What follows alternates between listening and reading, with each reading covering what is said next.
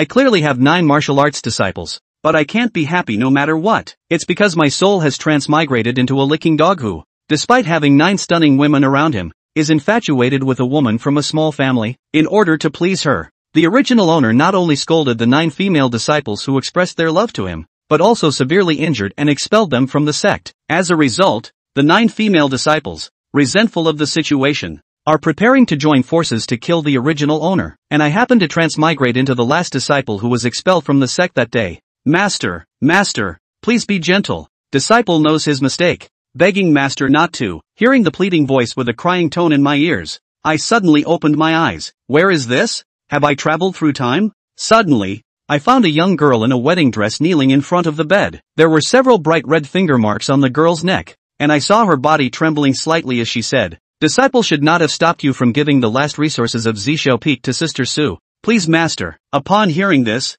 my head throbbed, and then a memory flooded back. Originally, there were 9 talented and beautiful female disciples under the seat of the previous body. However, the previous body fell in love with Su Qingyue from the Su family, and licked her for a full 300 years. Although they were officially engaged, they had never even touched hands in secret. Now, 8 disciples have been expelled from the sect by the previous body because of Su Qingyue, leaving only this last 9th disciple. With the cultivation of the original body, it is feared that it will not be long before those disciples who harbor resentment because of love will slap them to death. No, I have to do something. I finally escaped the fate of being a corporate slave. I can't let it end like this. Ding! Detected the host's strong will to survive. The villain's self-rescue system has been successfully bound. Main task now released, increase the favorability of the 9 female disciples. Otherwise the host will be surrounded and killed. Friendly reminder, all 9 women are reincarnations of female emperors. They will only be stronger in this life. Seeing this information, I twitched my mouth. Isn't this over?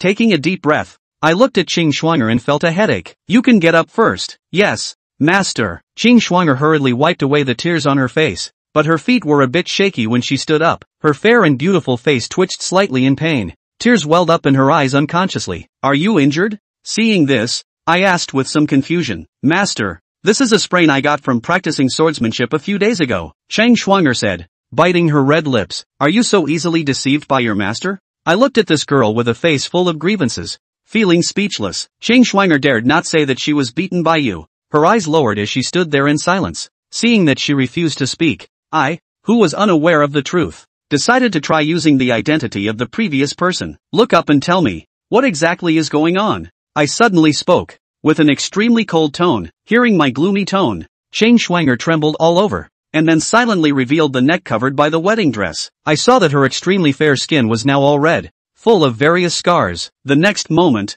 Qing Shuang'er's eyes were teary, and her voice trembled as she said, Master, disciple is getting married today. Please go easy on the punishment. Ding! Detected that Qing Shuang'er's favorability is -50. Please increase favorability as soon as possible. Otherwise it will be irreparable. Okay. The mess left by the previous owner is really beyond terrible. Well, let's first deal with these wounds and figure out the marriage matters. Seeing the unbearable wounds in front of me, I cursed in my heart. The original owner was really cruel. Shaking my head, I looked at Qing Shuang'er and said in a low voice, Qing Shuang'er, I command you to come over. Hearing this, Qing Shuang'er trembled and came before me, her eyes tightly closed. Just as she was ready to receive a beating, she suddenly felt something being placed in her hand. Qing Shuang'er opened her eyes in confusion, surprised that this time her master did not hit her. Then she saw the life-prolonging pill emitting a medicinal fragrance in her hand. The next moment, she seemed to realize something, fear evident in her eyes,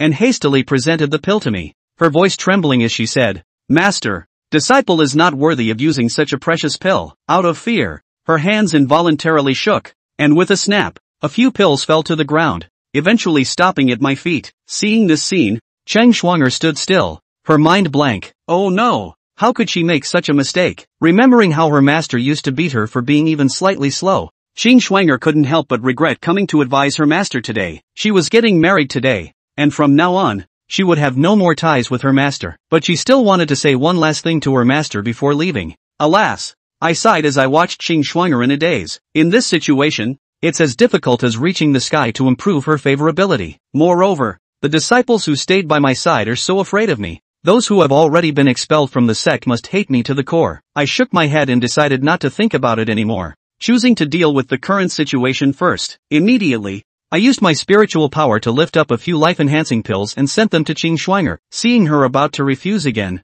I directly shouted coldly, "Take it. If I give it to you, you should accept it. Do you want me to change my mind?" Qing Schwanger trembled all over at my shout and obediently took the pills. It seems that this girl is falling for this trick now. Does she have a masochistic tendency? Thank you, master. Qing Schwanger trembled all over, carefully putting the pills into the tattered cloth bag around her waist. A sack? Gu Changa's frown tightened. Was the spirit Hong Holy Land so poor? Suddenly remembering something, his face was a little embarrassed. It's not that the Holy Land is poor, but because the Purple Peak is too poor. This storage ring will be used first. Removing the ring from her finger, Gu Changa coughed twice, her tone stern. To be so poor, others would think that our Purple Peak has no money. It's a disgrace to my master. Qing Schwanger obediently took the nascent soul. With doubt, she swept her divine sense into her nascent soul. The beauty of the moment moved slightly. The treasures in here are not even taken out by the master teacher.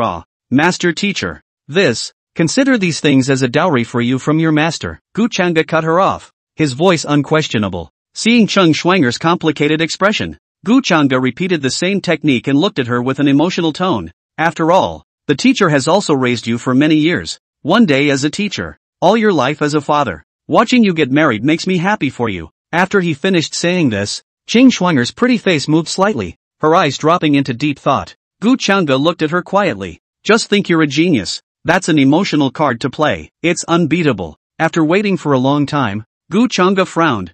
No, hasn't the favorability rating gone up yet? Even if it boosts a little bit, it will be fine. He does have a newbie quest.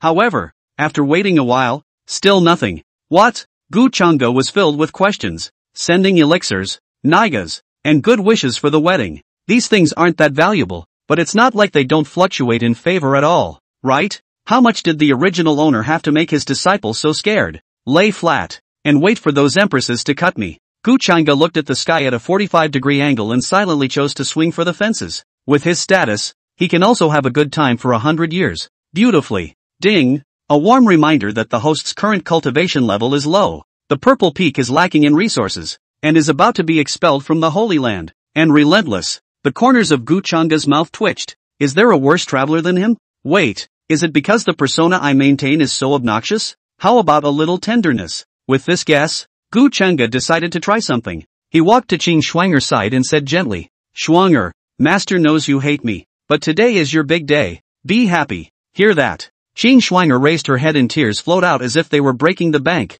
Gu Changa was a bit overwhelmed and said, "What are you crying for? A good big day." Hearing this, Qing Schwanger's voice with a sobbing tone could no longer be concealed. "Master, Schwanger, what exactly did Schwanger do wrong?" "Master, these Schwanger can change. Schwanger doesn't want to marry Su Yong." Her eyes were red, drops of clear tears were flowing down, and her fair face had been stained with red makeup. Yet despite this, her face was still stunningly beautiful, just a little more downtrodden. What am I doing wrong?" Watching Qing Schwanger cry with pearly blossoms, Gu Changa sighed up to the sky in her heart. It's over. It's ruined. This number of his is really ruined. Soft and hard. He couldn't do it anymore. Don't want to marry? Gu Changa suddenly realized the keyword. Isn't it good to get married? Is it hard to be forced? Wait. It seems like the original owner would really do something like that. Hiss. A sharp pain struck. A memory surged forth. Halftime. The clarity returned to Gu Changa's eyes, and her face became low. He finally realized why Qing Schwanger reacted the way she did. Forced marriage. The Su family coveted Qing Schwanger's natural talent and beauty, so they had Su Qingyu come to matchmaking. The original master, a dead-licking dog, didn't even blink an eye and directly handed over this ninth disciple of his. Let him marry the dude from Su's family who eats, drinks, whores and gambles everything. What is this?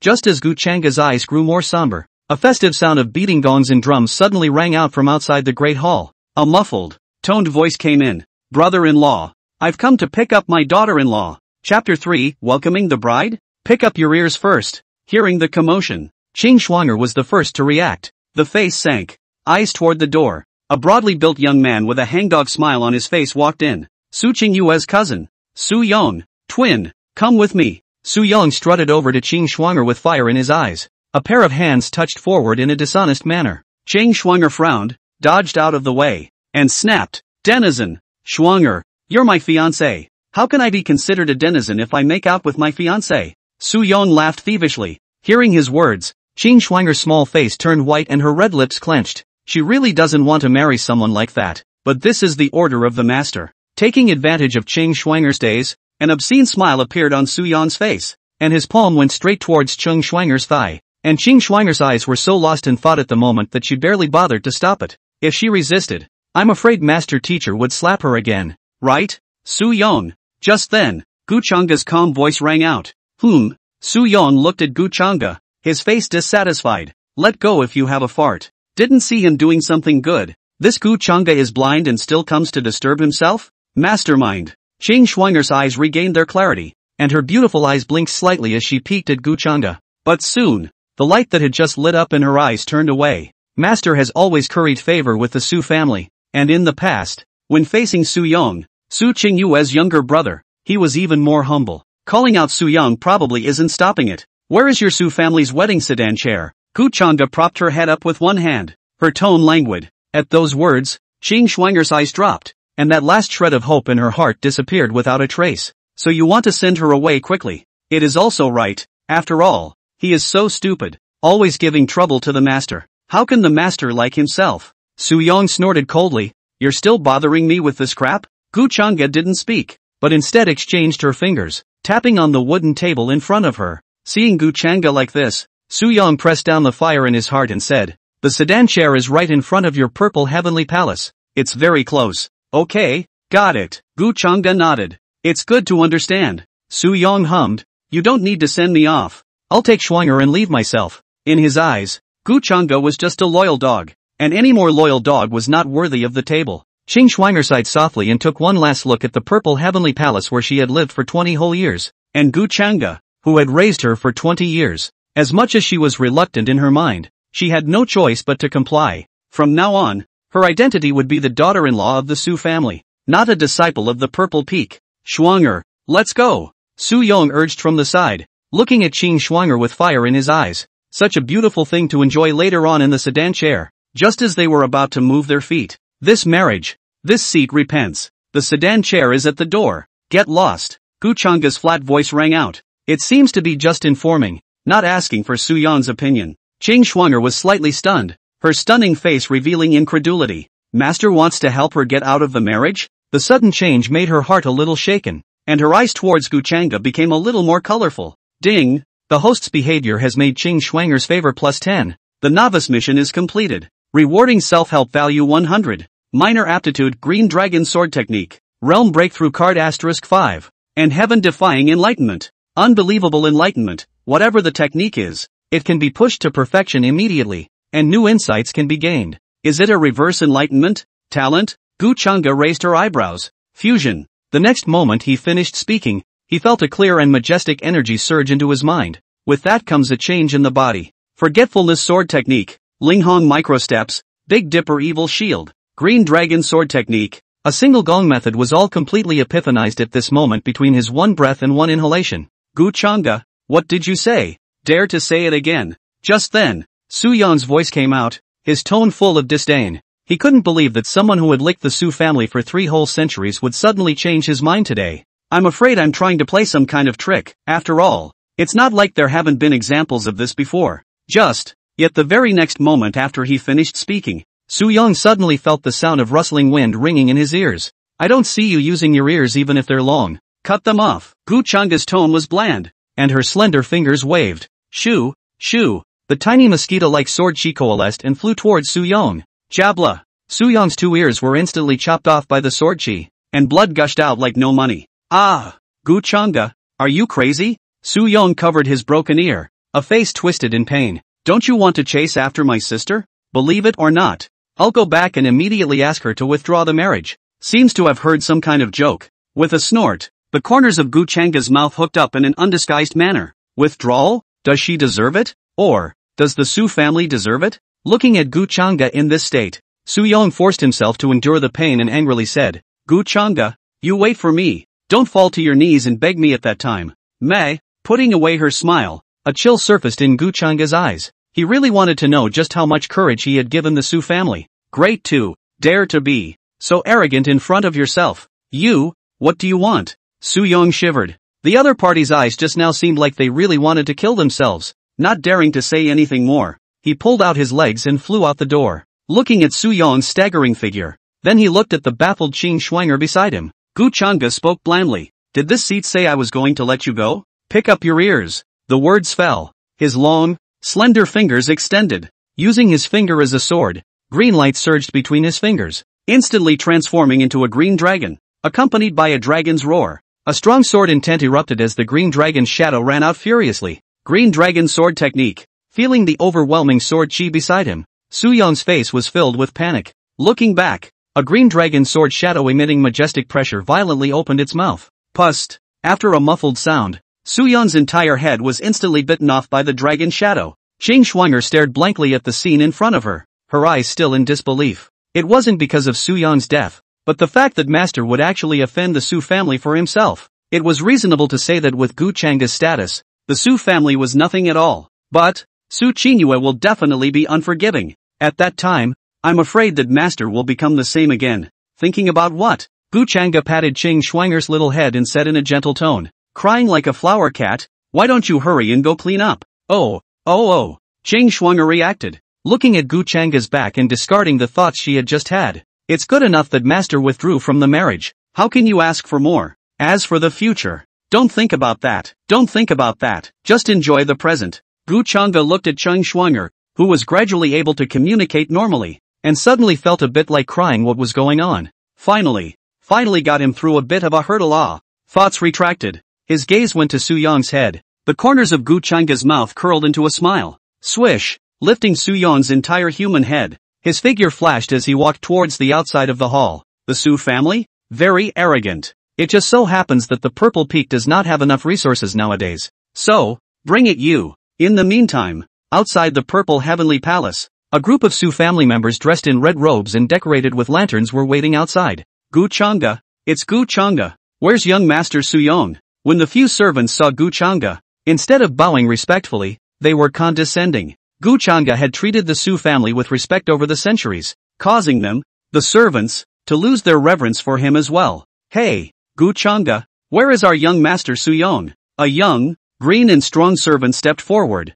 his face full of impatience. Surprisingly, he still had to ask himself personally. Gu Changa has drifted recently. Just then, bang, a bloodied, earless head was thrown to the ground, swirling up a cloud of dust. Gu Changa looked at them with a smile in her eyes. Here it is. Which one of you will claim it? Chapter 4, The Su Family? What can you do to stop this seat? The gazes of the crowd went to the head, and only then did they see what the head looked like. Su-young. This. The servant was shocked and took several steps back. Bang! Gu Changa's eyes were calm as she kicked him out of the way. A dog on the side of the road is not worthy to bark in front of him. Gu Changa, don't bully people too much. An old man with a dry and thin face shouted out angrily. Elder of the Su family? Gu Changa nodded, then smiled faintly. A piece of trash at the Wanchuan realm dares to clamor in front of this seat? What nerve? What? The crowd froze. When had Gu Changa ever spoken to them like this? Wasn't she always respectful? Gu Changa, you're trying to rebel,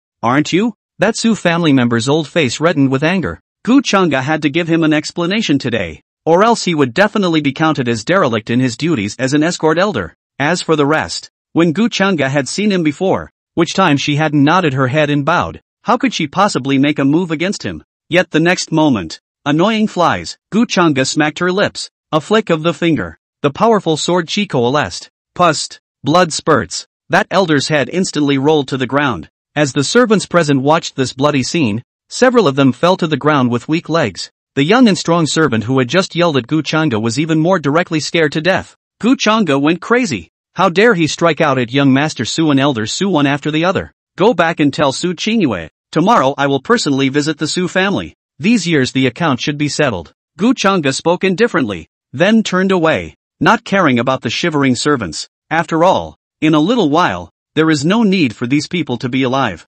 Yes. The crowd dared not stay a moment, lifting the sedan chair and preparing to run. Don't forget this. Gu Changa pointed to the two human heads on the ground and reminded very warmly. Much thanks to Lord Gu for reminding me. A few servants were on the verge of tears. You're still strangely nice. Watching their wildly running backs, Gu Changa yawned, breathlessly casting her gaze behind the trees in the distance. Stop hiding and come out. a clear figure jumped down from the tree. Master! Master! Qing Shuang'er lowered her head and didn't dare to look at Gu Chang'e. Although Gu Chang'e's image in her heart had somewhat changed, after all, there was a 20-year shadow in place, and she couldn't truly accept Gu Chang'e for a while. Did you hear what Master just said? Gu Chang'e asked. Heard that. Qing Shuang'er nodded heavily. When she heard that her master was going to break with the Su family, she was really happy. It would be fine if Su Qingyue was interested in Master Teacher, but she was clearly treating Master Teacher as a little cutie. Play. It would be really nice to have a clean break. Gu Chang'e then spoke.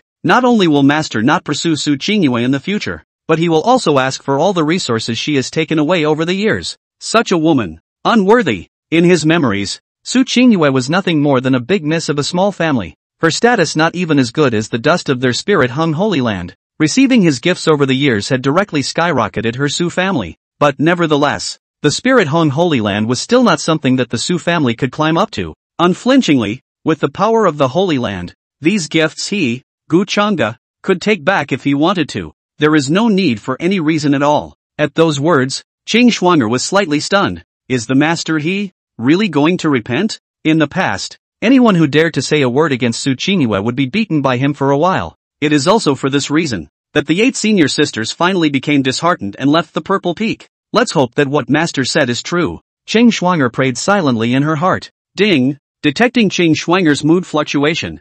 Favorability plus 10. Rewarding self-help value 100. Gu Chang'e nodded silently. Obviously, the Su family was also a nightmare in Qing Shuang'er's mind, and the main reason was Su Qingyue. Master, disciple has something to say. Qing Shuang'er suddenly raised her head, her pure eyes looking toward Gu Chang'e. The body trembled slightly, obviously gathering a lot of courage. Gu Chang'e raised his eyebrows slightly, stroking his handsome face with interest. Speak, Master. If you go tomorrow to ask for the resources that have been given away over the years, then you will surely be subject to gossip. After a pause, Qing Shuang'er closed her eyes and spilled out what was on her mind. After all, how can you give away something and ask for it back? Disciple only begs that Master can keep the remaining treasures and take care of the Purple Peak. I believe that the 8 senior sisters will come back to you because of your change of heart. Having said that, Qing Shuang'er opened her eyes, her face resolute, but her trembling eyelashes betrayed her. She said this with 12 points of courage, having long been prepared to be chastised by her master.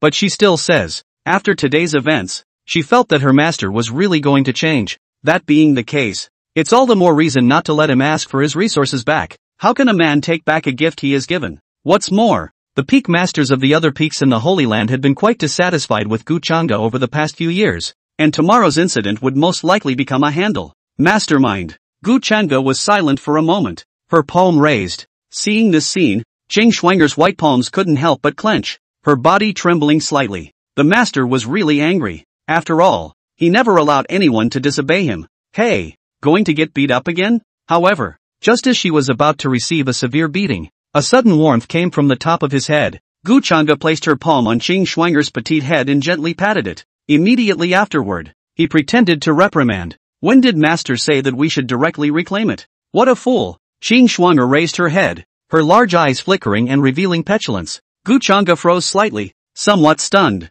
Worthy of being the reincarnation of a female emperor, even her looks are a masterpiece. Come back to your senses. Gu Chang'e coughed and said, tomorrow, my master will go to the Su family to withdraw from the marriage, and make them return all the bride price for all these years. Qing Shuang'er's beautiful eyes let out a strange color, and under the leap, she forgot to collect herself for a while. As soon as she pulled Gu Chang'e's sleeve, she pouted her red lips and said, Master, I want to go too. Ahem. Gu Chang'e's old face reddened as he pulled his sleeves back. Qing Shuang'er then reacted and hurriedly stood to the side like a little maid. Autumn watery eyes carefully surveyed Gu Chang'e. No way. Your injuries haven't healed yet. How can you walk around freely? Give me a good stay at the Purple Peak. Gu Chang'e's tone was serious, leaving no room for maneuver. Just kidding. Su Yong, a minion, could cause himself to be docked 20 points of goodwill. With so many other people in the Su family, they might just poke themselves in whichever sore spot. Master, are you concerned about me? Qing Shuang'er boldly came forward. The teacher is just worried that you will cause any more trouble and add to the teacher's problems. Gu Chang'e had a strict teacher posture. Upon hearing this, Qing Shuang'er's eyes lowered, her heart a little disappointed. She had thought that her master was really worried about something happening to her, but soon she gathered her strength again. It was already excellent for master to have such a change. How could she ask for more? With such a stupid mouth, Master teacher might choke on Su Qingyue. Afraid that my injuries haven't healed yet? No. I have to work hard tonight and absorb those vitality pills given by master. After worshipping Guchanga, Cheng Schwanger thumped away like a rabbit. Watch her back. Guchanga scratched her head slightly. This girl, why do you look so happy? System, is there any information on Cheng Schwanger? Ding, Cheng Schwanger's information is being generated. Name, Cheng Schwanger, daughter of heaven's destiny, reincarnation of the empress, age, 20. Cultivation level, middle hierarchical realm. Technique, Xian Shui sword technique, Xian rank technique. Talent, the body of arcane water, 100% affinity for waterways.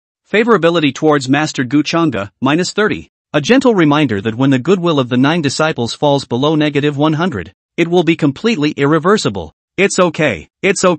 At least there's no pressure line. Guchanga feels a little humble. Are -30 his first feeling is actually celebrated? Forget it, whatever. Just come up with a good feeling. Just then, a white dove flew overhead. Guchanga's gaze froze as she unwrapped the envelope at White Dove's feet. As soon as it opens, Su Qingyue's words using aura as ink then rang in his ears. Guchanga, I gave you face didn't I? Daring to treat our Su family like this, do you not want to get married to me? You don't show up for my birthday today either. Do you know how humiliated I am? Believe it or not Before the words were finished, Guchanga used her finger as a sword and cut the envelope off. His face was unreadable, just silent. Ryoko, Guchanga spoke faintly. The Su family? Interesting. He's really curious. Holding the 5 cultivation breakthrough cards gifted by the system. What could the Su family, a small family in the district, do to defy themselves? Chapter 5. What does Guchanga have to fear? He's just a dead-licking dog. The next day, on the purple peak, Guchanga had her hands in the air, overlooking the mountains, clouds and mist, fairy air. From time to time there are cranes flying over. So peaceful. Celebration twins. Disciple here. Guchanga turned around and frowned. Forgot what I said yesterday? Or, you want a beating? Disciple does not dare. Cheng Schwanger's soulful eyes moved slightly. It's just that. The injuries on the disciple's body have already healed. So he can go out today. Guchanga's divine sense swept and found that this was indeed the case. Worthy of being the reincarnation of a female emperor, the talent is just outstanding. A regular person wouldn't necessarily be able to consume the potency of the elixir even if he was given a few days. Senior, I will never cause you any trouble, Cheng Schwanger pleaded. Guchanga turned back around in silence and didn't say anything. Seeing this, Cheng Schwanger lowered her eyes, her heart inevitably losing some ground. However, the scene that had worried her did not occur. What are you waiting for? Don't know how to use a sword? Guchanga turned her head and said suspiciously. Cheng Schwanger froze for a moment. Then a smile appeared on her face. Still not leaving? Seeing the delayed movement behind her, Guchanga frowned, reporting back to master. Disciple doesn't know how to use a sword. Cheng Schwanger's fingers twirled, and her big eyes looked at Guchanga accusingly. Hey! Guchanga let out a sigh. With a wave of his hands, a silver longsword was stepped under his feet. Come on up, turnip. Master is the best. Cheng Schwanger ran behind Guchanga like a rabbit. At once, the tip of Guchanga's nose was filled with a fragrance unique to a woman's body. Forcing himself to be calm, his face remained unchanged. Yet in the next moment, Guchanga couldn't tense up. Master, why aren't you leaving yet? Cheng Schwanger wondered from behind. You, strangled for master. Feeling the softness of her back, Guchanga squeezed these words out from between her teeth. Is just too tempting. If it wasn't for the original owner practicing the forgetfulness sword technique, I guess he would have already extended his demonic claws to these few disciples. Right? And, of course, should die faster. Let's go. As the long sword darted out, Guchanga only felt a little sweaty. Back. Cheng Schwanger wrapped her arms around her master's waist, satisfaction spreading across her pretty face. If only master could stay like this after this withdrawal. As long as it was just that little bit better. She was really content. In the meantime, Su's, inside the hall, a few elders were sitting still inside as they looked towards Su Qingyue in her seat. Qingyu, why are you so confused? Writing a letter like that. Guchanga will be damned if he doesn't get angry. If we lose Guchanga's shelter, the Su family's future development will surely be hampered by a series of obstacles. Spirit Hong Holy Land. This is a superpower of the Great Zhou. How easy will it be for the Su family to survive if we offend them? Qingyu, listen to my advice. Hurry up and write a letter to Guchanga to apologize. There's still room for everything to be salvaged. Listening to the Su family's crowd, a woman with delicate features opened her mouth and laughed. What does Guchanga have to fear? The elders might as well recall which time Guchanga didn't grovel to the entirety of our Su family when he gave gifts. With this kind of person, it's hard to believe that he would change his face overnight. According to my guess, this is just a new means for him to pursue me. After all, I wouldn't even let him touch my hand for 3 whole centuries, so it's only natural that the dog would jump over the wall. Upon hearing this, the elders thought about it carefully, and then let out a sigh of relief in unison. Yes, which time Guchanga came to the Su family to deliver a gift wasn't with a humble face. At first, those of them were somewhat flattered in their hearts when they were saluted by Guchanga, who was the noble peak master of the Violet Peak. Slowly, it has become a habit, sometimes in a bad mood, and even exempt from returning gifts. Su Qingyue continued, and I heard that Guchanga is about to be removed as the Violet Peak's peak master due to his constant indolence. For someone like that, what else does our Su family need to be afraid of? At this time, Su Xiaotian, the Su family head, who was also Su Qingyue's father, hesitated. But Guchanga's cultivation is there. Our Su family still needs to retreat. Humph. Guchanga, this waste of space, wasted for a whole 300 years. How high can his cultivation be? It's only the middle stage of the Spirit Sea realm. Su Qingyue sneered, the contempt in her eyes undisguised. Mid-Spirit Sea The crowd was completely relieved. It's not because the Su family has someone in the middle Spirit Sea, but because the gazes of the crowd looked to Su Qingyue's side, an ordinary-looking, but stalwart-faced youth. His body faintly exuded the terrifying pressure of the Spirit Sea stage. Everyone, there's no need to worry. My cultivation nowadays has reached the late stage of the Spirit Sea, and I'm by no means a match for a curmudgeon like Guchanga. Chu Feng stood out and spoke, his tone filled with pride. Who the hell is Guchanga? How dare a guy in the middle Spirit Sea stage threaten Qingyu? That's right, our Su family doesn't even need to go and apologize. As she said those words, Su Qingyue looked towards Chu Feng's back, her beautiful eyes releasing a strange color. This kind of man is worthy of her, unlike Guchanga, who is just a dead-licking dog. After a pause, she continued, as far as I know, the resources of the Purple Peak are nearly depleted, and Guchanga is no longer of any use to the Su family. This statement was made. The expressions of the Su family's crowd had changed from worry to utter disdain. Su Xiaotian stroked his beard and laughed. Qingyu has done well. My Su family will soar sooner or later. How can my daughter be committed to a loser like Guchanga? Why don't we wait for today's events to pass, and pick an auspicious day to set a marriage contract between Qingyu and fellow Daoist Chu Feng? Hearing this, the crowd applauded and applauded. Being able to bind a character like Chu Feng, the Su family was expected to take off in the future. Su Qingyue's face reddened and pouted. Father, what are you babbling about? The late Chu Feng will certainly not fail to fulfill the wishes of all of you, and in the future, when he soars to great heights, he will certainly take care of the Su family with all his might. Chu Feng took Su Qingyue's white and tender palm in his hands and said solemnly, looking at them in this manner, the people present all revealed heartfelt smiles. Steady, when will this Guchanga come? It can't be that he's afraid, right? An elder spoke up. I heard that 8 of his 9 disciples have run away, and the rest of the Holy Land looks down on him and is unwilling to interact with him. With such strength, how can he resist our Su family? So what if he comes, with little friend Chu Feng in attendance? What is there to fear? The crowd was talking and looking relaxed. In their opinion, this Guchanga was nothing more than a clown jumping up and down, trying to use it to attract Su Qingyue's attention. And, even if he was really here to settle scores, their Su family would not be afraid. Chu Feng, being at the late Spirit Sea stage of cultivation, was already at a great distance from Guchanga. What's more, Guchanga was a pauper at this point, and Su Qingyue's heritage was deeper than his. The undercard in all can be said to be almost non-existent. What is there to fear from such an existence? Just as the people in the hall were drinking tea and chatting, boom! A loud noise erupted overhead, and a piece of tile shattered and fell. Overwhelmed, he looked up. 2 figures were stepping on long swords, suspended in the air. One of the white-robed youths was cursing and muttering words of really unskilled awe under his breath. The handsome face turned and was instantly reflected in the eyes of the crowd. Guchanga. Chapter 6. Guchanga he came for real awe? Seeing the visitor, Su Qingyue's face was stunned. Then she clasped her shoulders and coldly droned. Guchanga, is this your way of apologizing? Yesterday's matter has not yet been revealed, and today you recklessly rushed into my Su family. How? What are you trying to make a scene again? Su Qingyue was confident in her heart at the moment. Guchanga had licked her for an entire 300 years, and she thought she had figured out the other side. As long as he was angry, he was bound to give in. This time is no exception. When I get my hands on the only treasure left on Guchanga, I can break my engagement with him. Su Qingyue's heart burst with excitement. Finally we can get rid of this loser. With the crowd watching, Guchanga was imperial in the air and slowly landed with Qing Shuang'er aside. Chu Feng's eyes turned straight as he looked at the pretty-looking Qing Shuang'er. The eyes moved. Seeing such a beautiful woman actually snuggling behind Gu Chang'e, his face sank. Gu Chang'e, if you're a man, you shouldn't be so despicable. For the sake of pursuing Qingyu, you went so far as to abolish Brother Suyong.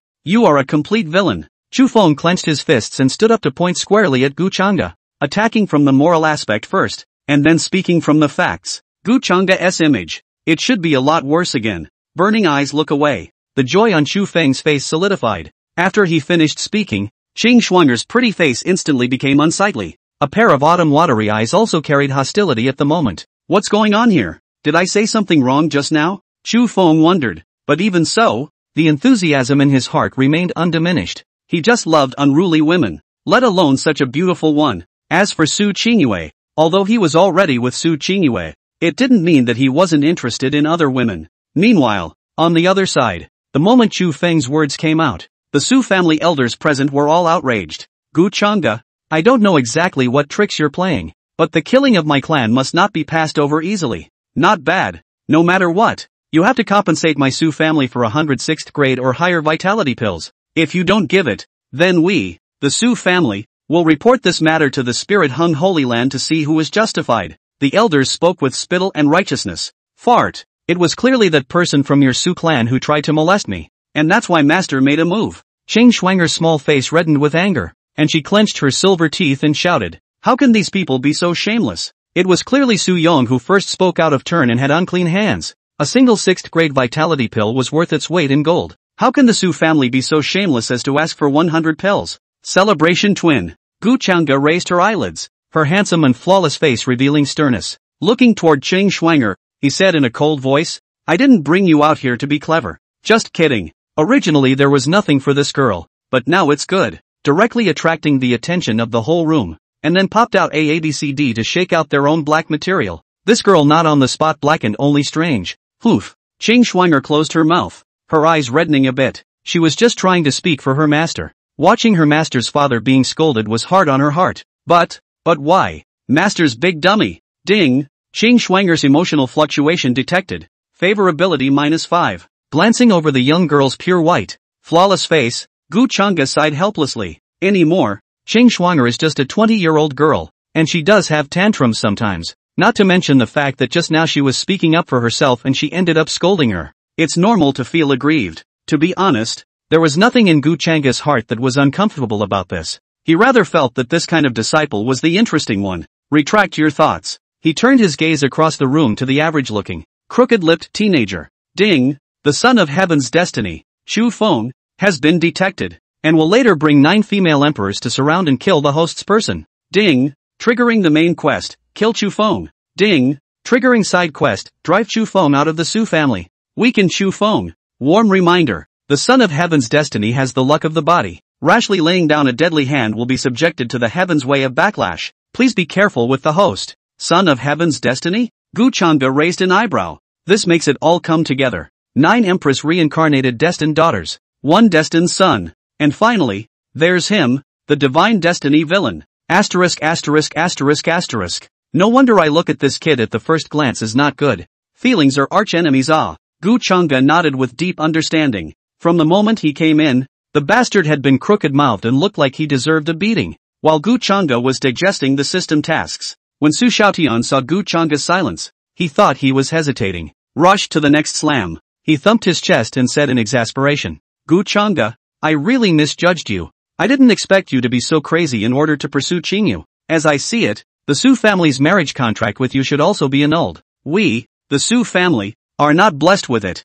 After he finished speaking, the people present looked at each other and all smiled. Withdrawal? Does he, Gu Chang'e, dare? In the past, when Su Qingyue ignored him for a day, he was as flustered as a grasshopper. Withdrawal as soon as you move out. He mustn't be in a hurry? The crowd looked at Gu Chang'e in the center of the hall with teasing eyes, just waiting for Gu Chang'e to beg for mercy, then hand over the resources. But they remembered that Gu Chang'e had a divine ability on her, although it was unclear what it was. As long as it was a divine ability, it was bound to be extraordinary. Getting it in hand, the Su family's promotion to the superpower of the Great Zhou is just around the corner. Su Qingyue looked at Gu Chang'e, and a bit of incomprehension spread across her cool face. If it were before, Gu Changa would have already pulled out her resources to make her happy. How come you're talking about withdrawing from the marriage today and you're still not moved? And it always feels like, there seems to be something different about Gu Changa today. Yeah, Gu Changa nodded dryly. This statement was made. The crowd was stunned,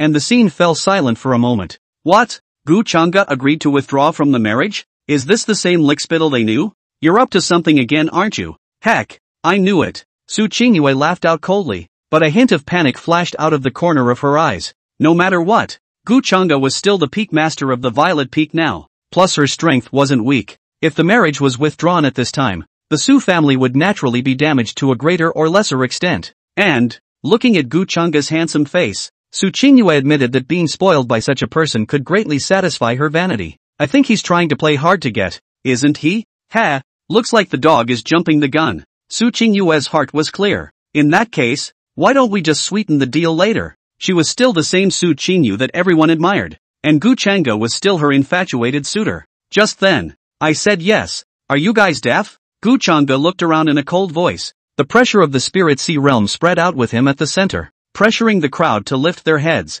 Humph. Chu Feng coldly hummed out as his strength at the late stage of the spirit sea erupted. However, the next moment, his expression became a bit off. Is this really the middle stage of the spirit sea realm? How come the spirit power is so deep? Chu Feng's heart was very uncomfortable. How could someone be able to overpower himself? Not to mention the fact that it's your own love interest. If Gu Changa heard his thoughts, she would only find them laughable. In any case, his talent as the peak master of the Violet Peak was naturally outstanding, only that he had been slacking in his cultivation over the years. Do you really think that any fish or shrimp can ride on his head? What's more, Chu Feng was originally a hard-working player with medium talent, and if he hadn't relied on the resources given by Su Qingyue, it would have been a problem if he could even go to the Spirit Sea. Boom! It was only after Chu Feng's palms violently exerted force that he managed to dispel the pressure. Then the resentful gaze looked at Gu Changa, almost caused him to make a fool of himself. This man deserves to die. Gu Changa, what the hell do you want? See this scene. Su Qingyu's pretty face, which had always been calm and proud, turned white and rushed out in panic. She suddenly realized that Gu Changa seemed to be coming for real this time. If you keep this up, I'll really ignore you in the future. Words. Gu Changa raised her eyes and looked at Su Qingyue. Su Qingyue's heart was overjoyed, and at the same time, her heart despised it. It was really still licking the dog as it was. Xing Shuang'er on the side stomped her feet anxiously. Master, don't be confused. However, the imaginary apology didn't ring out. Inside the hall, Gu Changa's calm words echoed. If you ignore me, I can't wait to. After all, you and I have annulled our marriage contract, and it's best if we have no intercourse in the future. There was a pause. Gu Changa's face turned cold as a stern sword intent erupted from his body. Cold sweat ran down everyone's backs, only feeling that this sword intent would behead them at any moment. I want you to return all of this 300 years of bride price today, or else, all of the Su family, not one of them will be left behind. This statement was made. The bodies of the people present trembled and their brains went blank. Done. Gu Changa him, to really Chapter 7 That doesn't mean, you can yell in front of this seat. Inside the Su family hall. At this moment, an invisible sword chi was raging, and the slightest movement of his life would be in jeopardy. Gu Changa, stop first. Stop first. Everything is negotiable. Seeing that the clansmen were shocked by this sword chi made their faces pale, Su Xiaotian hurriedly opened his mouth to beg for mercy. With his cultivation at the pre-spirit sea stage, he was all but gasping for air from the sword intent. If these transformation Xian realm elders dragged on any longer, I'm afraid they would have to return to the west. That's when. It was then that he realized why Gu Changa had been able to hold the position of peak master of the Violet Peak for so long with the position of the Spirit Sea. Cultivation underpinnings. What do you call this seat? Gu Changa stood tall and looked at him with downcast eyes. Gu, Lord Gu. Su Xiaotian froze and hurriedly changed his words. Ha! Gu Changa retracted her gaze.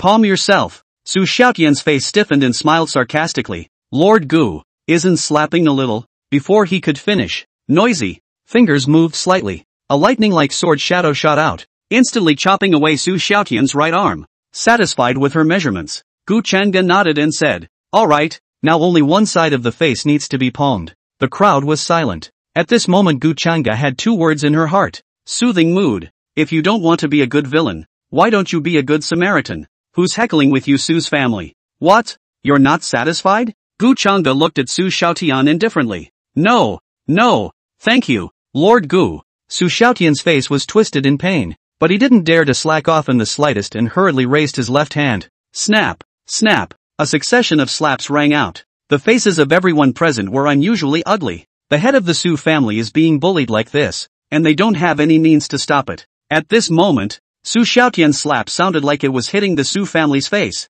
Some elders even closed their eyes, not daring to look anymore. Su Qingyue's pretty face went white. The scene in front of her had exceeded her expectations. She really couldn't believe that Gu Chang'e would turn out like this. The slap in her ear brought her back to reality. Gu Chang'e, don't bully people too much. Su Qingyue gritted her teeth and spoke out. However, just as she was about to take a step, a sword chi slashed her cheek. A drop of blood fell. Her mind went blank. Gu Chang'e, how dare you really dare to hurt yourself? You're not Gu Chang'e. You're not Gu Chang'e, right? Su Qingyue's beautiful eyes flushed red. She was still unwilling to believe that Gu Chang'e, who had pursued her for 300 years, would take a shot at her. Words. Gu Chang'e frowned. Nima, really gave you a guess. You already have a way to take death. Just then, seemingly thinking of something, Su Qingyue viciously looked at Cheng Shuang'er. Wasn't it you? It must have been you. It must have been you who blew something. Bitch, I'll rip your mouth off. Snap. A crisp slap sounded, and a large red mark appeared on Su Qingyue's snow-white face. Plus, her eyes were red and her hair was disheveled at the moment. She was a living madwoman. It's not your turn to point fingers at this seat's disciple. You, unworthy. It seems to be afraid of getting their hands dirty. Gu Chang'e frowned slightly and flicked over on her sleeve. Mastermind. Cheng Shuang'er's big eyes blinked. Master is actually willing to beat Su Qingyue for her. Putting it in the past, it wasn't that Su Qingyue hadn't scolded her. Every time she called her a hoof, a dead girl. Whenever there is dissatisfaction, it is slapped. When she resisted, she was rewarded with a beating from her master. Although she knew in her heart that her master should not be doing this for herself, but still so happy. Ding! Detected Cheng Shuang'er's emotional fluctuation. Favorability plus 20. Reward 200 merit points. It seems that Su Qingyue has not bullied this girl in the past. Just right. I also see that she is not happy. Gu Chang'e was puzzled. Gu, Chang, Gu, dare to hurt Changyu. I want you dead. A heavy roar of anger suddenly resounded in the hall. Hearing the voice, the faces of the Su family members were delighted, and they all looked at the place where the voice was emitted. Brother Chu Feng, make a move. Su Xiaotian stopped palming and said with a vicious face. Chu Feng held a huge green-colored blade and chopped forward, wielding the blade intent that instantly dispersed Gu Chang'e's sword aura. Celestial ranked spiritual weapon. Green Dragon Demon Slasher. The pressure of the late Spirit Sea stage erupted. The floor shook slightly. Snap. Just then, a crisp slap sounded again. Without glancing at Chu Feng, this time Gu Chang'e learned to be smart and used his aura to transform his palm and slammed it down. Su Xiaotian's face instantly swelled into a pig's head. It can't stop until this seat tells it to stop. Understand? Feeling the rolling pain in his face, Su Xiaotian couldn't tense up. Snapping to his feet, anger surfaced on a piggy face. Gu Chang'e, stop it. Didn't you see Brother Chu Feng's cultivation? You're the one who should be begging for mercy right now. Slap me, or else. Rumble. The sky suddenly exploded with muffled thunder. A majestic sword chi coalesced and stood upright above the Su family mansion. Looking up through the shattered roof, the crowd's heartbeat slowed by half a beat. Above the green sword's shadow, there was a green dragon clad in scales and armor. Its nose spitting out dragon's breath and its vertical pupils staring dangerously downwards. That's a lot of nonsense. Pay attention in your next life. Gu Chang'e waved her hand. Roar! The dragon roared, and the green dragon ran down furiously, attacking towards Su Xiaotian's face. Bang! Just then, a strong blade chi chopped in, destroying everything. Rumble! The green dragon reversed its direction and opened its huge mouth to bite the blade intent. For a time, the Su family hall was overflowing with aura and the space was in turmoil. Boom! After the strong collision sound, the green dragon was eventually defeated and dissipated into green light. See this scene. All of the Su family members had happy faces. Chu Feng forced himself to hold back his breath, put away his greatsword, and looked provocatively at Gu Chang'e. What? Is this the true strength of the Peak Master of the Violet Peak? I don't think so. Now immediately kneel down and apologize to Qinyu. Otherwise, I'll kill you. The stalemate just now had caused him to be a bit alarmed, and it was only when he was wielding a heavenly rank spiritual weapon that he managed to dispel Gu Chang'e's means. This man is really deep, but, comparing spiritual power, Gu Chang'e couldn't possibly win him. What's more, he also has a heavenly spiritual weapon Qinglong demon slaying knife in his hand. Gu Chang'e's hands are empty. What can Gu Chang'e fight with? A dead end. Master, run! Cheng Shuang'er pulled on Gu Chang'e's sleeve, her pretty face filled with anxiety. That guy named Chu Feng had a weapon and his strength already exceeded that of his master. What's more, this is in the Su family. It's hard to defeat 4 hands with 2 fists. The master can't beat it. Trying to run? A pig-faced Su Xiaotian was helped up and said with a sinister expression, "If you don't hand over the treasures on your body, you will all stay in the Su family forever today." A command. The Su family elders present surrounded them, and a dozen or so Huanchuan stage pressures erupted. See this. Qing Shuang'er's eyes reddened as she looked at Gu Chang'e's broad back, and a wave of self-blame ran through her heart. Blame it on me. Blame it on my being too weak. With my strength at the transformation Xian stage I can't help master. At all. It seemed to come to mind. Determination showed on her small face. Master, run. I'll hold them off. Qing Shuang'er conjured up a green-colored longsword and radiated the pressure of a middle-stage transformation Xian. The blood burns. Her cultivation was rising. Middle stage of Huanchuan. Late stage of Huanchuan. And early stage of Huanchuan great perfection. Spirit Sea. With the strength of the Spirit Sea, they should be able to block these people when they put their lives on the line, right? With just a little bit of time, Master Chief can escape. The crowd saw such a movement. First, his face froze, then he snorted. Burning chi and blood? Gu Chang'e ah Gu Chang'e. You can only rely on women to protect you too. Little girl, the cultivation of the pre-Huanchuan stage can't stop us. Why don't you come to be this grandpa's wife? Hey, I can still protect you. Sighed. Su Qinyue came back to her senses and looked at the scene in front of her. Ruthlessness flowed from her eyes as she hissed at Chu Feng. Chu Feng, kill them immediately. Upon hearing those words, Chu Feng's face revealed a difficult expression. He had already regarded Qing Shuang'er as his own woman. How could this be killed? With a hardened heart, a killing intent appeared in his eyes. In this situation, if he was soft, he would lose Su Qinyue's favor and indirectly lose the support of the Su family. How could this be? Boom! The palms of his feet shattered the floor. Chu Feng held a huge sword and slashed up horizontally, his spiritual energy spreading and space distorting with it. Die for me! Electricity! Gu Chang'e's face was calm as she held Qing Shuang'er's shoulders down. At once, the qi and blood rushing through her body calmed down. Master! Qing Shuang'er looked at Gu Chang'e with wide eyes. You girl? You just know how to show off. Gu Chang'e looked at her helplessly. Next time you do it again, Master won't spare you. How dare you make small talk? Gu Chang'e, you're not putting me in your sights at all. Far away, accompanied by a strong blade intent, Chu Feng's figure violently attacked. Master, dodge! Qing Shuang'er sharply reminded. Yet the next moment, she then heard Gu Chang'e's bland comment. Take this seat's weapon. The strength is barely adequate. But, the conversation turned. That doesn't mean that you can yell in front of this seat. With a fierce grip of his palm,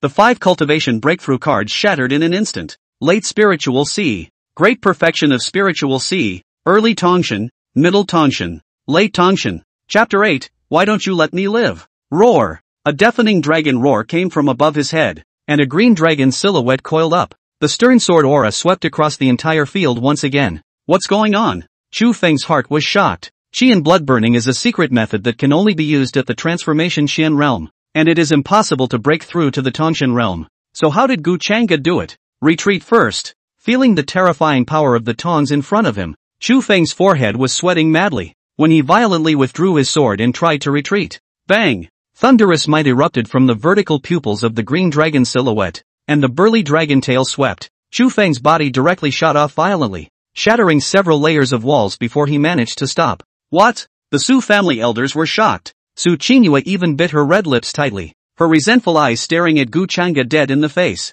Gu Chang'e, what exactly do you want? With such a strong attack, Chu Feng will be killed by you. What does his death have to do with this seat? Gu Chang'e had his hands in the air, his handsome face calm. The pressure of the Tongshan realm was released. Puff! Everyone else present except for Qing Shuang'er instantly turned white and knelt on the ground, unable to move. This seat is tired. Return the bride price. Your Su family still has a chance of survival. Or, is death. Just then, Gu Chang'e raised her eyes and swung her palm out violently. Snap! The crowd looked at them in uncertainty and turned pale. In the distance, Chu Feng, who was carrying a knife and was filled with indignation, just wanted to move his feet before Gu Chang'e's spirit palm slapped him back into the wall. Chu Feng! Su Qinyue cried out in pain. Her dazzling hair tossed as she looked at Gu Chang'e. Gu Chang'e, I'll give you one last chance to stop. Otherwise I'll never care about you again. When these words came out, Gu Chang'e raised her eyes, her face showing a thoughtful expression. Seeing this, the faces of the Su clanspeople were delighted.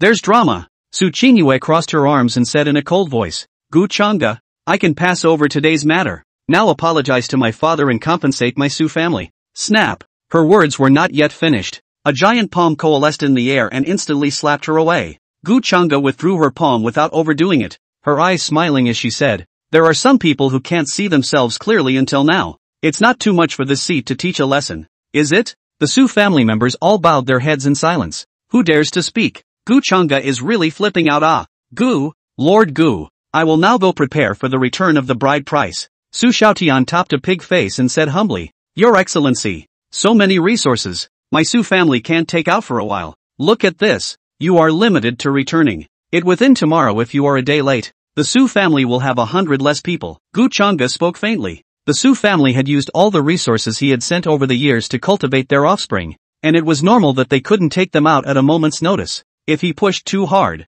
a fish out of water wouldn't help him. At those words, Su Xiaotian's heart sighed in relief. Just as Gu Chang'e thought, the Su family simply couldn't take out that many resources today. The only way to pay it off is to sell the family estate. When he read this, his face became as hard as if he had eaten. In that case, the Su family's industry accumulated over the years will have to shrink by half. Qing Yu, you've victimized our Su family. Su Xiaotian beat his chest. There's a Gu Chang'e who doesn't cherish it. Looking for a partner like Chu Feng who has a big mouth and little strength. Stupid. There is one more thing that this seat needs to clear up. Gu Chang'e raised her eyes blandly, her gaze looking into the distance. The crowd looked at it and their hearts fluttered. Gu Chang'e is going to go after Chu Feng. To think of assassinating this seat, bold enough. With both hands raised, Gu Chang'e's eyes were ancient, and his spirit palms coalesced, instantly lifting Chu Feng's entire body. The spirit palm was slightly squeezed. Chu Feng's face then turned into a pig liver color. His eyes rolled over,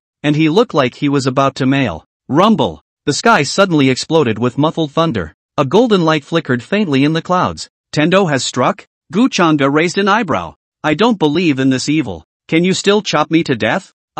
His palm clenched, and the strength of his spirit palm increased. The corners of Chu Feng's mouth twitched and white foam gushed out. Chu Feng! Just then, Su Qingyue, who had just come to her senses, spoke out in horror. Gu Chang'e, please stop. Let him go. Don't you like me? I can be with you. This statement was made. Qing Schwanger pouted her little mouth and muttered, why on earth did master teacher like her in the past? The Su family members also clenched their fists and cursed in their hearts. You can't even tell the difference between a situation like this. What do you really want, Su Qingyue? Is it that you want the entire Su family and Chu Feng to be buried with you? Su Qingyue, shut up. Seeing Gu Chang'e's gloomy face, Su Xiaotian hurriedly spoke out to stop him. Father you. Su Qingyue stared in disbelief. Didn't Dad think highly of Chu Feng before? Why are you saving him from death now? It seemed to come to mind. Su Qingyu looked towards her waist, then her face showed determination and her red lips were tightly bitten. Chu Feng, run! Her palms grasped, and the spirit talisman at her waist instantly emitted a majestic energy. Gu Chang'e was unmoved, her gaze fixed. Green light surged from his fingertips. Boom! A sword chi surged out, transforming into a green dragon silhouette running towards Chu Feng's face. Hurry! Su Qingyue rushed to Chu Feng's side, wanting to affix the spirit talisman to him. Boom! The spirit palm let go of Chu Feng and reversed its direction, trying to slap Su Qingyue away. Rumble! At that exact moment, a loud noise erupted in the air and a golden divine thunderbolt fell. Gu Chang'e's spirit palm shattered instantly. Phew! The spirit talisman shattered, and the energy that erupted wrapped Chu Feng's entire body. Celestial Rank's Blast Wind Talisman. Qing Schwanger saw it with sharp eyes. Gu Chang'e's face remained unchanged, her eyes downcast in contemplation. I'm sure it can only be nerfed slowly, but if you want to run away so easily in front of me, you have to go through me first. A soft chuckle. Gu Chang'e closed her eyes and a peach-colored longsword appeared in her mind. At the same time, a peach-colored sword shadow slowly coalesced behind him. Go! Just as Chu Feng's entire person was about to disappear, Gu Chang'e opened her eyes and flicked her slender fingers. Boom! The peach-colored sword shadow flew out like lightning, skimming over the shadow of the green dragon sword and shooting violently towards the front. See this scene. Su Qingyue's eyes glared as she tried to step forward to block it, but her face changed in the next moment. A spirit palm behind her back had long since grabbed her. The peach-colored sword shadow took advantage of this to strike Chu Feng, but it did not cause any damage. Instead, it turned into a strand of peach-colored energy that merged into his heart. Ding! Branch quest completed. Rewarded with 300 self-help values and the artifact Sinbreaker. This old boy. Gu Chang'e raised her eyebrows slightly and looked at Su Xiaotian. Su Xiaotian's pig face was pained into a bitter melon at the moment, yet he still shot out to grab Su Qingyue. Yes, up the road. Gu Changge nodded. No matter what, he was still the head of a clan and still had some brains. If Su Qingyue had blocked the attack just now, then the Su family would definitely not have been able to save their lives today. Of course, only Gu Changge knew that this was impossible. Forgetfulness sword technique. As long as he eyed the other party, no matter where Chu Feng escaped to, he could only be obediently hit. Worthy of being a great avatar. Gu Changge nodded slightly. I clenched my palms and felt only a little exhausted. Eyes cast towards Su Qingyue. Gu Changge didn't say anything, but instead waved his big hand and summoned the imperial sword. Twin, let's go. Oh hoo. Cheng Schwanger came back from her daze, came up behind Gu Changge, and whispered, Master, just let Su Qingyue go? She just let go of Chu Feng. Gu Changge knocked Cheng Schwanger's petite head. Stupid girl, Master has her own brilliant plan. The blast wind talisman could teleport a person to a place that was 100 miles away, so if Chu Feng wanted to hide, he would definitely not be able to find him. But, leaving a bait here, Chu Feng will not come? From his experience of reading so many novels, this kind of protagonist would usually risk a rendezvous with the female lead. I really hope that Master is not soft-hearted. Cheng Schwanger muttered in a small voice. She wasn't much disappointed. Though, how can a relationship be cut off at once? This girl, what in the world is she thinking about day after day? Gu Changge was speechless. Standing on top of the long sword, Gu Changge turned her head back, looking towards Su Xiaotian. His indifferent sight lingered. Patriarch Su, your discipline is incompetent. Regarding the matter of letting Chu Feng go, this seat will definitely ask for a statement later. The words fell. All the people present were screaming in their hearts. Snap! Su Xiaotian slapped Su Qingyue, then respectfully looked at Gu Changge's back. I will definitely discipline him properly. Please rest assured. My lord. He clenched his teeth and flopped down on his knees and kowtowed. Your honor, I hope to leave my Su family alive. Leave a way out? Heh, thought so. Gu Changge let out a light laugh. Why didn't you think to let this seed live when you surrounded it? This statement was made. Su Xiaotian and the other elders of the Su family lowered their heads, not daring to speak again. They are not taking advantage of it. Slightly, deservedly. Cheng Schwanger jumped onto the longsword and hugged Gu Changge. Seeing this, the faces of the crowd became even more ugly. Su Qingyue covered her cheeks, her eyes viciously looking at their departing backs. Surely this dead girl instigated this. When I get Gu Changge back, I want you to look good. Chapter 9, Someone from Qingfeng Peak. Cheng Schwanger is leaving? Purple Peak, inside the Great Hall. Going out early in the morning. What's this Gu Changge going to do again? An old man in a white robe sat down and sipped tea, puzzled. A few disciple-like people behind him served. Qingyun Peak Master. Qi Nanxing. Master. Disciple heard that Master Gu didn't go to that Su Qingyu's birthday banquet yesterday. A man with a thin face laughed out loud. Perhaps he went to make amends today. This statement was made. The rest of the disciples covered their mouths and snorted. Throughout the spirit hung Holy Land. The name of the Peak Master you cannot know, but the deeds of this great lover of the Purple Peak can be said to be known by everyone. What's not stupid about wasting 300 years on a woman? What's funny is that it hasn't been licked. I don't care what he's doing. The old man will be here today. Qi Nanqing leisurely sipped his tea and said, Master is wise. In that case, Qingyun Peak will have another senior sister. Several male disciples spoke out respectfully, and a few female disciples coldly grunted in dissatisfaction. Who doesn't know that the female disciples under Gu Changge's seat are all gifted with demonic talents, and their looks are even better? The Qing Schwanger who remained on the Violet Peak today was the target of their visit today. I've long heard that senior sister Schwanger has been beaten and scolded by Gu Changge for years, and now she has reached an age where she can make her own decisions. Come today. 9 out of 10. That skinny disciple once again spoke out in compliment. Rong Yuan, don't think that Master doesn't know what's in your heart. Glancing at the monkey-minded Morong Yuan, Qi Nanqing had a look of understanding. Seeing that Morong Yuan was somewhat at a loss for words, he laughed. Cheng Schwanger's talent is outstanding, and you are the most honored disciple under the Master's seat. If you like it, Master will naturally help set you up. Words. Morong Yuan pressed down his excitement and arched his hand. Many thanks, Master. As the second youngest member of the Mu family, he had seen countless women, but he had only fallen for Qing Schwanger. It was just that they had always suffered from Gu Changge's strict control and never let their disciples go out. And today, waiting for Master Teacher to incorporate Qing Schwanger into his sect would be his chance. Congratulations, senior brother. It's still that Qing Schwanger's good fortune to be seen by you. Yes, the Mu family is a big family. That Qing Schwanger is a mortal origin. It's simply climbing high above senior brother Mu.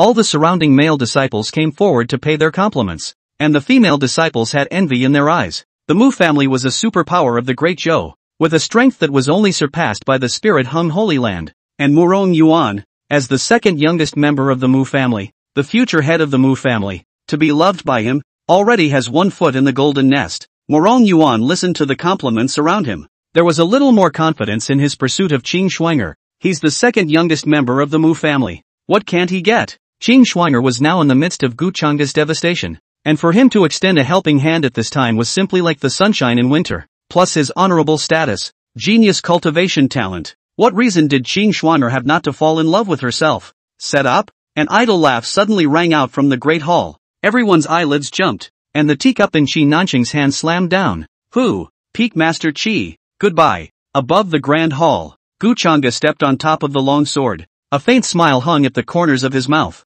The voice was a low one. How can you stand it when you're robbing people at your doorstep? So it's Peak Master Gu. Realizing that he had lost his temper, Qi Nanqing coughed. A slight frown creased his brow. Isn't Gu Chang'e in the middle stage of the Spirit Sea? How? Now somewhat unable to see through him? I don't know what Peak Master Qi came here today for. The long sword was put away, and the two of them, Gu Chang'e and Qing Shuang'er, slowly landed on the ground. Gu Chang'e's eyes were calm and way-free as she gazed at Qi Nanqing. The old man came today, feeling a sense of oppression. Qi Nanqing frowned in dissatisfaction, his voice a little more nonchalant. I came here today to seek Qing Shuang'er's permission to join my sect. Before Gu Chang'e could say anything, Murong Yuan, who was on the side, probed out. Shuang'er, you have already reached 20. According to the rules of the Holy Land, you can separate from the division since. Join me at Qingyun Peak so that your qualifications can be developed to the fullest. With that, he glanced disdainfully at Gu Chang'e and said without hiding it, with your qualifications, how can you waste away? This statement was made. The scene fell silent. The smile on Gu Chang'e's face tightened and her eyes were silent. Raising his eyes to Qi Nanqing, his voice rippled, Peak Master Qi, may I assume that your disciple is accusing me? Rong Yuan, there's no room for you to speak yet. Qi Nanqing calmly spoke out.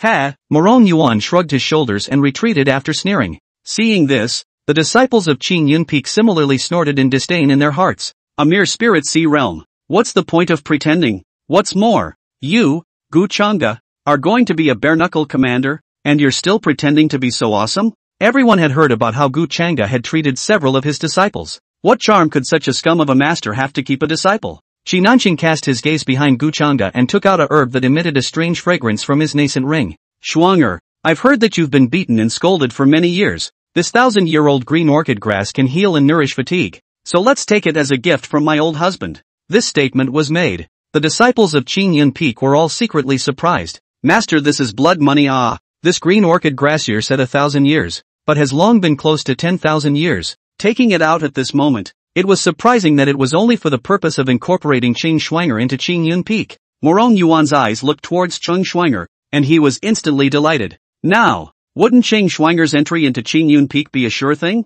Thank you, Uncle Qi. Qing Shuang'er's pretty face revealed a smile as her jade palm received the green orchid grass. Steady. There was no longer any suspense in the minds of the crowd. Although Qi Nanqing only said that this was a meeting gift, anyone with a discerning eye could see that this was a great favor. If Qing Shuang'er accepted this favor, then she could only transfer to their Qing Yun Peak. Gu Chang'e really became a loner. Ha, ha ha ha, it deserves it. Maybe in a few more years, he'll have to lose his pants to Su Qingyue. TSK, what a disgrace to the Holy Land. Keep your voices down. What if he hears you later? What are you afraid of? I've heard that a few peak masters have already requested the Holy Lord to abolish his position as the peak master of the Purple Heavenly Peak. Take these into your ears. Gu Chang'e was unmoved. However, looking at the Qing Shuang'er in front of him, he just felt sweaty. Originally, his memory was incomplete, and he didn't know anything about the traces of the other 8 disciples. Now even the last disciple is leaving. These few days of caring really can't wear out these 20 years of beating. Although Gu Chang'e was helpless in her heart, she also expressed her understanding. Qing Shuang'er's fear of him was engraved in her bones, and now that she could detach herself, of course she would choose the latter. Shuang'er, since that's the case, go pack up your things and leave with the old man. Qi Nanqing nodded his head in relief, then opened his mouth and instructed, just bring some clothes. The Spirit Stone's eye. Qing Yun Peak. The words were not finished. Qing Shuang'er's puzzled voice came out. Uncle Qi, why is Shuang'er leaving? What? Qi Nanqing didn't react for a moment, The disciples of Qing Yun Peak looked at each other.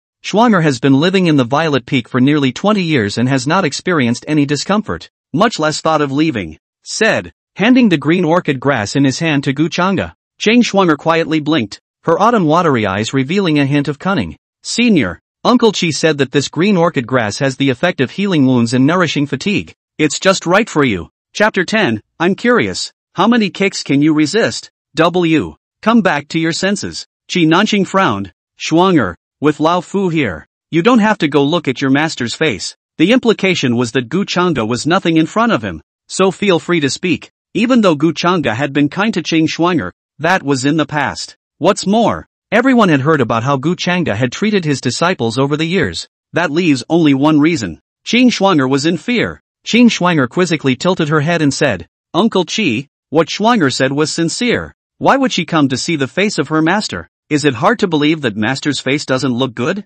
Seeing that she did have some doubts, she actually really turned back to look at Gu Chang'e. Gu Chang'e was already incredibly handsome, only that he kept his face cold trying to maintain a good persona. Just now, Qing Schwanger's words made him somewhat moved. His cold face disintegrated, and gentleness flowed from his eyes. Qing Schwanger couldn't help but look dumbfounded. Her master teacher was too good-looking, warm and moist as jade. Fairy air. In the blink of an eye, it's like a gentle spring breeze on the face that one falls into. After staring for a few seconds, Qing Schwanger withdrew her gaze and muttered, good looking. Love it. Schwanger still wants to see it. Qi Nanqing stroked his beard. His voice became low. Schwanger, old man's patience is limited. Are you going to join my Green Cloud Peak or not? No entry. Qing Schwanger shook her head and answered dryly. Words. Everyone in the room froze a bit. Phew. While Gu Chang'e was relieved, there was some curiosity in her heart. Is he actually this attractive? At that moment, Qi Nanqing sighed and then spoke. Since you won't enter my Green Cloud Peak, then return that green orchid grass. Hear that? Qing Schwanger's beautiful eyes blinked, her pretty face revealing a smile as she said, Uncle Qi, this is a meet and greet gift from you to Schwanger. What does it have to do with whether or not I enter Green Cloud Peak? This, Qi Nanqing choked. He had thought that Qing Schwanger would enter his disciple anyway, and sending a green orchid grass in advance would be considered a display of Qing Yun Peak's heritage. Where did it ever occur to Qing Schwanger that she would reject herself? The Qing Yun Peak disciples originally wanted to voice out a rebuke, but they also shut their mouths when they heard this. Qing Schwanger said no problem. Just send a meet and greet gift. Can still force people to do things not? Schwanger, I know you must be afraid of being targeted by this person Gu Chang'e in the future. Just then, Morong Yuan stood out and looked at Qing Schwanger with a burning gaze. In the name of the Mu family's second youngest master, I'm here to guarantee that in the future, if this scum Gu Chang'e makes a move against you, the Mu family will never let him go. His words were not yet finished. Snap! A crisp slap sounded. To the astonishment of the crowd, Qing Schwanger's willow brows tightened and she slapped Morong Yuan's cheek. Twin, what do you mean by that? Feel the fire in your face. Morong Yuan's eyes narrowed, his handsome face carrying a gloomy look. It was never women who came up to him, and it was the first time he met a character like Qing Schwanger. What a cheeky thing to do. Qing Schwanger puffed her mouth out, obviously not yet out of breath. From the moment he entered the door, the way this person in front of him looked at himself was as disgusting as that Chu phone, coupled with the fact that he kept opening his mouth to satirize his master. Even a good-tempered person like her couldn't help it. But something seemed to come to mind. Qing Schwanger's little face collapsed, and there was suddenly some regret in her heart. The power of the Mu family is not weaker than the spirit hung Holy Land. Plus Morong Yuan is the second youngest master of the Mu family. I shouldn't have been impulsive just now. It's over. I've caused trouble for master. Again. Qing Schwanger blamed herself in her heart. How about an apology? Just as she was hesitating in her mind, seeing Qing Schwanger's face in embarrassment,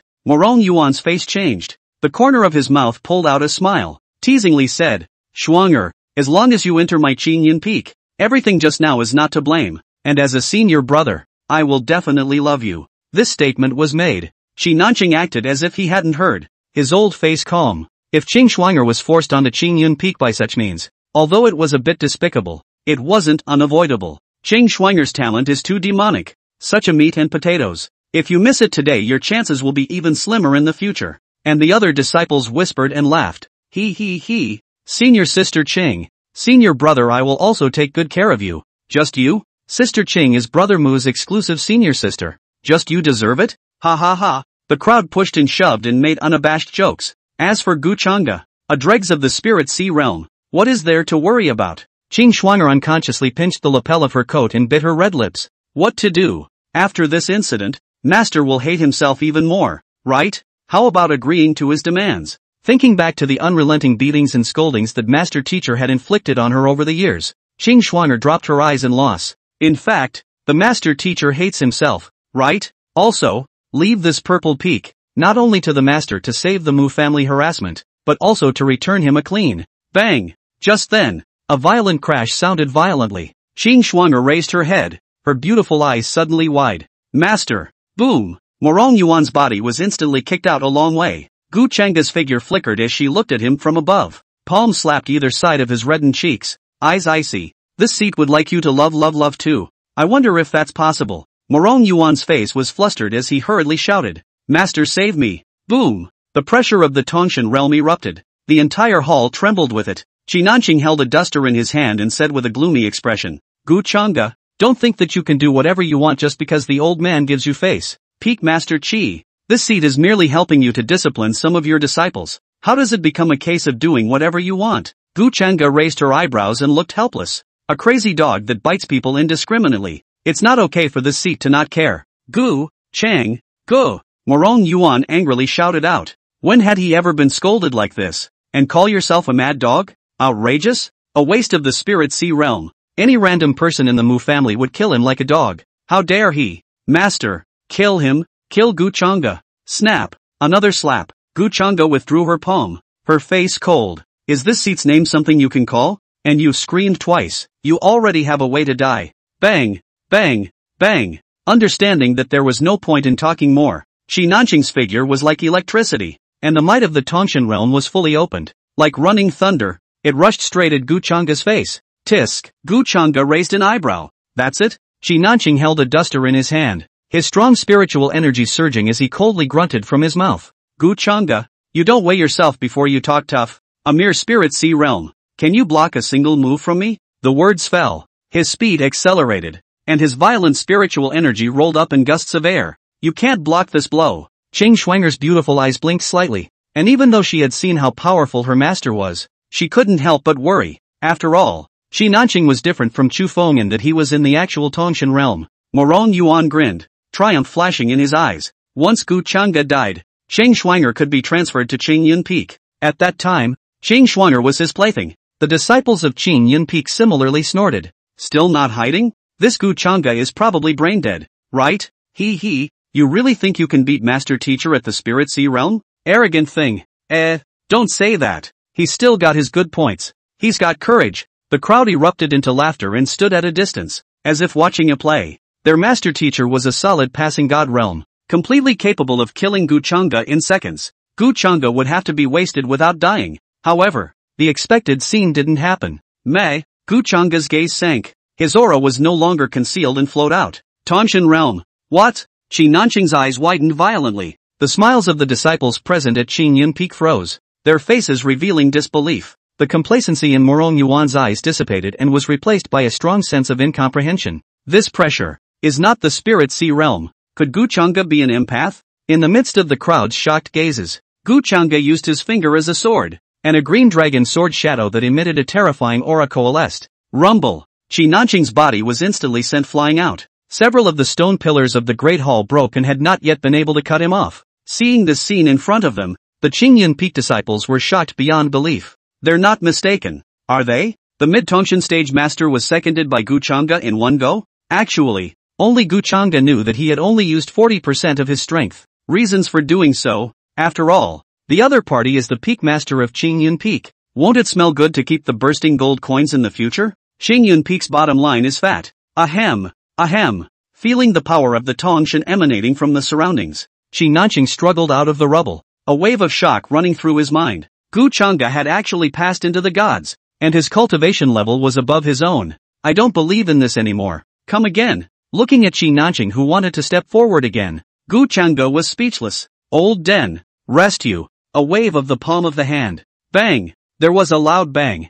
This time, he used a little more force. The spirit palm fiercely slapped away, holding Qi Nanqing in its entirety, unable to move. Without bothering to look at him again, Gu Chang'e turned around. Knock! With a foot on Morong Yuan's chest, the corners of his mouth pulled into a wide smile. Now, it's time for us to have some time for two. This seat is curious how many kicks you can resist. Chapter 11, Old Thing. Give me a hard burst of gold coins. Not waiting for Morong Yuan to react. Click. Accompanied by the sound of bones breaking, a fishy sweetness surged up in Morong Yuan's throat. Gu Changa's paws lashed out, breaking 2 of his ribs in one go. Ah! Morong Yuan hissed out. Gu Changa, let me go, or the Mu family won't spare you. Oh, Gu Changa raised his eyebrows and snorted. This seat is already a god. What will you Mu family take to spare me? Morong Yuan froze, recalling the scene of Qi Nanqing being crushed just now. His face suddenly turned white. Although the Mu family was a superpower in the Great Zhou, it had made its fortune in commerce. There weren't many people with high cultivation talent in the clan, which was why they had to ask for connections to send Morong Yuan to the Holy Land. In other words, the Mu family had money, but lacked people, and there were very few clansmen in the passing god realm. As for hiring fighters, who can completely suppress Gu Changa? It is estimated that there are only experts in the Dao Yuan and divine robbery realms. Most of such people worked for the Great Zhou royal family, and the Mu family didn't even have that chance to hire them if they wanted to. So, arrogant in front of Gu Changa, Morong Yuan is not qualified. Click. Another crack sounded, extraordinarily loud in the empty hall. The disciples of Qing Yunpeak gulped and involuntarily stepped backward. Is this still that punk uncle? How come he's so scary? Gu Changa looked at the red-faced Morong Yuan at his feet and said with a calm expression, that kick just now was to punish you for not honoring your teacher. Click. This kick is to punish you for disrespecting this seat's disciples. Being named so, Qing Shuang'er's beautiful eyes blinked slightly, somewhat surprised. Senior would actually take a shot at Morong Yuan for himself, although the master was displeased with the other party's attitude before he struck out. But even so, the heart always feels so happy. It's not that master doesn't hate me. Qing Shuang'er unconsciously pouted her small mouth, her heart leaping. Ding! Detecting Qing Shuang'er's mood fluctuation. Favorability plus 20. Rewarding self-help value of 200. The next moment, however, something seemed to come to mind. Her willow brows furrowed as she hurriedly spoke out. Master, show mercy on your feet. Upon hearing Qing Shuang'er's voice, Gu Changa's eyes slowed, then her feet shifted.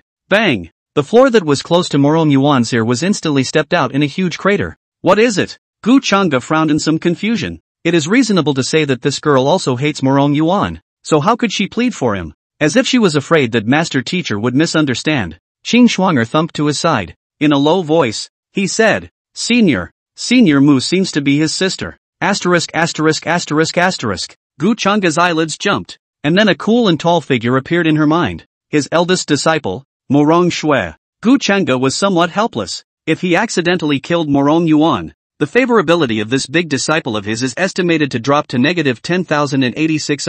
Well, want to tighten up and kick some more? Just as Gu Changa was thinking. I didn't expect Morong Yuan's ears to be quite sharp, and after hearing Qing Shuang'er's words, his mouth suddenly became arrogant. Humph, are you scared now? Let me tell you, when my sister traveled, she was a spirit sea perfection, and now she's definitely an Empyrean. Don't let me go yet, otherwise I'll let my sister break your dog's legs. Didn't wait for him to finish. Snap, snap, snap. A series of slaps rang out. Gu Changa rolled up his sleeves and directly opened his arms left and right. In his mouth, he sneered, I am so afraid. Oh, come to beat me to death. Snap, snap. Not much longer. Morong Yuan's face then swelled into a pig's head, foaming at the mouth, and he was about to hiccup. Gu Changa shook the blood off her hand in disgust. Master, you're exhausted, aren't you? Disciple will give you a whack. Qing Shuang'er rushed forward and squeezed his shoulders, living like a sweet little cotton girl. The crowd at Qing Yunpeak silently wiped their sweat. What kind of devil master and disciple had they messed with?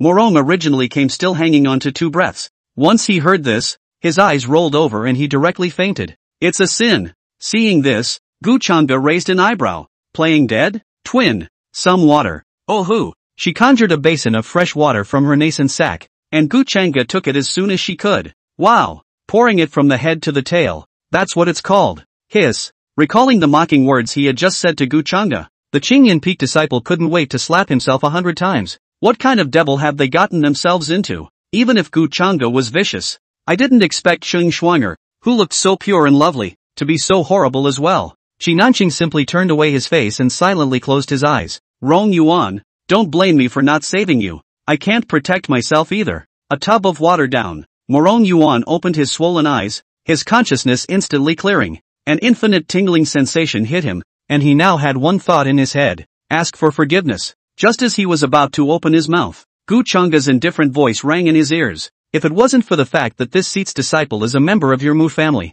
today, I'm afraid that it wouldn't be a matter of a few ribs. Understand? Gu Chang'e raised her eyebrows, her eyes cold. Understood. Disciple understands. Morong Yuan nodded his head anxiously, afraid that Gu Chang'e would give him another blow. Goons. Gu Chang'e shook his head and lifted him up whole, throwing him to the crowd at Qingyan Peak. Feed a few pills, lest you say that this seat kills at random later. He casually waved his hand, and the spirit palm dissipated with it. Bang! Qi Nanqing fell to the ground, and after stabilizing himself, he looked at Gu Chang'e with a palpitating heart. He hurriedly arched his hand and said, Peak Master Gu, I've offended a lot today. I'll definitely come to make amends some other time. Gu Chang'e didn't bother to give a damn about him, smacked her lips, and looked in Morong Yuan's direction without overdoing it. Morong Yuan shivered, not daring to raise his head. Bertha! Feel the fiery, sharp pain in his chest. Hate welled up in his eyes. When old sister returns from her training, it will be the time of your death. Gu Chang'e. Feeling Morong Yuan's killing intent, the corner of Gu Chang'e's mouth hooked into a smile. You're not convinced? Convince. Convince. You are my father. You're closer than my own father. Morong Yuan was about to cry. Can he still be found out if he masturbates a little in his heart? Inside the great hall, there was silence for a long time. Gu Chang'e didn't move, and the crowd didn't dare to speak. Qi Nanqing's forehead was sweating. He still couldn't figure it out. Gu Chang'e had been deserted for a full 300 years, and was the peak master with the lowest cultivation level in the Holy Land. How did you suddenly become psychic? Thinking back to the scene just now when he was deathly suppressed by the spirit palm, he could be certain that Gu Chang'e's cultivation had already reached Tongtian, and was at least in the middle Tongtian stage, if not higher. Hey! Qi Nanqing felt a pang of remorse in his heart. When I came today, not only did I not collect Cheng Shuang'er, but I also formed a bond with Gu Chang'e. He frowned suddenly. That said, isn't it time to let them go? Gu Chang'e was speechless. He's made it so obvious that he's still not popping gold coins? Ahem. He rubbed his fingers together. Qi Nanqing froze and instantly realized. With a wave of his large hand, countless exotic treasures emerged from his nascent sack. These things, they are his treasures. Enduring the flesh pain in his heart, Qi Nanqing arched his hand at Gu Chang'e. Peak Master Gu, these compensatory gifts are for my offense today. Well, Gu Chang'e didn't even raise her eyelids. Her meaning was clearly expressed. Not enough. The corner of Qi Nanqing's mouth twitched. This is not a fairy. This is a bandit leader. The reparations brought tomorrow will only be more than this. Don't worry about it, Peak Master Gu. Well, that's more like it. Gu Chang'e nodded. Shuang'er, see off the guests. Phew. Hearing this, the crowd breathed a huge sigh of relief. Yet just as the crowd was about to hurry up and bolt, Gu Chang'e's lazy voice came from behind. Stand still. Qi Nanqing stiffened and turned back, barely smiling. What else does Peak Master Gu have to say? Gu Chang'e stroked her chin in a thoughtful manner. Peak Master Qi, it seems that Violet Peak didn't sign up for the Holy Maiden election a month from now. Are there still spots on your side? There was a pause. Gu Chang'e laughed. How about just giving it to this seat? Chapter 12. Uncle Gu is a big leg to hold. The matter of the election of the Holy Virgin came to him suddenly. The original owner's memories were too crippled, and Gu Chang'e had to think for a while before she could recall them. What a bummer. Gu Chang'e frowned. The person who was elected as the Holy Maiden could enjoy the top resources of the entire Holy Land, and you can also enter the secret realm of the Holy Land and be baptized. It's amazing that the original owner was too lazy to sign up for something so important, enough to see utter disregard for his own disciples. Is it true that Qing Shuang'er stayed because of my change? Gu Chang'e's thoughts drifted away, suddenly puzzled. How can a day or two of getting better erase 20 years of devastation? Never mind. Just ask directly later. Retract your thoughts. Gu Chang'e looked at Qi Nanqing thoughtfully. Although there is no place in the Purple Peak, but he remembers that the quota is transferable, so it's not like he's whoring around for nothing? Peak Master Gu, forgive me for not being able to agree. Qi Nanqing refused decisively. This was his bottom line. The election of the Holy Maiden was a once-in-a-lifetime event. It was hard to send the previous Holy Maiden away. How could he give up so easily? Each peak had a different number of slots, and his Green Cloud Peak, which was medium to high in strength, only had 10. Giving one to Gu Chang'e was one less chance. What's your hurry? When did this seat say that I want to take it for nothing? Gu Chang'e said. Of course he knew how precious this quota was, and it was normal for the Soldan to be heartbroken. Fixing this is easy. Bartering. Qi Nanqing, as the peak master, has deep resources, and there is no shortage of Gongfa spirit weapons and so on. What does he, Gu Chang'e, have? It was impossible to give Qi Nanqing the system stuff. He couldn't look at the heavenly ranked stuff. And it was too wasteful to give him the divine ranked stuff. That leaves only one. Reverse Gnosis. Old. Peak Master Qi. Can you demonstrate your Gong method? Qi Nanqing frowned. What kind of tricks is this Gu Chang'e up to? Humph. Say no more. There's no way this quota will be given out. Even if they beat him to death and threw him off the purple peak, there was no way he would give up his spot. Seeing Gu Chang'e urging. That's just it. There's no harm in demonstrating. I don't believe you Gu Chang'e can come up with anything good. Take a deep breath. A duster with a rich aura appeared in Qi Nanqing's hand. He eyed ahead, treating Stonehenge as an enemy. Swish swish swish. The duster in his hand surged like a swimming dragon, and his aura spread out, stirring up the space. The disciples of Qing Yun Peak watched this scene with unblinking eyes. What Qi Nanqing had performed was Qing Yun Peak's supreme technique. Swimming dragon playing phoenix. It's a well-deserved minor aptitude. Qi Nanqing not only practiced it, but also pushed it to perfection. Its power was enough to crush many opponents of the same realm. As personal disciples, they naturally learned some of the fur of it. It was simply beneficial to see Master Teacher demonstrate it once today. Look guys, what is Uncle Gu doing? A disciple suddenly whispered. The crowd followed his gaze. Gu Chang'e frowned lightly at the moment, stroking her chin as she observed Qi Nanqing's moves. Reverse Gnosis unleashed. Every movement of the traveling dragon was captured by his eyes. No, this style is not right. And this style, it's too raw, powerful but full of holes. Gu Chang'e muttered under her breath, memorizing these slip-ups in her mind. Qing Shuang'er stood to the side, her beautiful eyes similarly gazing at Qi Nanqing. She already had a demonic talent, and her enlightenment was extremely heaven-defying. It was also sensitive to the strength of the feats. Looking at Qi Nanqing's dazzling figure, Qing Shuang'er's brows tightened slightly. I don't know if it was due to her misreading, but she always felt that there were some flaws in Uncle Qi's moves. Seeing Gu Chang'e's master and disciple with thoughtful faces, he shook his head repeatedly at Qi Nanqing. The disciples of Qing Yun Peak looked at each other. What is this? Pointing out their division? Morong Yuan also regained some strength after taking the elixir. He sneered disdainfully. As Qi Nanqing's most honored disciple, he naturally learned his playing dragon and phoenix the most proficiently. It also best understood how much power Qi Nanqing had. It can be said that, in terms of who learns the most deeply of this technique in Great Zhou, Qi Nanqing claims the second, and no one dares to claim the first. Unintelligent, cold grunts in his mind. Morong Yuan narrowed his eyes with interest. He wanted to see how this Gu Chang'e should wrap things up. Rumble. Qi Nanqing jerked his duster back. The air was suddenly split with an airburst. Peak Master Gu. Just now was the entirety of the swimming dragon playing Phoenix's moves. Qi Nanqing arched his hand and said with a somewhat arrogant tone, although Gu Chang'e's cultivation was far higher than his perception of this technique was definitely weaker than his own. This move, the swimming dragon playing Phoenix, was the result of his 1,000 years of hard practice. It is estimated that if you give the average person 1,000 years, you won't even be able to penetrate it.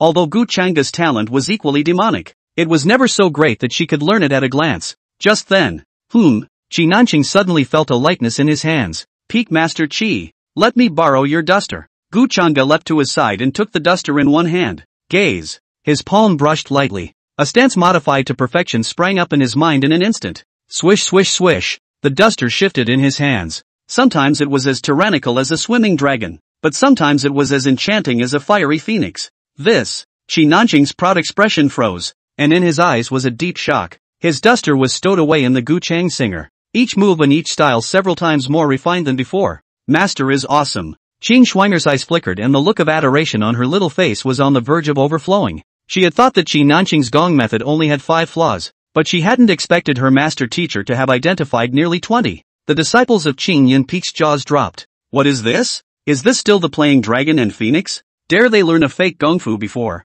Wang Er, lend me your duster. Qi Nanqing's fiery voice came. His old face was full of excitement. It's so subtle. Now that's a real tour de force. See the master's father all the way. The crowd hurriedly pulled out their dusters and stared at Gu Chang'e's figure with burning eyes. Morong Yuan's face was unusually ugly. He also wanted to learn, but he couldn't move because of the pain. Brother Mu, can you lend me your duster? Wang Er pitifully came to his side. Get out! Morong Yuan shouted out angrily. Since he couldn't learn it himself, then don't even learn it. Wang Er shrunk his neck. Then his eyes went to a broom in the corner of the great hall. A dead horse is a dead horse, even if Qi Nanqing learns it later and passes it on to him. But none of it was as good as observing Gu Chang'e properly today. It's really too subtle, To be able to correct a mistake in a technique with a single glance, Uncle Gu is a demon, isn't he? It was important to know that divine rank techniques were usually made by great powers deducing the remnants of the scrolls, so it's normal to have flaws. Qi Nanqing himself had corrected the loopholes in it, which had eventually led to the current Yulong playing Phoenix. But what is this Gu Chang'e? It's almost like revising the entirety of it, and that's just after viewing it with the naked eye. With this in mind, the gazes of the crowd towards Gu Chang'e grew adoring. Uncle Gu is a thigh. Got a hug. Just as the last and most important stance was being performed, the eyes of the crowd were wide open, and Qi Nanqing's beard was about to blow up in excitement. Rumble. Gu Chang'e actually withdrew. The crowd looked at each other, only feeling an itch in their hearts. Brother, I beg you brother, how about a few more swings? Quota, Gu Chang'e said with a smile. Can't you be ruled? Without waiting for Qi Nanqing to speak, several female disciples from Chunyan Peak surrounded Qi Nanqing and spoke up. Senior, give my spot out. Master, use mine. As she said that, they also inadvertently looked at Gu Chang'e. Such a thigh is sometimes more useful than the position of the virgin. After all, their chances of competing for the position of holy maiden were slim, so they might as well take the opportunity to brush up on their favor. And, most importantly, itchy. That last stance was meant to be the best part of the gongfu, and if Gu Chang'e modified it, it would definitely be a masterpiece. Watching it live is simply a blessing of many lifetimes. Deal. Qi Nanqing murmured and finally spoke. The next moment the words fell. Gu Chang'e nodded in satisfaction and raised her duster once more. Subtle tricks surfaced in his mind. Roar. Phew. A dragon roar and a phoenix roar resounded violently overhead. A vision of heaven and earth. The crowd looked up. It froze. Qi Nanqing's eyes went wide and his beard trembled with excitement. The dragon and the phoenix are in harmony, and the sky is a hole in the sky. Feats. Advanced. Chapter 13, Gu Chang'e. You're the most handsome in Great Zhou. Rumble. Muffled thunder exploded in the sky, instantly splitting apart the one dragon and one phoenix that were wandering away from the sky. It's a pity that it didn't carry the heavenly thunder. Gu Chang'e retrieved her duster and shook her head slightly. Minor avatars? If modified to the level of major avatars,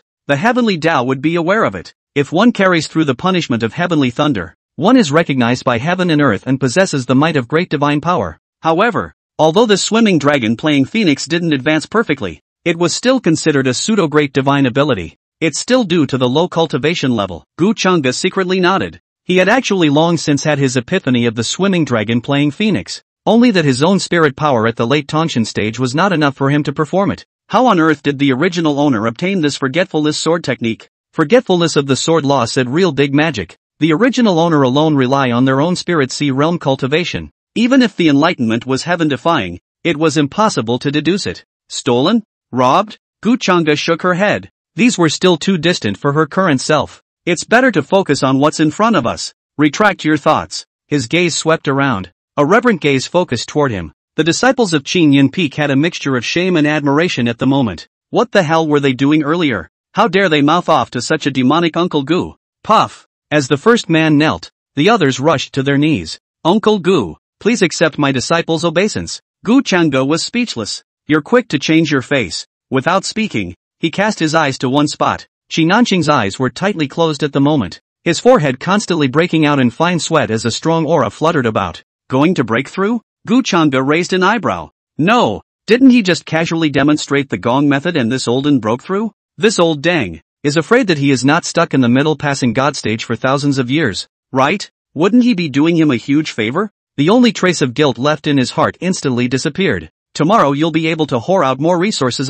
Gu Chang'e nodded in satisfaction. Buy a stone pillar. Morong Yuan leaned on it with an expression as hard as eating. Everyone else is having an epiphany and breaking through. He is good, covered with injuries, and he is still like a clown. Wait, what's that? His eyes widened as his gaze went to Qing Shuang'er, who was using her storage ring to stow away the treasures on the ground. Blazing sun armor, flying god boots. These two things were promised to him by his master.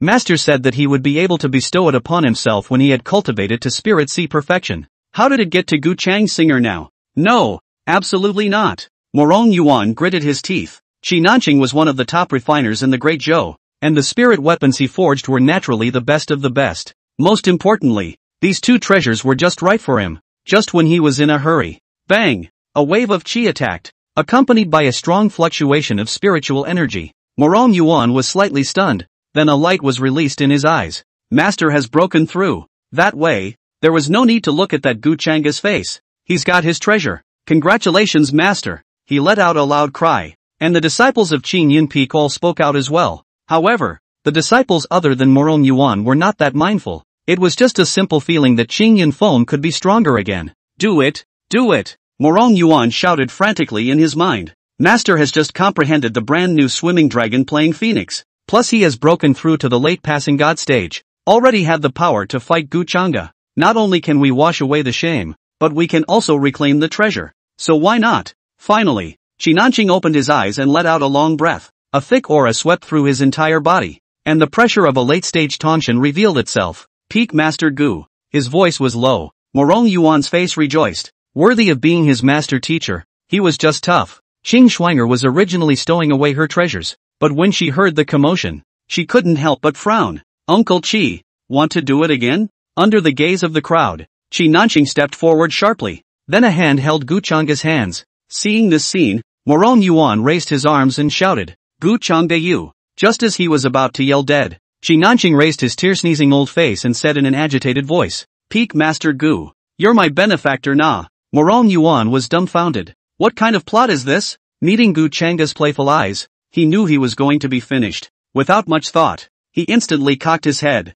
playing dead. Goons. Gu Changa shook her head. He then looked at Qinanqing, who was full of excitement, and silently pulled his palm away. Peak Master Qi, it's not easy being stuck in the middle stage of passing God for 1,000 years, is it? Yeah, it's too bad. If it wasn't for you, I'd be stuck for no less than another 100 years. Qinanqing was thrilled. He was originally the Hall Master of the Hall of Refinement in the Spirit Hong Holy Land, and his cultivation talent was actually not that high. Today, not only did he push his perception of the playing dragon to the peak, but he also broke through the cultivation level that had been stuck for 1,000 years. How can you not be uplifted when good things come in pairs? Then, tomorrow's gift. Gu Changa spoke quietly. Tube enough, tube enough. Qinanqing waved his hand, then said with bravado, what spirit weapon does Peak Master Gu want? I'll work overtime tonight to build it. Hear that? The disciples present all revealed envious expressions. Who didn't know that Qinanqing was the most honored artifact refiner in Great Zhou? The things he had built with his own hands were not the very best of the heavenly ranks.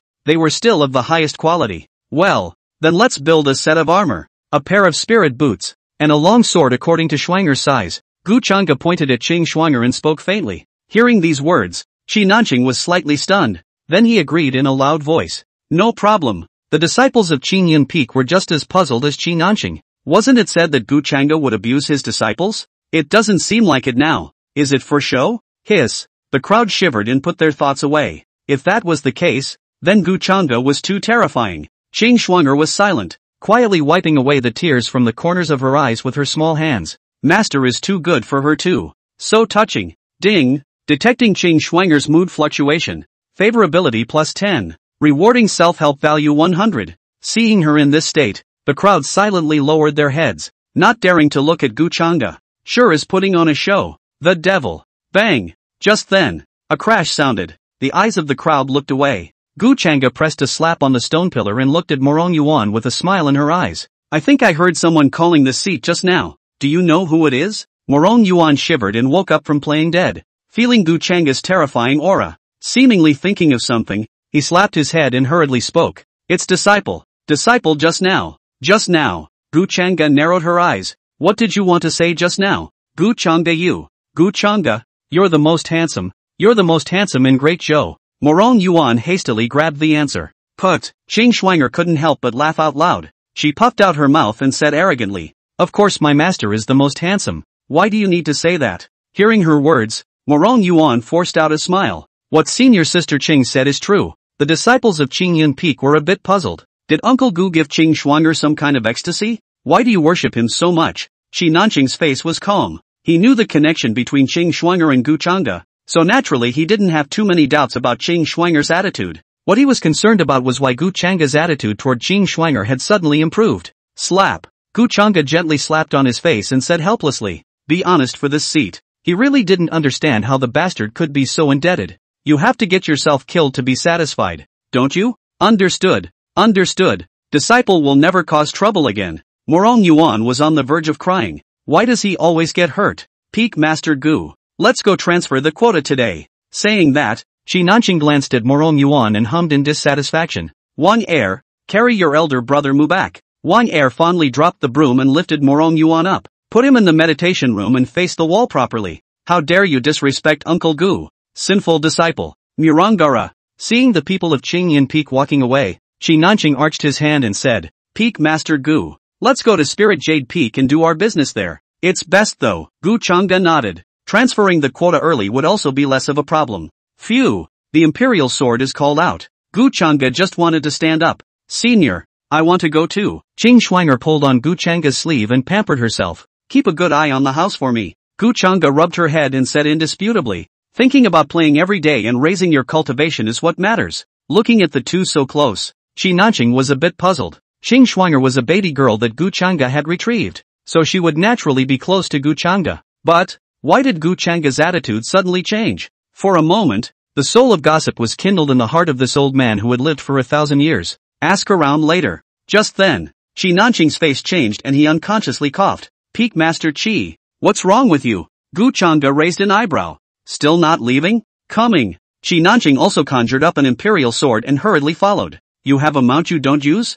Sailing through the air, Gu Chang'e suddenly saw an immortal crane parked under the violet peak. Ah, ha ha, no, lately, old man wants to exercise his body. Shi Nanqing snorted. In truth, his heart secretly regretted it. How could he have been so brainwashed as to agree to such a request from Qing Schwanger? Not much longer. Under the purple heaven peak, a clear figure sat down on an immortal crane. Qing Schwanger patted the crane's feathers and said excitedly, Little crane, catch up with my master and the others. Chapter 14, Going Up Spirit Jade Peak, Meeting a Familiar Face? Countless peaks towered above the Holy Land. Gu Chang'e stood on top of the imperial sword and looked down, with the immortal air and clouds floating around, and many disciples riding immortal cranes passing by. It was quite an unreal feeling. It's so hard to cross over to a world like this and the mess is still so much. Gu Chang'e sighed in her heart. Today, he could detect that Qing Schwanger was not staying by his side because of his age, though memories were missing and he couldn't recall exactly what it was because of. But what was certain was that Qing Schwanger's favorability as a disciple was raised quickly, but it wasn't necessarily the case for the other disciples. Peak Master Gu, what do you think of this child Qing Schwanger? Just then, Shi Nanqing asked in a gossipy voice. Gu Chang'e gave him a strange look. Shouldn't this kind of talk be asked by him, the master teacher? Recalling her previous persona, Gu Chang'e coldly hummed. Just a hairy girl who hasn't grown up. What's there to say? This, Shi Nanqing said with some hesitation. Why do you say so? Seeing his odd expression, Gu Chang'e added. This seed is not her father, and she's still so pouty. What is this not a hairy girl? Ding! Detecting Qing Schwanger's mood swings, good touch -5. What? Hearing the system's voice, Gu Chang'e was confused. Ward hair? Lying down and getting shot? Peak Master Gu, you can't say that either. How is it any different from a father when you saved Qing Schwanger as a baby back then? Saying that, Shi Nanqing glanced behind him and silently wiped his sweat. He now no longer had any thoughts of taking on the disciple Qing Schwanger, but if one were to cause their master-disciple relationship to break down, wouldn't one become a dissociative? What? Hear that? Gu Chang'e threw the system's prompts out of her mind. Just as he was about to open his mouth to ask in detail, a sharp pain came and a memory came out in response. Qingjia village. More than 100 people were slaughtered. A baby girl. Not much longer. Gu Chang'e's eyes regained clarity. The mind also understands a lot. It turned out that this girl did not leave herself for this reason. 20 years ago, he happened to pass by Immortal Village, just as the bandits were burning and looting. More than 100 people in the Qing family village were slaughtered, leaving only Qing Schwanger alone. So he adopted her. So, he is indeed considered the father generation of Qing Schwanger? 20 years ago the original master had already gone off the deep end. So why would he go to save a mortal baby girl? Gu Chang'e's brows furrowed. How could an immortal who practiced the forgotten sword technique have mercy on a mortal? Hiss. Damn. The memory is still incomplete. After struggling for a moment, Gu Chang'e finally chose to give up. These missing memories all concerned the 9 disciples, which was a bit fishy. But it doesn't matter if you can't think of it now. You might just remember it later like you do today. Arrived. Lingyu Peak. Looking at the magnificent plaque, the two stopped in their tracks. Phew! The sound of a crane came faintly from behind. Shi Nanqing closed his eyes and sensed, only to realize that his immortal crane had already left. Peak Master Gu. Because of the memories from earlier, Gu Chang'e was a bit annoyed. Looking at him like this, Shi Nanqing instantly held back the words he wanted to say. Alas! I only hope that Schwanger won't betray old man.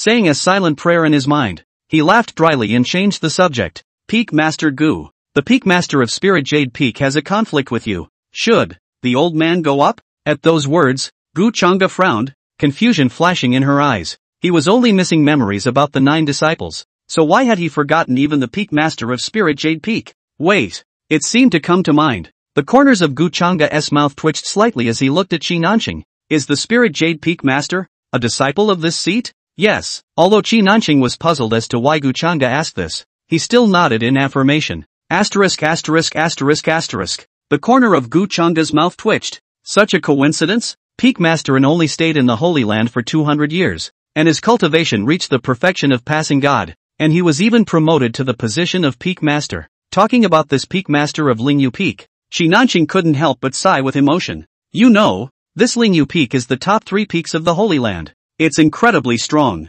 Qi Nanqing's chattering words rang in his ears. Gu Changa's eyes were mesmerized, finally remembering this disciple of his. And Xiao. Gu Changa looked up to the sky and became confused. What kind of luck was he having that he could meet his second disciple after taking 2 steps? But his current task was not to increase his favorability towards Xiao, but to enroll Qing Shuang Air. Gu Changa closed her eyes, trying to recall things about this second disciple. Yet after half a day's thought, there was no clue. It seems like you have to hear some keyword to trigger a memory in your head. System, check in Xiao's information for me. Ding, and Xiao's information is being generated. Name, in Xiao, daughter of heavenly fate. Reincarnation of the Empress. Age, 212. Cultivation level, perfection of Tongshan realm. Technique, evergreen sword technique, minor aptitude. Talent, body of wood spirit, 100% affinity with wood road. Favorability towards Master Gu Changa, 99. Gu Changa wiped her eyes when she saw the last line. Then open your eyes again. Still 99. System, are you sure there isn't a negative sign missing? Gu Changa frowned out. Ding, the system doesn't make mistakes. Well, why are you getting confused? Gu Changa sighed and looked at Qi Nanqing. You're right.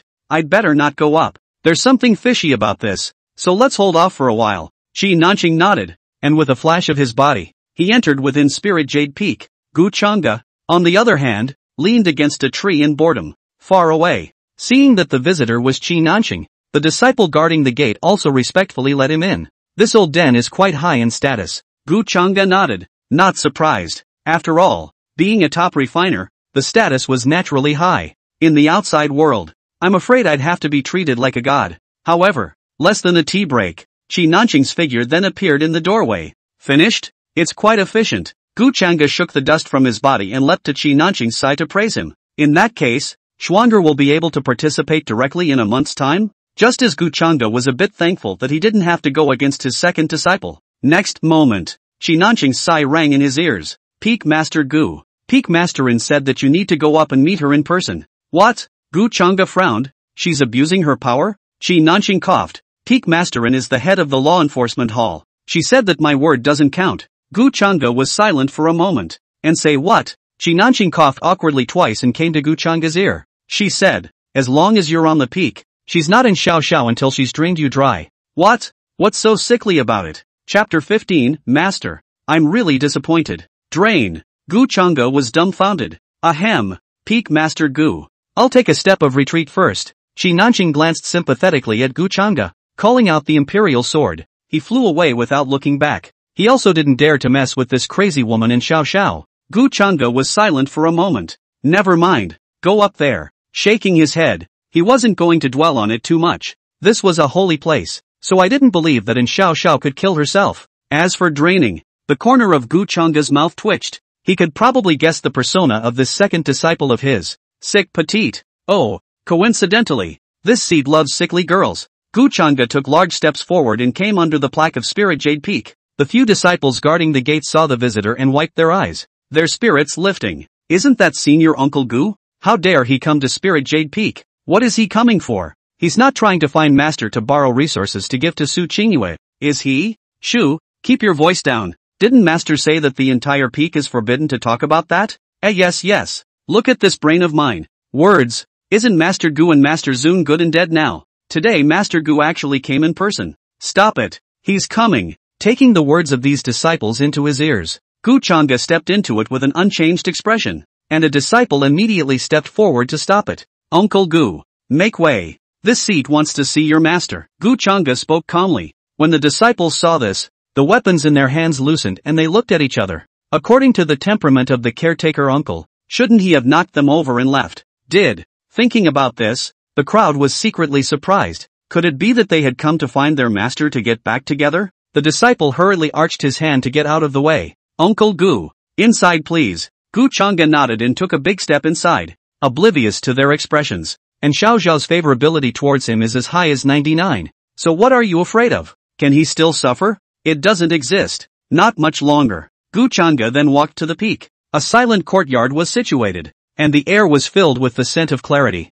Gu Changa's eyes narrowed slightly, and then she saw a green-clothed figure in the courtyard quietly looking at the peaks. The young girl seemed to feel something and turned around, and only then did Gu Changa get a good look at Xiao Zhao's appearance. The exquisite cold-side face hung a light smile, bare snow-white jade feet, and the beautiful eyes seemed to radiate a special charm. The green clothes covered the bumpy and proud figure, and a pair of jade legs stretched out, slender and perfect. Master, you're here. Upon seeing Gu Changa, the corners of Xiao Zhao's mouth lifted up in an absolutely beautiful smile. Isn't this quite good? Gu Changa saw the other party's reaction and secretly sighed in relief. Novels and anime inside the sickly girl are not all holding a knife, forcing the hero and their own long time. This second disciple of his was not this kind of person at first glance. Peak Masterin. Gu Changa arched his hand and then said, Mr. Gu came here today for the matter of the holy maiden quota. Hear that? And Xiao Zhao's face was as usual as she walked up to Gu Changa and smiled. Of course. Thanks a lot. Gu Changa silently pulled away from her. Even though the other person seems quite normal, it's better to take precautions. After all, one's current cultivation level was only at the late passing god stage, while Xiao Zhao was already at the passing god consummation stage. There was still a certain gap. But, seeing Gu Changa take a few steps back, and Xiao Zhao wasn't angry. Instead, he hooked his hand without a care in the world, and a smile appeared on his stunning face. It's against the rules to transfer places. In fact, there is no example of a quota being transferred at all, and the concept is very vague. So, and Xiao Zhao, as the one who manages this matter, does seem to have a veto power. The corner of Gu Changa's mouth twitched. It really wasn't that simple. Senior, why are you willing to be nice to senior sister Qing, but you don't want to look at me? At some point, and Xiao Zhao came up beside Gu Changa and exhaled like orchids. Gu Changa didn't move and said in a calm tone, She is a disciple of Gu. I am also your disciple. No, Gu Changa shook her head. Since you're out of the division, our fates are broken. Upon hearing this, and Xiao Zhao sneered, Master is afraid that you have forgotten that it was you who drove me away that night. That night? Gu Changa's face stiffened. Keywords are triggered and memories come flooding in. Ansia wants to get him drunk and then intent jockey. However, it was Gu Changa who discovered it in advance to stop it, and finally drove him out of the division. Recalling the exciting images in her mind, Gu Changa's face was complex. Unexpectedly, this second disciple of his own is not simple. Peak Masterin is joking. Mr. Gu only came here today to obtain a quota for my disciple, and did not wish to discuss this matter. Gu Changa remained calm. Since it doesn't work, then Gu won't dwell on it. Having said that, Gu Changa stepped down. Can't stay. Recalling his memories, he realized that Xiao Zhao was really sick. Too sick to be sick. This would be the Yi Kung How Long. Although reading the novels Think Sickly Girl is very touching, the reality of contact or forget about it, has been honest and begged to be spared. Master, what's the hurry? And Xiao Zhao's ghostly voice came from behind. Gu Changa stopped in her tracks, her gaze fixed. Around him, a wooden thorn poked out from the ground, trapping his entire body, and Xiao Zhao slowly walked to Gu Changa's side, her slender jade fingers hooking Gu Changa's chin. There was a smile in his eyes. Master, I've heard about the Su family. Are you trying to reform yourself? It has nothing to do with you. Gu Changa turned her face away. Say as little as you can about your sudden transformation. So you, then, are in love with senior sister Qing? And Xiao Zhao's beautiful eyes narrowed as she looked at Gu Changa's gesture. Normally, you go to great lengths to avoid me. Yet today you would come to see me for senior sister Qing. The wooden thorns poked out slightly, cutting Gu Changa's white robe. Silk of blood oozed out. Master, why in the world? Are you unwilling to accept me? And Xiao Zhao's palm stroked Gu Changa's handsome face, her voice sultry. Stay with me, isn't it good? Gu Changa was unmoved, her ink-colored eyes rippling. Master, by saving a woman who doesn't even deserve a name, you've doomed her to fall in love with you. And Xiao Zhao's gaze was grudging. In 200 years, don't you understand my mind? Don't get it, don't want to get it. As new memories flooded in, Gu Changa lazily ignored her and casually returned. Master, You always have this attitude, but today you've come up to my spirit jade peak, then don't think you can easily leave. And Xiao Xiao seemed to have known that Gu Changa would have this reaction, and did not show any disappointment. Her jade palm swung, countless vines drilled out from the forest, just as they were about to bind Gu Changa as a whole. And Xiao Xiao, Gu Changa suddenly shouted coldly, "Master didn't save you from your mistakes just to make you repeat them. Just a few short seconds ago." Stale memories came flooding back. He also understood everything about Xiao Xiao. And Xiao Xiao was originally a girl ready to be sold to a greenhouse. The original owner saved her at the tender age of 12 and incorporated her into his master's school. In other words, if Gu Changa hadn't made a move at that time, then Xiao Xiao's subsequent fate would have been to become a member of the greenhouse. You don't value yourself so much, Master. You're really disappointed. This statement was made, and Xiao Xiao's eyes froze. Taking advantage of her daze, Gu Changa clasped her palm. A long sword with a reddish body appeared. Artifact. Sin breaking. A horrible bloody aura filled the air. Gu Changa moved her palm. The unsheathed sword of broken sin swung with it. Bang! Dozens of wooden thorns shattered like brittle paper. And Xiao Xiao's beautiful eyes blinked slightly, lost in thought as she murmured, "You actually really are as the news says through the gods." Gu Changa flipped her wrist and put the broken sin away. He looked meaningfully at Xiao Xiao. "From now on, this is goodbye." Leaving behind an indifferent sentence, Gu Changa turned around and left. Since Xiao Xiao's favorability towards him had already reached 99, there was no need to brush up his favorability himself. And he hated to have a crazy woman like Xiao Xiao stay away from himself. As for the election of the Virgin, he just couldn't believe it. Were the resources exchanged by the system not as good as a Holy Land? AI. It's true that Schwanger is still the most obedient. With a sigh, Gu Changa sped away with her sword. He couldn't wait to go back to train Qing Schwanger and raise his favorability in the process. Chapter 16, and Xiao Xiao's past. Strange Qing Schwanger. Mastermind. Spirit Jade Peak. And Xiao Xiao looked at Gu Changa's departing back and was lost in thought for a moment. Her favorite master, once again, had abandoned her without mercy. Puff! And Xiao Xiao fell to her knees, her eyes disoriented, and the sound of muffled conversation rang in her ears. "Hey, this kid is all skin and bones. Does any youth center really want him? Don't waste our money. Don't look at her now. She's a beauty. Look at those eyes. Look at that nose. What a mark. Ha ha ha. Also, hiss, you really don't say. This waifu, besides being thinner, is really the most iconic looking of this batch of female waifu.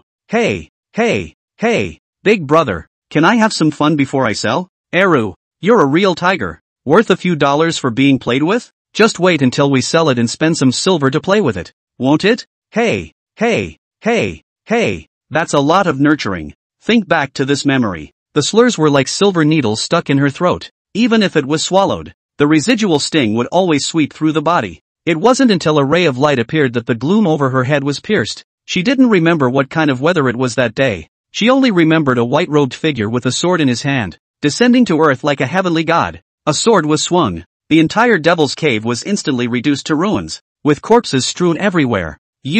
Are you willing to follow this seat to cultivate? Gu Changa stood in front of the girl with his long sword in his hand, his handsome face devoid of any expression. In her eyes, the man shone like a sun, pulling her out of the darkness. I do. Ah. In the next moment, Gu Changa's broad palm reached out and wrapped the girl's thin body around her. Above the imperial sword, the girl mustered the courage to open her eyes, surveying the pounding clouds with fear and curiosity. Do you have a name? Gu Changa's voice suddenly came out. The girl shook her head. No. Seeing as you're skinny and small, I hope you'll be safe, so I'll call you Xiao Xiao. Xiao Xiao? I'm not little. The girl puffed up her small mouth. Master, can I change it to Xiao Xiao? Whatever. No. Tears wet Xiao Xiao's lapel at some point, and her beautiful eyes flushed red. Standing up, she said word for word, Master, I won't let you go. Achoo. On the violet peak, Gu Changa had just put away her long sword when she felt a bit of a cool swish behind her. TCH, that's annoying. If he hadn't taken advantage of this crazy woman's days just now and summoned his spirit sword to break the sin to escape, I'm afraid that he is now locked up in some corner of Lingyu Peak. Shaking her head, Gu Changa stepped into the purple heavenly palace. There are many people who miss him, and Xiao Xiao, is not yet on the list. The task now was to bring up Chang Schwanger's favorability. What exactly is the use of this system's points? Exchanging resources? Gu Changa stroked her chin. Without much thought, his gaze condensed and the system panel surfaced. Current self-rescue value, 800. Functions, mall, lottery, sweepstakes? Gu Changa raised an eyebrow. In his previous life, he had been a non-starter no matter which game he drew, and he didn't know if he would be able to turn his luck around in this life. Forget it. Or look at the mall. As the words fell, a wide array of goods came into view. The techniques were all at the lowest level of the earth class, as well as spirit weapons, pills, and so on, all of which were not the top of the line. Gu Chang'e nodded unexpectedly. The system produced. Of course it was a fine product. No deck? After flipping through half a day, Gu Chang'e eventually gave up. Silently, he nodded, and there was no frustration in his mind. A penny for a penny. Something as heaven-defying as a cultivation breakthrough card was something that he probably wouldn't be able to afford for a while. Her fingertips rested on a spot in the mall, and Gu Chang'e's gaze froze. Under his breath, he muttered, "It's also time to change this girl's technique. Spirit Moon Sword Technique, Heavenly Grade." Synopsis: the more affinity a practitioner has with waterways, the more powerful they can be to a higher level. Redemption. Deduction of 50 self-help points. The next moment, Gu Chang'e's mind was flooded with a sword technique. With the help of heaven-defying enlightenment, an epiphany was achieved in an instant, and in his mind, he deduced it to the realm of minor divine abilities. It's still too much of a stretch to learn divine abilities at the Huanchuan realm, so let's teach her the heaven-ranked Spirit Moon Sword technique first. Thinking for a moment,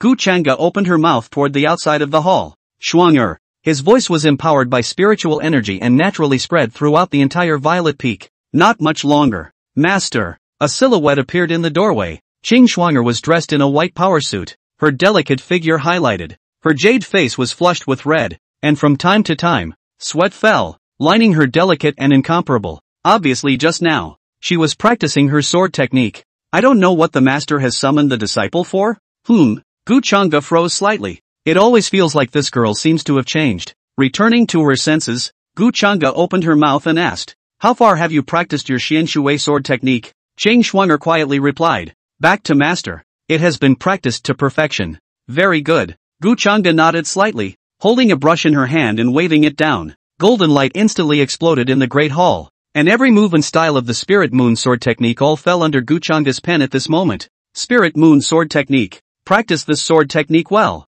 as well as these spirit stones. Take them, and speak to master if you don't have enough. By the way, this method was created uniquely by master, so it must not be passed on to others. Handing Qing Shuang'er the volume of Gongfu in her hand and the spirit stone she had scavenged from Qi Nanqing, Gu Chang'e turned back around and prepared to meditate and cultivate. He wasn't even as good as in Xiao Zhao's cultivation now, let alone the other disciples. Even if you have a system, you can't slack off on your cultivation. Master, there are quite a few errors in this sword technique. Can you perfect it for my disciple? Qing Shuang'er arched her hand and respectfully said. Gu Chang'e opened her eyes and frowned. I can't. Cultivating divine power techniques at the transformation Xian realm is extremely easy to get carried away. Wait until you're at the Spirit Sea realm. Disciple understands. Qing Shuang'er nodded, then walked out of the great hall. Gu Chang'e looked at her departing back, the doubts in her heart deepening. In normal times, shouldn't this girl be grabbing his clothes and pampering him? How could Qing Shuang'er's attitude change so drastically after she had gone to Spirit Jade Peak?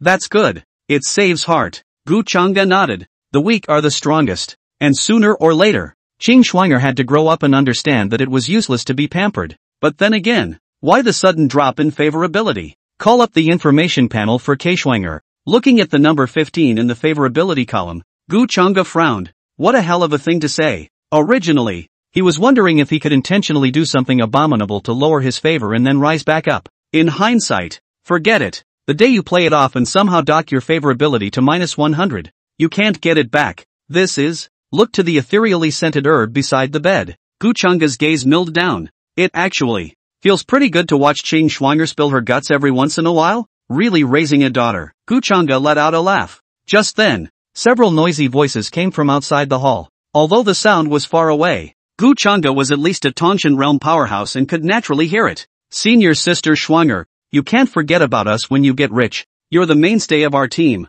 How can we dare to go to that magic beast mountain range without you? If you don't come with us, then don't blame us for not being polite. Gu Chang'e's brows furrowed. Actually daring to act wildly under his nose? You already have a way to die. Just when I wanted to move. Gu Chang'e suddenly stopped in her tracks, her gaze glowing with a deep, bottomless coldness. Around him, a thick line coiled like a giant python. And Xiao, you're not finished, are you? Chapter 17, Qing Shuang'er in danger. Gu Chang'e's choice. Purple Heaven Peak, at the foot of the mountain. I'm sorry everyone. I will be making a breakthrough today. so please find someone else. Ching Shuang'er shook her head with an apology. She had just swept through the spirit moon sword technique with just one glance, and she had vaguely come to a realization. And her cultivation had also vaguely loosened. She had a premonition that she would be able to break through to the late stage of the transformation Xian realm today. Thinking about this, Ching Shuang'er's beautiful eyes became more and more determined. Master, Shuang'er will definitely cultivate hard and not drag you down. At that moment, a green and strong man in a blue robe stepped forward and said, Shuang'er, you're wrong. The breakthrough can be postponed, but our mission can't be postponed. The rest of them nodded. Yes, this time the mission is extraordinary. The reward is generous, and we are only looking for you because of our past love. This mission was snatched with great difficulty by senior brother Lin Fan, so it's a loss if you don't go. Senior sister Shuang'er, you're being unorthodox. Once upon a time it was you who pestered to join us, and today you've turned your back on us? In the face of these people's accusations, Ching Shuang'er lightly bit her red lips and whispered, I'm sorry, I really don't have the time today. Looking at Ching Shuang'er or this bullying look, the few disciples led by Lin Fan glanced at each other and greed flashed in their eyes. Shuang'er, let's put it this way. I've heard that senior Uncle Gu has been mighty today, and asked for a lot of benefits from Qingyan Peak. You should have a lot of resources in your hands as well, right? Lin Fan grinned. We've been short on cash lately. Why don't we borrow some spirit stones?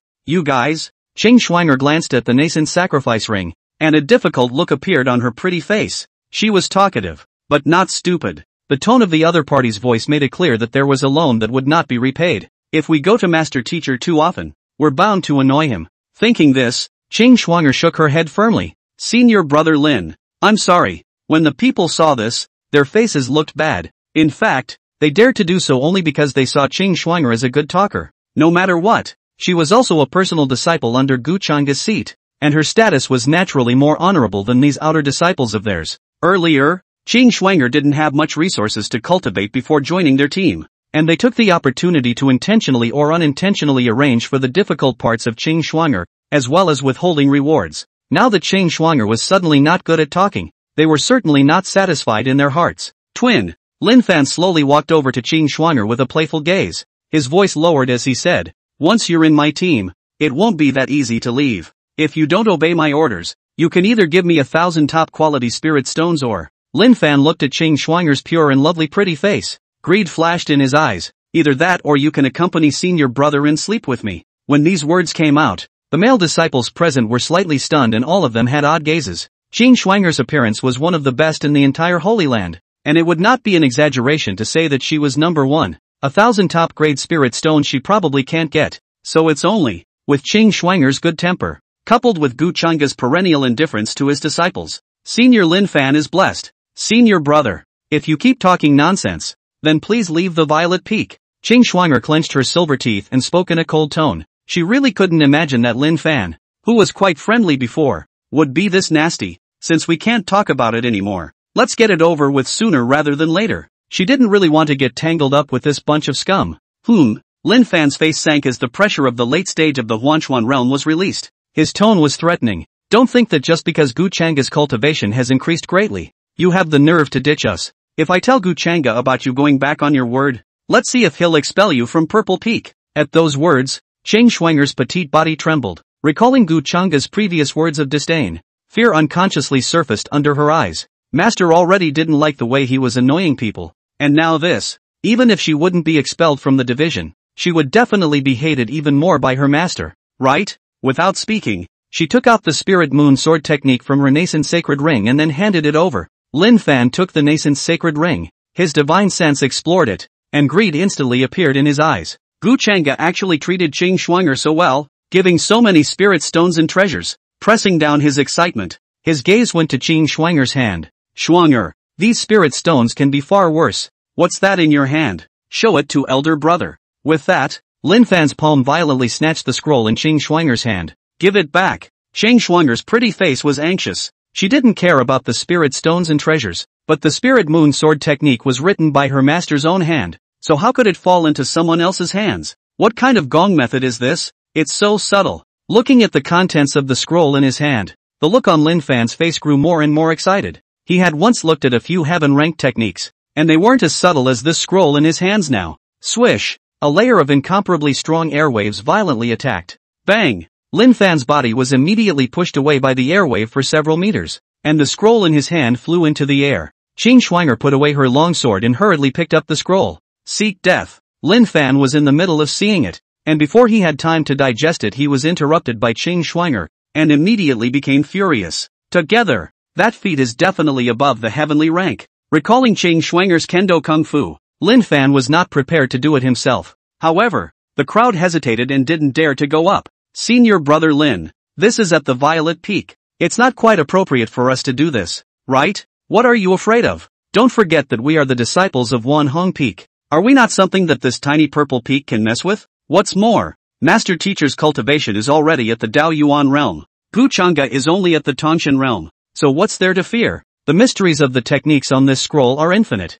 Offer it to Master, and he will surely shelter us. Lin Fan continued to compel. And we've been here for so long and we haven't seen Gu Chang'e step in to stop it. What does that tell us? Hearing this, the crowd was first startled before recalling that they were under the purple peak. Afterwards, when they heard Lin Fan's analysis, they all let out a sigh of relief in unison. Gu Chang'e didn't step in to stop it for a long time, so that meant he didn't care about Qing Schwanger's death. At the same time, he didn't want to offend them from Wan Hong Peak. When Qing Schwanger heard this, she also understood what he meant, and her heart was a little sour. Yes, the master is as strong as the Tongshan realm. How can he not hear their conversation? No, this is supposed to be my personal matter. How can I go bothering Master? As Master said, she couldn't be an overgrown hairy girl anymore. Thinking this, Qing Schwanger's beautiful eyes revealed determination. The long sword was raised in her hand, and a move from the spirit moon sword technique surfaced in her mind. You, get it together. In the meantime, inside the palace of the purple heaven, the two figures faced each other, and an aura of solemnity filled the air. TCH, showing off again. Listening to Qing Schwanger's conversation with these people, Gu Chang'e frowned and couldn't help but feel annoyed. Senior, are you that concerned about the ninth senior sister? And Xiao Zhao's grumbling voice sounded from the side. Bang! Gu Chang Singer wielded his crimson longsword and instantly shattered the vines that had assaulted him. And Xiao, don't go too far. Let me go. Let you go? Master, have you been reduced to begging for mercy with a former disciple? And Xiao Zhao's red lips slightly opened. Her jade palm waved, and a vine once again attacked towards Gu Chang'e. Either stay with me, or watch your Keishwanger die. Chapter 18, Broken Sin Sheathed. Second son of Qi? Listening to the clash of swords and knives outside the Great Hall, vaguely accompanied by screams, Gu Chang'e's face grew more and more somber. Although Qing Schwanger's cultivation level was low, she would never be worse than anyone else when it came to fighting. But the opposite side is obviously more than one person. Not to mention that it is a disciple of Wan Hong Peak. The means are not more than ordinary people. He's got to get down there fast. Bang! Gu Chang'e slashed out with his sword, and crimson sword shadows flashed by. Dozens of vines shattered in an instant. That's all you've got, so you'd better get out of my way. He, Master, you are really confident. And Xiao let out a light laugh, and the long sword in her hand was violently drawn, green light surging. Swish swish swish. In an instant, Gu Chang'e's eyes were filled with green-colored phantoms with teeth and claws. Gu Chang'e's vision was blocked, and she couldn't see the surrounding scenery for a while, and Xiao Zhao's figure took the opportunity to disappear, hidden in a phantom. Here, Gu Chang'e's eyes narrowed to capture in Xiao Zhao's figure. The crimson longsword in his hand slashed horizontally, and the green dragon sword shadow rushed out. Boom! When it was about to hit, phantoms surged up and the shadow of the green dragon sword slammed straight into the stone pillars of the Great Hall. With a sharp sideways glance, and Xiao Zhao's figure appeared, but Gu Chang'e was too late to react. Beam! And Xiao lightly shouted. The green phantom erupted with a blinding light, wrapping around Gu Chang'e like a python. Damn it! After passing God, the gap of a small realm is still too big. Gu Chang'e couldn't move at the moment. Her fists clenched as she looked at the silhouette that slowly appeared in front of her. Master! The green light dissipated, and then Xiao walked over to Gu Chang'e's side, her tone soft. I still can't give you up. In that case, let's retire the peak master position together and wander the world. And Xiao stroked Gu Chang'e's face with both hands, her tone serious and incomparable. Yes, you let me go first. Gu Chang'e's voice was calm. Hearing this, and Xiao Zhao's face sank as she said unwillingly, in the end, you're still doing this to go find ninth senior sister. Is she that good? She's good, at least better than you. Gu Chang'e's tone was flat. Right now, in his eyes, any disciple yanked off the street was 10,000 times better than in Xiao, a no-nonsense sickly girl that he really didn't like. Humph. And Xiao snorted coldly, a smile appearing on her face. Since that's the case, I can't let you go even more. Once upon a time you liked Su Qingyue and I didn't dare to fight for it. This time I won't hesitate. The sound of a man's smug laughter came faintly from outside the great hall, and the smile on Xiaoxiao's face became more and more radiant. I'm afraid that senior sister Qing has lost. I wonder what these scumbags from Wan Hongfeng will do to her. Don't worry, after this matter is over, I will punish these disciples and compensate senior sister Qing. The meaning of Xiaoxiao's words was clear. Not only did she have to watch Qing Shuang'er in danger, she also had to harbor those disciples. Gu Chang'e didn't say anything, just remained silent, and Xiao Xiao walked over to Gu Chang'e's side, wanting to see his expression at the moment. Instead, he saw that his eyes were downcast and his face was devoid of joy or anger, and Xiao Xiao's pretty face sank, and her eyes flashed with a hint of disappointment. Just when I wanted to speak. Enablers. Gu Chang'e's cold voice rang out. His long slender fingers traced the crimson longsword in his hand. And Xiao Xiao, do you know your crime? What? Feeling Gu Chang'e's suddenly rising pressure, and Xiao Xiao's willow brows furrowed. Just when I wanted to turn back to avoid it. Boom! Gas explosions rose and seemed to contain the roars of countless resentful souls. Gu Chang'e's body was wrapped in scarlet energy, and the spirit sword in her hand was sheathed, breaking through the air. God-ranked spirit sword. Sin breaking. The day you meet a guilty person is the day you unsheath your sword. Scram! Gu Chang'e chortled coldly. The shadow of the green dragon sword rose at first, but this time it was a scarlet color all over, just like a killing god descending. In a flash, it even directly tore apart the phantoms present. Bang! And Xiao Xiao's body flew out violently and crashed into the stone pillar. In the next moment, when she was just about to get up and draw her sword, the sound of whistling suddenly rang in her ears. Gu Chang'e's figure was like lightning, flashing to her side like a cannonball. The gaze was icy cold, and the chill was deep. Stay well, I'll come and kill you. Boom! The palms of his feet exerted force, instantly shattering the floor. Gu Chang'e's figure flashed and rushed towards the outside of the hall, and Xiao Xiao wiped away the blood at the corner of her mouth and laughed somewhat helplessly. It seems to have played off. Purple Sky Peak. At the foot of the mountain, several disciples wearing gold robes were lying cross-legged on the ground, dying. Ah! Let go of me. Do you know who I am? I'm a disciple of Wan Hong Peak. Lin Fan was currently being stepped on by a man with a clean-cut face, unable to move, and could only be impotent and furious. Bang! The man's face was expressionless as he kicked it to the side of a tree. His gaze shifted to the left. A woman in a white power suit with a stunning face was collapsing on the ground. Just when I wanted to go up and check it out. Who? A voice came. Gu Chang'e's figure descended and wrapped an arm around Qing Shuang'er. Then her eyes narrowed as she looked at the man. The other party's cultivation level was such that he couldn't even see through it. In memory, the entire Holy Land is higher than their own cultivation. Should only be the peak master of the first 3 peaks. This man, he hadn't seen. Mr. Yi came here to seek out peak masterin, and when I happened to see someone fighting here, I couldn't help but step in to help. The clean-cut man had a smile at the corner of his mouth. Warm and gentle. And Xiao Xiao? Gu Chang'e raised an eyebrow. Just as he was about to open his mouth, the system's beep came. Ding! Detected Yi Liangchen, the son of Heaven's destiny, who will later lead the 9 female emperors to surround and kill the host's person. Ding! Side mission released. Prevent Yi Liangchen's disassociation and dismantle it. Tisk! Gu Chang'e couldn't help but look at Yi Liangchen one more time. Destiny's child. That much? And leading the Empress roundup. Gu Chang'e frowned. This son of heavenly destiny is bound to his 9 disciples, right? No wonder there's some sort of siege going on inexplicably. The main character, untamed, eyes cannot tolerate sand, must make the villain who has hurt the heroine to pay the price. Separation. Is talking about me and in Xiao Xiao, right? Thinking about this, Gu Chang'e had a bit of a headache. Originally, he thought that in Xiao Xiao's good sense was high enough that he could leave it alone. I didn't realize there was this,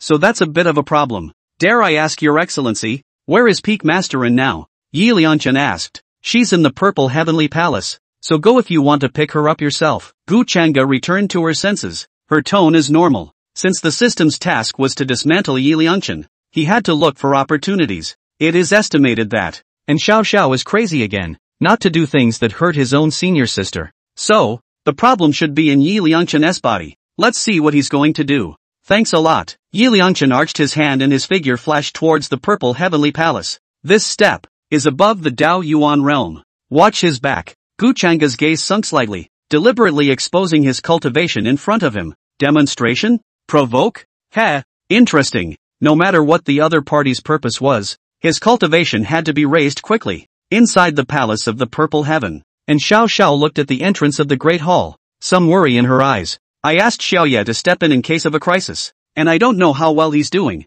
Just then, a figure flashed to the violet heavenly hall. Dash! Yi Liangchen saw the fallen and Xiao Xiao at a glance and rushed to her side. I'm fine, and Xiao Xiao shook her head, then said with some helplessness in her eyes, have you spoken to the master? The first thing she heard in Xiao Xiao say was that she was concerned about Gu Chang'e. A trace of imperceptible hatred flashed in Yi Liangchen's eyes. There is. Yi Liangchen nodded. Then his face turned cold and he clenched his fists. This master of yours? You really don't know what's good for you. What nonsense are you talking about? And Xiao Xiao's beautiful eyes narrowed as she looked at Yi Liangchen with more hostility. In normal times, as long as she met someone who insulted Gu Chang'e, and Xiao Xiao would never treat them politely. Yi Liangchen's current sentence was stepping on her thunder point. Seeing in Xiao Xiao like this, Yi Liangchen took a deep breath and said in full. He said that he should have known better than to save your little ass. Chapter 19 Misunderstanding. What exactly is Qing Shuang'er capable of? What? And Xiao Xiao froze slightly, her eyes twinkling. Master's words about killing herself and staying away from her wouldn't even make her heart flutter this much. But the only past events of early childhood, how could it be? There's no way that Master could have said such a thing. Come back to your senses. And Xiao Xiao stood up and pushed Yi Liangchen away. You're lying. She didn't believe it. She wanted to go down the mountain to see Gu Chang'e.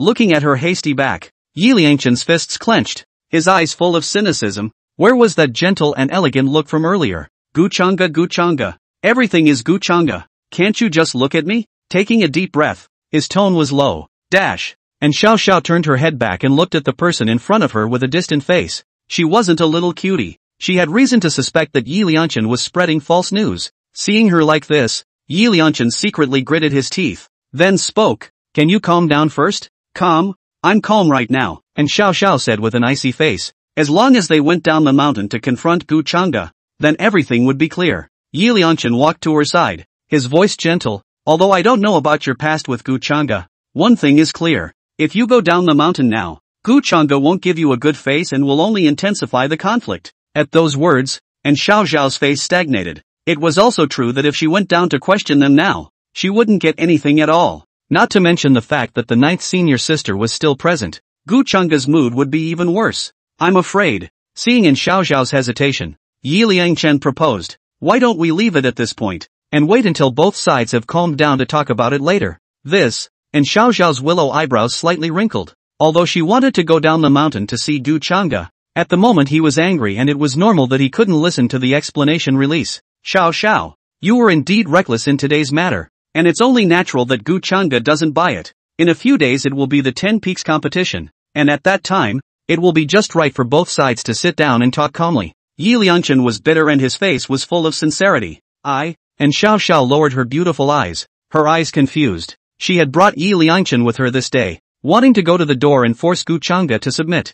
I didn't expect a disciple from Wan Hongpeak to pop up in the middle of the day, so he made a plan and went up to the Purple Heaven Palace himself to stop Gu Chang'e, while Yi Liangchen peddled. I didn't expect Gu Chang'e to be able to defeat himself by crossing the level and going down the mountain to meet Yi Liangchen. Then uttered the line. Thinking of this, and Xiao Xiao hastily shook her head. No, he definitely wouldn't say such words. Yet the next moment, it seemed to come to mind. Her heart fluttered. Yi Liangchen didn't know about his own past, much less make up these words. So, did Master really say that? Xiao Xiao, Xiao Xiao. Yi Liangchen waved his hand, and Xiao Xiao came back to her senses. Her eyes were a little lost and said, okay, let's go. Remember to avoid them when we go down the mountain. Yi Liangchen nodded, his eyes narrowing slightly. Success! When the 10 Peaks competition was held a few days later, that was when Gu Chang'e's peak master position would be stripped away. At that time, when Gu Chang'e lost the support of the Holy Land, it would be his time to die. Dash, can only be his. Dash, let's go. Yi Liangchen pulled in Xiao Xiao up and grabbed her white wrist, and Xiao Xiao's willow brows suddenly wrinkled. Let go. I can walk by myself. You have injuries in your body now. How can you use your spiritual power at will? Scram! And Xiao Xiao coldly shouted. Dash! Yi Liangchen froze. I can walk by myself, and Xiao Xiao said coldly. LOL. Yi Liangchen secretly clenched his fists and gritted his teeth in his heart. Gu Chang'e, Gu Chang'e. Everything is Gu Chang'e. Damn! Looking at Xiao Xiao's back as she left, Yi Liangchen's figure flashed and followed. Right now, his priority was still to radicalize the misunderstanding, and the rest, later. After all, in the future, and Xiao Xiao's eyes would only be on him. The moment, the foot of the purple peak, the two figures sat on the ground, a stream of spiritual energy overflowing. Gu Changa's hands rested on top of Qing Shuang'er's nearly soaked white clothes, her eyes a bit gloomy. This girl? What a show-off! One man beating 5 of the same realm. How does one think? His eyes were cast on the 5 Hongpeak disciples who had fallen to the ground. Gu Changa sighed in her heart. Worthy of being the future empress, she was still able to fight to a near draw in such a situation. If it wasn't for the fact that Lin Fan was wearing a Xian rank armor. Otherwise Qing Shuang'er could have actually taken care of these few scumbags together. As the minutes ticked by, Qing Shuang'er's originally pale and pretty face also gradually regained its blood color, and her body's qi and blood slowly returned. Phew! Seeing that Qing Shuang'er is out of life-threatening danger, Gu Changa sighed in relief. He only had this disciple to save the most heart now, so he couldn't afford to have anything go wrong. Father, mother, don't go. At that moment, Qing Shuang'er's lips moved slightly, and she spoke in a delicate, dreamy voice. Clear tears fell and traced down her pretty cheeks, her petite body trembling and pathetic. Gu Changa sighed slightly and gently wiped the tears from her face. You girl, you're just feisty. Today's matter is also. So what if I give them the gongfu? Your master I will still break their legs later on. The treatment just now made Gu Changa feel a bit exhausted. He simply picked up Qing Shuang'er and leaned against the tree, muttering, I'm still a stupid girl who prefers to be pampered than the current feisty Qing Shuang'er. It's hard to guess what's in a woman's mind. Why the sudden cold face? Hey, it's making it so I can't brush up on my favor. Master? Qing Shuang'er's sticky voice issued from her arms. Gu Changa froze and instantly changed her words. Degree. Ah no. Shuang'er, awake? Qing Shuang'er nodded with a somewhat unnatural expression. Well, Gu Changa's old face darkened, and he realized that he was now straddling someone else. Can you walk by yourself? Yes. Qing Shuang'er nodded her head obediently. Good. Then go back to rest early. Gu Changa's face didn't change as she changed the topic. It's getting late. Senior, I want you to carry me. Qing Shuang'er suddenly opened her mouth, her voice soft and sticky. Men and women are not related. If you can walk by yourself, then walk by yourself, Gu Changa said in a serious tone. Just kidding. He is a man. Carrying Qing Shuang'er, a little girl, all the way, shall not die of embarrassment. Master. Qing Shuang'er tugged on his sleeve and pampered him. Just spoil me. Gu Changa was somewhat speechless. It's not. How did this girl become so fast? Hey, forget it. Let's just spoil her for once. Tapped Qing Shuang'er's little head. Gu Changa spoke. Only this once. Yay. Master is the best to me. Qing Shuang'er tapped her toes and leapt to Gu Changa's shoulder. She heard everything that was said. It's not like Master doesn't hate himself. Ding. Detecting Qing Shuang'er's mood fluctuation. Favorability plus 20. Rewarding self-help value of 200. Ding. And Xiao Xiao's mood swings detected. Favorability minus 5. Gu Changa's eyes narrowed. Seems to look at a tree in the distance. Wow. A few birds fluttered out of the trees, shaking off a green leaf. Master, what's wrong? Qing Shuang'er asked. Gu Changa retracted his gaze and shook his head. It's fine. It's probably because Master's eyes are blurry. When the Master and disciples' backs were far away, 2 figures leapt down from the tree. Xiao, go back to the peak. You've worked too hard today. It's time to rest, Yi Liangchen said with concern, and Xiao shook her head. Little Yi, these Hongpeak disciples are tied up and sent to my law enforcement hall to be sentenced. After saying that, and Xiao looked at the Gu Changa duo's fading figure, her eyes as calm as water. Ryoko. She raised her head and looked at Yi Liangchen, the corners of her mouth sketching out an absolutely beautiful smile. By the way, regarding the Holy Maiden election, you enroll this 9th senior sister of mine as well. I'd like to see just how capable someone who can make Gu Changa love her so much is. Chapter 20 10 Peaks Competition? Begin the raffle. Sure enough, they were present then. Nightfall. Gu Changa's silhouette descended, looking at the foot of the mountain that had long been empty, with no sign of Hongpeak's disciples. His gaze lowered. Headache nah. And Xiao Xiao's own character was already problematic, and now there was another Yi Liangchen stirring things up, making it even more chaotic. Wait, if I remember correctly, in a few days is the 10 Peaks competition, right? Gu Changa was jolted. The 10 Peaks Grand Competition was, to put it bluntly, a martial arts competition. The disciples of the 10 Peaks of the Spirit Hung Holy Land as well as the Peak Masters had to attend. At that time, I was only afraid that the kid Yi Liangchen would come out to mess up. At a young age at the Dao Yuan realm, and also surnamed Yi, Gu Changa said with a thoughtful face, the imperial son of Great Zhou? Interesting. The identity of this son of Qi is not simple. The Great Zhou imperial family, as he remembered, had more than one divine apparition realm. Clenched his fists. Gu Changa sighed. Still not strong enough. If he was at the peak of the divine apparition realm, The Emperor of Great Zhou would have to respectfully call himself Lord Gu when he came. Boom! At that moment, a strong fluctuation of spiritual energy suddenly erupted from the mountain, and the water moon-colored light lit up. Gu Changge looked toward that spot and nodded. Huanshuan perfection? Breaking through 2 realms in a row. This girl's talent is truly superb. Of course, he also understood that Qing Schwinger's cultivation was by no means only based on her talent, but also her acquired efforts. I, as a master, have to work hard too. It couldn't be that every one of the 9 disciples under his seat could take him down, could it? That would be too humiliating. However, right now, it's better to settle the matter of the 10 peaks competition first. There was a Yi Liangchen pressing down on his head, which always made Gu Changge's heart uncomfortable. Not to mention the other things, Yi Liangchen's cultivation at the Dao Yuan realm was there. What's more, as the Prince of Great Zhou, his means were even more different from normal people,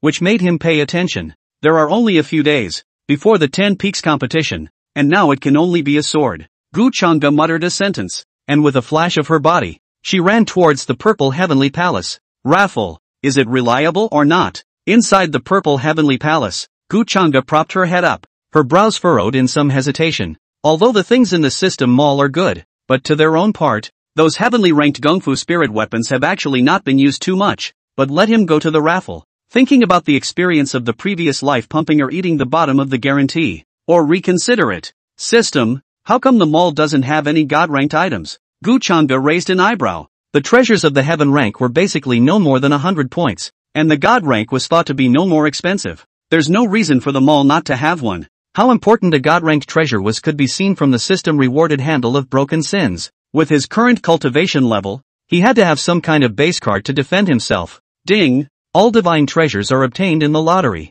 Trader, Gu Changge spat. Sweepstakes X. Thank you for your patronage. Ding! This system is fair and square. No shady business at all. System, I believe you. The hell with it. Gu Changge looked disgusted. It's all up to the official to interpret, makes it hard for him, a non-college body, to believe it. System, is the God card in the draw? Gu Changge suddenly asked. Ding! The divine card is obtained in the lottery. The only way. Gu Changge coughed twice and changed her face. Actually, system, I still trust you. The temptation of this thing, the God card, is really not normal. A cultivation breakthrough card can offset the results of other people's cultivation for 100 years. Just ask you if you're convinced? Sweepstakes, Gu Changge said. Ding! Consume 50 points of self-help value and obtain a convergence card. Concealment card, no one below the divine hijacking realm can be detected. Duration, 10 minutes. Gu Changge raised an eyebrow. I can't believe it's not thank you for your patronage. Can. Go on. Ding! 50 points of self-help value consumed. Thank you for your patronage. Good. So much for playing it right. Reaching out her hand, Gu Changge prepared to turn off the panel. I'm not playing. Ding! Lucky value +1. Lucky value? Hearing this, Gu Changge's finger stopped. System, what does this mean? Ding! Lucky value can make the host luckier. Gu Changge narrowed her eyes. System, I've noticed you're quite the chicken thief. Clenching his fists, he grew more and more upset. It feels a bit like a trap, but it's still tempting to smoke what's going on, right? It's also a handful of times, just like in my previous life, when I thought about one shot as soon as I had a surplus on my account. In fact, tends to draw a bunch of crap and then curse and swear never to touch a raffle again. The resources given by Qi Nanqing today can already sustain Violet Peak. Gu Changge stroked her chin and murmured, together with Qi Nanqing's compensation tomorrow, and the bride price returned by the Su family, there were enough cultivation resources for himself and Qing Schwanger. What he was missing now could only be obtained through a lottery. After thinking for a moment, Gu Changge said, System, lottery. Ding! Consume 50 points of self-help value. Thank you for your patronage. Lucky value +1. Gu Changge's face did not change. And 800 self-help points. 16 draws. And you still can't get anything good? Sweepstakes. Ding! Consume 50 points of self-help value. Thank you for your patronage. Lucky value +1. Drawl. Ding! Consume 50 points of self-help value. Thank you for your patronage. Lucky value +1. Raffle. Ding! Consume 50 points of self-help value. Thank you for your patronage. Lucky value +1. Me Naya. Gu Changge rolled up her sleeves, obviously a little on top of her head. He doesn't believe that he can keep on being a non-performer. The next draw is definitely a hit. Drawl. Turning a blind eye. The self-help value is then spent. However, all clear, thanks for the patronage. Looking at the lucky value that had reached 15 points, Gu Chang'e narrowed her eyes. 150 points. Last 3 draws. Draw again. And quit if you don't win. After saying this, the corners of Gu Chang'e's mouth twitched. Isn't this nifty? The same experience as in a previous life? Win a handful and go to sleep. Rest after this mission. Gu Chang'e shook her head and took her thoughts back. These things in the mall really couldn't catch his eye, so he might as well take his chances with the lottery. It's just that the probability of the prize really makes him a little red warm. Forget it. Last draw and go to bed afterwards. Drawl. Ding. Consume 50 points of self-help value. Thank you for your patronage. Lucky value +1. Again. Ding. Consume 50 points of self-help value. Thank you for your patronage. Lucky value +1. Nima. Gu Chang'e cursed. What happened to the promise of childishness and the promise of no shady practices? Dog system. More so than Goose Factory. The last 50 points can't be exchanged for anything, so just use them. Gu Chang'e sighed, and at the moment, his mood had calmed down. After today, he would jump from the purple peak and wouldn't even bother to draw this prize once more. Ding! Consume 50 points of self-help value. 17 points of luck value zeroed out. Obtain cultivation breakthrough card *2. Forgetfulness Tao body fragment *1. Talent psychic. Ward hair? Chapter 21 condensing the Tao body. Su family meeting. This, Gu Chang'e froze slightly. Then came the surprise. Cultivation breakthrough card. A new talent. And, the remnants of the forgotten Tao body? As if thinking of something, his breath caught. It's a great deal of money. One must know that the Tao body was a heaven-defying means that could only be comprehended at the Tao Yuan realm. And, it was extremely difficult to coalesce and mold it. Some, even after spending thousands of years, could only coalesce their Tao bodies into a single head. With the remnants, coupled with the heaven-defying enlightenment, tonight I may be able to condense a Tao body of my own. Having a Tao body was equivalent to having an extremely powerful base card. And, no one would have thought that a Tongshan realm could condense a Tao body. This undercard can definitely catch the opposite side off guard. Gu Chang'e took a long breath and calmed the excitement in her heart. Eyes cast to the system panel in thought. As for this cultivation breakthrough card, just keep it for now. In the immortal cultivation realm, the higher up the realm one goes, the harder it is to go further. If you save this card to use in the Gajak realm, the effect will be better. But Gu Chang'e didn't hold out much hope for this. After all, there were so many emergencies, there was no guarantee that she would be forced to use it one day. What does the gifted psychic system do? Gu Chang'e asked. Gifted psychic, more in tune with the natural environment, making it much less difficult to tame a spirit animal. This talent seems to be a bit of a chicken. Never mind, it's as good as it gets. Referring to the reverse gnosis, none of the talents given by the system would be that bad. Fusion. Next moment, a clear and majestic energy impacted Gu Chang'e's limbs. He opened his eyes, only to feel his vision seem more than twice as clear. This feels very comfortable. Gu Chang'e nodded. A light hand shake. The surrounding spiritual energy then surged into his body, and although it was thin, it was better than a constant stream. Noticing this change, Gu Chang'e was a bit surprised. So that's what fit means. No matter what attribute of spiritual energy it was, it could be absorbed by him without any obstacles. In this way, the efficiency of cultivation has increased greatly. My talent is now no weaker than those few disciples. Gu Chang'e took a long breath. Although the original master's cultivation talent was also demonic, it was no more demonic than those 9 future female emperors. It's hard to keep from being taken by them. Now this gift is just enough to close the gap between themselves and them. Shook his head. Gu Chang'e did not remain complacent for long. Now his self did improve a lot, but it was still too weak. It was still necessary to become stronger in order to face so many heavenly orders.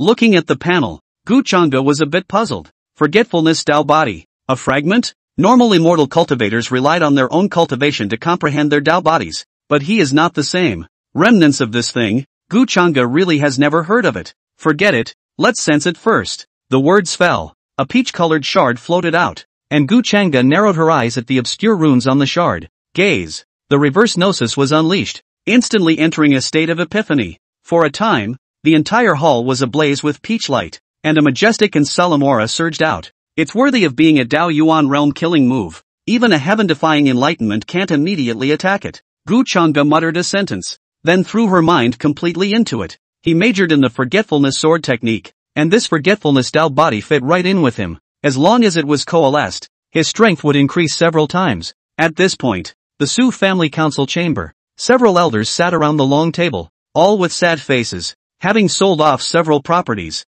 Their Su family's current strength was simply worse than a second-rate power, just barely keeping up the facade with the surpluses over the years. That's when they came to their senses. All of their soaring success over the years was actually just relying on Gu Changa. Without Gu Changa, they were literally nothing. Report. At this moment, a Su family member rushed in hurriedly. The crowd's gazes fell on him, and their faces became even more ugly. What's the bad news again? Su Xiaotian topped his swollen face and said in a low voice, "Speak." That clan member hesitated and spoke. The four clans, the Lin, Feng, Wang, and Zhao clans, have already come to their doors after learning of today's news. We tried to stop it, but we were injured several times by that Lin family master. This statement was made. The fists of the Su family elders present clenched, anger showing on their faces. Door to door? I'm afraid I'm here to break off cooperation with the Su family. One of the elders spat indignantly. This group of dogs who see the wind in their sails. The elders present similarly beat their chests and sighed. Su Xiaotian's face was gloomy. While he hated these families for breaking the contract, he could understand it. Su family this time not only offended the spirit-hung Holy Land Peak Master, the family way is even more in the middle. Such a family, whoever maintains cooperation with it is losing money. Bang! A grumpy elder slammed the table. Didn't you warn the entire clan long ago that you can't reveal half of today's matter? The crowd did not reply. Their faces helpless. Who can guarantee that any family doesn't have 2/5? Besides, there were so many people present. Who could guarantee that there were no scouts? With the matter at hand, the atmosphere in the council chamber became even more subdued. After a while, I'm afraid that the news of the Su family's decline will spread throughout the Great Zhou. At that time, the threshold of the Su family is estimated to be stepped through. Su Qingyue, it's all your fault.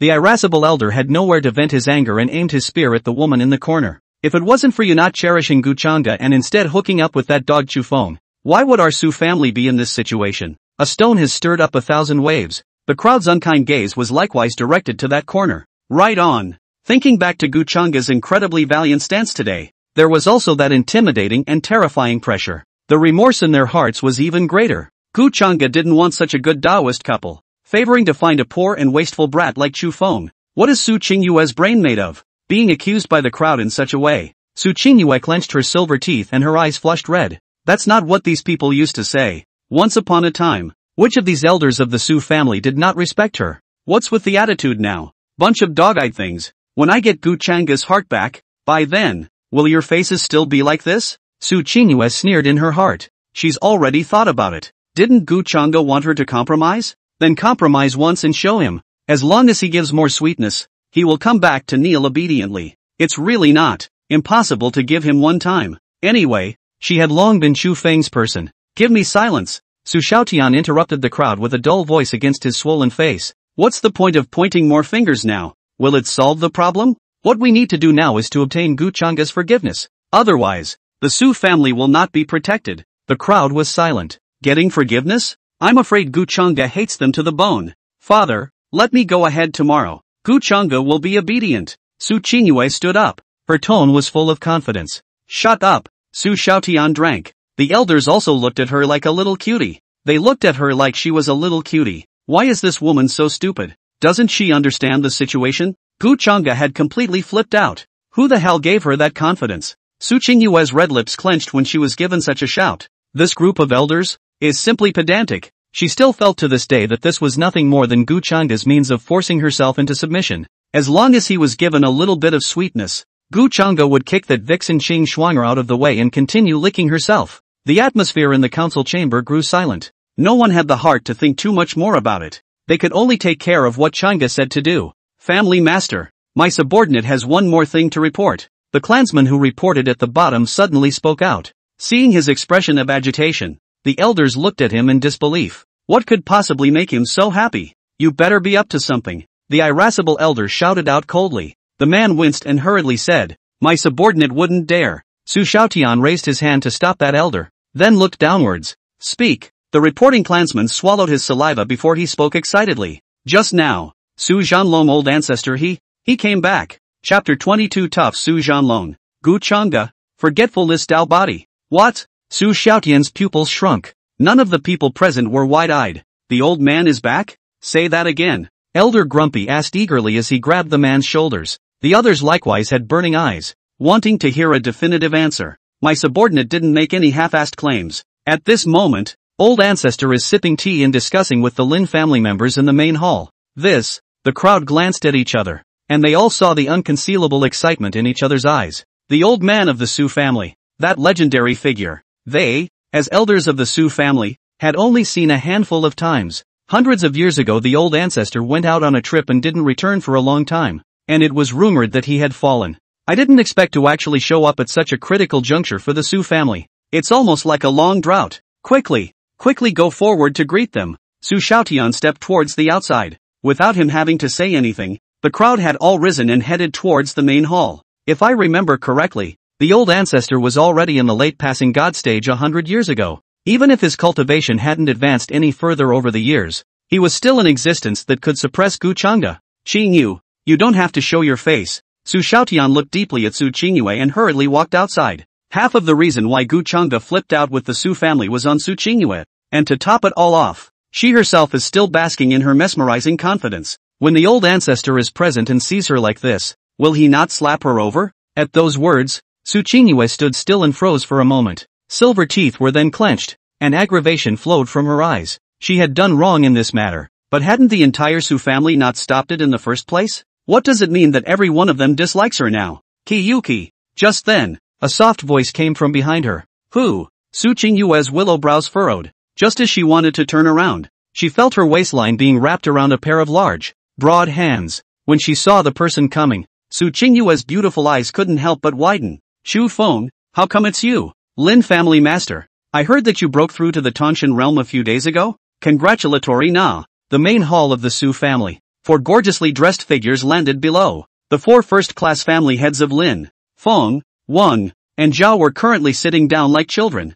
their expressions tense. Above, an old man with white hair and a tiger's back casually sat in the main seat, his pupils as sharp as a falcon's. The Su family's oldest ancestor, Su Zhanlong. He looked at the Lin family head, seemingly congratulating him, but in reality, his tone was contemptuous. The Lin family head arched his hand, a forced smile on his face. It was just a fluke. Just a fluke. The other 3 family heads had sweaty foreheads and lowered their heads, afraid of being named by Su Zhanlong. In front of this old man, they simply couldn't be hardened. A fluke? Su Zhanlong snorted coldly, his eyes narrowing. Lin Yaotian, you weren't as humble as you are now just now. Feng, you're the most imposing one. Boom! Terrifying spiritual energy erupted as Su Zhanlong stretched his shoulders, and a dragon and an elephant slowly coalesced from behind him. The deafening roar of the dragon and elephant echoed throughout the main hall. None of the 4 people present had their eyes wide open, their hearts shocked beyond measure. Dragon and elephant rode body. Not only had Su Zhanlong cultivated to the Dao Yuan realm, he had even condensed his own Dao body. Old ancestor. At this moment, Su Xiaotian's crowd hurriedly arrived. Their eyes shifted downward, looking at the scene in front of him where the 4 family heads didn't dare to fart. His heart felt free. You guys? Su Zhanlong's gaze turned to the crowd. His eyes narrowed as if he was distinguishing the visitors. Old ancestor. Junior is the current head of the Su family, Su Xiaotian. Su Xiaotian took a step forward and said, Su Xiaotian? Well, it kind of rings a bell. Su Zhanlong nodded symbolically and waved his palm. Don't just stand there. All take your seats. Hearing this, the crowd's hearts rejoiced. The old ancestor is recognizing them. After everyone was seated, now, we'll come to settle the matter of today. Su Zhanlong looked at the 4 family heads, his eyes carrying a dangerous aura. What you have done today has made this seat very unhappy. This seat gives you a choice. Submit to the Su family, or die. This statement was made. Even the Su family elders had their eyes wide open. Submission means becoming an affiliated family. If this is true, then their Su family would directly jump into the category of superfamily, and could even call the shots with the spirit-hung Holy Land. This, Lin Yaotian's 4 looked at each other, their faces unsightly. How could they not hear the meaning of submission? To put it nicely, it is submission, but to put it bluntly, it is to become a dog of the Su family. Resources were offered and the clan changed its name. The late generation is sorry for not being able to comply. Lin Yaotian was the first to jump out and said, the Lin family was on the verge of squeezing into the ranks of the superfamilies. How could he, as the head of the family, agree to such a request? At this moment, Su Zhanlong sat above him, playing with the teacup in his hand. Click. Hearing Lin Yaotian's reply, his palm clenched and the teacup was instantly crushed. Su Zhanlong's eyes narrowed as he looked towards Lin Yaotian. You, who chose death? Boom! The dragon and elephant silhouettes danced violently, coming to life in the empty hall. A heavy pressure was released. and even the floor sagged with the naked eye. Lin Yaotian was currently being crushed and unable to move. His forehead was dripping with cold sweat. It's too strong. Tongshan and Dao Yuan were not at all at the same level. What's more, Su Zhanlong is still a Dao Yuan realm with a Dao body. Feeling the suffocation in his chest, Lin Yaotian hurriedly spoke. My Lin family concede 30% of our industry. 30%? Su Zhanlong shook his head, a hideous smile on his face. This seat doesn't want anything right now. Just your life. Bang! Next moment, deafening sounds of dragons and elephants rang out as the terrifying silhouettes of a dragon and an elephant slammed viciously towards Lin Yaotian. Without even having time to beg for mercy, Lin Yaotian's body was torn apart by the dragon elephant. The old ancestor's strength has reached such a terrifying level. The hearts of the Su family elders present were shocked beyond measure, and their reverence for their own ancestors increased. Gu Chang'e. The worries in Su Xiaotian's heart were all gone, and hatred flashed in his eyes. If the old ancestor was so strong, what could he, Gu Chang'e, take on the Su family? The flesh and blood of the Tongshan realm. Delicious food. Su Zhanlong looked at the corpses on the ground, greed flashing in his eyes. A big hand. That Lin Yaotian's flesh and blood then slowly melted away, gradually turning into a drop of essence blood. The essence blood flew to his palm and Su Zhanlong swallowed it in one gulp. Roar! The dragon and elephant Dao bodies chirped in unison, and underneath the feet of the two, a piece of leaf body that was originally faint as if it was floating in the air slowly coalesced out at this moment. It's still a little short. Su Zhanlong's gaze burned. The leaf body of the Dao body consisted of 10 pieces, and each piece coalesced to strengthen the Dao body several times. By swallowing the flesh and blood of one more passing god realm, his dragon elephant Dao body would be able to condense its first leaf body. At that time, ordinary Dao Yuan realms could only be reduced to blood food in his eyes. Hiss. The people present looked at this scene with horror in their hearts. The old ancestor's methods were truly terrifying. I am afraid that this is the secret that he can promote from Tongshan to Dao Yuan in just a few hundred years. Great opportunity. Su Zhanlong licked his lips with intent, and his bloodthirsty gaze was cast on the 3 family heads below. Puff! After seeing that scene just now, those 3 family heads' legs had long since softened in fear, and after being stared at like that, they actually directly fell to their knees. Elder is willing to submit. The late generation is also willing. The late generation is also willing. Su Zhanlong withdrew his gaze and casually waved his hand. Alright, get lost. A few spirits sea realm still couldn't enter his eyes. Yes. The 3 of them rolled and crawled, wishing they could grow 4 legs. It's too terrifying. This Su clan's old man is simply not human. Looking at the backs of the 3 people who escaped in a sorry state, the elders were in a happy mood. The fear of Gu Chang'e transformed into complacency. After tomorrow, the Su family would be a huge monster, and at that time, the spirit hung Holy Land would naturally not favor Gu Chang'e's trash. As long as the ancestor makes a move, then Gu Chang'e will be dead. In the meantime, inside the palace of the purple heaven, boom! Waves of chi rolled violently, spreading out from that elongated white-robed figure. Behind Gu Chang'e, a gorgeous and eye-catching giant peach blossom was in full bloom, and in the center of the peach blossom, there was actually a stunning beauty standing. Look closely, at the feet of the beauty, a peach-colored leaf body, slowly floating. Chapter 23, Forgetfulness Dao Body Open Leaf, traveling to the Su family. Phew! Gu Chang'e exhaled a mouthful of turbid air. Opening his eyes, he looked at this peach-colored beauty's silhouette with some excitement in his heart. This is the forgetfulness of the Taoist body that has opened a leaf. Try the power. With her gaze fixed, Gu Chang'e used her finger as a sword and swung it out blandly. In an instant, the peach blossoms bloomed and transformed into a long peach-colored sword that coalesced in the beauty's hand. The beauty lightly swung her long sword and chopped into the air. The sword she unexpectedly transformed into gorgeous peach blossoms that danced in the air. Bang! In the blink of an eye, the peach blossom shadow erupted with infinite power, shaking the entire violet peak. Gu Chang'e looked at the scene and faintly said, "Collect." When the words fell, the Taoist body transformed into a piece of peach blossom shadow and dissipated into the air. Feeling the deficit in his body, Gu Chang'e shook her head slightly. The Dao body really does consume spiritual energy. A simple sword was able to drain 1/10 of the spiritual energy in my body. But accordingly, the power of this sword was equally terrifying as it was. If it's combined with the sword technique, ordinary Dao Yuan realm, it's no match for me. Thinking back to that terrifying sword just now, Gu Chang'e was satisfied in her heart. This was just one leaf of the Dao body, and it would be stronger down the road. It seemed to come to mind. He sighed a little. It's just a pity that this Dao body fragment is unattainable. You can't keep going to the lottery. After all, it's not like this Dao body fragment is a fixed reward. Ding! Host's demand detected. Mall updated with new products. Updating merchandise? Gu Chang'e raised an eyebrow, then tapped on the mall. Forgetfulness body fragment *9. Price, 4,500. A piece of 500? Looking at the panel, Gu Chang'e frowned. The road to boosting goodwill is a long way to go.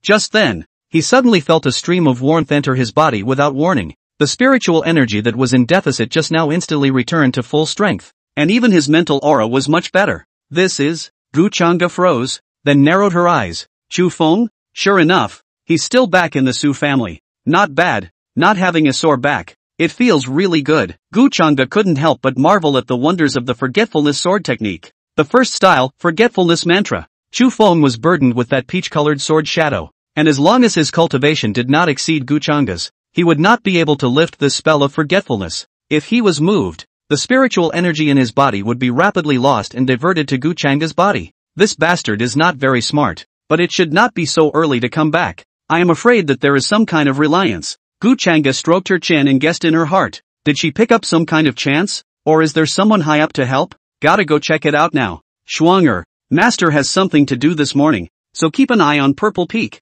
Gu Chang'e shouted towards the outside of the hall, her voice attached with spiritual energy. A long time, but there was no response. Overslept? Gu Chang'e understood. After all, this girl had been practicing last night, so let her sleep more. Read this. Gu Chang'e's gaze was fixed, and a card with a pitch-black body appeared in her hand. With a grip on his palm, the astringent card instantly shattered. A gray spiritual energy wrapped around him. Not bad for a god card. Feeling the changes in her body, Gu Chang'e nodded. He could sense that his current aura would take some effort to detect even the divine apparition realm. If he used his stealth technique again, he would be invincible. Although the stealth technique was a low-ranked feat, who called himself a hangman? Jia. The mind was smug for a couple of seconds. Phew! With her feet on the imperial sword, Gu Chang'e's figure was like electricity as she flew in the direction of the Su clan. 10 minutes is more than enough time to scout for information. It would be nice to get a sneak attack while we're at it. At this point, on the Purple Peak, there was an unexpected silence at the houses specifically assigned to the disciples. That delicate figure that woke up early every day to practice sword practice had also disappeared. On the ground, a few deep scribbles remain. One stroke of a pen, clear as day. If you want to save Qing Schwanger, come and see me at Su's house. Chu Feng, the main hall of the Su family. The smell of blood hung in the air, and blood with residual warmth remained on the ground. Su Zhanlong closed his eyes in a contemplative state, and the elders sat below, apprehensive. No one dared to speak. After witnessing the old ancestors' bloody methods, the hearts of the crowd couldn't help but feel a bit intimidated. The gun hit the head, and no one dared to disturb the old ancestor. Tsunami, a dull voice rang out. Su Xiaotian's heart involuntarily trembled as he stood up and said, "Old ancestor, you've been cultivating for 100 years and you're still only a pre-spirit C stage. What a waste." Su Zhanlong's stern shout cut him off. The voice was low and tinged with anger. Everyone dared not speak for fear of being named as well. "And you guys?" Su Zhanlong's tiger's eyes swept downward and shouted angrily, "A bunch of rice buckets." The crowd trembled, not daring to look up. I had long heard that the old ancestor was short-tempered, and when I saw him today, it was true. Even the grumpy elder from earlier had his forehead sweating at this moment. He's a piece of compared to the old man. Seeing them like this, Su Zhanlong stroked his beard and sighed greatly. "That's just it. I didn't want to impart the secret arts to you, but you latecomers are really not competitive." Snap! With a wave of his big hand, an old yellow scroll flew out and landed in Su Xiaotian's hand. Su Xiaotian looked at his hand. The scroll that emitted the smell of blood and vaguely carried a terrifying aura, and swallowed his saliva. "This is the Blood Sea secret technique. Use it well and don't let this seat down." The Blood Sea secret art? Could it be? When the crowd heard this, their pupils shrunk violently and they gathered around Su Xiaotian's body. "Refine the flesh and blood and swallow its essence." This, the elders present gulped. Even though they had already seen Su Zhanlong's devilish methods, their hearts still trembled when they realized the feats with their own eyes. It's too evil for God's sake. Not bad. This is the chance that this seat has sought all these years. Su Zhanlong grinned. The demon race's divine apparition realm powerhouse, left behind a secret cave. The devils. The hearts of the crowd trembled, and Su Xiaotian's palm holding the scroll could not help but tremble. The human race and the demon race have always been incompatible. Now old ancestor is telling them to cultivate the techniques of the devil race? Looking at the crowd's hesitation, Su Zhanlong coldly grunted. "So what if it's a demonic gongfu? If you can become stronger, that's the king's way." The crowd looked at each other. their hearts torn. If one cultivates such a devilish skill, it would be a great treason and against heaven's law. But, such a heaven-defying gong method, if you give up, it would be a big loss. For a while, a grave atmosphere descended on the main hall. Elder ancestor, the junior generation will do their best. At this moment, Su Xiaotian was the first to stand up and said, the Su family was not originally from a large family, and the clan's qualifications were generally mediocre. This was why even the cultivation level of the elders was so low. Now that you have a chance to leap onto the branch, how can you pass it up? Seeing Su Xiaotian take a stance, the crowd threw away their hesitation and rushed to follow. The late generation will do their best. The late generation will do their best. Su Zhanlong nodded in satisfaction. Very good. After I finish off that Gu Changa today, I'll take you all to devour that Lin family member. At these words, Su Xiaotian froze and spoke hesitantly. Old ancestor, you know Gu Changa? Aha. Su Zhanlong nodded. This is what Brother Chu Feng told this seat. Su Zhanlong said indisputably, if it weren't for him, this seat wouldn't have known that you guys were such losers. Old ancestor's lesson is right. Su Xiaotian laughed out sarcastically. The mind was puzzled beyond measure.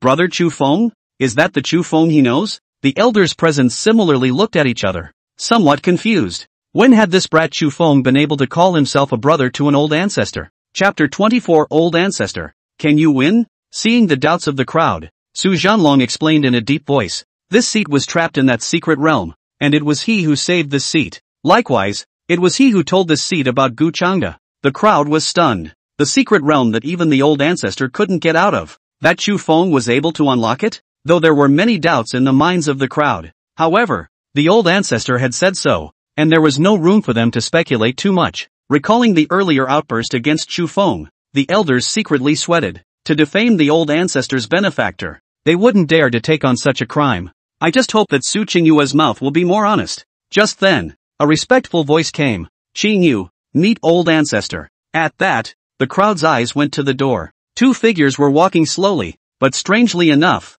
one of the taller figures was being assisted in. Chu Feng was currently leaning next to Su Qingyue's shoulder, his lips white and his legs trembling as if he had been sucked dry. The elders present looked at each other with odd expressions. It's not. Why are you so horny? Seeing Chu Feng being so unrestrained, Su Zhanlong frowned in his heart, but on his lips, he laughed boldly. Ha ha ha, brother Chu Feng. Quickly take your seat. Chu Feng nodded and sat down with Su Qingyue. What exactly happened in the party? Su Qingyue asked in a small voice. I don't know. I just felt a cramping pain in my chest and an instant loss of spiritual energy in my body. Chu Feng shook his head and gritted his teeth. Damn it! It must be that Gu Changa who did this. He remembered the tactics Gu Changa had used when he ran away. It's Gu Changa again. Su Qingyue's eyes showed heartache, and she said hatefully, why hasn't he gone to his death yet? By the way, although Su Zhanlong has already Daoyuan, but Linghong Holy Land has a divine calamity realm sitting in the town. Therefore, Gu Changa cannot be killed yet. A meaningful smile appeared on Chu Feng's face, and a trace of gloom flashed in his eyes. There's no need to worry. Gu Changa will, today, obediently send herself to the door. With that, he looked to a silver ring on his fingertip, his gaze becoming heated. Last night, when he was able to break through the Violet Peak's prohibition and take Qing Xuan'er away, the remnant soul of this demon god tribulation realm powerhouse had helped a lot. The other party had promised himself that as long as he helped him recast his physical body, he would assist himself to the Dao Yuan realm. Gu Changa, today you will surely die. Chu Feng coldly laughed. As long as Gu Changa died, not only would she be able to avenge yesterday's death, the curse on herself would also disappear. There's also Qing Xuan'er, who also owns it. Old ancestor, this Gu Changa, today still can't be moved. Just at this time, Su Xiaotian suddenly opened his mouth. If Su Zhanlong rashly went to the Spirit Hong Holy Land, he would be slapping the Holy Land's face. Even if they succeeded in killing Gu Changa, the Holy Land would not rest. If Gu Changa is outside, then there is a chance. But, after today, Gu Changa is sure to be on the defensive against the Su family, and it is difficult to start. Humph. Su Zhanlong frowned and snorted coldly. Do you think this seat looks like a fool? Su Xiaotian hurriedly bowed his head. Don't dare. Su Zhanlong didn't pay any more attention to him, but played with the teacup in his hand and said, Gu Changa is still the peak master of Violet Peak now, so of course this seat wouldn't dare to do anything to him. But if, however, this seat captures his disciple, can it not force him to give in? What? The people present froze. Bringing in Gu Changa's disciples? Did. Bang! Su Zhanlong waved his hand. An eerie iron cage was dragged out by a couple of clansmen. The crowd's eyes glazed over slightly as they looked. In the iron cage, the white woman with a beautiful face was bound in all four limbs. Her eyes were bloodshot, and she was looking around with hostility. "Get off me! Let go of you? No way!" Su Zhanlong coldly snorted, then looked at Chu Feng. "Brother Chu Feng, I have arranged for a few maids to serve her as you said, and entertain her with good food and drink, but this is a good time to force Guchanga's hand, so don't blame my old brother for being ruthless." After saying that, Su Zhanlong bent his thick finger and then flicked it. In an instant, the densely packed blood-red insect ants turned into a blood-colored stream of light and flew towards Qing Shuang'er. Thumbs up. Next moment, one by one, the blood-red insect ants crawled onto Qing Shuang'er's limbs and began to frantically suck her blood. Qing Shuang'er clenched her silver teeth and desperately mobilized her spiritual energy to ward off these disgusting things. However, the more she did so, the more frantic these bug ants became. She simply closed her eyes and gritted her teeth to suffer in silence. "See her like this." Chu Feng turned his head and let out a sigh without saying anything more. Although he had already customized Qing Shuang'er as his own woman, in front of lifting the curse and taking revenge on Guchanga, a woman, obviously, was still not qualified. Su Qingyue looked at her, a sinister pleasure spreading across her face. "You little vixen, you can't be so proud now. How dare you abet Guchanga to betray her, and seduce her man? Damn!" Seeing Qing Shuang'er in this agonized state, Su Zhanlong casually threw a shadow-retaining stone onto the ground and laughed. "Guchanga, if you still don't come to my Su clan, watch as your disciples are sucked into dry corpses by this seat's blood demon ants. Be a good boy and come to die. This seat can still let her live." Hearing this, Qing Shuang'er opened her eyes and desperately shouted, "Master, leave me alone." Snap! A crisp slap. Su Qingyue twisted her wrist and coldly drank. "Little shut up." Qing Shuang'er was already weak, and when she was hit like this, she even fainted directly. Ignore the interlude. Su Zhanlong waved his hand and said, "Someone, send the shadow-retaining stone over." He only wanted to quickly suck the flesh and blood of Guchanga, a passing God realm powerhouse, and anything else, it didn't matter. Yes, one of the elders received the shadow-retaining stone and rushed towards the spirit home Holy Land. The remaining elders smacked their lips as they looked at the scene before them.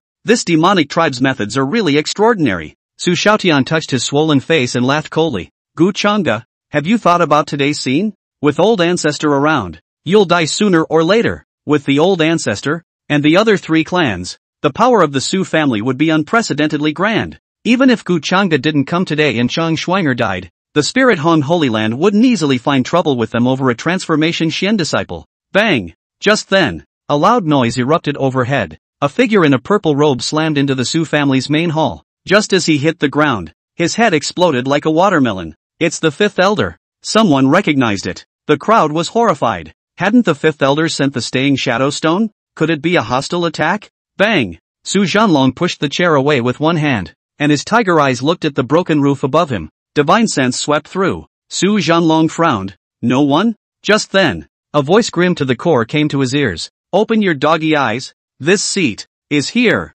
The crowd snapped to the vocalization. "Playing God!" Su Zhanlong angrily shouted, just as he wanted to condense his Dao body. Top of the head, a slice of peach blossom slowly falls. Shoo, shoo. Next moment, time seemed to go faster, and these falling peach blossoms suddenly made a frightening cracking sound. "No, it's not time that's getting faster. It's these peach blossoms. Dodge them all." Su Zhanlong roared out. However, it's late. The crowd's footsteps came to a sudden halt. Looking up, he gulped. The moment. Over the Su family. A beauty with a peach-colored long sword in her hand and an incomparably gorgeous physique looked down below. Muffled thunder rolled and heaven and earth roared. Countless golden thunderbolts appeared, but none of them were able to cover up the splendor of the peach blossoms. Old ancestor, an elder spoke with trembling. "It's like we're dying." Chapter 25, Master. I want to make amends. Carrying a sharp peach blossom vapors, the jade hand of the beauty above her head gently waved. Boom! It was as if the long sword could cut through the void,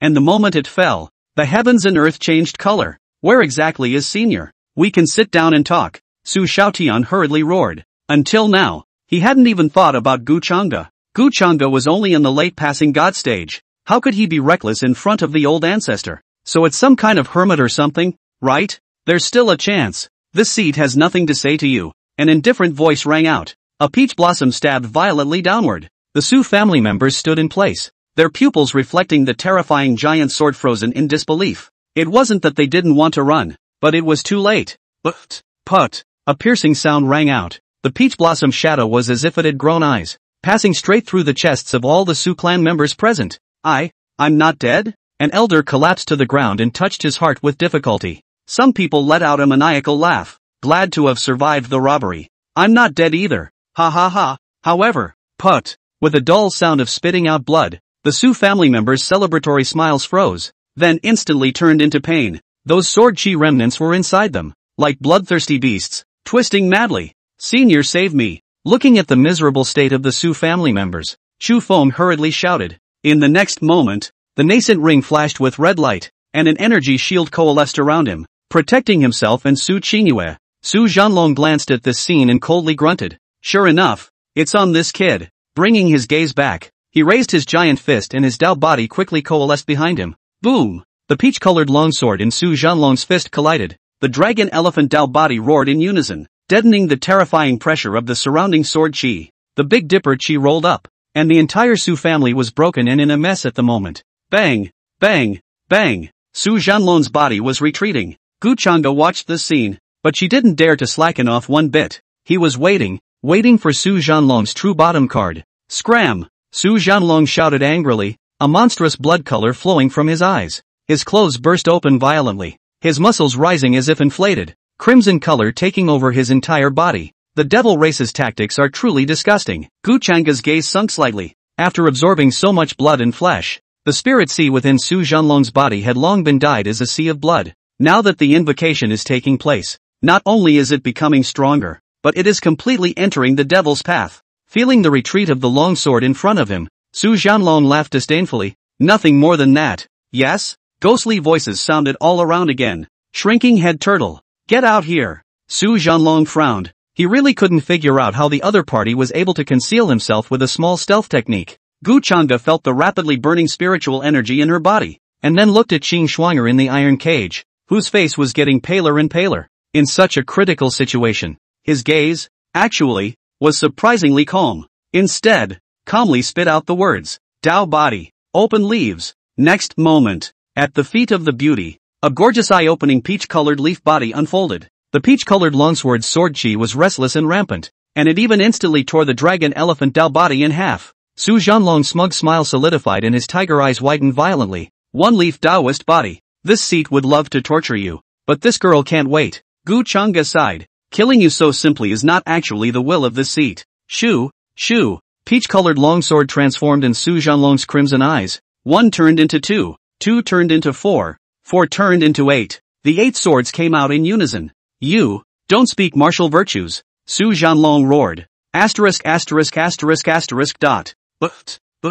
Su Zhanlong's beast-like huge body actually lasted no more than a second before being pierced through by 8 long swords. Gu Chang'e's figure appeared. He looked down at Su Zhanlong, who was dying with blood in his 7 orifices. The voice trailed off. Actually, I'm still very much a martial artist. Senior, spare me. Just as he opened his mouth to beg for mercy, Su Zhanlong suddenly heard the sound of swift wind. Snap! Blood splattered everywhere. For a time, a thick and sickening smell of blood filled the main hall of the Su family. Su Zhanlong died, and the blood demon ants gradually dropped dead. Phew! Gu Chang'e took a long breath, and her tense mind couldn't help but relax, feeling the 1 out of 10 spiritual energy in her body. Gu Chang'e's gaze remained unchanged as she was about to swing out her sword chi to cut through the iron cage. Thumbs up, thumbs down. The blood demon ants that had originally fallen to the ground unexpectedly came back to life. A bloody crimson color flowed around them, and their bodies swelled several times. Gu Chang'e, back off. A smug laugh came out. Gu Chang'e's gaze sank as he looked toward the vocalization. His handsome face as cold as thin ice at the moment. Gu Chang'e, you've made 1,000 calculations. Can you calculate this scene? Chu Feng laughed out loud and glanced at the nascent sacred ring in his hand, eagerness flowing from his eyes. Thanks to the seniors, these blood demon ants were originally refined by the predecessor, and Su Zhanlong was merely borrowing them. Seeing this, Gu Chang'e didn't say anything, but mobilized her entire body's spiritual energy. It's only 1/10 the size of. Chu Feng, quickly save my father and the others. Su Qingyue said anxiously from the side. Hear that? Chu Feng looked at Gu Chang'e, emboldened. He stayed in this blood demon shroud, and with Gu Chang'e's current state, he couldn't hurt himself at all. Furthermore, there was the soft threat of Qing Shuang'er. Seeing Gu Chang'e's silence, Gu Chang'e, Su Qingyue stepped forward. Her beautiful eyes flushed red as she said, I now order you to immediately untie the means on my father and the others. Gu Changa's eyes were indifferent, glancing over the Su family members who were wailing in pain.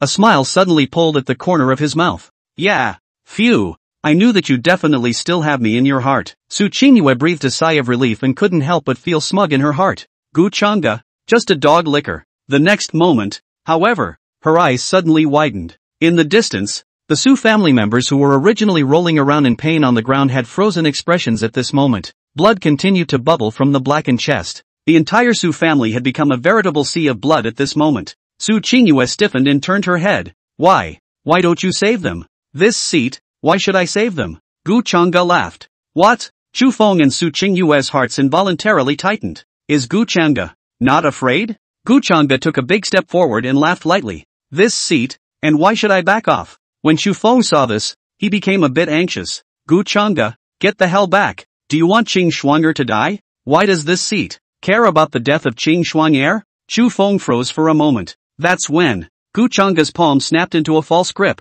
The two cultivation breakthrough cards shattered instantly. Spiritual energy surged like a tidal wave, rushing across Gu Changa's body. Pre-do W. Into it. Next moment, Gu Changa's figure suddenly flickered, and in the blink of an eye, he had actually arrived in front of Chu Feng's duo. A blood-red energy shield isolated them. Chu Feng's heart, however, could not help but raise a wave of fear. Blood demon ants. Give it to me, Chu Feng said sharply. He was gambling that Gu Changa would be distracted. However, what greeted him was a magnificent sword light. Click click click. The blood demon cover shattered apart inch by inch. Rumble. In the meantime, golden thunder rolled in the sky like the monstrous fury of the sky god. Get out, Gu Changa angrily shouted. Today, no matter what, he wanted Chu Feng to die. The last time I let him go. This time I came back and brought such a big trouble. Next time, what will happen? The broken sins in his hand roared, his voice hissing like thousands of evil spirits returning from hell.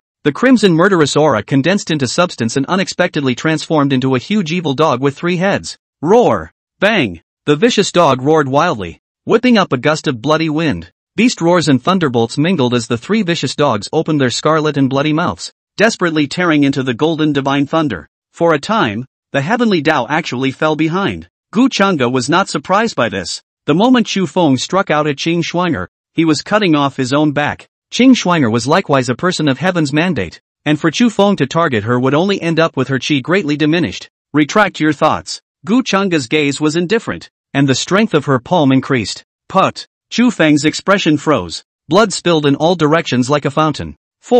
Why? Even to his death, he couldn't figure out why Gu Changa's spiritual power had recovered. Ding! Detected that the host has killed Chu Feng, the son of fortune. Rewarded Divine Apparition Realm Experience Card, 10 minutes, *1. Supreme Gift Pack *1. Gu Changa ignored the system's voice. He had more important things on his mind right now. Swish! A sword chi slashed through, instantly severing the iron cage. Gu Changa's figure flashed and picked up Qing Shuang'er. Qing Shuang'er slowly opened her eyes and weakly said, Master.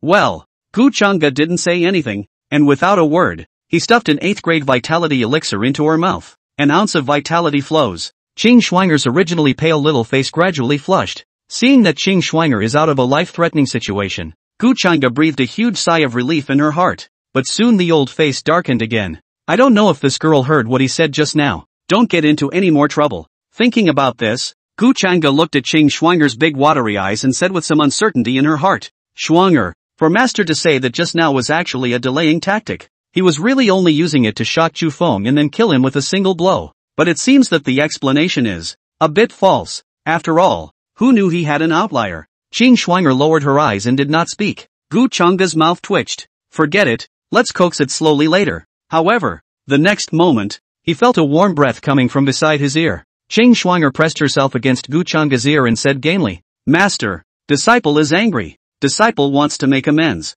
You girl? Gu Changa was somewhat speechless inside. What compensation? Spiritual weapons? Pills? Or a technique? Big deal. It would be fine to impart that little avatar's spirit moon sword technique to her. With Qing Shuang'er's current cultivation level as well as her enlightenment, going off the deep end was impossible. Just as Gu Changa was making calculations in her heart, Qing Shuang'er's soft voice reached her ears. Master, I want you to spoil me more in the future. Chapter 26, Adopting a Demoness as a Servant. Gu Changa visibly froze. He looked at Chang Shuanger and suddenly laughed. Girl, you're teaching master to do things? Chang Shuanger didn't know what to say. Even if you don't want to say yes, you shouldn't be so perfunctory, right? Master is a big dummy. Spirituality. Chang Shuanger's autumn watery eyes turned as she spoke. Master, then you must not spoil me in the future. Good. Gu Changge nodded. What? Chang Shuanger, oh. Master is so bad to play tricks. Chang Shuanger grumbled. Master, why don't you follow the rules?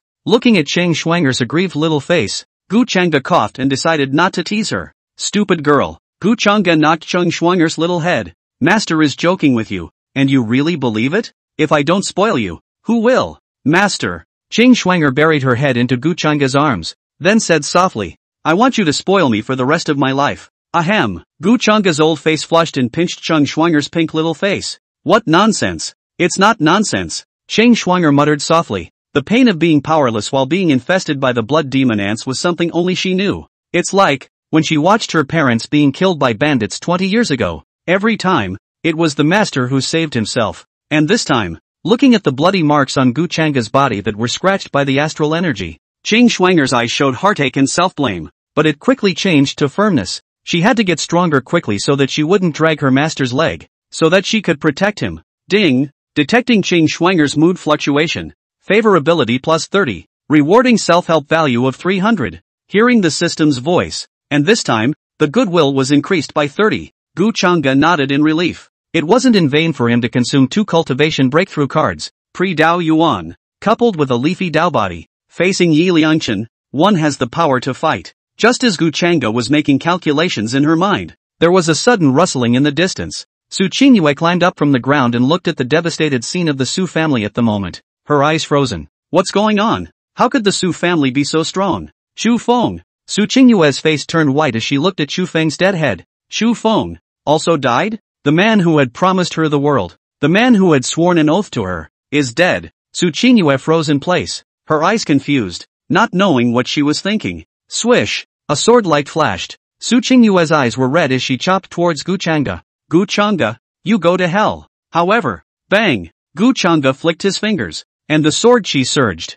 instantly sending Su Qingyue's body flying several meters. Ahem! Gu Changge. Scram! Gu Changge slanted a glance at her, her tone casual but filled with coldness. Su Qingyue was so frightened that she didn't dare to speak again. Her lower body was nearly paralyzed, and she could only look at Gu Changge with vicious eyes. Obviously she was ready to give Gu Changge a chance. Why didn't Gu Changge accept it? Also, destroyed the Su family in Xu Feng. Damn it! Gu Changge, who are you to betray me? Gu Changge glanced past her faintly. The heart rippled. Because Su Qingyue has long been a corpse in his eyes. Only, he didn't want to let this person die so easily. Put Chang Shuanger down. Gu Changge walked over to Chu Feng's headless body with a calm expression. Not showing up yet? Gu Changge stood tall and stared at the plain, unadorned nacreous ring. Wait a while. The nano ring didn't budge. Gu Changge flexed her fingers and used her sword chi to hold up the nascent sword. His eyes narrowed. Blood demon. You are consuming this seat's patience. Ugh. Feeling that his vessel was being eroded by the sword energy, a flash of scarlet flashed, and the nagging ring let out a sigh. Who the hell are you? In regards to Gu Changge, the blood demon couldn't even think of what the various heaven-defying means on the other party were. When Gu Changge first arrived, the aura on his body was only at the late Tongshan stage, and he was actually able to condense a leaf of Dao body, and suddenly, he had crossed 2 realms to the Dao Yuan. This raises her such a knowledgeable and powerful demon race person, but she can't see through it. None of your business. In a cold voice, Gu Changge spoke faintly. This seat gives you 2 choices. Submit, or die. Upon hearing this, the nascent soul was silent, seemingly pondering the pros and cons. As the matriarch of the Blood Demon clan, she was even a former Divine Tribulation realm powerhouse. How could she succumb to a Dao Yuan realm junior? But at this moment, her own self was nothing more than a soul body, and with the other party's strength she could wipe her out at will. I submit. Blood Demon. You're very knowledgeable. Gu Changge nodded. System, redeem the puppet. Consume 100 points of self-help value to exchange for Dao Yuan Realm Perfection Puppet *1, growing type. The puppet carries its own slave brand in its body and can be disciplined at any time. Loyalty increased by 100%. A faceless golem covered in pure white floated in the air. This, perfection of the Dao Yuan realm? The red light of the nascent sacred ring flickered nonstop, clearly startled by what was in front of him. The thing in front of him was very odd. Without a soul, but the spirit pressure all over his body exposed his Dao Yuan realm everywhere. Your physical body. This seed is ready, Gu Chang'e said. It's time to show your sincerity. Yes, master. The blood demon's mood was excited. With a physical body, why would she need to be afraid of this brat? With a cultivation like the Dao Yuan realm perfection, she can thwart Gu Chang'e with a single move. Afraid that Gu Chang'e would discover the end, the nascent ring hurriedly shot out a red light into the puppet. When Su Qingyue in the distance saw this scene, her originally depressed spirit was revitalized.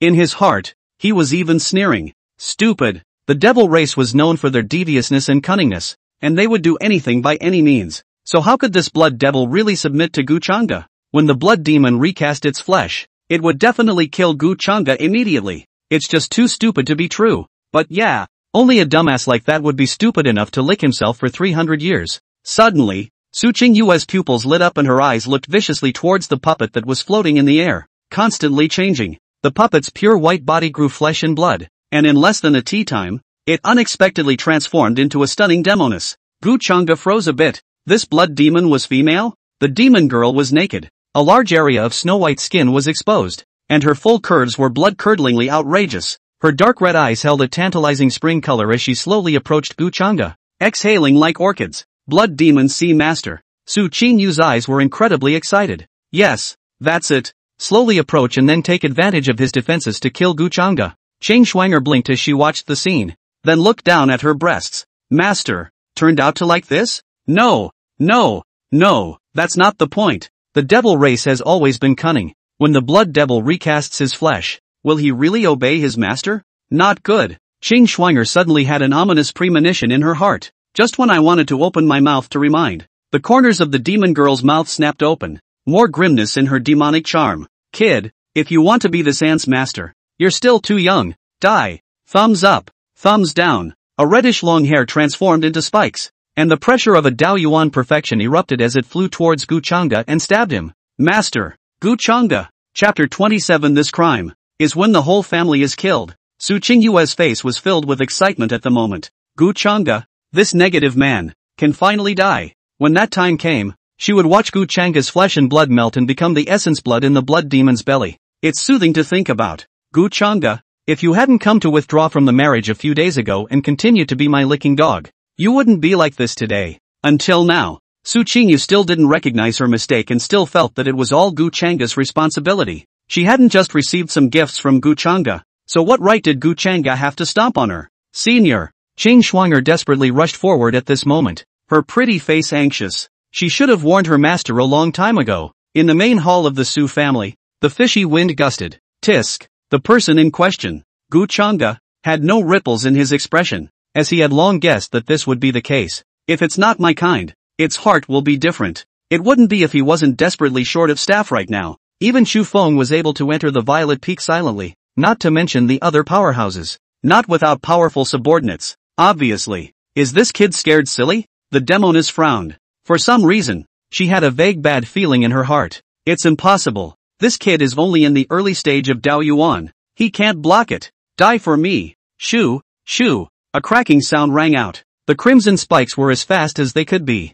Roll. A bemused voice came. The demon girl's face was stunned, and she only felt her heart pounding, her body uncontrollable. Swish, swish, swish. A crimson spike actually did retreat backward, along with the demoness herself, similarly backward. How is this possible? Incredulity appeared on the demon girl's beautiful face. Why does her body follow Gu Chang'e's words and act? Hiss. A sharp pain struck. The demon girl fell to her knees, raised her head, and looked at Gu Chang'e. The eyes went from disdain to a disoriented trance. See this scene. Su Qingyue and Chang Shuang'er froze in unison. What happened? Shan Ah. Just a little distance away. Gu Chang'e can go to hell. Su Qingyue gritted her teeth and said angrily. She didn't understand. It was obviously just a stone's throw away from Gu Chang'e's death. Could be playing some other trick? With this in mind, Su Qingyue clenched her fists and stared at the battlefield. Her only thought now was to watch Gu Chang'e die. Senior. Chang Shuang'er flew to Gu Chang'e's side,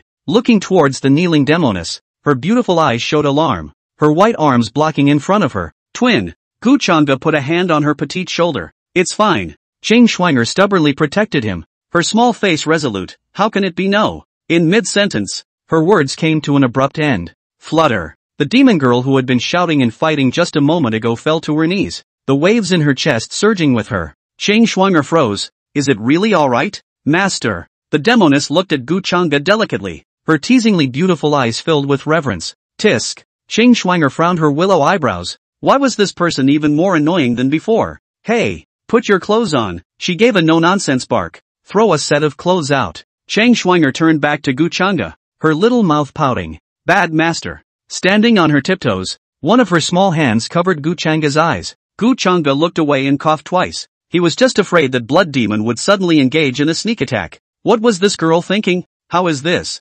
possible? In the distance, Su Qingyue's eyes were wide open, and when she reacted, her face was filled with hysteria. Gu Chang'e is only a Tongshan. Why do you need to be afraid of him when you're a powerful member of the demon race? If you can save me, in the future, when I am the head of the Su family, I will fully support your cultivation. The siren in her red robes put away her coquettishness. A morose look appeared on his face. The aura of his body even soared. The scene fell silent again for a moment. Master, Chang Shuang'er looked alert, her small hand on the long sword at her waist. Thumbs up, thumbs down. Just then, there was a rustling sound. Look to the vocalization. A head of reddish ants the size of green beans crawled back and forth, and the smell of blood filled the air, terrifying as it was. You're baiting me? The demon girl's fox eyes narrowed as she playfully sized up Su Qingyue.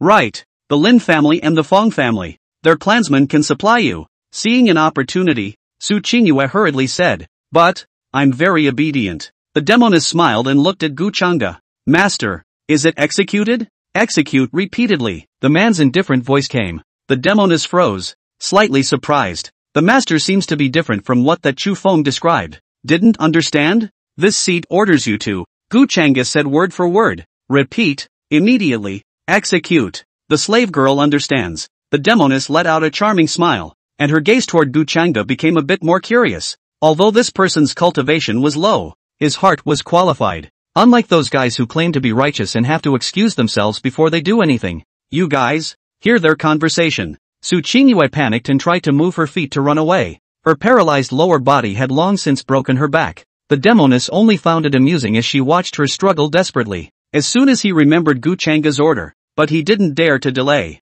A little bit of delicate fingertips. The blood demon ant's pupils flashed with a bloody red light, and with a strange cry, they attacked Su Qingyue like a tidal wave. Su Qingyue's pretty face swished pale as she looked at Gu Chang'e, as if she saw a life-saving straw, and cried out anxiously, Gu Chang'e, please, help me, get these things out of my way. Saying that, she desperately tore up her clothes, revealing a tantalizing snowy whiteness in her spring light. I'll give you anything, don't you just want my body? I'll give it to you. The speed of the blood demon ant slowed down, and the demoness looked at Gu Chang'e solicitously. Master, Chang Shuang'er looked at Gu Chang'e worriedly, just afraid that he would have a moment of weakness and repeat his mistakes in the future. What? Gu Chang'e looked at the demoness with a smile out of the corner of her eye. Do you want this seat to say it again? The drilling pain resurfaced, and the demoness sucked in a breath of cold air, putting away her tentative thoughts. The slave girl wouldn't dare. Originally, she wanted to see if Gu Chang'e would actually be soft-hearted,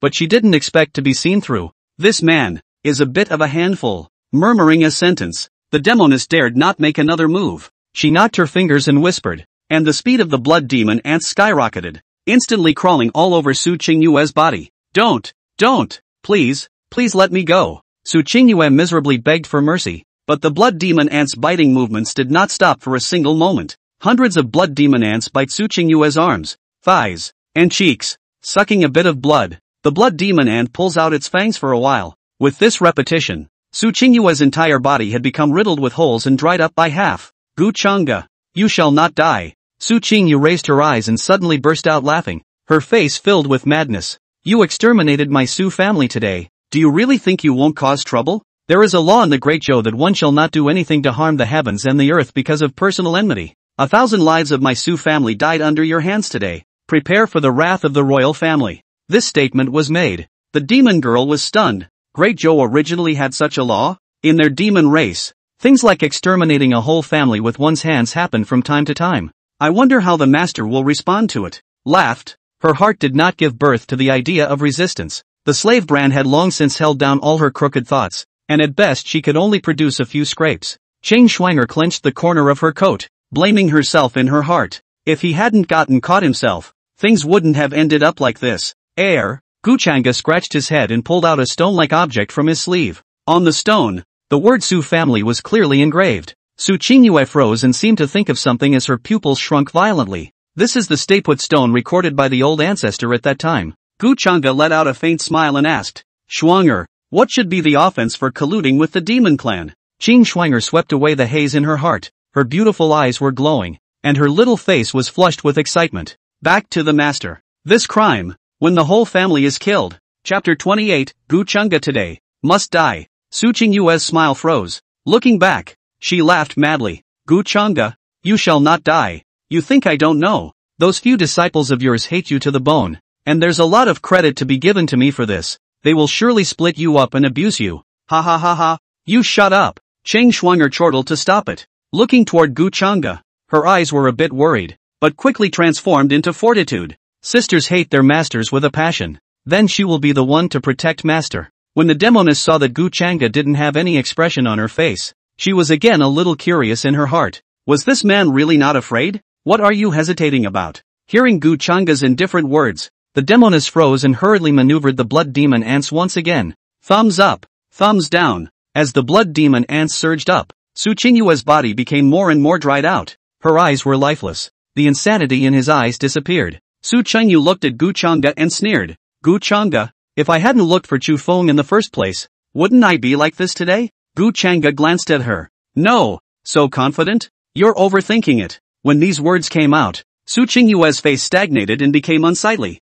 The last vestige of superiority in his heart was shattered. That's when blood demon ant's pupils surged with red light, and one by one, just like a hungry ghost, instantly devoured Su Qingyu's blood and spiritual energy all over her body. Cheng Schwanger's gaze showed some intolerance. She still somewhat couldn't accept the abusive ways of the demon race. Sister, the demoness laughed. People have their own destinies. They brought this on themselves. Cheng Schwanger nodded in silence. If master teacher hadn't come today, then she would have ended up like this as well. The next moment, however, her expression froze, followed by an angry puckering of her mouth. Hey, Cheng Schwanger protected Guchanga, her autumn watery eyes alert. Stay away from master. The demoness hid her face and let out a light laugh, but her charming eyes collided with Cheng Schwanger to create sparks. If you want to steal a man from me, you're too young. Guchanga's gaze was calm as she said to the demoness, tidy up. You will refer to yourself externally as Violet Peak Elder. Qin Shallow in the future. Yes, Qin Shallow attached herself, her body waves surging once again. Qin Schwanger looked down at her breasts and spat out her tongue. Double, let's go. Oh hoo. Stepping onto the imperial sword, Guchanga and Cheng Schwanger's silhouettes flashed as they ran towards the purple peak. At this point, the jungle 100 miles away from the Su family, a black-robed masked man muttered to himself, his voice old and low. I didn't expect this Guchanga to be so bold. We have to tell Tatsura about this quickly. Having said that, this person's figure suddenly became illusory, and in the end, it even transformed into a golden eagle and sped away. An evil fire overflowed from her fingertips, and Qin Shallow, who was preparing to burn down the Su family, narrowed her fox eyes. If he felt something, he looked toward the speeding black dot in the sky. A godjack powerhouse who cultivates the Tao of change? Oh, master is in big trouble then. Touch at the heart. Qin Shallow sighed petulantly. However, as the master's slave girl, I still have to bring the information to it. Spirit hung Holy Land, main hall. A few elders dressed in luxurious clothes and faintly emanating strong oppression sat around the long table. Bang! An elder wearing a flame robe slammed heavily on the tabletop, his voice resounding through the great hall. Guchanga is simply becoming more and more lawless. Not to mention disgracing the Holy Land some years ago, today he even did such a thing. The crime of extermination. Isn't he ashamed enough? When Emperor Zhou blames it, it won't be Guchanga's fault alone. As soon as these words came out, the faces of the peak masters present sank, and it was clear that they also understood the meaning of Yin Tao's words. There are 10 continents under the sky, while Great Zhou is the dynasty of Yinzhou, which is in the middle of the 10 continents. The Su family is at least a first-class family within the Great Zhou. Unexplained was exterminated. The damage to the royal family was minor, but it was there. With what Guchanga did today, the entire Yinzhou's view of the Holy Land would take a sharp turn for the worse. Great Zhou would be able to take this opportunity to properly suppress the spirit hung Holy Land. And Xiao Xiao frowned her willow brows, her face not looking too good. What is master doing? Why so reckless? When the Su family falls to a third-rate, unrecognized family, no one will be held accountable for abusing and killing the entire family. But in favor of this time, tada! A fairy-like middle-aged man knocked on the table and calmly said, "Peak Master Yen, be at ease." When Yen Tao saw the person who spoke, he actually stopped saying anything more and just sat down with an angry grunt. Things have come to this. What we can do now is to take Gu Chang'e down first. Then, immediately sent to Kyoto and surrendered. I'll do it. Yen Tao immediately stood up and said. The middle-aged man was silent for a while, then nodded and said, "Then this matter will be handed over to Peak Master Yen. Remember, do not kill. This matter can only be left to the royal family to decide." Many thanks to Peak Master Kong for making it possible. Yen Tao arched his hand, and then a crackling thunderous sound erupted from his body. With a stomp of his feet, his body was like a tiger as he ran in the direction of the violet peak, and Xiao Xiao grabbed the corner of her coat. The more she looked, the more anxious she became. That Yen Tao, as the peak master of Wan Hong Peak, was still a strong person in the middle stage of Dao Yuan, and his Dao body had even opened a leaf. How could Gu Chang'e, a Tongtian realm member, last more than a tea break in his hands? Peak Master Kong, is it really appropriate to send Peak Master Yen? And Xiao Xiao stood up, forcing the urgency on her face. Peak Master Yen has a grudge against Gu Chang'e and strikes out without knowing the importance of the matter. I'm the head of the law enforcement hall, and this matter should be resolved by me. Kong Mingyi glanced at her, his expression indifferent as he said, Peak Master Yen doesn't need to labor. This seat trusts Peak Master Yan's sense of proportion. And Xiao Xiao's expression was stunned. With that, she secretly gritted her teeth and was just about to step away when Kong Mingyi's cold voice called her to a halt. Peak Master Yen, from now on, you cannot step out of the main hall. And Xiao Xiao turned around and narrowed her eyes. What if I say no? Kong Mingyi sighed. His face turned cold, and majestic spiritual energy swept out from around him. It's, well, up to you. Dao Yuan Realm. Consummation. The first peak of the Holy Land, Qingzhou. Kong Mingyi. And Xiao Xiao's face grew colder and colder, her eyes bursting with killing intent. She, not allowed. Any person who harms Gu Chang'e. Bang! A giant golden hand slapped down, deadening in Xiao Xiao's long sword. Peak Master Yen, much offense, Kong Mingyi sighed. But for the sake of the Holy Land, this matter cannot be avoided. Bang! The main hall door was closed by an astral wind, and Kong Mingyi looked at the remaining peak masters present with his arms crossed. Everyone, stay for now. 2. For a moment, it became clear in the hearts of the remaining 6 peak masters that in today's situation, Gu Chang'e would surely die. Hey! Shi Nanqing looked at the nascent sacred ring in his hand. Inside was the spiritual artifact he had built for Qin Shuang'er last night as well as many resources. Now there seems to be little need to give it away. Even if Gu Chang'e could escape Yen Tao's pursuit today, the whole of Yenzhou was under Great Zhou's domain. So how could he escape? Thinking about this, Shi Nanqing sighed in his heart. It's a pity that someone who can meet such an amazing talent has to fall so soon. Seeing that Xiao Xiao couldn't move at the moment, Kong Mingyi put his heart down. With a flash of his body, he ran towards a nondescript wooden house next to the main hall. Just as he arrived, he spoke. Your Highness, the third prince. No need to be polite. The wooden house was opened, and out stepped a man with a clear brow. Kong Mingyi looked up at this third prince of Great Zhou and continued. Mr. Kong has already taken care of things already. Gu Chang'e will definitely die today. Yi Liangchen nodded his head and said, Many thanks. The palace will help suppress the matter of the Holy Land. This favor, Mr. Kong takes note. Yi Liangchen lowered his head and gripped the lean shadowstone in his hand that was engraved with the word Su family with great force. The eyes became vicious. Gu Chang'e, in today's game, you will die. Xiao Xiao, it can only be mine. At this point, on the purple peak, bang! There was a loud bang. Dust flew up, and the ground was smashed out of 2 huge craters. Yen Tao's surroundings exuded a terrifying aura with a strong flame. He twisted his wrist, and his burly body erupted with a violent noise. A sneer. Gu Chang'e, I can't kill you, but I can waste you. Chapter 29 Today, you will be put on the spot. The Palace of the Purple Heaven. Gu Chang'e sat above, stroking her chin as she looked at the system panel. Supreme gift pack? It sounds pretty forced and I don't know what's in it. Like sensing something, Gu Chang'e frowned in confusion. The breath of a fire cultivator. Yen Tao? Feeling this furious aura at the bottom of the mountain, his eyes narrowed, revealing a hint of coldness. Come to pick a fight? It's not right. Yesterday's matter was one Hongfeng unreasonable in the first place. Yen Tao has no reason to dare to be so flamboyant. One must know that this was in the Holy Land. Not to mention that the other party was still at the peak master level. Not to mention that. Then there is only the matter of extermination. Which can be. Didn't he give the shadow retention stone to Xiao Xiao long ago? Why are you still picking a fight? In an instant, many possibilities flashed through Gu Chang's mind. Suddenly, his face suddenly turned cold. Instead of coming to himself first, Yen Tao went toward the martial arts practice field. Boom! Gu Chang's figure was like electricity, exuding an aura of biting coldness as he ran towards the bottom of the mountain. Brainless thing! Gu Changa shouted angrily. This guy didn't come to arrest him but went to seek revenge. I really don't know if Yan Tao is really brainless, or if he's just trying to catch himself. At this point, martial arts training ground, on the empty field, a moonlight-like sword chi waved, and a biting aura filled the air. Qing Shuang'er was still in the same white power suit at the moment, wrapping her body all over and exposing her full and even figure. Her face was clear and cold, and every time she swung her sword, the coldness in her eyes increased, as if she was pursuing the ultimate in this sword. Phew! After swinging the last sword, Qing Shuang'er took a long breath and wiped away the beads of sweat on her forehead, feeling a move in her mind that was as deep as a clear stream at the moment. She nodded. This is the Spirit Moon Sword technique for beginners. Master's technique. It's really strong. It seemed to come to mind. The coolness in Qing Shuang'er's eyes gradually dissipated, and her brows revealed cunning. But, this style is so hard to practice. Let's go to the master now and ask for some advice, so that master won't mind her. Hey, Qing Shuang'er, you're really smart. Just as Qing Shuang'er was about to move her feet, her pretty face suddenly turned cold. The long sword in his hand suddenly swung out.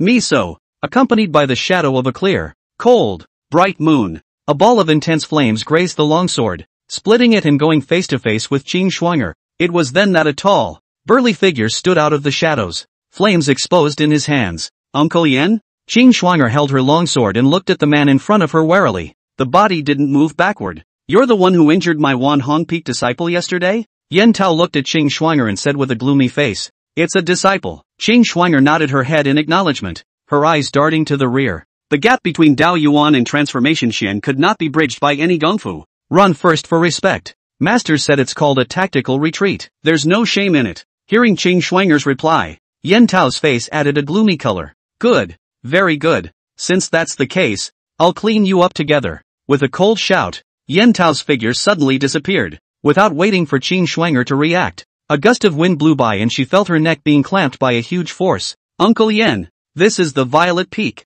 Qing Shuang'er spoke in a cold voice, her palms wanting to power up to move her sword. Seemingly hearing some kind of joke, Yen Tao laughed out loud. It's your purple peak that I'm looking for. At that moment, noticing Qing Shuang'er's small movements, he let out a cold snort and the flames in his hand flew towards the long sword. The long sword is at least made of spiritual iron. In front of this fire actually lasted no more than a moment, turned into a roll of scrap iron. Qing Shuang'er's heart was icy cold. She had long heard of the methods of this peak master of Wan Hong Peak, Pill Hall Master, majoring in fire techniques. Some years ago even obtained a miraculous encounter, the cultivation breakthrough to the middle stage of the Dao Yuan, fighting back the urge to pass out brought on by her suffocation. She gritted her teeth and spoke, Let go of me. Humph. Yen Tao snorted angrily, then sneered, ordering my old man, you deserve it too. Bang! With a large wave of his hand, Qing Shuang'er's tiny body crashed into the side of a tree, shaking off large swaths of leaves. Master and disciple are equally guilty.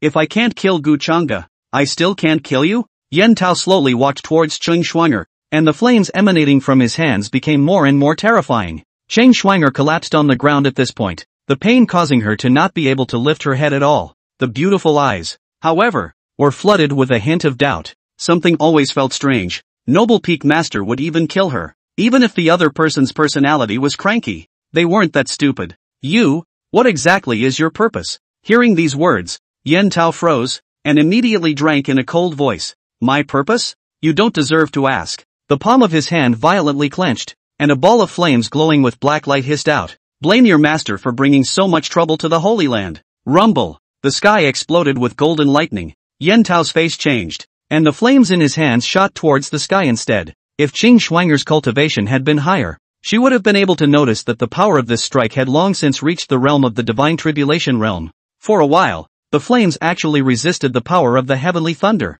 and the electricity flashed and thundered. Bang! Bang! Bang! Yen Tao stepped away, his tyrannical spiritual energy spilling out, and his pair of fiery fists pointed directly at Qing Shuang'er. Phew! Just as he was about to make his move, a green-colored majestic sword chi violently attacked him. Yen Tao's brow furrowed as his fire fist reversed direction and ruthlessly smashed into the sword chi. Bang! The sound of a fierce collision rang out. The sword chi was no match for the fireball and was reduced to nothingness in an instant. A powerful person of the divine tribulation realm. You are not Yen Tao. Who exactly are you? A cold voice suddenly rang out. Yen Tao's expression was stunned as he looked toward the sound emanating from him and said with a gloomy expression, Gu Changge. Thumbs up. Thumbs down. At some point, a head of crimson ants crawled to Yen Tao's side and surrounded him firmly. Watch him. Giving an explanation, Gu Changge ran to Ching Schwanger and immediately stuffed in a vitality pill. Many thanks, Master. Ching Schwanger spoke softly, leaning against Gu Changge. She only felt warmth.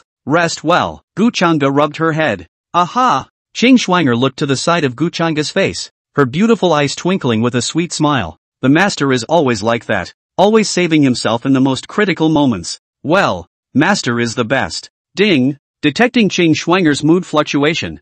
Favorability +5. Rewarding self-help value of 50. Gu Changge's face was calm as he placed her next to a tree on the far side. Then he stood up and called out the Sinbreaker. Ding! Release side quest. Kill Yi Liangchen's Taoist protector. Taoist protector? Gu Changge raised an eyebrow. That would be a strong person of the god's apocalypse realm. Killing it should be able to weaken Yi Liangchen's chi quite a bit. And the rewards for the quests. Last time it was a Sinbreaker. I wonder what it is this time. Kill him. Roger Chin Shallow let out a charming smile. And with a movement of her fingertips, blood demon ants surged up with her. The opponent was at the divine tribulation realm. And her strength at the moment was nothing more than Daoyuan perfection. So she didn't have the confidence to face it head on. She had sent out the blood demon ants just to test their strength. A blood demon ant was equivalent to a human transformation Shin cultivator, so it shouldn't have died so simply. Unconscionable. Yen Tao sneered contemptuously. Monstrous flames rose from his back, condensing into a huge fire god with a head and 2 horns.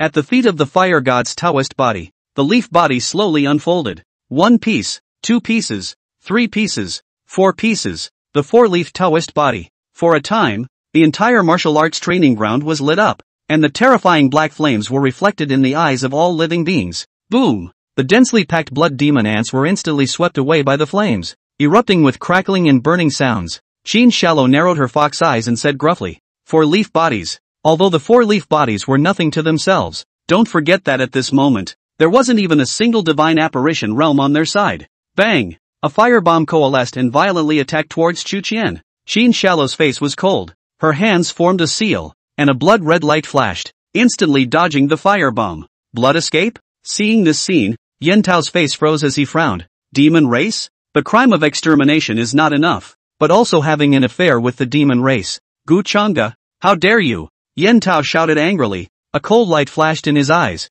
and the flames in his body became even more intense. Between the words, his figure shifted. Strange spiritual energy surrounded him, and his originally burly figure instantly transformed into a black-robed old man wearing a stooped figure. I am the 30th protector of the Imperial clan, Yi Dang Tian. Today, you will be put to death on the spot. Chapter 30 Supreme Gift Pack. Activate. Battle situation reversed. Yi Dang Tian? Gu Changge looked at this person in front of her. Information about him came to mind with it. Mid-divine apparition realm. A powerful person specializing in the Tao of Change. Most importantly, he had been the Emperor of Great Zhou. It was no wonder that the other party was carrying such a heaven-defying inheritance as the Tao of Change. One must know that the Tao of Change was one of the most difficult Tao to cultivate, and likewise one of the most heaven-defying. This kind of Taoism, only a high-level person can lead the way to learn its essence. With the depth of the Great Zhou, there really is this kind of inheritance. Gu Changge, your extermination of the Su family is already a capital offense.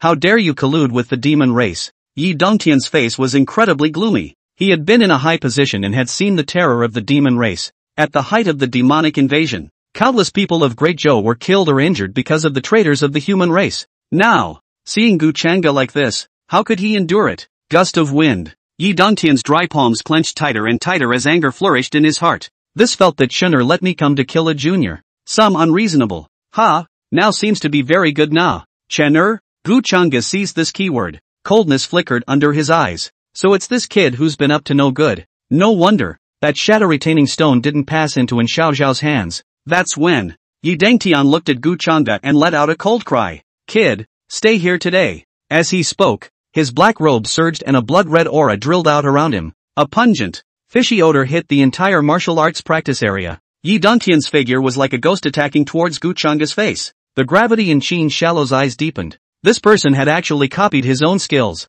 No, Gu Changa can't get hurt. Such thoughts suddenly welled up in his mind. Qin Shallow's delicate figure instantly flashed and intercepted it. Boom! The two red lights collided, inspiring a majestic and terrifying pressure, and the ground of the entire martial arts practice arena sunk a few points. Put! Qin Shallow's figure flew out. Dao Yuan realm perfection. Still some strength. A woman in a red robe walked out of the smoke, her seductive face full of disdain. When she saw what she looked like, Gu Changa froze for a moment, not knowing what to say. No! Is changing the Tao so strange? What the hell happened to copying the looks? Cough. Cough. Master. Qin Shallow's mouth spilled blood. The punch just now had broken most of her ribs. Move. A red light shot out from her fingertips, transforming into an energy shield. The art of the blood recluse. Go. Do you guys think you can get away? Yi Dangtian sneered disdainfully. With a fierce grip of his palm, the blood-colored light shield turned into nothingness. Put. Spewing out a large mouthful of blood,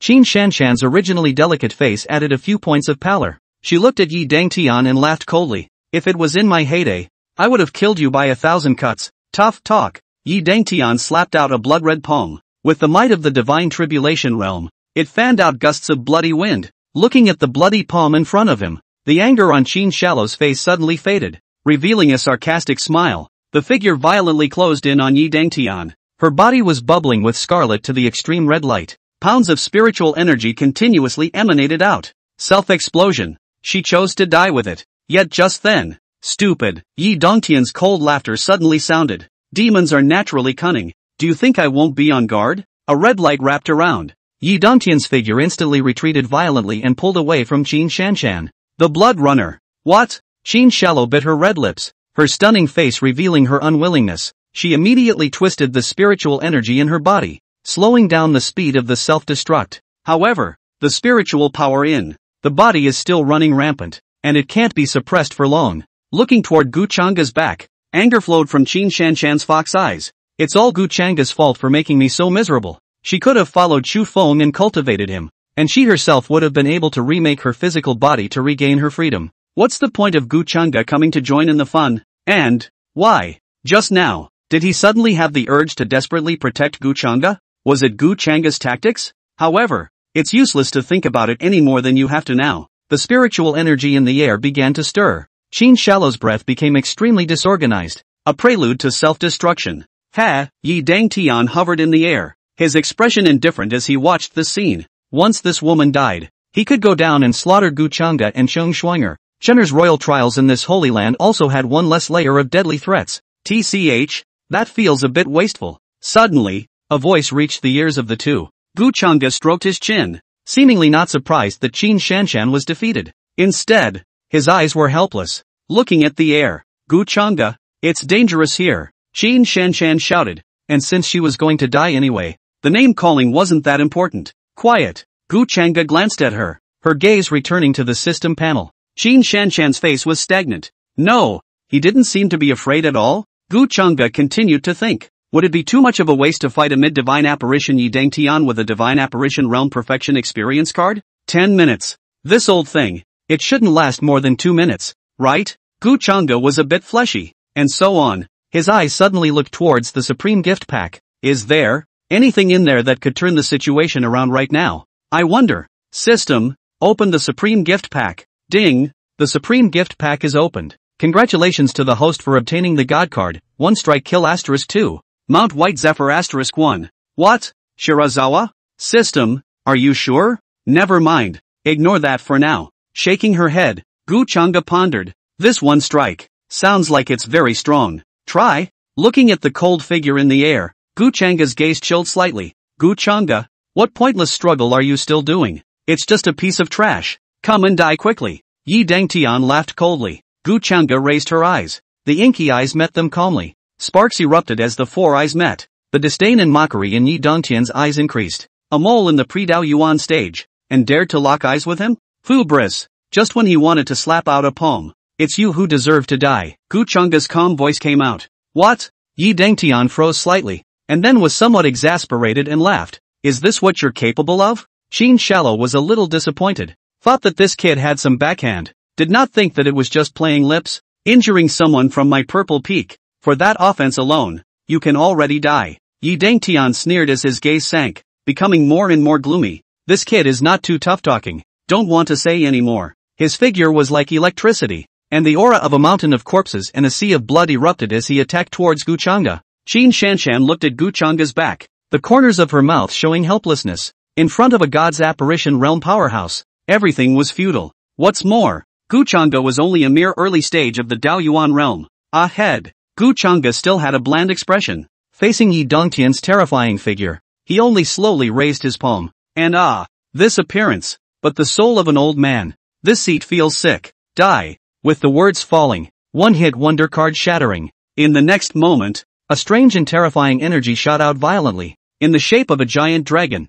tearing apart the air along the way. What is this? Yi Dongtian's eyes widened. The heart leapt out of his chest. This strike, surprisingly, was able to make him cringe. How is that possible? Sculptor, get out! Yi Dongtian shouted angrily. His hands formed a seal, and a blood-red energy once again rushed out. However, that giant dragon's vertical pupils emitted fire, and with just a roar, it instantly dispersed the blood-red energy. Boom! In Qin Shanshan's shocked gaze, the giant dragon opened its scarlet mouth, and tyrannical energy impacted the surroundings. In the next moment, Yi Dongtian's entire body was actually directly swallowed. Large swaths of blood were splashed down, and the aura of the divine tribulation realm was gone. Yi Dongtian fell. Ding! Branch quest completed. Rewarded with 500 self-rescue value. Divine Apparition Realm Experience Card *1. What kind of trick is this? How did he put? Without waiting to finish, blood suddenly spurted out from the corner of Qin Shallow's mouth.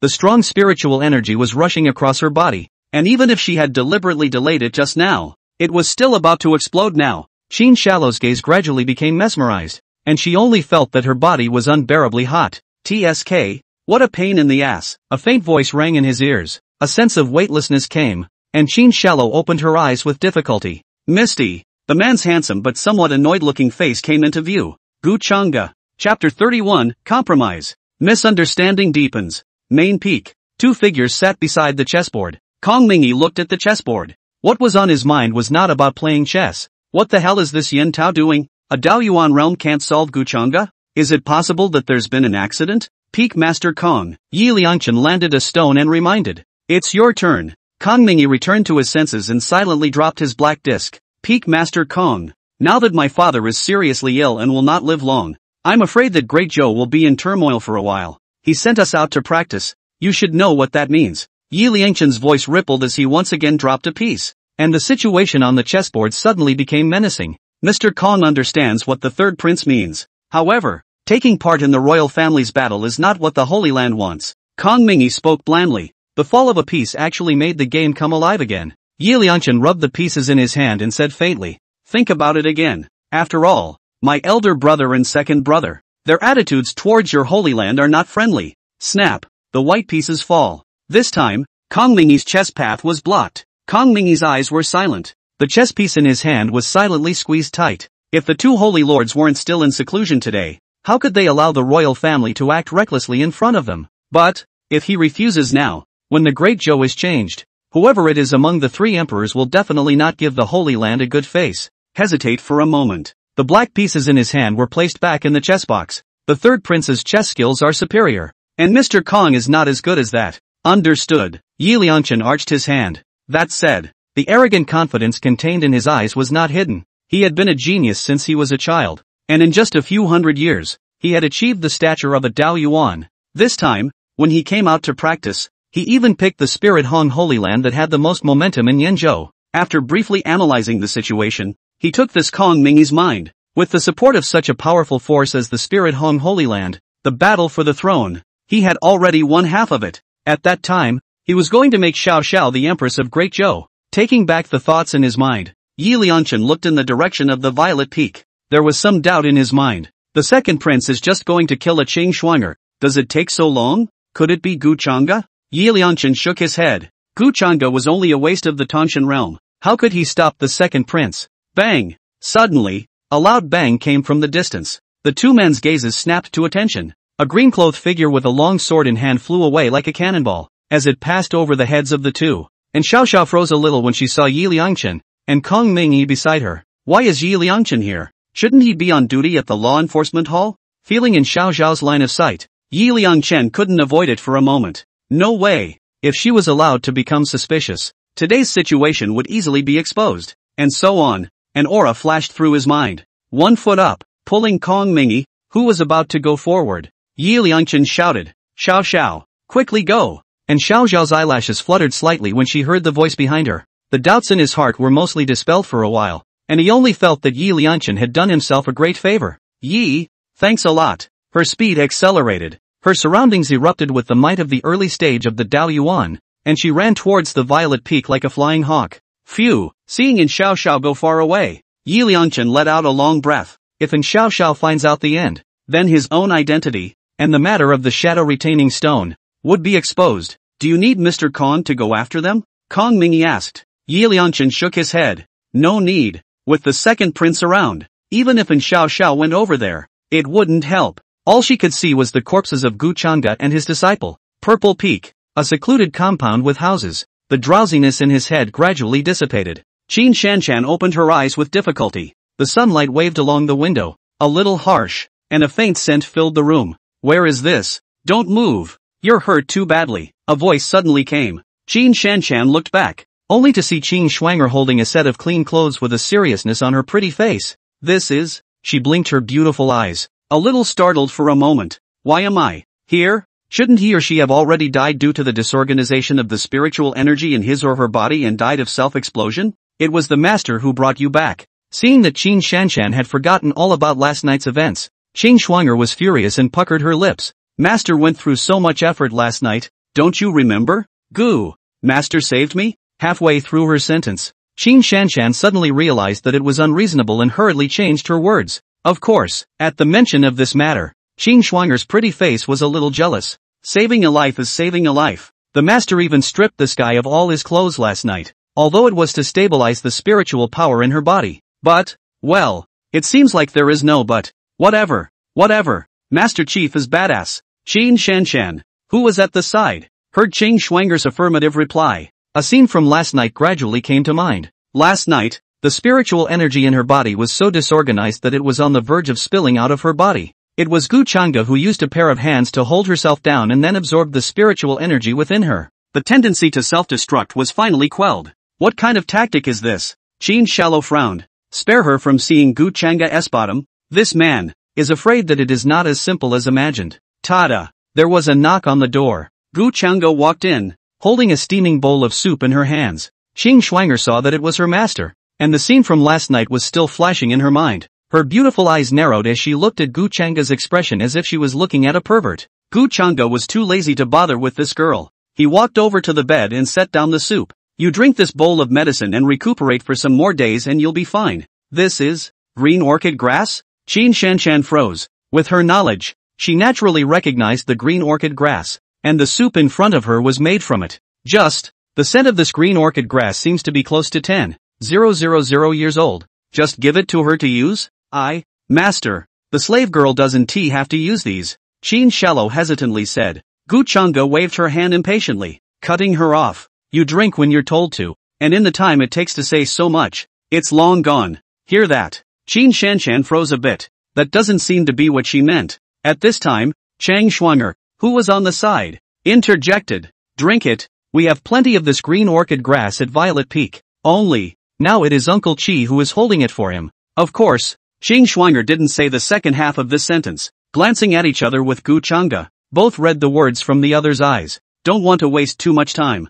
Gu Changge pushed the soup forward, then walked towards the outside of the house. Get well so you can work well. Hear that? Qin Shanshan's heart suddenly fluttered. After a few seconds, winks appeared out of the corners of her eyes and she smiled. Thank you, Master. Seeing her in this out-of-tune state, Qin Schwanger frowned lightly and did not say anything else as she grabbed a long sword and headed out. Inside the room, it was extraordinarily quiet. Ryoko, Qin Shallow looked at her back and whispered, thank you, far away, next to an ancient tree in the sky. And Xiao Xiao looked at Qin Shanshan's face with a strong unwillingness in her eyes. Senior, on what grounds? You were able to receive the sixth sister back. Why can't you accept me? Do you really think I'm cheap? And Xiao Xiao's stunning face revealed a self-deprecating color. Sure enough, in the eyes of her master, she is a. Then, what if the master teacher becomes an ordinary person, or even an invalid? At that time, the master teacher, even if he dislikes himself again, It seems that there is nothing he can do about it.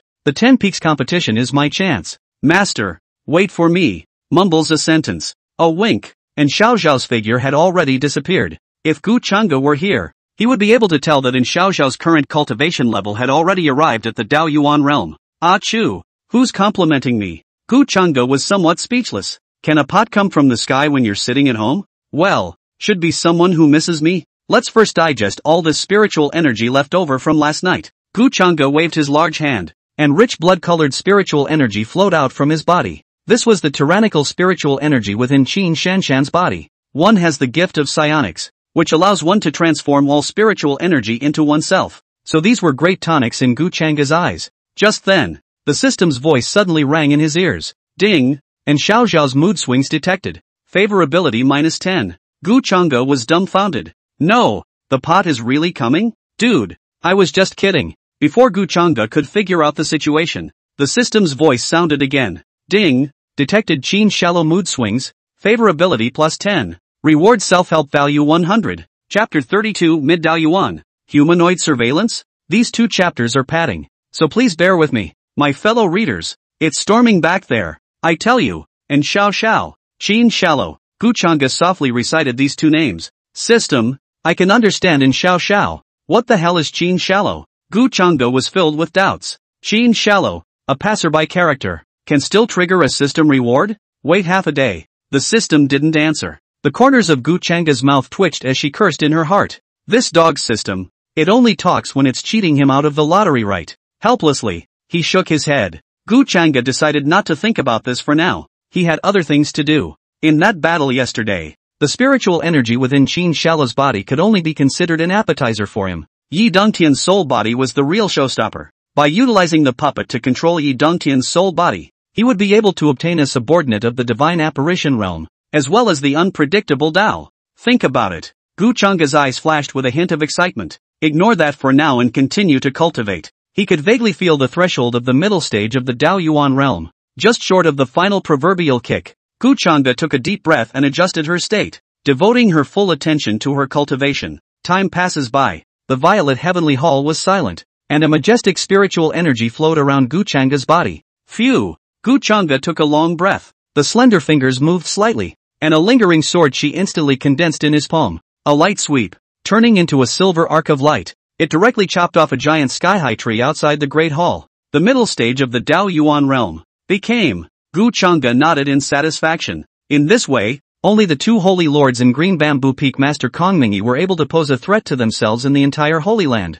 But, also just a threat. If you want to kill him, you still have to weigh how much you weigh. Next, it's time to deal with Yi Dongtian. A big hand. Soul come. A gray soul body drilled out. Gu Changge, don't even think about trying to get words out of this seat. Let go of this seat. Otherwise Chunner will surely come to trouble you. Yi Dongtian threatened in a cold voice. How could he not see what Gu Changge was trying to do? Either you want to take the words from yourself, or you're torturing yourself. Little did he know that this was the last thing he was afraid of. No matter what Gu Changge did, it was just futile. Sure enough, Gu Changge stood with her hands folded, not speaking, but instead looking like she was thinking. Yi Dongtian was delighted in his heart. The kid's scared. There's a chance. Actually. System, redeem, Gu Changge said in her heart. Ding. Consume 150 self-help values to exchange for a mid-divine apparition realm puppet, growth type, *1. In the next moment, a pure white puppet appeared out of thin air. Gu Changge, what other tricks are you trying to pull?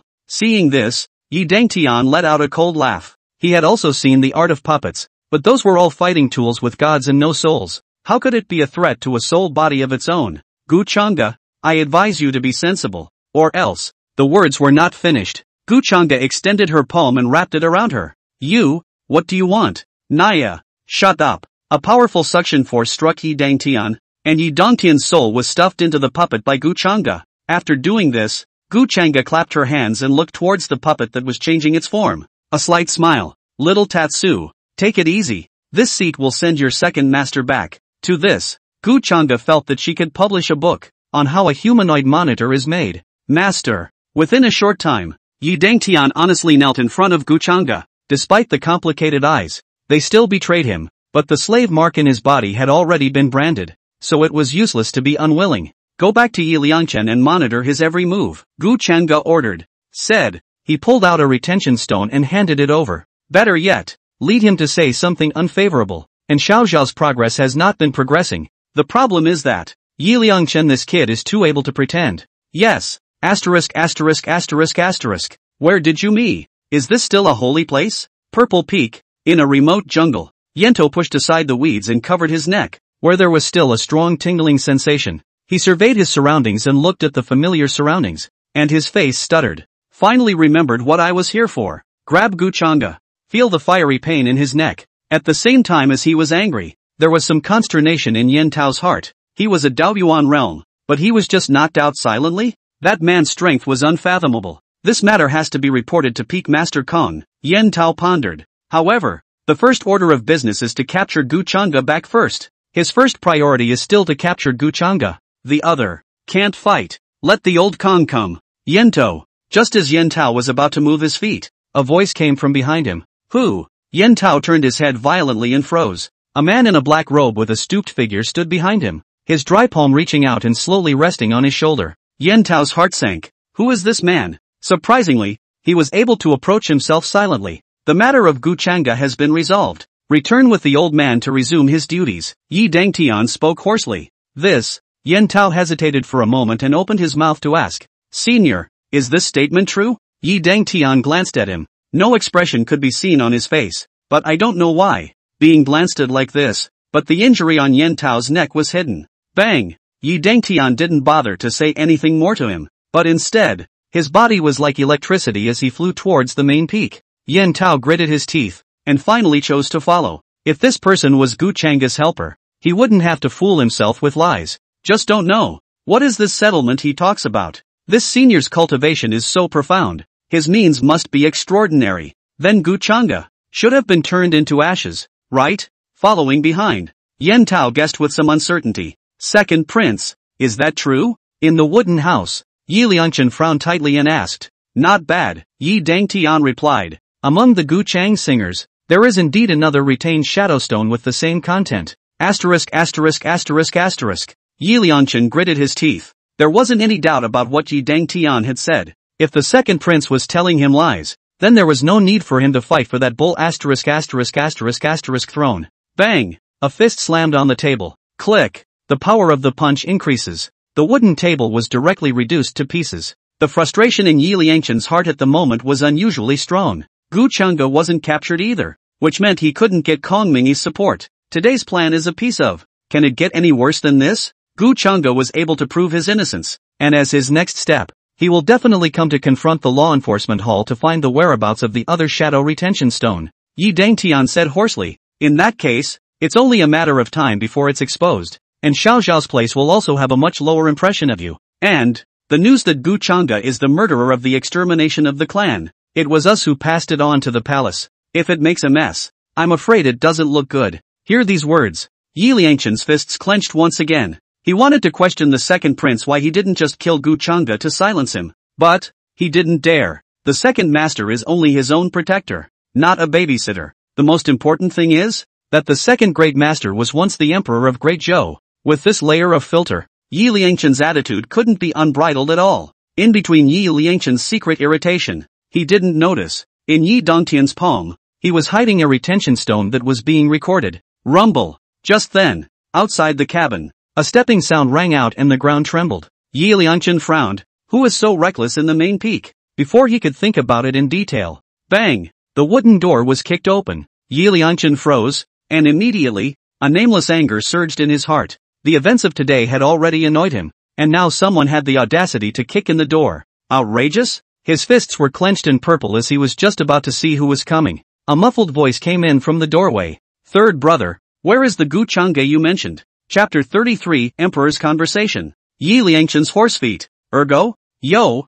third brother, goodbye. A stocky, slightly dark-skinned man stepped in, his battle armor making a metallic scraping sound with each step. He casually sat down and looked towards the wooden blocks on the floor, the corner of his mouth pulling back in a smile. Third brother, so fired up. Is there something wrong with you? Why don't you tell me about it? So that your second brother can make me happy? Yi Lang laughed. Just kidding. Yi Liangchen hid the disgust under his eyes and shook his head. I'm fine. Oh, that's quite good. Yi Lang nodded his head, then surveyed the house. Such a humble house doesn't fit your noble gentleman's temperament. I like it just fine. Yi Liangchen held back his patience. He didn't have much to say to this nervous second brother. He went straight to the point. I wonder what second brother is here for today. I came. Today Yi Lang paused. Puzzled. Wasn't it you who reported the case? At the mention of this matter, the veins on Yi Liangchen's forehead bulged. He gritted his teeth and said with difficulty, this is just a misunderstanding. Misunderstanding? Yi Lang raised his eyebrows. Obviously, he didn't believe Yi Liangchen's words. If it was placed in normal times, Yi Liangchen's patience would definitely break through the limit. But today, he didn't say anything, but opened the retention stone engraved with the Su family under Yi Lang's skeptical gaze. So that's how it is. Gu Chang'e is there to exterminate the demon race's cohorts. After looking at the shadow retaining stone, Yi Lang nodded. Not bad, Yi Liangchen said. So you can go back. Second brother. Go back? Yi Lang crossed his legs. It's not easy for me to make a trip back from the border. You're in such a hurry to drive me away? Yi Liangchen's fists hidden under his sleeves were practically crushing. How could he not know what Yi Lang wanted to do? The border is difficult and dangerous, but the victory is in the hands of the military power. It could be said that the battle for the throne, Yi Lang currently had the best chance. Now, Yi Lang's gaze is actually aimed at the Spirit Hung Holy Land. The general should be anxious if second brother doesn't return to the border. No, I'm not in a hurry. I just exterminated a group of demons the other day, so I'll probably be fine these days. The border is a place for you to practice. Yi Lang suddenly interrupted. Third brother, you might as well guess whose hands the military power in the north is now in? Hear that? Yi Liangchen's expression was stunned, and he violently raised his head to look at Yi Lang. That group of demons. Not bad. Yi Lang nodded. The leader of that group of demon race is the Silver Moon Demon Emperor. Yi Liangchen's heart sank suddenly. Silver Moon Demon Emperor. The scourge that has plagued northern Yenzhou for decades. The demon race is divided into demon soldiers, demon generals, demon kings, demon emperors, and demon emperors, which correspond to the Wanchuan, Spirit Sea, Tongshan, Daoyuan, and Xinjiu, respectively. That Silver Moon Demon Emperor was an exceptionally cunning and powerful old wolf. Now that Yi Lang has killed him, not only will he be recognized by all the generals in the north, but also, father is appreciating me now, a lot. Yi Lang didn't know when, but he walked over to Yi Liangchen's side, a big hand on his shoulder. The voice trailed off. Third brother, the battle for the throne can end early. Figure out the dagger. That was the real purpose of his coming to Yi Liangchen. As for what Gu Chang'e, that is, it's none of his business. Inside the cabin, the atmosphere was low for a while. Feeling the hidden pressure behind him, Yi Liangchen's expression calmed down. Ryoko, he sighed. Ergo, I understand. The throne, I won't fight for it. Good. Yi Lang patted his shoulder and laughed loudly. When I inherit the throne, I'll make you the king of North Star. I will not be a princeling. Yi Liangchen suddenly spoke. What? Yi Lang froze, then his eyes narrowed. Third brother, what do you mean by that? The 10 Peaks competition will be held in a few days, and I want to be a peak master here. Yi Lang looked at Yi Liangchen, silent for a moment, and patted his shoulder. Third brother, you're very sensible. I'll return to the capital first to resume my duties, and stop by to see father. Watching Yi Lang gradually leave with a group of generals, Yi Liangchen slowly exhaled. At this time, the black-robed figure appeared, and Yi Dongtian's voice sank slightly. Your second brother's city has become deeper. Yes, Yi Liangchen sighed. Yi Lang's words just now, which was a promise, was clearly a further test. It was to find out whether this third brother of his still had the intention of seizing the throne. The matter of pulling in the Holy Land will have to be put on hold.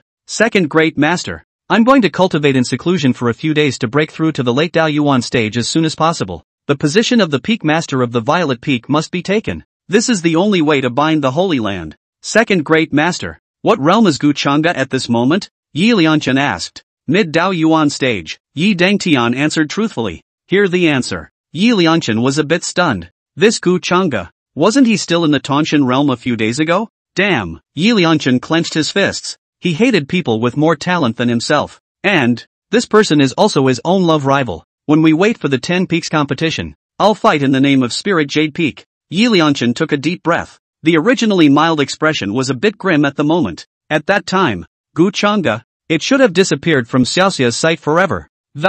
Close the door to the room behind you. Yi Dongtian's figure flashed and ran towards the sky, towards the flying carriage that had just left. Although the demonic aura was hidden, it was still captured by him. Not bad, not bad. My third brother knows what he's doing. At the edge of the sky, a black flying carriage slowly advanced, and beside the carriage, a group of generals in battle armor surrounded it. Yi Long was in a good mood. Now that Yi Liangchen has given up, he only needs to deal with his big brother next. No! A hoarse voice rang out. Hear that? Yi Lang narrowed his eyes and looked at the man at the back who was clad in a black robe that completely covered his face. What does that mean? The man continued to speak, his voice hoarse and as unpleasant as two pieces of iron rubbing together. This third brother of yours, his city is deeper than you think, seemingly retiring, but actually still wanting to pull in his own forces. The energy of the spirit Hong Holy Land is much more powerful than you and I imagined. Good.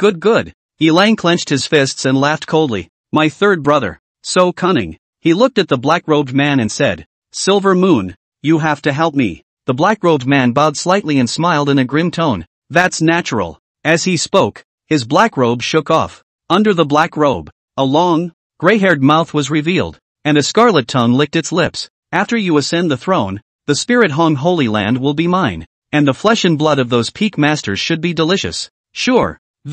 While the secret conversation was going on in the flying carriage, outside, in the air, Old Wu, what are you going for? I'll go put in a water. The soldier named Old Wu said hoarsely. Lazy man a lot. Hurry back. Got it. The blink of an eye. A soldier who touched his neck rejoined the flying carriage. So soon? The crowd was a bit surprised. Old Wu froze for a moment, then nodded with a confused look on his face. Don't know what they're talking about though, but it's better than dropping out and having your salary docked. Inexplicably took a hit. Hiss. Really nasty pain. Old Wu frowned and rubbed his neck again. Far away, a hunched, black-robed figure traveled through the jungle. Yi Dangtian frowned, colluding with the demon race. This Yi Lang is really playing with fire. He sighed, but none of that has anything to do with me anymore. Speaking, he had arrived at the Purple Peak. In the meantime, inside the palace of the Purple Heaven, Gu Chang'e wiped the fine sweat from her forehead and muttered, this change Dao is really something. But, the good thing was,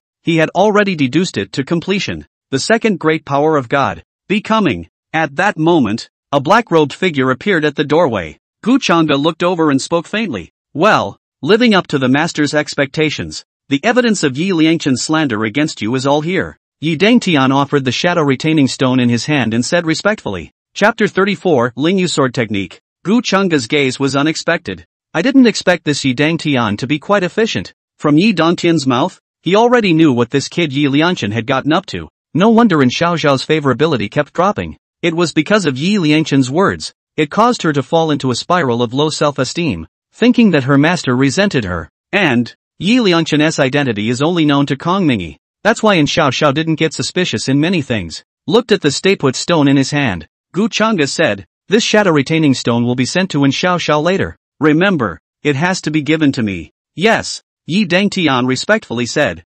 Master, I have one more thing to report. Say, the second prince of Great Zhou, Yi Lang, is now colluding with a demon emperor, and he promised the demon emperor that he would give the holy land of Linghong to the other party after he ascended the throne. Hear that? Gu Chang'e froze slightly, then her gaze turned cold. Demon emperor? That was an existence that corresponded to the human race's divine tribulation realm powerhouses. Despite the correspondence, the demon race actually presses the human race in terms of strength by virtue of its own strong physical body. The demon race was cunning and cruel by nature, and this Yi Lang colluding with the demon emperor was tantamount to seeking the skin of a tiger. Gu Chang'e sighed. Are all of you in the royal family so stupid? Gu Chang'e waved her hand and skipped the topic. Is Great Zhou very strong? Yi Dangtian explained. It's vaguely higher than the spirit Hong Holy Land, and together with me, there are a total of 3 divine tribulation realms. Speaking of this, his words changed, but if Yi Lang were to use the dragon vein of Great Zhou, the situation would be different. Great Zhou dragon vein. What is that? Gu Chang'e frowned. Yi Dangtian was a bit stunned. He was stumped by the question. The dragon vein of the Great Zhou. Something a commoner can know. You are the peak master of the Violet Peak, and you don't even know about it? Actually, it was Gu Chang'e who was too lazy to recall this. The dragon vein is the foundation of a nation, and successive emperors have been able to draw dragon energy from it, both to strengthen themselves and to use on their soldiers. Yi Dangtian saw that Gu Chang'e was truly unaware and explained. Hear all that? Gu Chang'e's eyes drifted. No wonder. The royal family's apparent strength seemed average, yet they were still able to suppress the various forces. If Yi Lang ascended the throne, the entire Yanzhou continent would.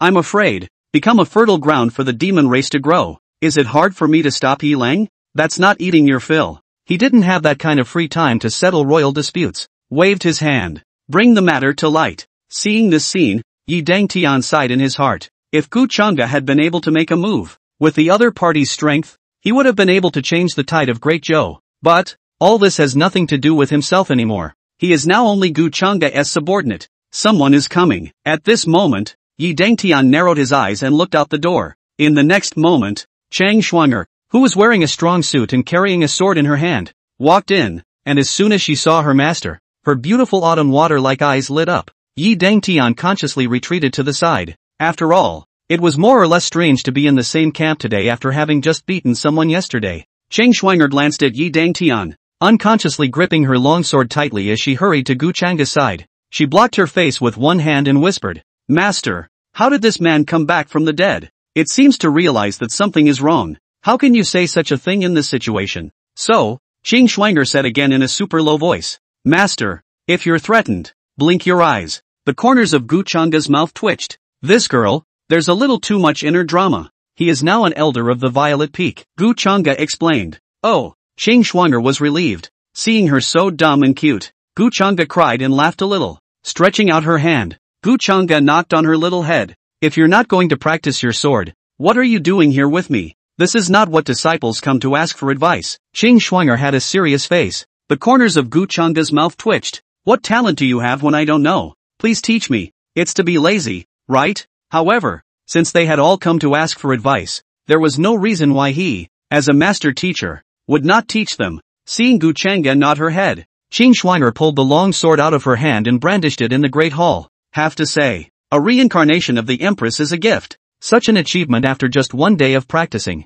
There are just some flaws that need to be pointed out by an outsider. Here, pirouette. You're not doing it right. Gu Chang'e held Chang Shuang'er's white and tender palm and pressed it down slightly. If you swing it downward, it's more dexterous. On the side, Yi Dangtian looked at this scene with a dumbfounded expression. So there's a mistake in this style? Isn't it good? Soon, his face changed from dumbfounded to shocked. After a few repetitions, Chang Shuang'er's movements were indeed better than before, less stiff and more ferocious. A single swing of the sword could actually cause the eyelids of a divine apparition realm powerhouse like him to flutter. It was hard to imagine what kind of great terror it would be if the divine tribulation realm were to make such a sword technique. Also, in this last stance, your waist must fire and drive your arm to throw it out. Gu Chang'e said while trying to take away the longsword demonstration in Chang Shuang'er's hand. Just about to take it away, he suddenly froze. Shuang'er, why is your face so red? Chang Shuang'er touched her burning cheeks, unable to speak for a moment. Master, why did you take my disciple's sword?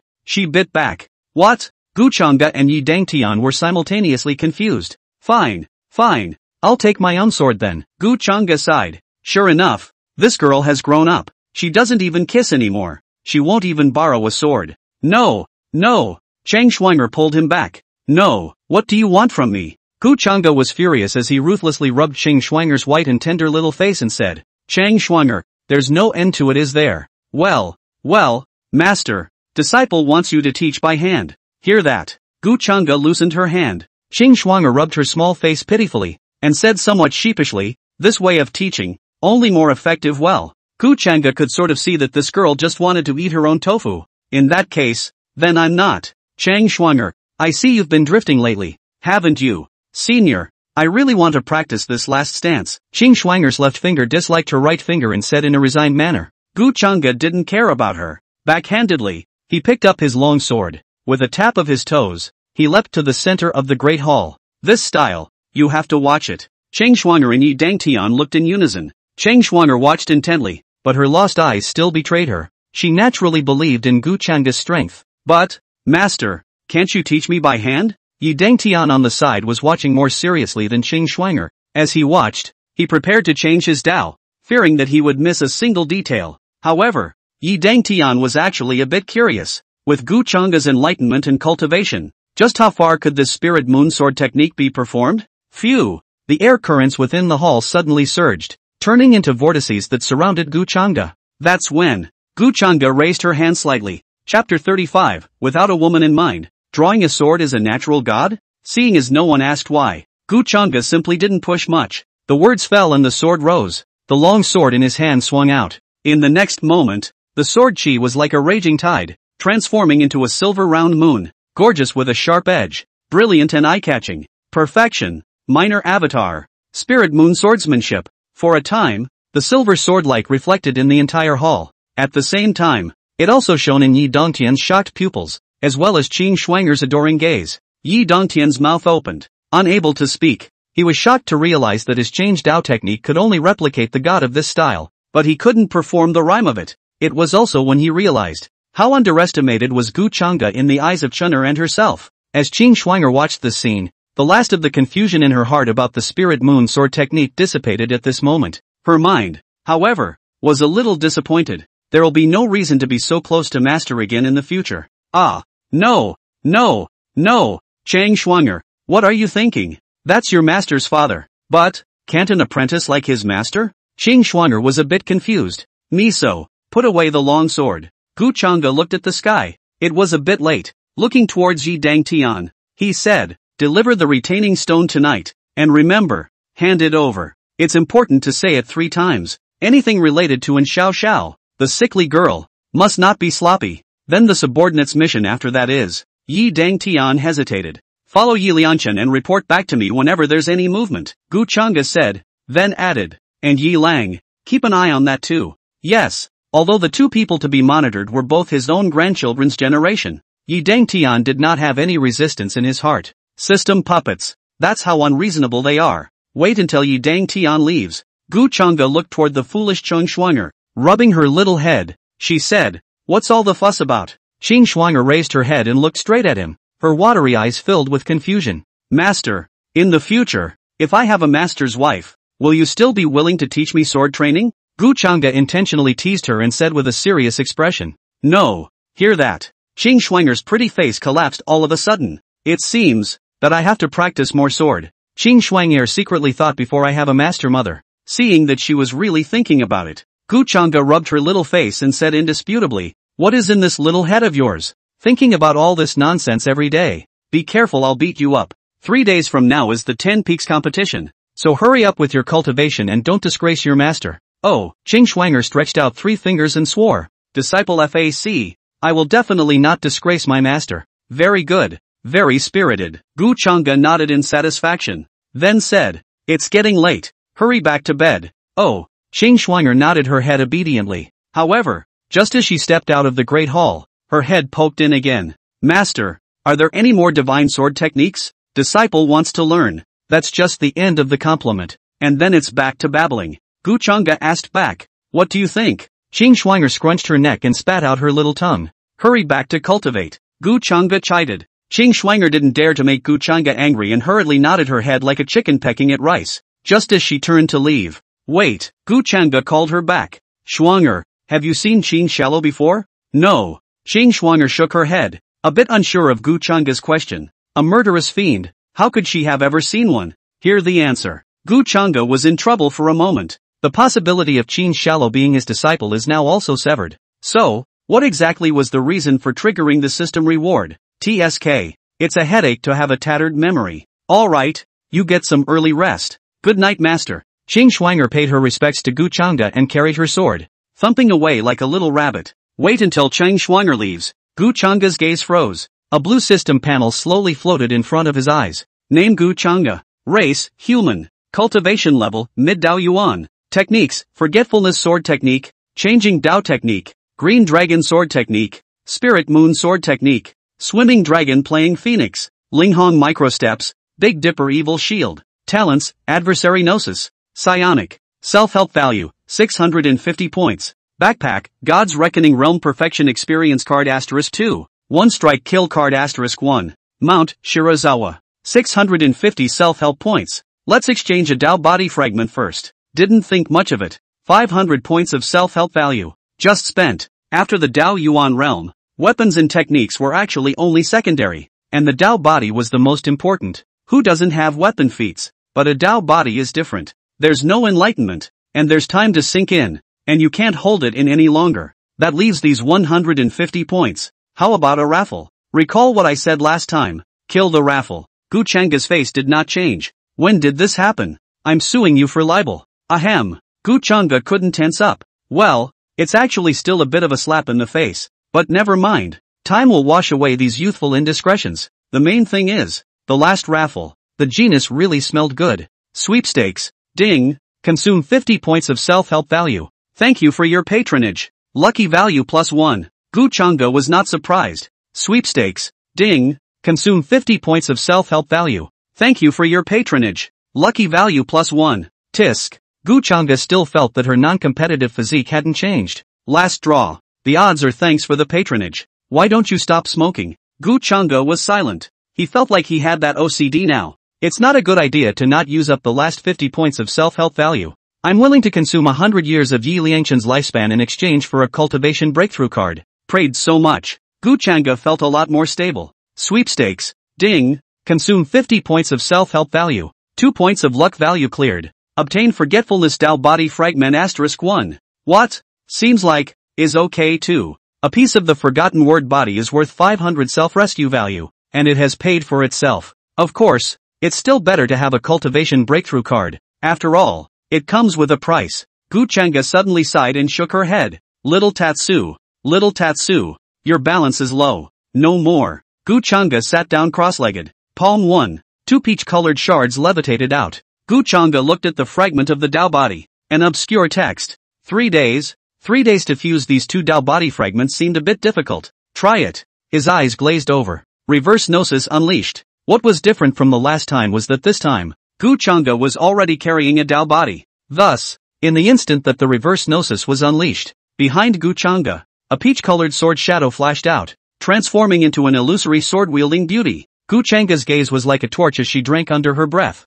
Give me enlightenment. The foot of the purple peak. The 8 figures paused. At the head of the group was Kong Mingyi, and aside from An Xiao Xiao, the remaining 7 peak masters were all present. Yi Liangshan had already handed the staying shadow stone to Kong Mingyi. They realized the truth of Gu Chang'e's extermination and came today to apologize for yesterday's misunderstanding. At this moment, a peak master rubbed his eyes and pointed in the direction of the Violet Sky Hall, saying, "What a big commotion. Is Peak Master Gu about to make a breakthrough?" A strand of spiritual energy condensed into a fog that surrounded the sky above the purple heavenly palace, and the occasional outbursts of thunder vaguely revealed a terrifying momentum. Seeing this scene, the crowd couldn't help but feel a secret emotion. It's true what they say, if there is no woman in your heart, you can draw your sword naturally. How lickable the previous Gu Chang'e was, how horrible the current Gu Chang'e was. Since Peak Master Gu made a breakthrough today, let's come back another day. The crowd sniffed, thought about it, and prepared to leave. Wait.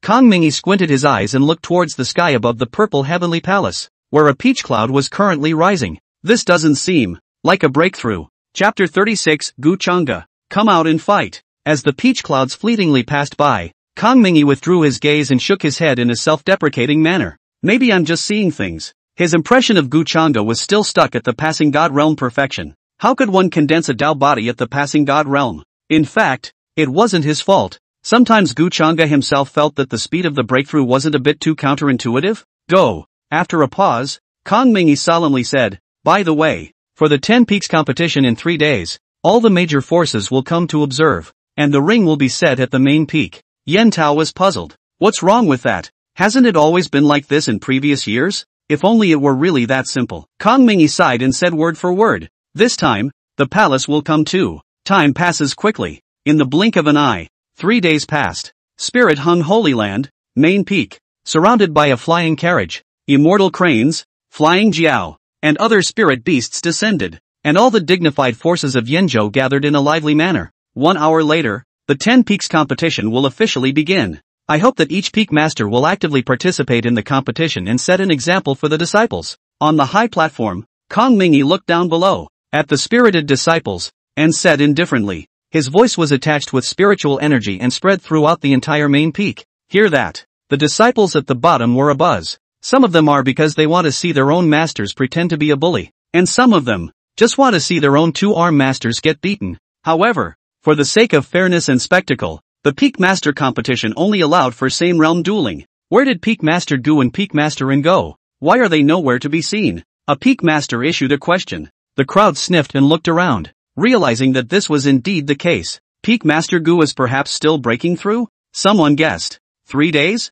Could he be at the Divine Apparition realm? but the district Tonshin needs to spend laborious effort. Yen Tao hummed. Anyone with eyes can see that. His tone carried a bit of uncertainty. Although Yen Tao didn't say anything on his lips about Gu Chang'e injuring his disciple a few days ago, he was always a little upset in his heart. If Gu Chang'e hadn't only been in the Tonshin realm, he would have really wanted to take advantage of today to severely beat him up. Forget it, if you don't come, you don't come. The 10 Peaks Grand Competition can't be postponed because of him, Kong Mingi said in a deep voice. What about Peak Masterin? A Peak Master asked. The others had a sideways glance. Peak Masterin is at the point of breakthrough. I'm afraid he doesn't have time to come over, Kong Mingi said. However, there is someone willing to come in her place. This statement was made. The doubts in the hearts of the Peak Masters intensified. What kind of person could make the ever-so-curmudgeonly Kong Mingi make an exception? One must know that the competition between Peak Masters was meant to be a lively spectacle for the disciples of the Holy Land. An outsider attending has never been a part of this before.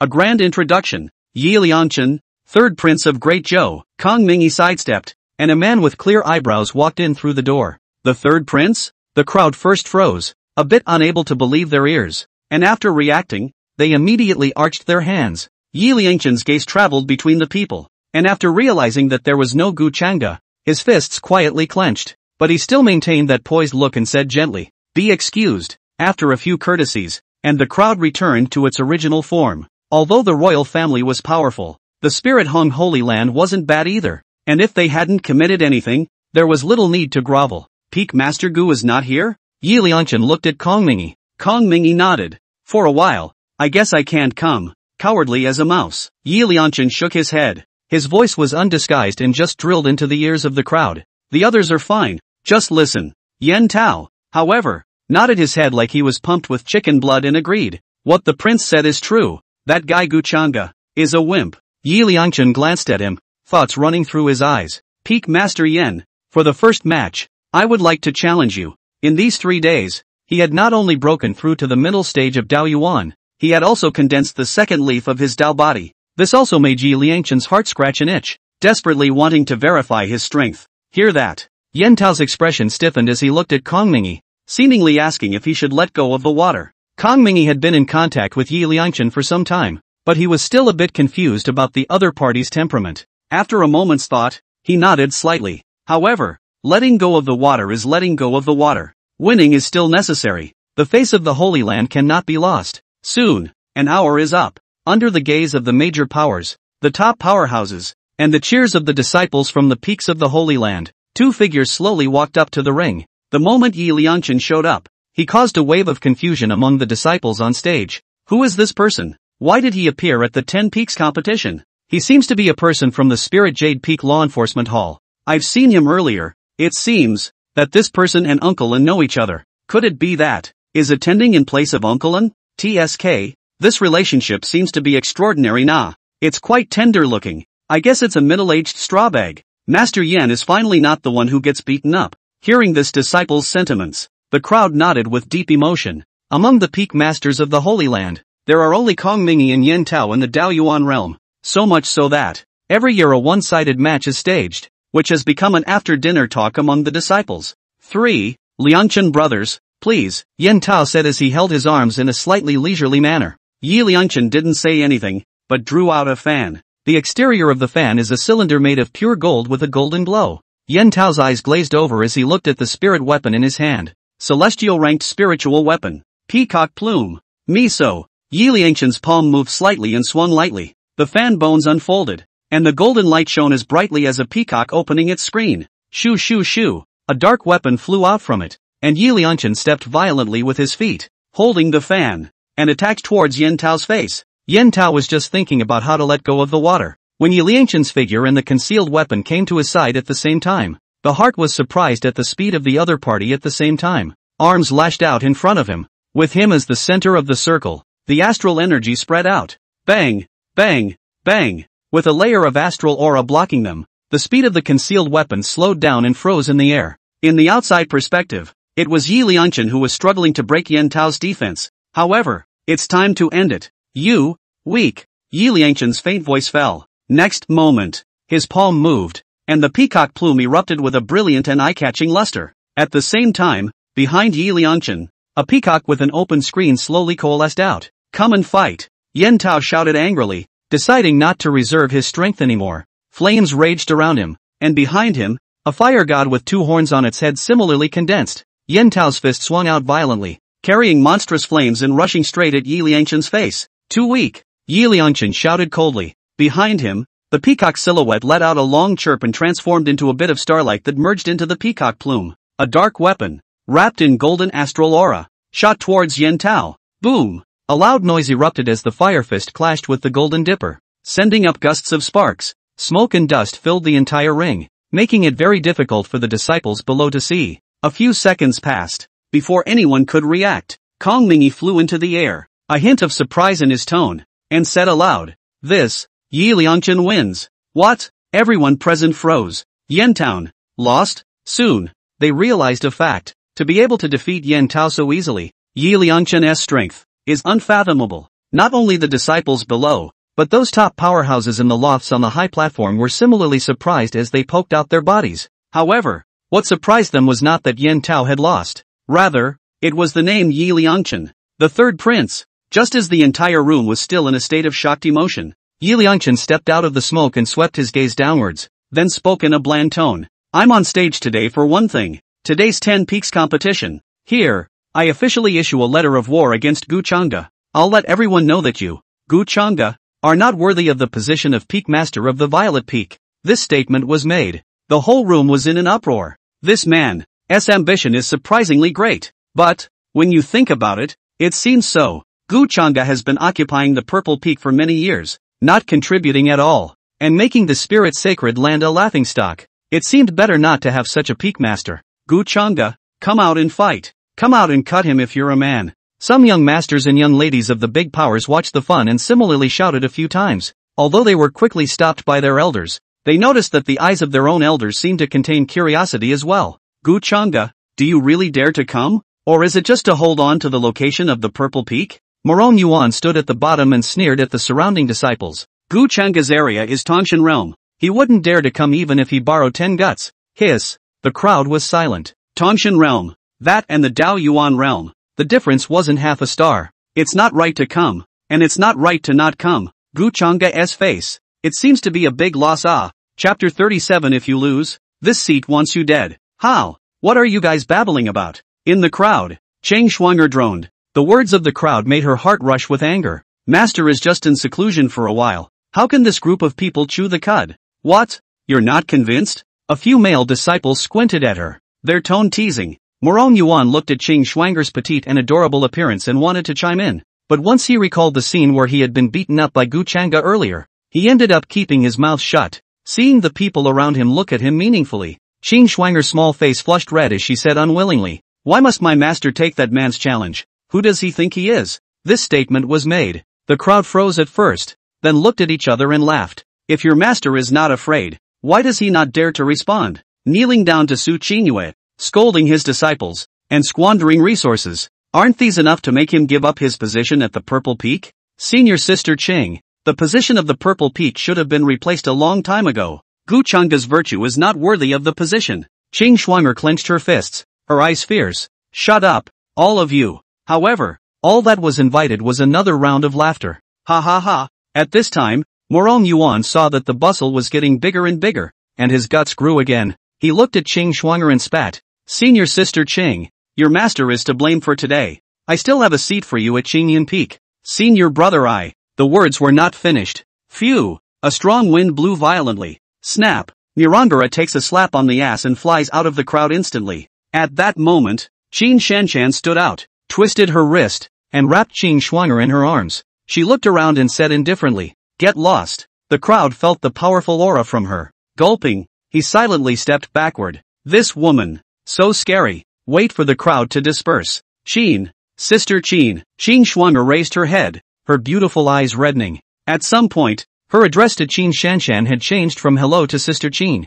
To put it bluntly, it's still childish. Cheng Shuang'er, no matter how mature she was only a little girl in her early 20s, and it would be a lie if she didn't feel bad in her heart when she was mocked by the crowd. Most of all, she couldn't help at all when she watched them insult her master. This feeling of being a loser was something she really disliked. Qin Shallow stroked her head, and for some reason, a strange feeling welled up in her heart. Ghostly, she blurted out, Senior sister is here. Not afraid. The words were not finished. She froze at first, then his pupils shrunk violently, his brows furrowed, and a pained look appeared on his face. Qin Shanshan was confused. What had she just said? Qing Shuang'er was also surprised. What sister? Sister Qin, are you alright? Qing Shuang'er asked. Qin Shallow shook her head and said, I'm fine. What I said just now, don't take it to heart. Oh, Keisuke nodded. Phew. Qin Shanshan took a long breath, pushing down the shattering pain in his head. She looked toward the ring, her brow furrowing lightly.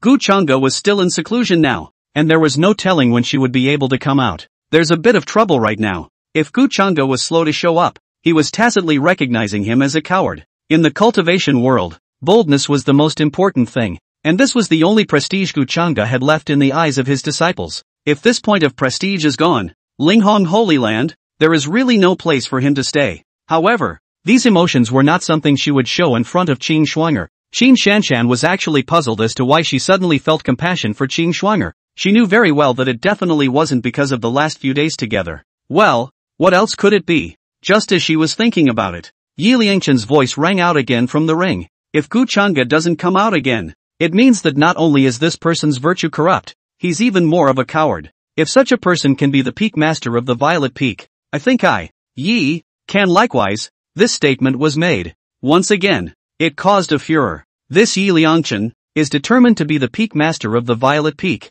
Kong Mingyi's face didn't look too good. How could he have never imagined that Yi Liangchen would pull this stunt today? However, on reflection, it's actually understandable. Yi Liangchen had missed the opportunity to cooperate with the Holy Land last time, and it was time to get anxious. Only the simplest and crudest way to bind the Holy Land. That's when the sound of the disciples' uproar came from the bottom. Yes, that's right. Gu Chang'e, he doesn't deserve it. Who in the room doesn't know that Gu Chang'e licked Su Qingyue for 300 years? It's simply the scum of the Holy Land. Ah shucks. Not bad. This Yi Liangchen was able to defeat Uncle Yen, already proving his strength. If he becomes the peak master of the Violet Peak, the Holy Land will only prosper. On top of the high platform, in the middle of an attic, Big Brother, this third brother has really come out of the woodwork. Now the entire ring is a mess made by him. Yi Lang looked down below with his arms crossed, watching the fun and laughing. The man Yi Lang called Big Brother took a sip of tea, his voice rippling. Unexpected indeed. I also don't know if this Gu Chang'e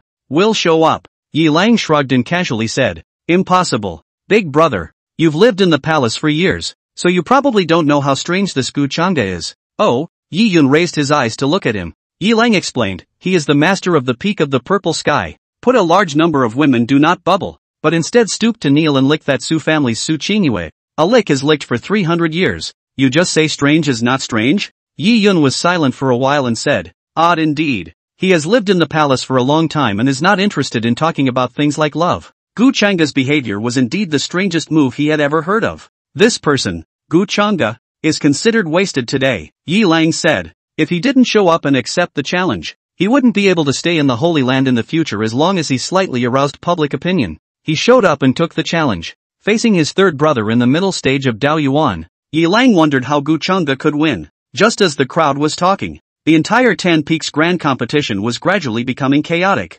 Alright, Kong Mingyi bellowed. The scene quieted down. The eyes of the crowd were focused on him. Kong Mingyi's face was serious as he looked at Yi Liangchen and said, this matter will be revealed first. Wait until tomorrow. Yi Liangchen's face was gentle and not half dissatisfied as he nodded. Although he hadn't been able to defeat Gu Chang'e in public today, the image of Gu Chang'e's cowardice had already been engraved in the hearts of the crowd. After fermenting for a few more days, he didn't believe that Gu Chang'e would have a better time. The probability was that the position of Peak Master of the Purple Peak would be his. Wait. Just then, a female voice rang out. The crowd looked towards the sounding place, and they saw a stunningly beautiful and unusual-looking woman, who was currently walking towards the ring. I'll compare myself to you. I'll replace Gu Chang'e. What? The crowd was puzzled. Yi Liangchen looked at Qin Shanshan and smiled. Can Gu Chang'e only rely on a woman for protection? Cut the crap. Qin Shallow blared at her. If you can replace in Xiao Xiao, why can't I, as an elder of the Violet Peak, replace Gu Chang'e?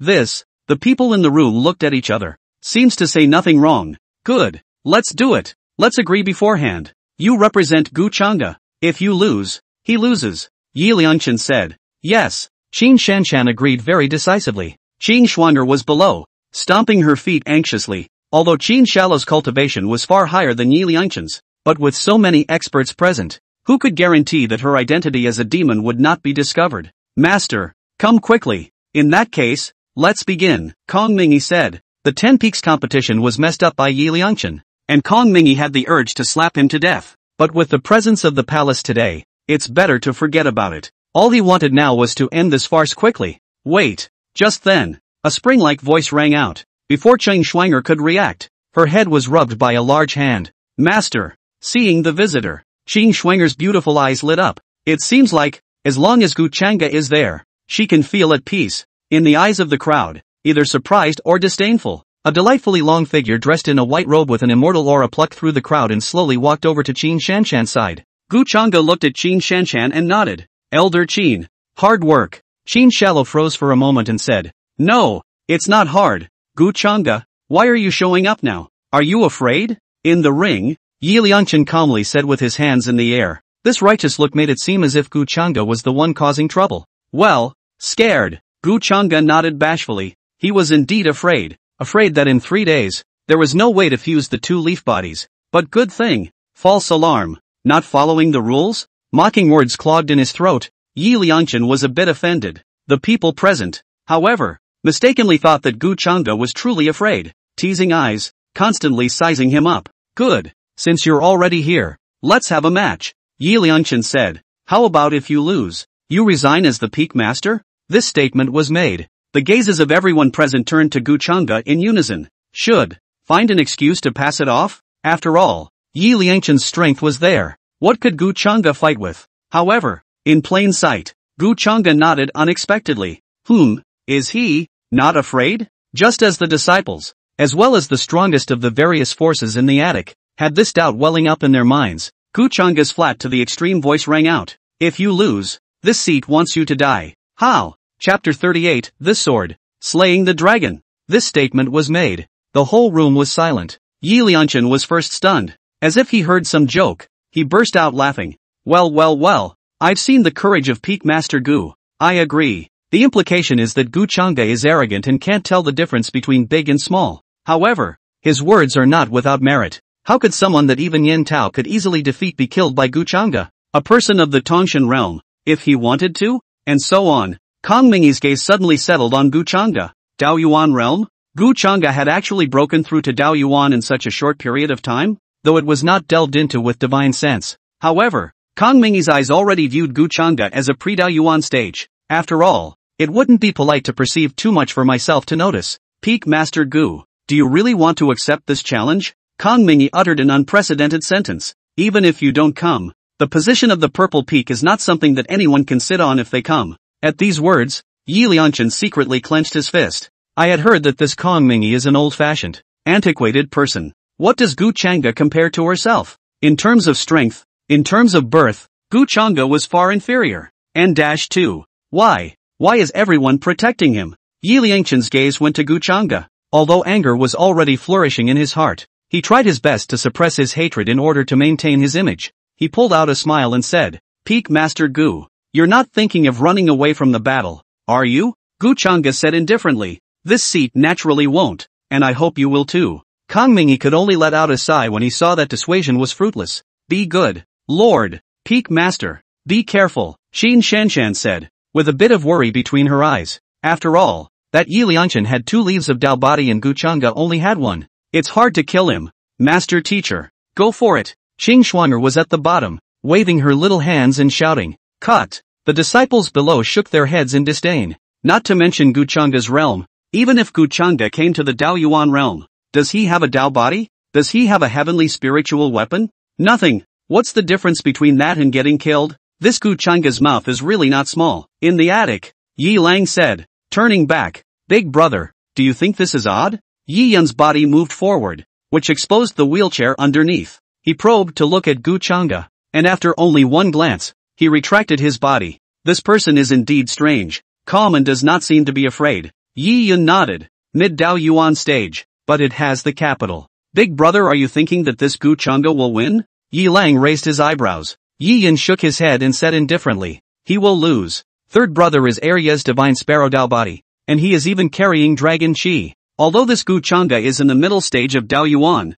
he can't recognize his own position. This kind of person is the most ridiculous. Gu Chang'e stepped into the ring. With a calm gaze, he looked at Yi Liangchen, slightly raising his hand. The unsheathed broken sin was raised to his chest. Competition. Officially begin. Kang Mingyi levitated in the air and said with a loud voice. The crowd's eyes were focused on Gu Chang'e and Yi Liangchen for fear of missing a single detail. Yi Liangchen looked at Gu Chang'e, and the peacock plume was drawn out, golden light shooting out in all directions. A hint of murderous aura filled the air. Yi Liangchen was happy now. As long as Gu Chang'e was defeated, the position of Peak Master of the Violet Peak would be his own. Not only did it satisfy in Xiao Zhao's desire to gain favor, but it also bound the Holy Land. As for Gu Chang'e, when the time comes, just find a random moment and let the second prince kill it. Read this. The killing intent in Yi Liangchen's heart could no longer be concealed. He swung out the peacock plume violently, and a dark weapon rushed out. With a sharp astral wind, it stabbed towards Gu Chang'e's face.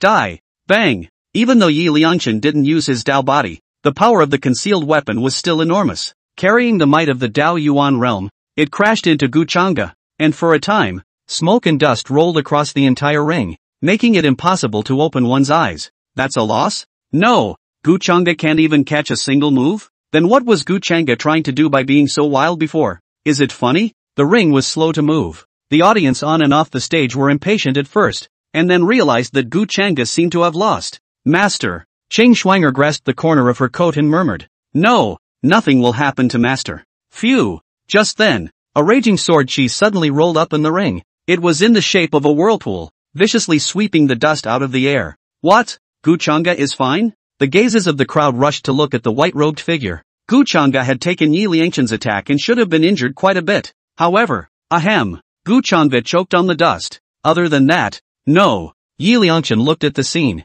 slightly surprised. Raising the peacock plume in his hand, he decided to stop covering up and strike a blow. Boom! A peacock with an open screen coalesced behind him once again. However, that's not all. Roar! The sound of a dragon's roar rose, and a golden dragon shadow surrounded out around Yi Liangchen's body. What is this? Dragon Chi? This? Wait, Yi Liangchen. Wouldn't be that third prince, right? When these words came out, the disciples' eyes widened, and then look at the golden dragon aura on him. It seems to be true. For a while, the crowd was in an excited mood. It turns out that what they had previously supported was such a presence. Gu Chang'e's image was even lower in the eyes of the crowd. Gu Chang'e, surrender quickly. What are you comparing yourself to others? That's right. Surrender early and His Highness the Third Prince can still spare your life. Surrender? His Highness the Third Prince needs him to surrender? Can't you see that this is going to be a big move? Gu Chang'e will lose. The ring. Gu Chang'e looked at Yi Liangchen and inexplicably said, You just tried to kill me. What? Yi Liangchen froze for a moment, unsure. Reacting. Yi Liangchen sneered. Inexplicable. Stalling for time? Don't even think about it. I also don't know what on earth sees in you, but it doesn't matter anymore. Soon, you'll be gone forever. Xiaoxia, only mine. Speaking, the dragon's shadow and the finch's shadow turned into bits of starlight. Dragon Chi was added to Yi Liangchen's body, transforming into a set of golden armor, while the peacock shadow entered the peacock plume. Die. Facing the strongly attacking Yi Liangchen, Gu Chang'e moved. He slowly unsheathed Broken Sin's sword. Miso. In the next moment, the aura of a mountain of corpses and a sea of blood erupted. It's easy to beat Yi Liangchen, but if you want to kill him, how can you do it without hanging? Sculpture. Yi Liangchen violently swung out the golden gang dark weapon, and the Dao dark weapon broke through the air and fiercely shot away. A foot stomp. Bang! Yi Liangchen's speed and power instantly skyrocketed several times under the Dragon Chi enhancement, charging straight at Gu Chang'e's face. This move is called the Heavenly Dragon Fist. Gu Chang'e, it would be your honor in this life to be defeated by this move. Feeling this strong pressure, the crowd had only this one thought in their minds. Gu Chang'e is finished. Even if he doesn't die, he's bound to be crippled. In the cultivation world, an invalid is no different from a dead person. Ching Schwanger trembled, biting her silver teeth in self-reproach. Ching Schwanger, you fool. You should have advised Master not to go on just now. Unfortunately, it's all over. No good. The breath in the ring was becoming more and more unstable. When Kang Mingyi saw that the situation was not good, he just wanted to go down and terminate the match. Look at the sky. You guys. A disciple suddenly pointed at the sky. The crowd looked and froze. Then horror welled up in their hearts. In the air, a piece of peach blossom fell in splendor. At this moment, a beauty with a gorgeous physique and stunning beauty looked down at the bottom. as if looking at a mole cricket. The long sword in his hand was slightly raised. The breaking sound that erupted from the air was intertwined with Gu Changga's voice. Sky Dragon Fist? Don't you know that this seat has come today to slay dragons? Forgetfulness Sword Technique. Second Style. 1,000 Swords Breaks the Void. Chapter 39. Master. Long time no see. The Taoist body? The disciples looked up to the sky, their shocked pupils reflecting the peach-colored sword-wielding silhouette in the air for a long time. Gu Changga actually had a Tao body? Wasn't he only in the Tanshan realm? Even the other peak masters of the Holy Land couldn't sit still at the moment. Wasn't Gu Changga still in the Tanshan realm the other day? How did she become a Taoist immortal? And it had even condensed a Tao body. Could he be hiding something? Hiss. Once this thought came out, the peak masters didn't know what to say. If that was true, then Gu Changga's heart was too strong. Gu Feng Master's immortal path is straight. Fortunately, he didn't make a connection with him some days ago. Qi Nanqing secretly sighed. Some people are happy and some people are sad. Yen Tao's face was hot and painful at the moment. Who would have thought that Gu Changga could hide her clumsiness so well? His own earlier words were a living clown statement. Big brother. This. Attic. Yi Lang turned his head to look at Yi Yun. Yi Yun narrowed his eyes and looked downwards, saying faintly, the sound is not enough to be feared. You're also a royal son. Don't you know the power of the Dragon Chi transformation armor? Yi Lang nodded. Where he didn't know. Only, he still wanted Gu Changga to defeat him more than Yi Liangchen winning. After seeing today's competition, he still felt that the threat of his third brother was a little too great. Clank dash. A lengthy metallic clang rang out and the crowd's thoughts pulled back, rushing to look at the ring. The channels of golden astral dark weapons converged together, focusing on a single point and desperately crashing into Gu Changga's long sword. Rolling waves of air blew smoke in all directions. But so, Yi Liangchen shook his head and laughed coldly. His speed did not decrease as he swung and raised his golden giant fist towards Gu Changga. Bang!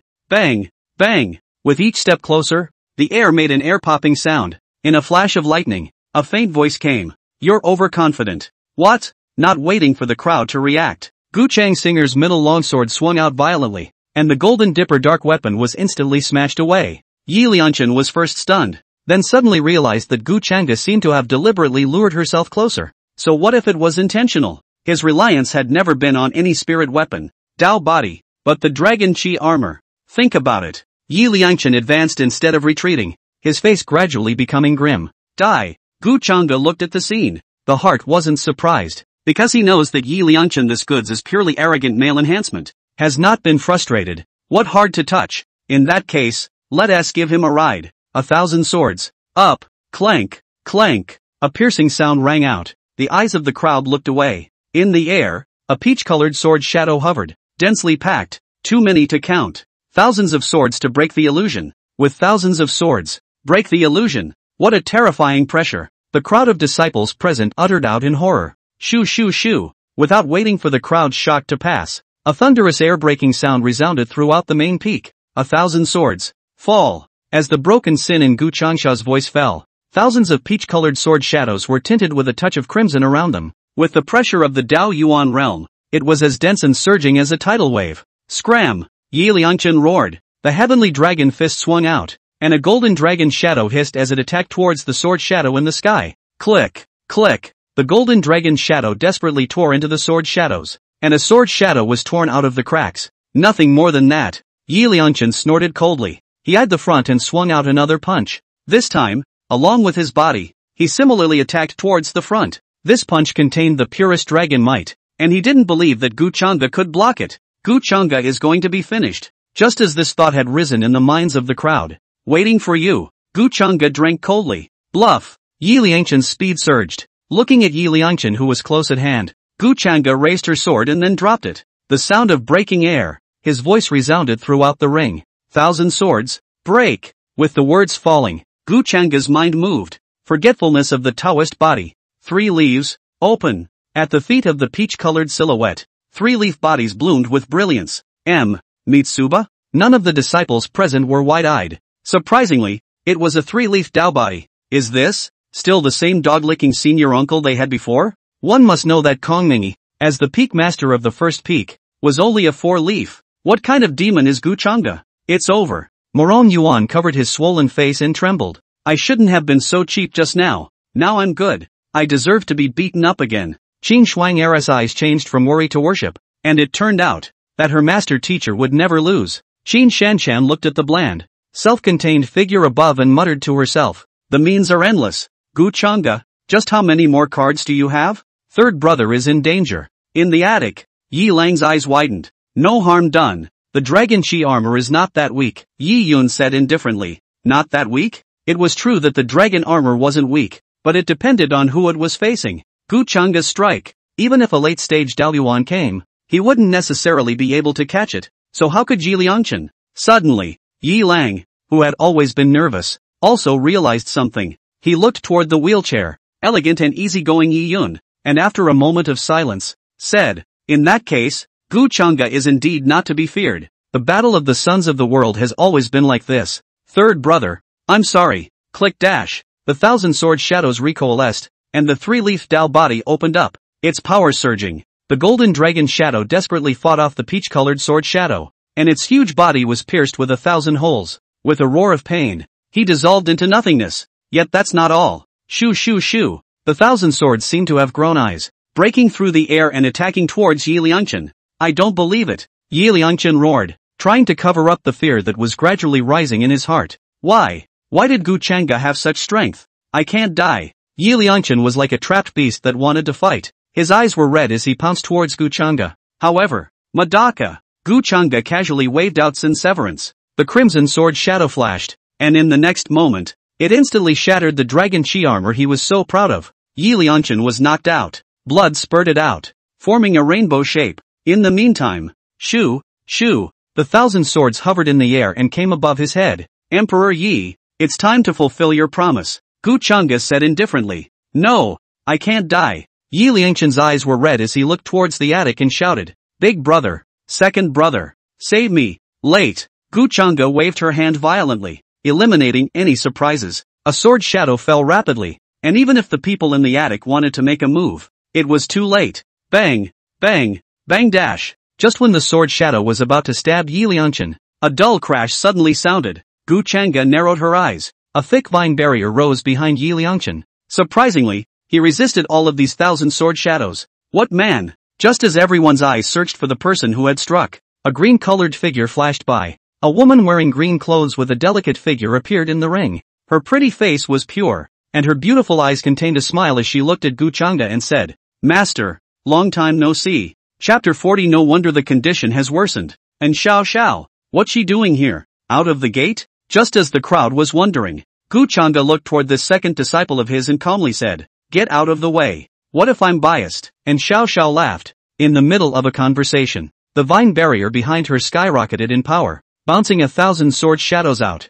Mid-Dao Yuan? Gu Chang'e was a bit surprised. In just a few days, and Xiao Xiao came from Tongshan to the middle stage of Dao Yuan. To know, even he himself had to rely on the cultivation breakthrough card to be so fast. Right at this moment, a black-robed figure leapt down from the attic, and with a wave of the visitor's big hand, he flicked the 1,000 sword shadows away by several meters. Second brother save me. Yi Liangchen shouted hurriedly. Bang, bang, bang dash. Yi Lang swung his fists in a chaotic manner, and the golden astral energy spread out, dispersing the sword shadows. Yi Liangchen took a long breath, his legs trembling a little as he sat on the ground. The people present looked at the ring and whispered, whether it was Gu Chang'e's strength, and Xiao Xiao saving Yi Liangchen, or the appearance of the second prince. The discussion was exceptionally interesting. Kong Mingyi looked down below, at the scene that had been made into a pot of porridge, and let out a vicious sigh. He descended to the ring, looked around, and said in a deep voice, All be quiet. Glancing at Yi Liangchen,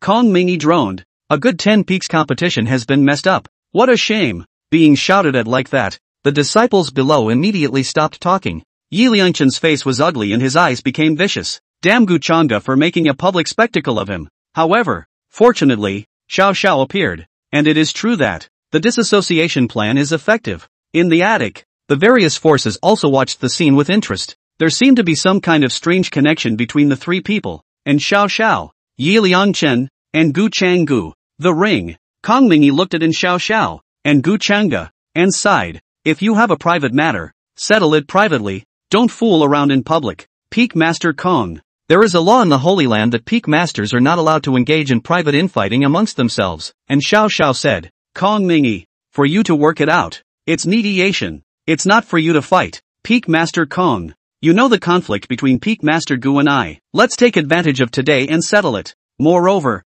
for the 10 Peaks competition, Peak Masters are supposed to be able to spar with each other, aren't they? And Xiao Xiao said with a smile. These words came out so that Kong Mingy couldn't find a reason to refute them. This is supposed to be the rules of the 10 Peaks competition. So what's the problem? Kong Mingy said helplessly. You can compete, but you can't kill. That's natural. And Xiao Xiao nodded her head and looked at Gu Changa with eyes that revealed a smile. How could she have killed her master? She wanted her master, for the rest of her life, to be with her forever. Wait, just then, Gu Changa suddenly opened his mouth, his voice rippling. When did this seed agree to a competition? Kong Mingy didn't know what to do. Master, are you not afraid? Don't call me master, Gu Changa calmly interrupted. It's useless to say any more after seeing that the staying stone is still in this hellish state. Gu Changa didn't believe that she would really die later if she brushed one less favor within Xiao Xiao. Ding! A warm reminder. It really will be. Ward hair? Can't take it anymore. Is this how villains are treated?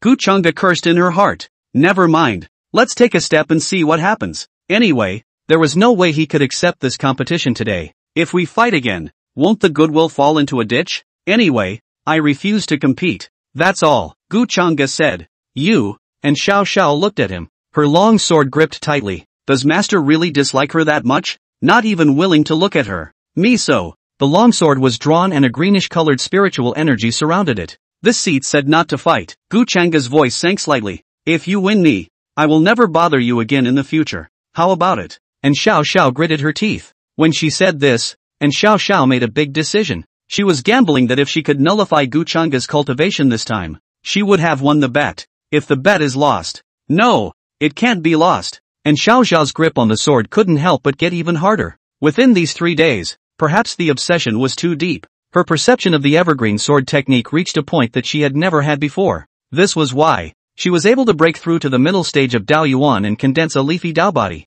Hearing in Xiao Xiao's words, Gu Changa froze for a moment and said, Are you that eager to compete? And Xiao Xiao nodded. Good. Then this seat gives you this opportunity. But, before that, this seat has one more thing. As he spoke, Gu Changa's figure flashed and instantly arrived beside Yi Liangchen. Honor your bet. Third prince. Yi Liangchen's face was blue. He didn't want to die. But where would he put his face if he broke the contract in front of so many people? At this time, Yi Lang stepped forward and arched his hand. Peak Master Gu. My third brother is young and ignorant. Please be magnanimous and let him go. No release. Gu Changa shook her head. Yi Lang's face immediately sank, saying, Peak Master Gu. The words were not finished. Swish! A sword light flashed, and in the next moment, a stream of blood gushed out. Ding! Weakening the strength of the Son of Heaven's destiny. Yi Liangchen, rewarding 300 points of self-help value. Healing card *2. Healing card, can heal 99% of the opponent's injuries as long as they are not dead. Yi Liangchen looked at his broken arm in disbelief, then hissed out. Gu Changa, I don't share the same fate as you. However, swish, another sword light. Bang! This time, Yi Lang was prepared and blasted out a fist, blocking Gu Changa's long sword. Peak Master Gu. Stop in moderation. Gu Changa didn't say anything. Instead, he raised his eyes to the sky, where a golden thundercloud had slowly condensed. Almost. It's not too late to slowly mess with this one afterward. This time is not compared to last time. Chu Feng that is targeting Cheng Shuanger resulting in a weakening of qi. Yi Liangchen qi can still be there. Boring. Gu Changa left behind this rather pretentious remark and waved his sleeve. As if in his eyes, Yi Liangchen's little life could be taken at any time. It was just too boring to kill him so simply. Second brother. Kill him. Yi Liangchen's gentle face was twisted beyond recognition at the moment. Shut up. Aren't you ashamed enough? Go back and heal your wounds. Yi Lang drank, then grabbed Yi Liangchen and took him away. And Xiao Xiao looked at this scene, her beautiful eyes blinking slightly as she turned to Gu Changa and said, Yi Liangchen has no grudges or enmity against you. Why did you lay such a heavy hand on him? He set the bet himself. Why didn't he honor it? Gu Changa raised an eyebrow. Master, Gu Peak Master, you have changed. And Xiao Xiao's eyes dimmed. Gu Changa looked at this reaction of hers and suddenly had a strange feeling in her heart. As far as I remember, and Xiao Xiao wasn't this character either. So why was she still defending Yi Liangchen so much after looking at the shadow retaining stone? Did you really like Yi Liangchen? Looking at the panel's high favorability of 80, Gu Changa dismissed the idea. Just then, and Xiao Xiao raised her long sword and looked at Gu Changa, her voice clear and cold. Come and fight. Wait. Gu Changa raised her hand and suddenly asked, in the past few days, Did you receive a staying shadow stone? A shadow stone? And Xiao Xiao shook her head. She had been in seclusion for the past few days, and even the disciples of Spirit Jade Peak didn't know where she was, so how could she have received any shadow-retaining stones? Grass! Gu Chang'e cursed in her heart. It's not like things are going anywhere at all. No wonder the woman is still so sick. Wait, let me explain first. Just as Gu Chang'e was in mid-sentence, a green-colored sword light flashed and instantly arrived in front of him. Chapter 41, Follow me back to the Violet Peak. Gu Chang'e frowned, and Broken Sin swung violently at the green light. Clank dash. The sound of metal clashing rang out, and in Xiao Xiao's figure stormed backward several steps. Her arm was a bit numb from the shock, and she looked up at Gu Chang'e and said, "Again." Wait. Gu Chang'e was still trying to speak. Several streaks of green light lit up again, coming towards his face. With this look, there's no use in reasoning anymore. Forget it, let's beat you into submission first. Gu Chang'e slowly raised her longsword. The light converged, and in the next moment, a sword fell, and a green dragon silhouette hissed out. Bang! Bang! Bang! Another vine barrier appeared, blocking the green dragon's shadow to death with a dull crashing sound. It was at this time that Xiao Xiao, holding a green-colored long sword in her hand, came to Gu Chang'e's body in a phantom-like manner. Clank dash. Gu Chang'e raised her longsword and blocked Xiao Xiao's strike horizontally. The surrounding airflow was disorganized, and the sword chi overflowed. Obviously, this sword exhausted Xiao Xiao's full strength. Right at this moment, Xiao Xiao lightly shouted, "Evergreen Dao Body, open!" Buzz. The Evergreen Dao Body coalesced violently. At this time, the disciples under the stage suddenly noticed that the grass and trees around them had actually started to wither. This was the mind technique in the Evergreen Sword technique, which was able to draw on the vital energy of grass and trees for its own use. "Do you want to kill me that badly?" Gu Chang'e asked in a deep voice. "Master, I don't want to kill you. I just want you to look at me one more time." Speaking of this, Xiao Xiao's eyes became bleak. "Yes, I'm just cheap. In your eyes, I'll always be something that can't get on the stage. However, after today, as long as you are abolished, everything will be worth it." Evergreen Sword technique. A green light surged. The pressure skyrocketed several times, and flew to stab Gu Chang'e's face. Bang! Bang! Bang! Gu Chang'e dodged and stepped back. He didn't choose to use his full strength. It was easy to defeat Xiao Xiao, but even if you did, what could you do? The favorability should fall or have to fall. And, if he wins her, I am afraid that Xiao Xiao will really not come to find himself in the future. At that time, this kid Yi Liangchen would have even more opportunities to sow discord. At this time, when the people present saw Gu Chang'e's delay in using her Dao body, they were also a bit puzzled. Why isn't Master Gu using his Dao body yet? Once the Dao body comes out, Uncle Lin will definitely not be able to resist. Can't you see that Master Gu is being merciful? After all, Uncle Lin used to be. Shoo, keep your voice down. Do you want to offend both Master Uncles? Cultivating to the Dao Yuan realm, one's hearing was naturally very human,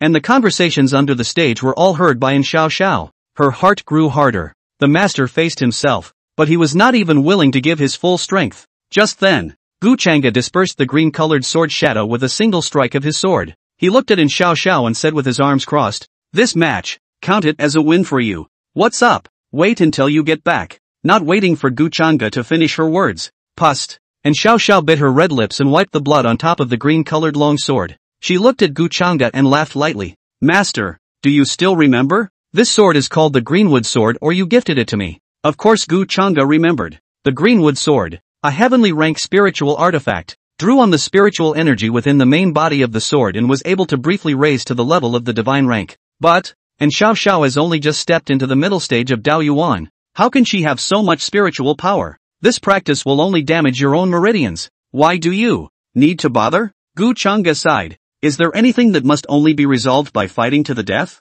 I'm trying to be reasonable. Master, as long as I can keep you by my side, doing anything is worth it. And Xiao Xiao didn't care and allowed the Greenwood Sword to suck her spiritual energy. Meanwhile, more and more plants on the main peak began to wither and die. The Yuan Qi transformed into new spiritual energy, and a steady stream of it surged into Xiao Xiao's body. Do you know what you're doing? Gu Chang'e drank coldly. Stop. Scared? A sickly smile bloomed on Xiao Xiao's face. As he spoke, raging green-colored sword chi violently erupted from the Greenwood Sword. Between the rise and fall of the swords, they were all far more powerful than just now, and already possessed a might close to that of the late Dao Yuan stage. Bang! The long sword sliced through the air, erupting in an ear-piercing explosion of air, and Xiao Xiao's figure flashed, and in the next moment, A strong aura rushed straight at Gu Changa's spirit sea. As long as you destroy the spirit sea of your master, you are completely abolishing your master's cultivation. At that time, Xiaoyu was able to become the peak master of the violet peak as he wished,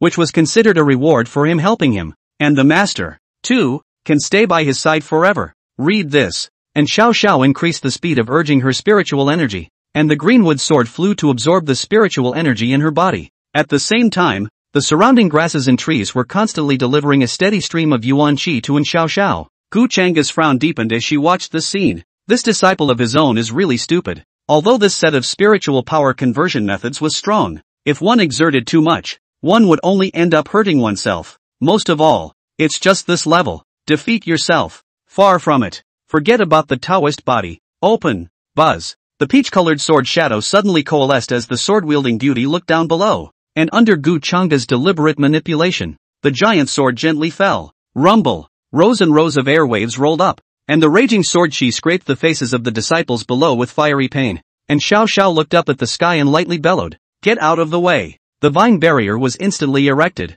trying to block the sword. However, bang, bang bang, the vine barrier lasted only a few seconds before bursting into cracks. Boom! The barrier broke open, and the giant sword whistled past, attacking towards the top of Xiao Xiao's head. And Xiao Xiao clenched her silver teeth and looked at Gu Changa, who was close by, her eyes full of unwillingness. Obviously it's just the last bit. No way. Seeing that the huge sword above his head was about to fall, and Xiao Xiao's speed increased instead of decreasing, and the greenwood sword hissed out as sword chi erupted. However, Gu Changa raised her hand slightly. A sword chi was in the shape of a whirlpool and burst out. Clank dash. The greenwood sword was instantly shaken out. The people present looked at this scene and exclaimed in shock. One strike. Just one strike. A single strike sent in Xiao Xiao's powerful spirit sword flying. How deep was Gu Changa's strength to be able to do this so easily? And Xiao Xiao's eyes widened as she stared blankly at the scene. She has made it this far, but she can't even block a sword from her master. So, it was all wishful thinking all along.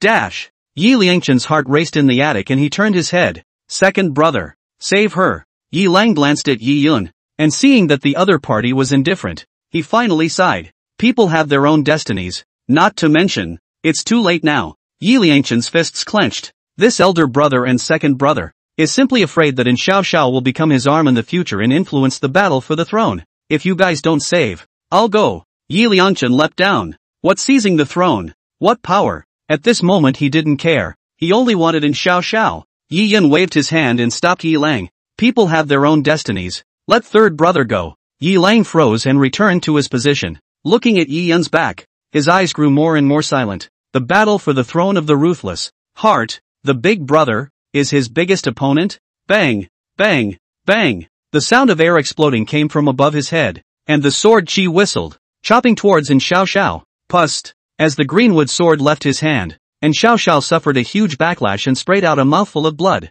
Her miserably white and beautiful face revealed a self-deprecating smile as she looked toward Gu Changa. Master is so disgusted with himself. This sword, he has been waiting for a long time, right? And Xiao Xiao closed her eyes tightly. The spiritual energy in her body gradually dried up, and she only felt her body getting weaker and weaker. Master, I'm sorry, TSK, silly girl. Just then, a familiar voice rang in his ears. The next moment, a sense of weightlessness came, and Xiao Xiao was picked up by a big warm hand. The ring. Gu Changa threw the knocked-out Yi Liangchen to Qin Shanshan. He then hugged Xiao Xiao with both hands, summoned his long sword, and rode away with his sword. Elder Qin, take this brat and return to Violet Peak with me. Chapter 42, How is she worthy of me? Purple Peak, cloudy and misty, just like a fairyland. A green-clothed figure slowly stepped out from within the hall, and Xiao Xiao looked at everything around her, and for a moment, she was a bit unable to react. Shouldn't she be dead? Where is this?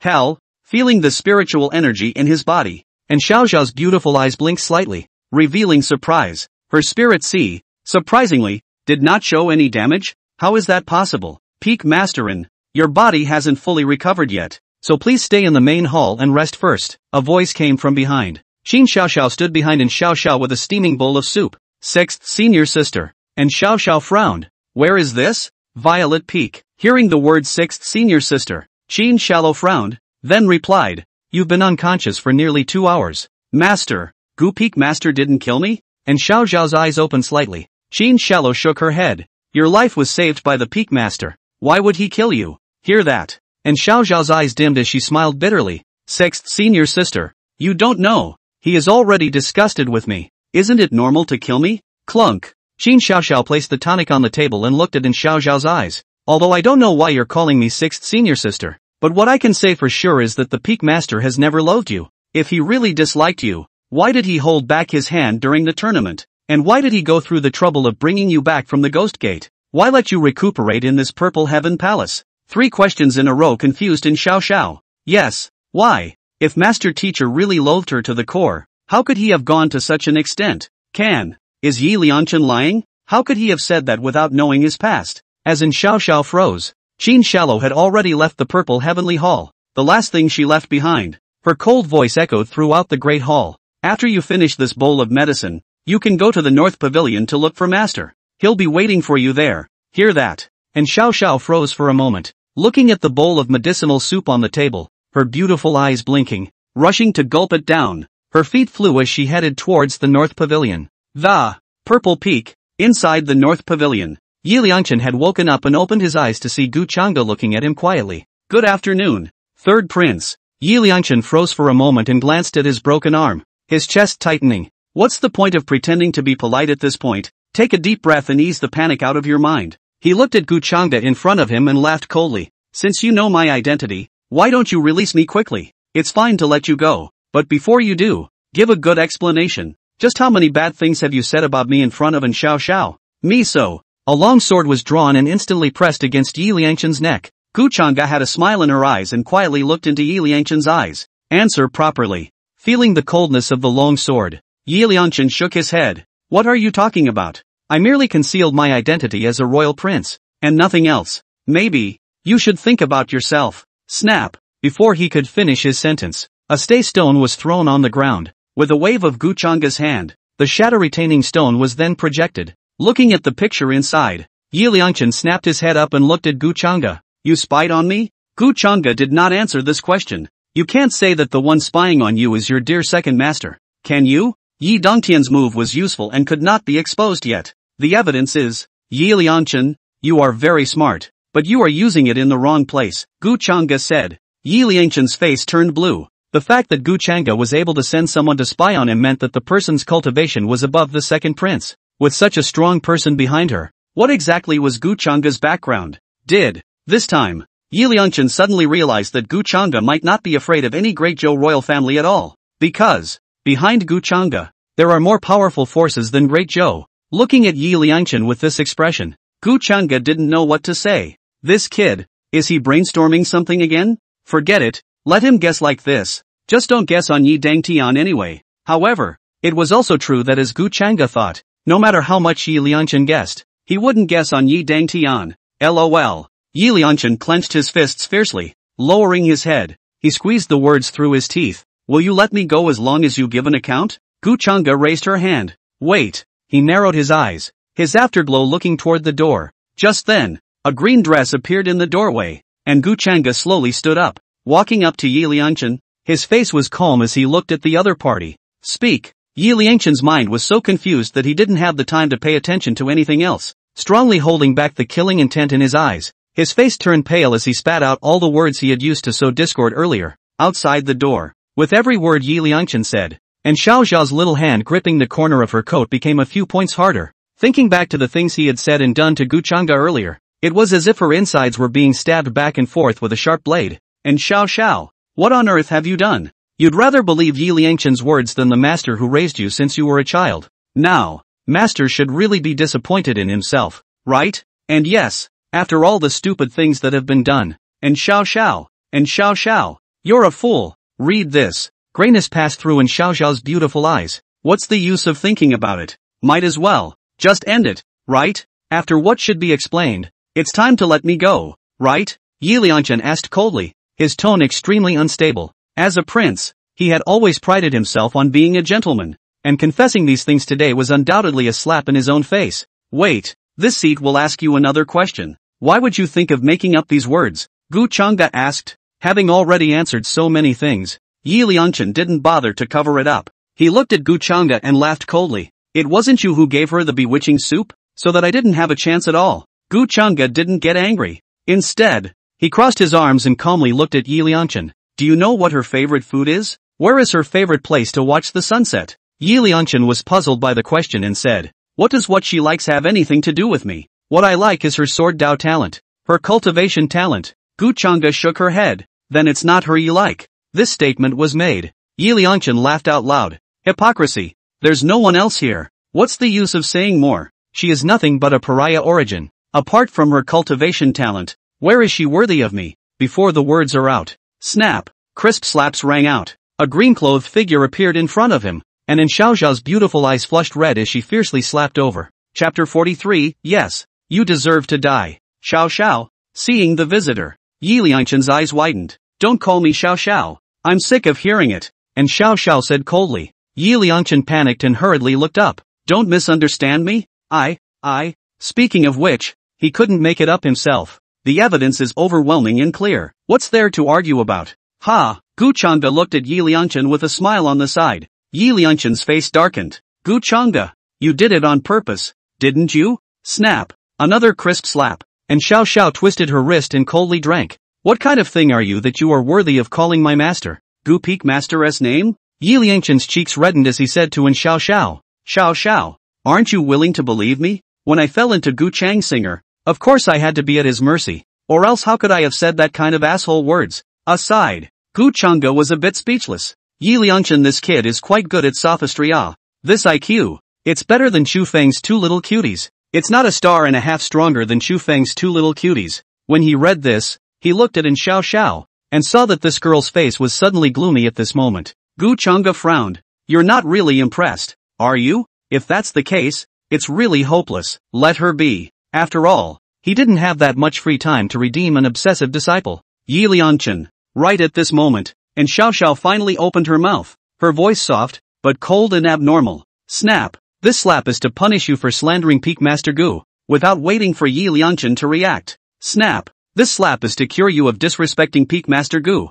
Feeling the fiery pain in his cheeks, Yi Liangchen was dumbfounded. Slander is fair enough. What the hell is disrespect? Disobedience? And Xiao Xiao pulled up her sleeves, her stunningly beautiful face contemptuous. How can you be worthy of calling Peak Master Gu by his name? No. What's wrong with calling a name? Yi Liangchen frowned. Deadly unrepentant. Deserves a beating. Yi Liangchen stared at her raised palm with wide eyes and desperately shrank back. Don't you come over here. Snap. Another slap. Pust. Yi Liangchen had already suffered from a broken arm, and after being slapped so many times, he spurted out a mouthful of blood and fainted. Ding. Pierced through Yi Liangchen's disassociation. Branch line mission completed. Rewarded with self-help value 500. Artifact Jasper Sword. The sound of the system came to his ears. Gu Chang'e nodded. The harvest was good this time, and she could draw another prize. Just then, the system's voice rang out. Ding. Side mission released. Stop Yi Liangchen from seizing the throne and weakening the qi.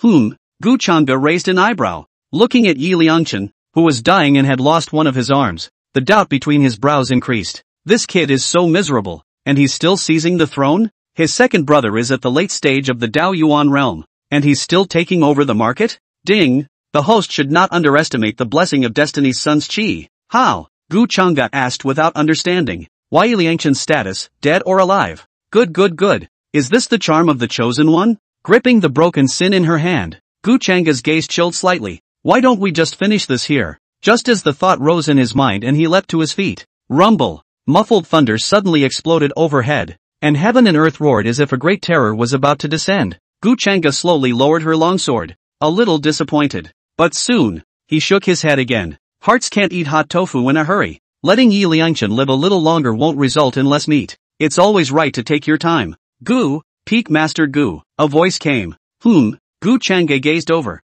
and Xiao Xiao looked into Gu Chang'e's eyes as she grabbed the corner of her coat and said, Peak Master Gu. It was me who was too reckless before, doing so many stupid things. Speaking of this, her pretty face revealed a helpless, absolutely beautiful smile. Before Gu Chang'e could reply, a sword light flashed, and in Xiao Xiao grabbed a spirit sword by the wall. Swish! The long sword pierced the air and without any hesitation, slashed towards his slender neck. Disciple today, I'll die in thanksgiving. Even she couldn't forgive herself after all the stupid things she'd done. Not to mention the master? If you can't get the love of your master, what's the point of living in this world? In a flash of lightning, clank dash, Gu Changa's palm swung violently, and a sword chi erupted, deflecting the trajectory of the long sword, just a hair's breadth away, and Xiao Xiao's neck would have been cut. Peak Master Gu. Looking at this scene, and Xiao Xiao's gaze lowered. My intention to die is determined. Just then, she suddenly felt warmth coming from her cheeks, and when she looked up, Gu Changa was lifting her face up with the palm of his hand.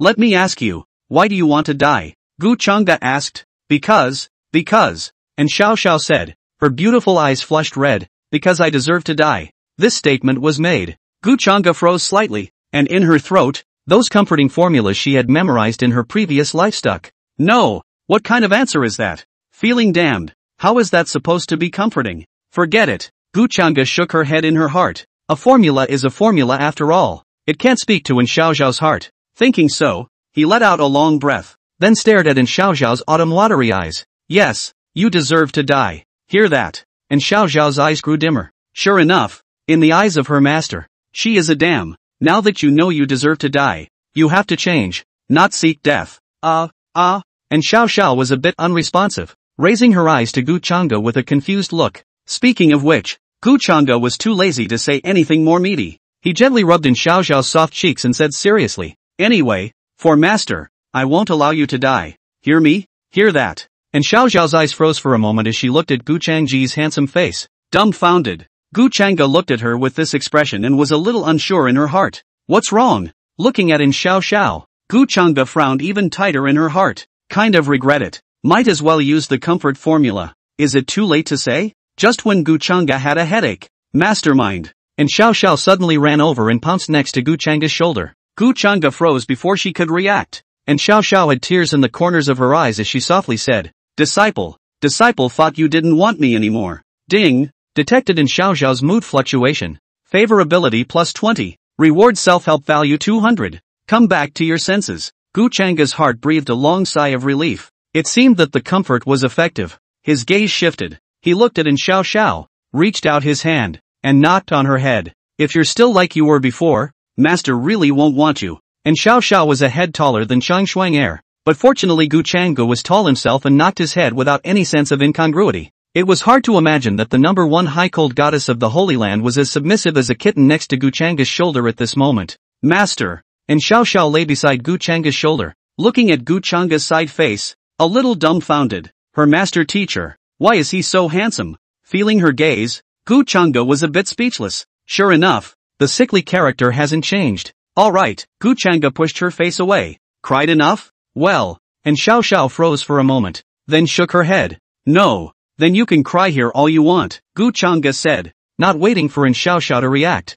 he grabbed the unconscious Yi Liangchen, then pushed the door open and his figure flew towards the main peak. At this time, it's almost Cheng Shuanger's girl's turn to compete. Master has to go and take a look. Looking at Gu Changa's faraway back, and Xiao Xiao stomped her foot, dissatisfaction showing on her cool face. Master, why don't you wait for me too? Just then, suddenly it looked like something came to mind, and Xiao Xiao's beautiful eyes glared and her willow brows furrowed. With a footstep, he flew towards the main peak. Because of themselves, the disciples of Spirit Jade Peak all had dissatisfaction with Purple Heaven Peak. Damn.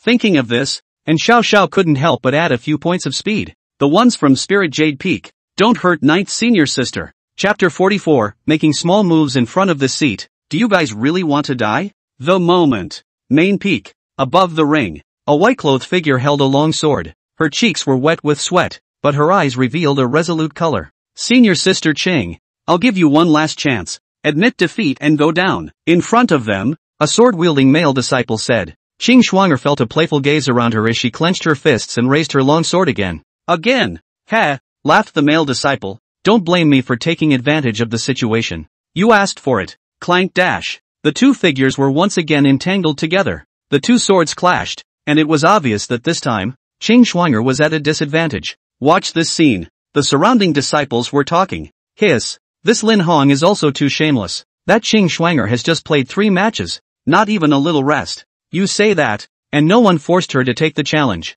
She just asked for it. Having said that, this Lin Hong is indeed shameless, to the extent that he used Master Gu as a provocation. Can Qing Shuanger not be impulsive? You have said that it is her impulsiveness. Impulsiveness has to pay the price. Wait, Wang Er, what do you want to do by saying so many good words? Ha ha ha, Wang Er, you have bad intentions. The crowd laughed. Wang Er didn't say anything and looked at them as if he was looking at a bunch of cuties. He had seen Uncle Gu's talent before, and how bad could Qing Shuang'er be as a disciple? As for having any crooked thoughts about Qing Shuang'er, thinking back to that day, Morong Yuan was being abused by Gu Changda and Qing Shuang'er was helping out with great care. Wang Er shivered. Developing non-conceived notions? How dare he? It's too late to hide. On the stage, the situation gradually fell towards Lin Hong's side. After all, Qing Shuang'er had already fought 3 times earlier and without interruption, and it was normal for her to be exhausted at this point. Senior Sister Qing, it wasn't just a remark about your master teacher. Why are you in such a hurry?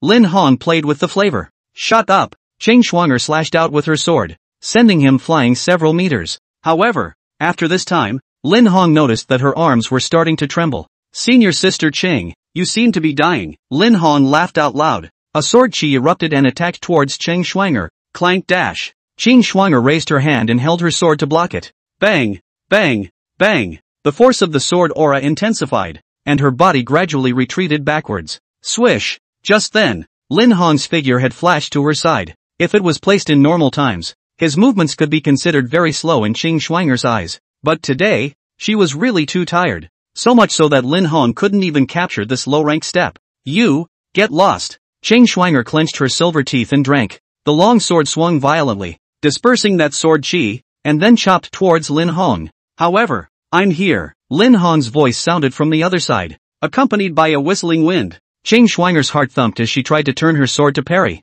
but it was too late. Qing Shuang'er, how can you lose to such a person? What happened to the promise of tearing his mouth off? Can't lose, can't lose. Qing Shuang'er, you can't lose. Buzz dash. Watery moon-colored light erupted out. Sword chi burst out, and a round moon silhouette appeared behind her. Lin Hong froze, feeling the power of this move. An ominous feeling rose in his heart. Dodge! Bang! A majestic sword chi crossed the entire ring and chopped towards Lin Hong. At the same time, the bright moonlight-like light shone brightly in everyone's eyes. As the disciples present watched this scene, their original expressions of either amusement or worry froze. This sword technique, what? Is it surprisingly? It is so subtle and strong. Mainly, Qing Shuang'er could still cast it in such a state. What kind of demonic talent was this? Hiss. Those disciples who were gloating earlier shrunk their necks. It was fine that Gu Changda couldn't be messed with, but how could even this disciple be so terrifying? This girl Qing Shuang'er, her talent is truly outstanding. Worthy of being the disciple of Peak Master Gu. In the pavilion, several Peak Masters exclaimed out. That said, shouldn't Peak Master Kong go down and announce the results? When this statement came out, everyone was stunned. Not right. Kong Mingyi is not a procrastinating character. That Lin Hong hasn't lost yet. At this moment, Yen Tao pointed downwards. What? The gazes of the crowd were surprised and looked down. In the ring, amidst the smoke and dust, just when Qing Shuang'er thought it was all over, a shaky figure stood up. Lin Hong covered his chest, coughed twice, looked at Qing Shuang'er, and laughed coldly. I didn't expect you to have this hand. Suddenly, with a grimace, he pulled out a blood-red elixir and stuffed it into his mouth. His aura skyrocketed as Lin Hong's eyes became blood-red as he looked at Qing Shuang'er. I don't want to kill you either, but someone bought your life. So, go to hell. Bang! A popping sound rang out, and the ring floor was actually stepped on by him to create a huge crater. Lin Hong held a long sword in his hand, and as if he didn't want to die, he stabbed at Qing Shuang'er at great speed. Seeing this scene, the disciples present cried out in shock. Lin Hong is trying to kill. Damn! Kong Mingyi's face was ironic. He had long felt that Lin Hong had a problem. He didn't realize that he was trying to kill him. A palm pushed out, carrying the pressure of the Dao Yuan realm, and slapped straight towards Lin Hong. However, Lin Hong seemed to have guessed that Kong Mingyi would make a move, his body constantly flickering, infinitely approaching Qing Shuang'er. Damn! Kong Mingyi wasn't shooting, but if he did, he was afraid of accidentally injuring Qing Shuang'er. While anxious, his face revealed an unprecedented coldness. This Lin Hong was well prepared, and it was obvious that there was someone behind him who was up to killing Qing Shuang'er. Die! Lin Hong roared. Wrapped in blood red, the demonic aura could no longer be concealed and flowed out. Demons? The crowd exclaimed. Within the Great Zhou, there are even demonic activities? No wonder. This Lin Hong's strength suddenly skyrocketed. Breaking through to the god of passage from the spirit sea realm, Lin Hong's attack was close at hand. Clunk! The longsword fell to the ground. Qing Shuang'er's pretty face was pale. Her hands trembled, and she didn't even have the strength to hold her sword. She laughed softly to herself. Qing Shuang'er, what are you trying to show off? Now it's good. You are going to die. No wonder. The master said that he was a stubborn girl. No, I can't die. Qing Shuang'er's eyes suddenly lit up. Master is still waiting for me. Buzz dash. The aquamoon-colored light lit up. Spiritual energy overflowed, and the aura of the middle stage of the spirit sea realm erupted. Lin Hong froze for a moment and laughed coldly. Humph. So what if you break through? Senior sister. It's useless. Who says it doesn't work? A flat, yet cold to the extreme words rang out from above. Lin Hong raised his head. What greeted him was a magnificent swordlight. Swish. Lin Hong didn't even react as his eyes went black and his head flew out of the air. Master. Master. Qing Shuang'er murmured softly when she saw the visitor. Stupid girl. Gu Chang'e looked at her weak appearance and frowned, his palms clenching. A healing card shattered and turned into bits of green light into Qing Shuang'er's body. It took a while for her breath to settle down and her face to start flushing. Take care of Shuang'er. Gu Chang'e carried Qing Shuang into the arms of An Xiao Xiao who had just arrived. Just got up. Everyone's eyes then focused on Gu Chang'e. Recalling that sword just now, the crowd couldn't help but shiver. Perverts like Gu Chang'e can't be messed with. Those powerful people from the dignified forces present were likewise thinking the same thing. Some had even started planning to prepare some good gifts to go to the Purple Peak tomorrow to mix things up. Gu Chang'e slowly walked over to Yi Liangchen. Lift. Heads up. Alignment. Bang. There was not the slightest hint of retention. Like a cannonball, Yi Liangchen shot violently towards the attic. Next moment, Gu Chang'e's figure flashed and instantly arrived at the attic. Negative proceeding. The eyes were cold, making small moves in front of the seat. Do you guys really want to die? This statement was made. The crowd's breath caught. Not for any other reason. Just because, inside that attic, were the first and second emperors. Chapter 45, Spirit Moon Breaks the Sun. Bang! Yi Liangchen's body did not strike through several walls as expected. Instead, stop quickly. Ding! Seriously injuring the Son of Heaven's destiny. Yi Liangchen, rewarding 200 self-help value. Yi Liangchen's status, near death. Gu Chang'e's gaze was cold as she looked toward the attic. Slightly raised hand. Broken sins came out of its sheath. Its blade condensed with coldness, aiming at the two figures that slowly walked out. Gu Chang'e, how dare you? Yi Lang grabbed Yi Liangchen with one hand and pointed angrily at Gu Chang'e with one hand. He was the second prince of Great Zhou. How had he ever been treated like this? Not to mention, having such a big hat. Buying disciples to assassinate was still secondary. The magic pills in that Lin Hong's hand was not something to be trifled with. How many years have there been no demons in Great Zhou, colluding with the demon race? If this hat goes down, not to mention the throne, the head won't even be saved. Just then, beside Yi Lang, a man pushing a wheelchair with an elegant face said coldly, Peak Master Gu, if you don't give us an explanation for what happened today, I will pursue this to the end in the name of Great Zhou, and I will not tolerate it. This statement was made. The gazes of everyone present focused on Gu Chang'e. The Grand Prince was right. Gu Chang'e didn't have any evidence, so how could he put on such a big hat for no reason? That was when Kong Mingyi flew to Gu Chang'e. Gu Peak Master, calm down, calm down. I know how you feel, but saying this is not a joke, Kong Mingyi advised in a low voice. Having said that, he turned toward Yi Lang Yi Yun and arched his hand. Peak Master Gu saw that his disciple was injured and was in a momentary hurry, so I hope that the two emperors will sympathize. Peak Master Kong, Yi Yun interrupted, his voice slightly chilled, and said word for word, if there is no result in this matter, this prince will not stop. Not bad. Yi Lang sneered. There's also this third brother of mine, who was also injured by Gu Chang'e, so this matter has to be counted separately. Hear that? Kong Mingyi secretly grumbled in his heart as he looked at Gu Chang'e and sighed. Peak Master Gu, you should put away your sword first. Gu Chang'e didn't say anything. Instead, he squinted at Yi Yun's position. On this person's body, there was a faint demonic aura. If he hadn't previously helped Qin Shanshan suppress the spiritual energy in his body, he really wouldn't have recognized it. It seemed to have sensed Gu Chang'e's gaze. Yi Yun slowly raised his head, and indifference flowed from his eyes as his gazes met,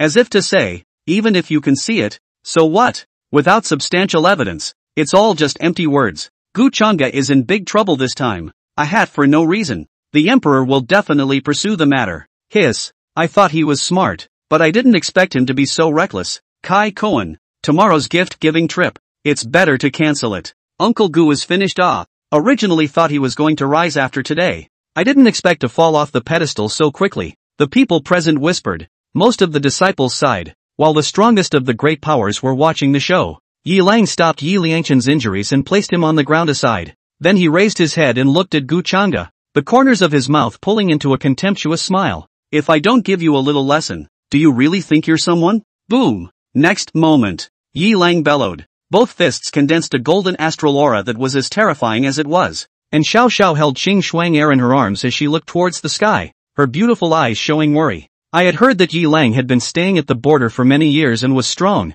and with the cultivation of the master, although he could make a draw, but that the great Prince Yi Yun perennial living in the palace, proficient in Taoism, although I do not know the geometry of the cultivation, but certainly will not be weak. Think about it. And Xiao Xiao's heart became more and more anxious. I also don't know if there is anyone else who wants to assassinate the senior sister. Fear not. Fear not. She can't get out of it now. Gu Chang'e, if you don't give a reasonable explanation for today's matter, there's no need for you to live. Yi Lang drank. The pressure of the late stage of the Dao Yuan realm spread outwards, and the aura of the golden astral aura became more and more terrifying. At the same time, behind him, a golden dragon shadow slowly emerged. Just right, Gu Chang'e said indifferently. The palm of his hand was slightly raised. Broken Sin flashed crimson and leapt to his feet. This seat, too, does not intend to give you any explanation. The crowd couldn't help but be surprised in their hearts when these words came out. Madness. It's crazy. Can Gu Chang'e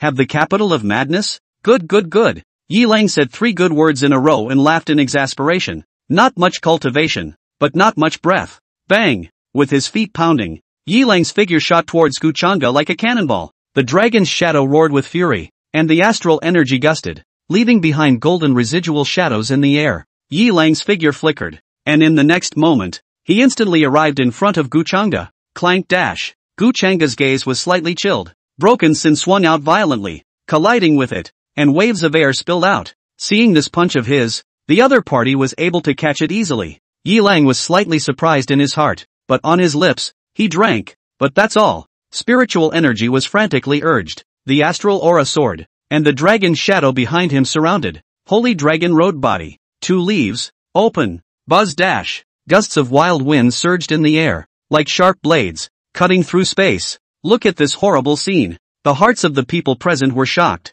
The second prince was worthy of being a character who had spent many years at the border. His strength was unexpectedly so terrifying. Gu Chang'e today, if she doesn't die, she'll end up half crippled. So why bother? But, sad as it was, the crowd didn't show too much. The second prince represents the royal family. Who dares to mess with him? Phew! With a whistling sound, Kong Mingyi suddenly slapped out a palm and crashed into Yi Lang. Gu Chang'e raised her eyebrows slightly. Kong Mingyi had always been rigid, but he would risk offending the royal family by making a move? Dao Yuan Perfection's spirit palm was too much for Yi Lang to handle. Just then, bang! A white chess piece was suddenly generated in the air, carrying a mysterious power that deadened the spirit palm. Peak Master Kong, do your own thing. Yi Yin narrowed his eyes and smiled. This time, consider it a lesson. With that said, his finger pressed down, and the spirit palm was unexpectedly squeezed and burst open just like that. The crowd was shocked, not expecting this grand prince to be able to easily pin down Kong Mingyi, who was a Dao Yuan perfection.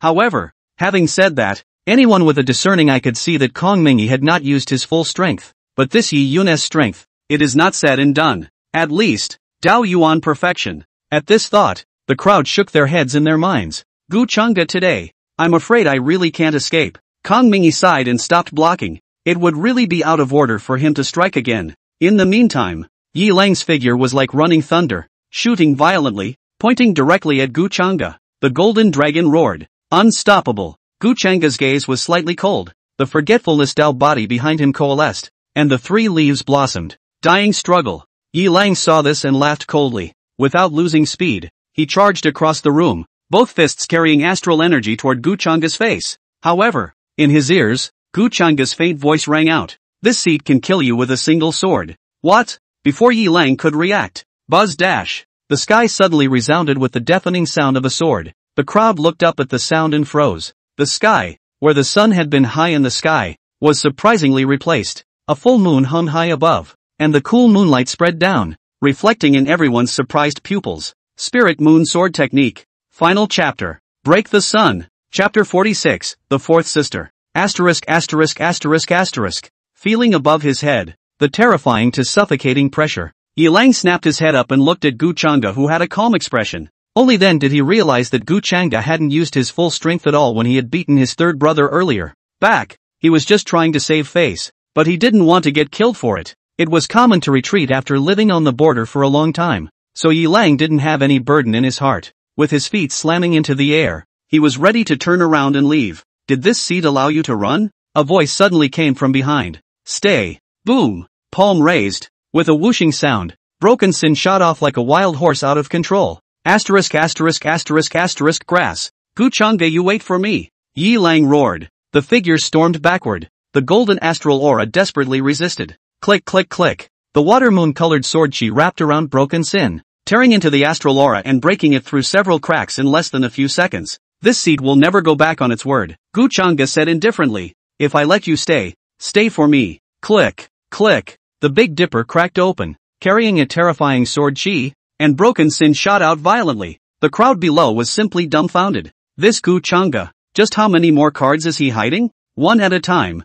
Their perceptions were refreshed, and their brains couldn't react. It looked like Broken Sin was about to hit Yi Lang and kill him. Bang! A black chess piece slammed down, and this time, space was shaken. With a wave of his finger, Yi Yan pressed his Broken Sin to death before he managed to block it. Asterisk asterisk asterisk asterisk. Yi Lang took the opportunity to fly to Yi Yan's side. He stabilized himself and let out a long breath. Thank you, big brother. Yi Yan ignored him. Instead, his eyes narrowed as he looked at Guchanga. The scene was silent for a while, and no one dared to speak. Who dares to beep when the big boys face off? After a long period of silence, Yi Yan looked at Guchanga and sighed. Peak Master Gu. Today's matter, how about letting this go? This statement was made. The crowd froze at first, a little in disbelief of their ears. This was followed by shock. The great prince of Great Zhou, the most likely future successor to the throne, had gone soft just like that? Hearing Yi Yan's words, Guchanga's face was calm. The mind pondered. It's not hard to kill Yi Yun,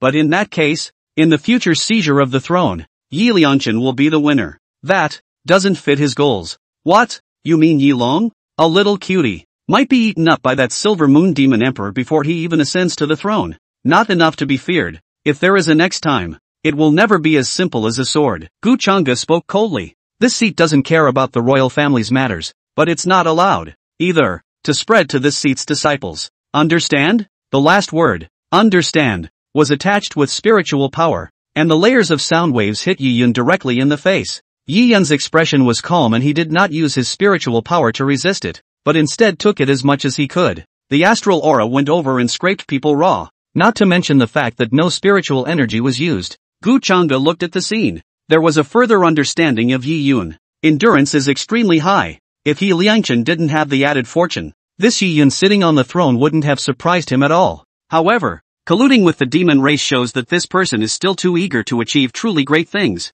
Yi Yan nodded and arched his hand. Today's grudge is over. Second brother. Let's go. Although Yi Lang was unconvinced in his heart, he had seen Guchanga's methods and didn't dare to attack. Grabbing Yi Liangchen, he turned around and left. Yi Yan turned the wheelchair and looked at Guchanga in a different way, then slowly turned around and left. The last words left echoed in everyone's ears. Peak Master Gu. For my fourth sister's birthday, you as a master, don't forget to be there. After they left, the entire main peak remained silent. At this point, Guchanga flew next to Xiao Xiao and said, take your ninth senior sister away and return to the purple peak. When Yi Yan mentioned the fourth princess just now, something vaguely came to his mind, but it was not real, and he had always cared quite a bit about Qin Shanshan.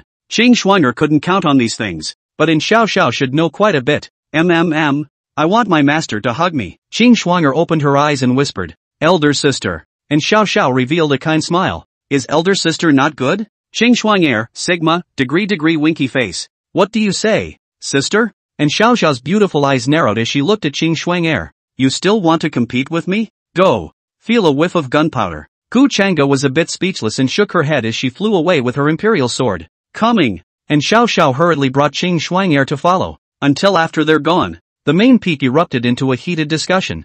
I take back my previous words. Gu Peak Master that has the strength and the bottom. What's wrong with being a bit wild? Peak Master Gu's boldness is truly exceptional. And that Kai Koan tomorrow's schedule is as usual. Remember to boil a few heads of spirit chicken soup and send it over. Asterisk asterisk asterisk asterisk. Did you guys see? In front of Master Gu, the prince also had to be defeated, and invited Master Gu to the fourth princess's birthday. TSK, awesome bad. Right at this moment, Kong Mingy held his hands, came above the ring and sighed. There are quite a lot of things going on today. The 10 Peaks Grand Competition is simply a mess. Please forgive me, everyone. But it's good that it's over too. After saying this, the crowd also knew that Kong Mingi was going to announce the first place winner of the grand competition. There was a pause. Kong Mingi's face looked a bit strange as he looked at the tallied scores, but still spoke. First place, Purple Peak. Hear that answer. The crowd was not too careless, not looking at the 4 that Cheng Schwanger challenged.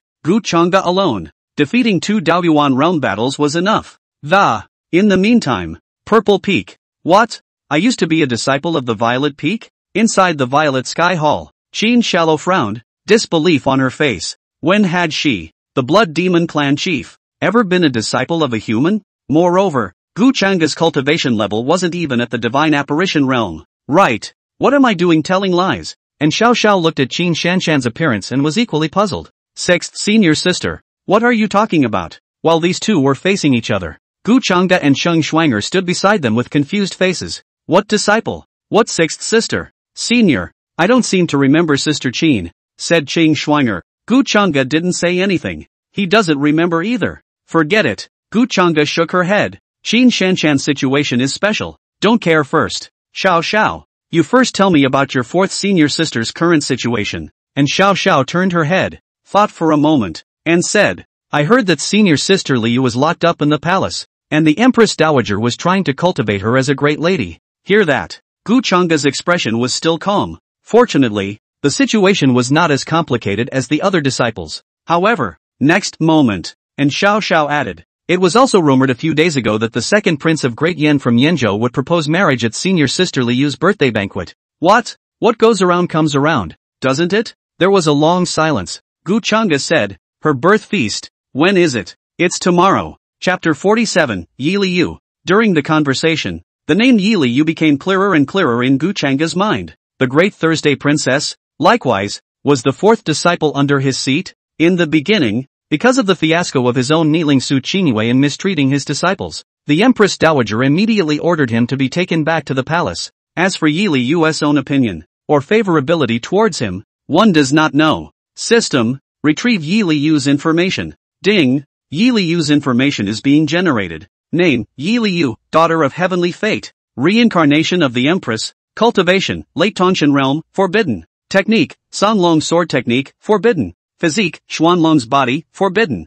Favorability, 0. Look at the information in front of you. Gu Changge had a rough understanding of Yi Liu. 3 bans in a row. This Empress Dowager. She's a tough one. It seemed to be ironclad, not allowing this granddaughter of his to come into contact with cultivation. However, this good sense of 0. Gu Changge was quite surprised. After all, when Cheng Schwanger's initial goodwill had -50, it was hard to believe that the original owner hadn't mistreated Yi Liu earlier. Gu Changge shook her head. What's the use of thinking so much now? Still have to look at tomorrow. Yes, that's right. This birth feast, he's going to be there. It wasn't just about collecting information about Yi Liu. We still have to see if we can stop that second prince of Great Yen. He had a strong premonition that this second prince was the son of heaven's destiny. I just don't know if it's a scrappy template to take, or a genius template. Xiao Xiao, Shuang Heir, and Elder Qin. Qin Xiaoxiao's identity was unknown, so Gu Changge still decided to call her the way she did before.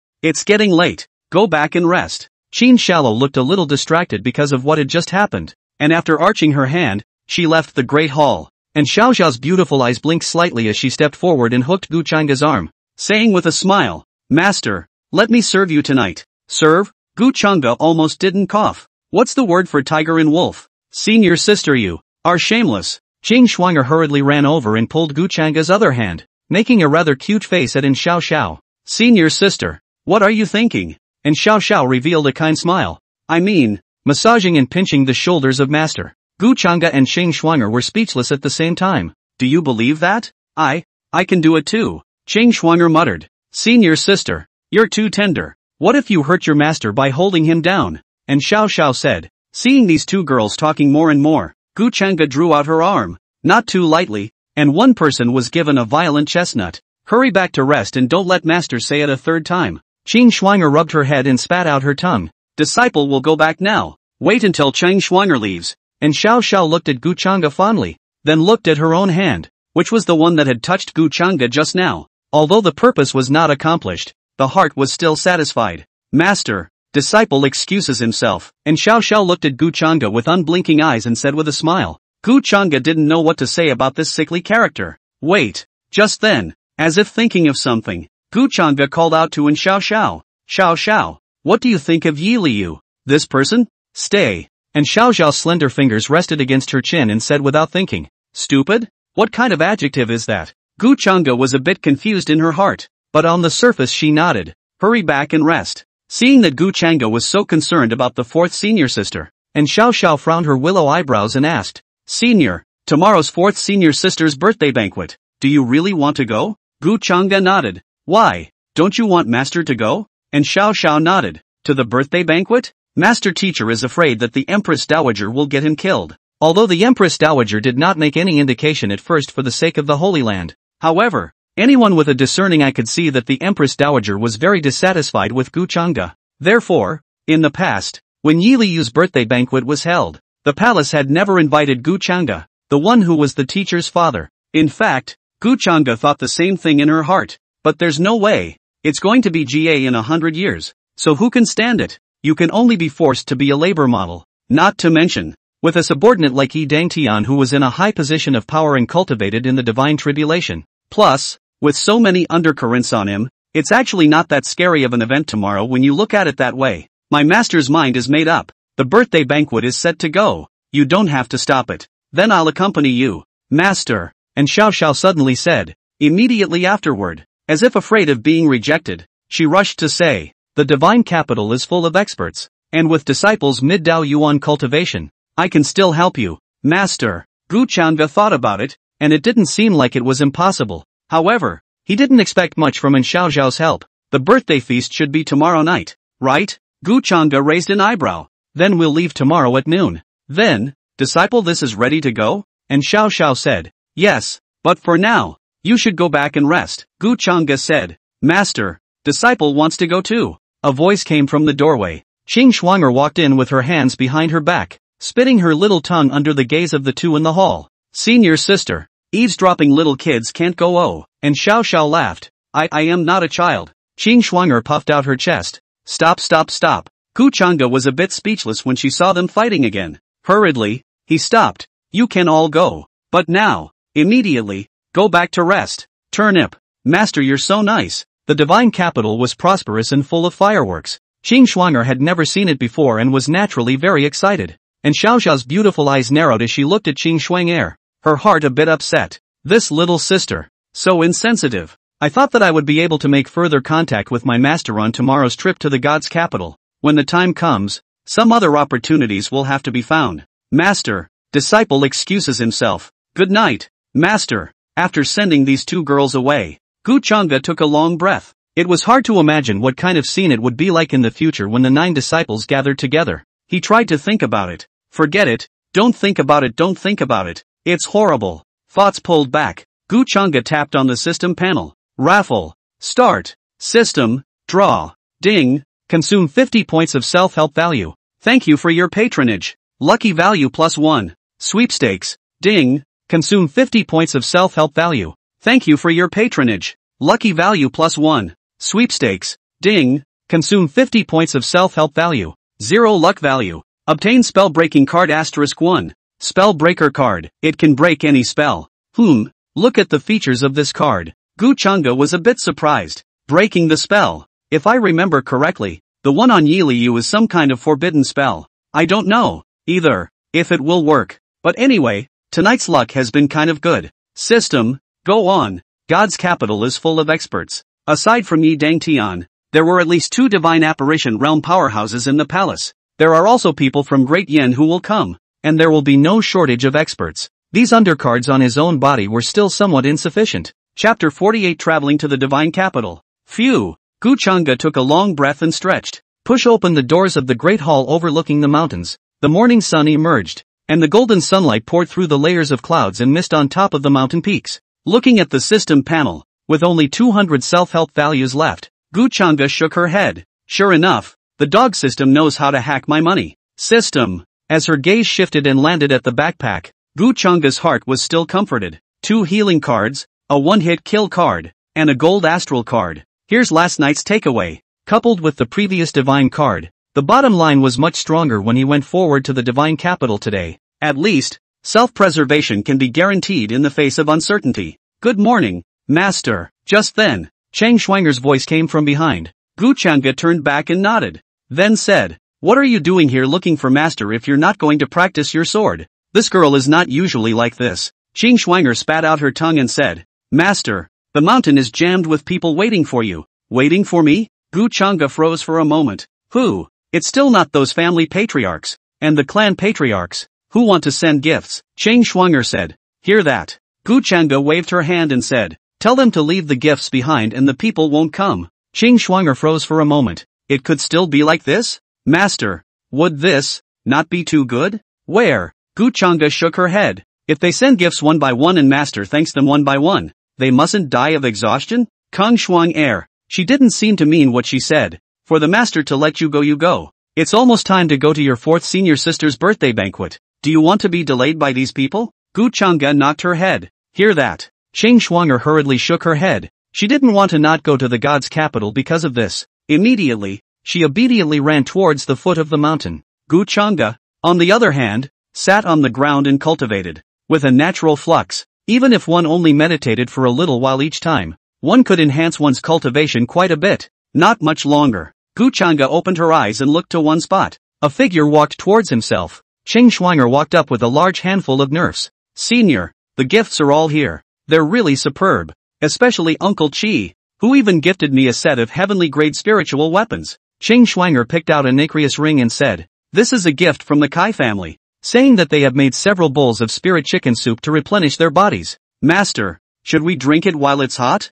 Hearing this, Gu Changge froze a bit. Is this a coincidence? Or is it just a little black guy? Kind of funny. "Don't drink." Gu Changge shook her head and said, "What about the birthday feast now that you're full?" "Oh, that too. This girl, she's so silly." Gu Changge looked at her speechlessly. Just then, a figure appeared. And Xiao Xiao was wearing a red dress today. Her makeup was colorful. Her black hair like a waterfall was casually pulled behind her head, and a few strands of hair were playfully scattered. Obviously, it was well groomed. "Master, how is Disciple's body?" "Well, not bad." Gu Changge nodded. Ching Schwanger puckered her mouth in defiance. She also wanted to change her clothes, but on second thought, it seemed like all she had was a couple of whites and practice clothes. "Senior sister, I prepared this dress for you." At this moment, and Xiao Xiao handed out a red dress. "It's flashy, but it looks like something a child would wear." Ching Schwanger flattened her lips. "Senior sister, don't tease me. Why am I teasing you? This one surely fits well." And Xiao Xiao pushed Ching Schwanger towards the main hall.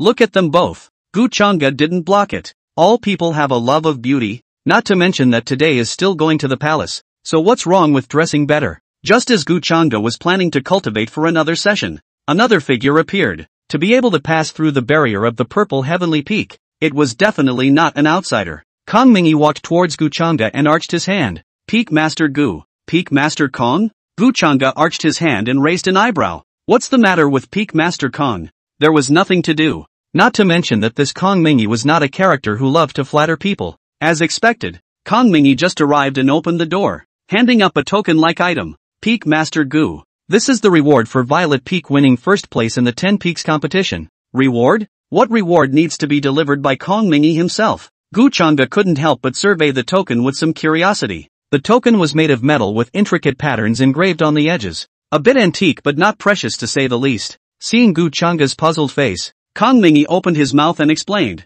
"This token is the key to the secret realm of the Holy Land. Only with a token in hand can you enter the secret realm to find your own chance." Hear that? Gu Changge was slightly stunned, and when she raised her hand to scrutinize the token once again, she suddenly felt that it had become a lot nobler. One must know that the secret realm of the Spirit Hung Holy Land, that was a treasure left behind by how many powerful predecessors. Moreover, the aura in the secret realm was several times denser than the outside world, making it a holy place for cultivation. This opportunity, it's rare. "Many thanks to Peak Master Kong," Gu Changge said. Kong Mingyi waved his hand. "There's no need to be polite. These are all what you deserve." Immediately afterward, he continued. "The old ancestor is in seclusion in the secret realm, and if you have a destiny, he will naturally come out and instruct you a bit, so grasp the opportunity." Gu Changge nodded. Just then, two beautiful red-clothed figures slowly walked out from the main hall. Ching Schwanger changed her clothes and dressed up a bit more. adding luster to her already naturally pretty little face.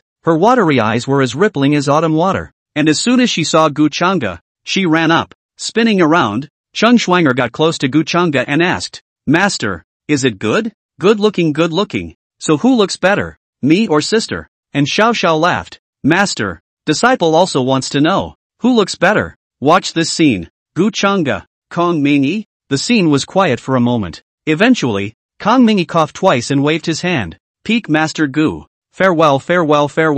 Gu Changa looked at his expression and knew that this old den had misunderstood something. "Forget it, the more I explain, the more confusing it gets. Just let him brainstorm. Wait until Kong Mingyi leaves." Gu Changa looked at the two of them speechlessly. "Are you still going to the god's capital?" And Xiao Xiao nodded her head. "Of course she is going to go. Wait until the right opportunity." Then, Qing Schwanger's head nodded like a chicken pecking at rice. She had never been to a big city like God's capital before. Seeing them all nodding, Gu Changa said in a deep voice, "Then be quiet and don't keep fooling around. Get it?" Seeing that the two understood, Gu Changa nodded in satisfaction. A big hand, white zephyr. Now, in the air, an auspicious aura rose. With it, a gorgeous mount came through the clouds and mist, stepping into the air. "This is..." Rao was well informed and Xiao Xiao also froze. "What kind of mount is this? And how come she's never seen it before? What a handsome mount." Qing Schwanger boldly stroked Bai Zai's fur. Being touched like this, White Zephyr didn't show any dissatisfaction,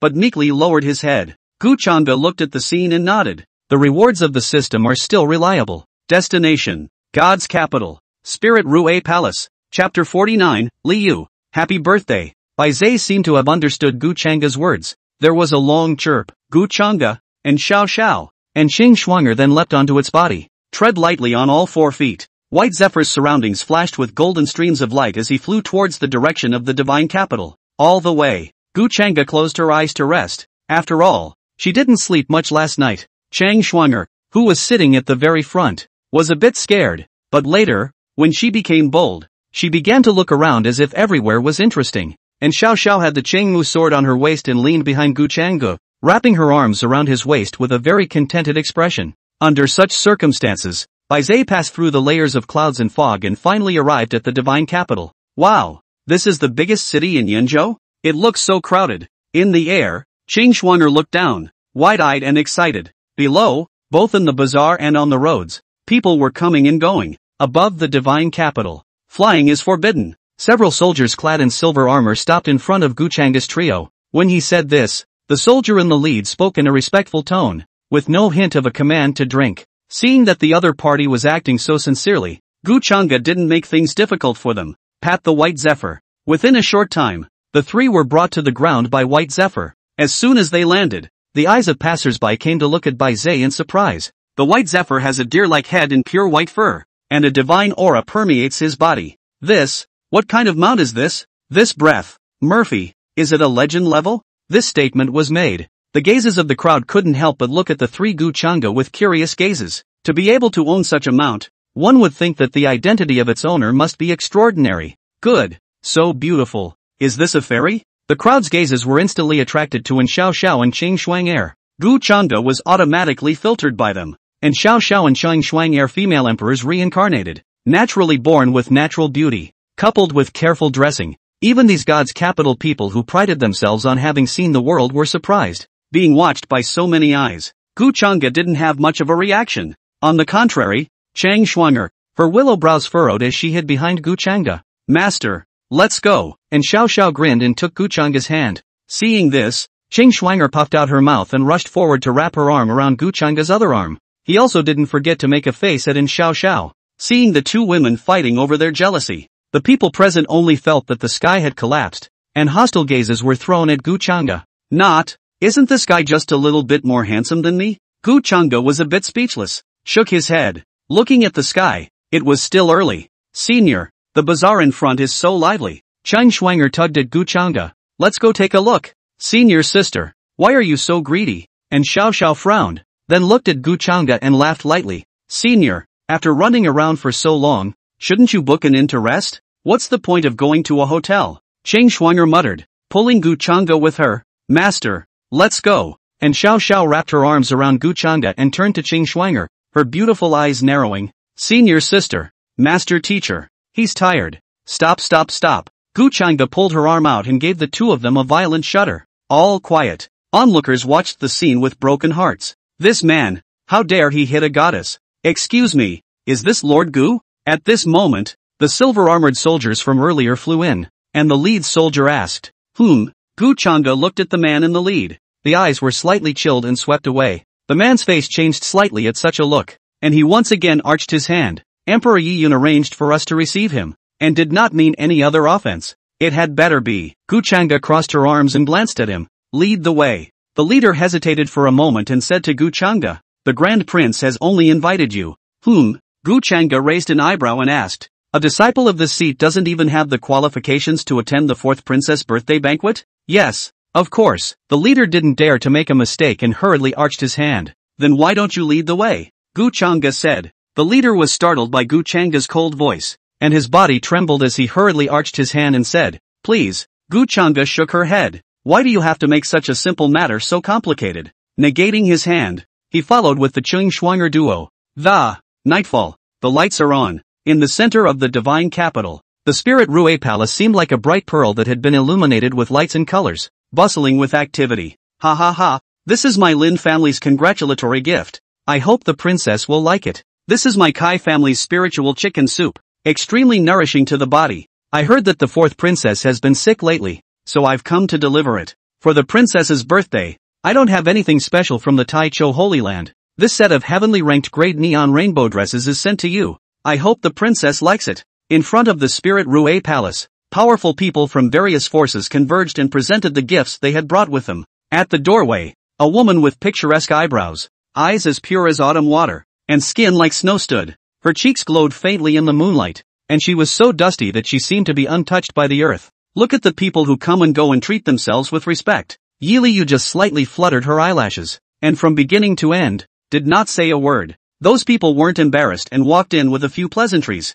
I had long heard that the fourth princess was naturally averse to talking to people, even to the Empress Dowager, who protected her to the bone, was cold. Such a nature is something they have grown accustomed to. Fourth sister, happy birthday. Yi Lang walked over and put down a nano ring. Inside this is a little bit of your second brother's heart. A mere 100,000 spirit stones is not enough. Oh, and these two, they are big brothers. Yi Lang pulled out two more nascent sacred rings. Yi Liu's cool face did not show any expression and nodded. Many thanks to second brother. Ah, ha ha. Yi Lang had lived on the border for a long time and was actually not familiar with this fourth sister of his, so he could only laugh awkwardly twice. Yi Liu looked away after saying thank you. Her eyes were clear and cold, looking towards a bright moon in the sky, not knowing what she was thinking. Seeing that the atmosphere was getting more and more awkward, Yi Lang rubbed his head and said, then, I'll go in first. Oh, not long after Yi Lang left, a voice came. Fourth sister, this is my gift. Yi Liangchen,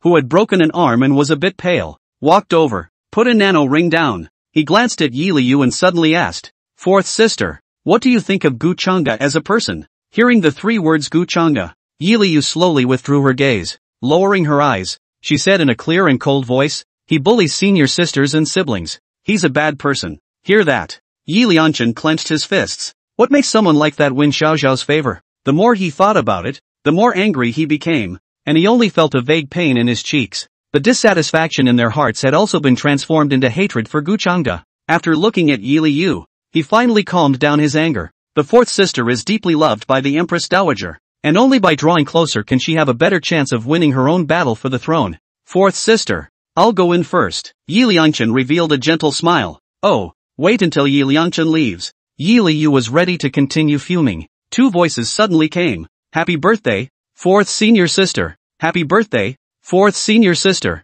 Ha! Yi Liu felt that the voice was familiar, but she wasn't sure if it was. Just as I was about to turn my head to confirm, another voice came. This time, it was a male voice, gentle and calm. Happy birthday, Ryuki. The numbers for this book are exceptionally bad and really exceeded my expectations, leading to extra anxiety today. So one shift. Sorry guys, I'm trying to figure out how to adjust. This shift may be made up tomorrow, or the day after. Again, sorry. Chapter 50, The Second Prince of Great Yen. Second sister? When Yi Liu saw the visitor, her high and cold expression stagnated and her gaze moved. There's also ninth senior sister. Qing Schwanger's eyes blinked as she looked at fourth senior sister's exquisite and dusty face. Hello senior sister, junior sister? Yi Liu froze for a moment before nodding. Hello, this is master. We've come to attend your birthday banquet. Chang Shuanger pulled Gu Changge over. Yi Liu looked at Gu Changge for a moment, then averted her gaze, her lips moving slightly. Bad man.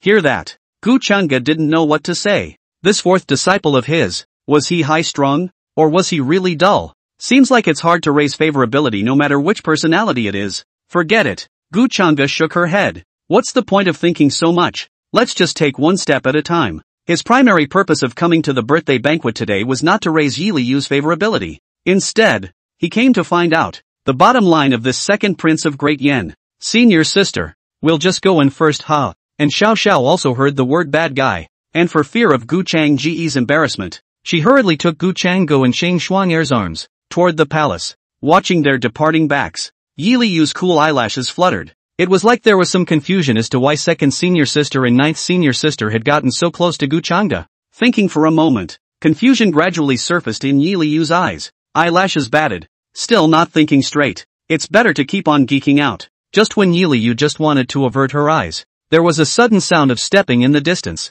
Yi Liu turned her head to look, and saw a woman dressed in luxurious clothes, followed by a crowd of people who were also dressed in luxurious clothes. All hail grandmother. Yi Liu folded her hands and lowered herself. Looking at this granddaughter of his, Feng Wuxi waved his hand. Behind them, several people came slowly and placed a set of sparkling jewelry down. Yuer, happy birthday. This set of jewelry is a heavenly ranked spirit weapon created by Spirit Hung Chi Nanqing. It has body protection effects. Keep it well. Many thanks grandmother, Yi Liu said. Just then, this is the second prince of Great Yen, Xiao So. Feng Wuxi sidestepped and gave up his position, and a man's figure stood out. Yi Liu's gaze was clear and cold. Her delicate face did not show any expression. Hello, Prince Xiao. Yuer. Feng Wuxi frowned. His voice raised 8 tones. What kind of attitude is that? Being so drunk. Yi Liu's body trembled slightly. Her cool eyes showed an imperceptible color of resistance. Feng Wuxi saw her in this state. Sternness appeared on his graceful face.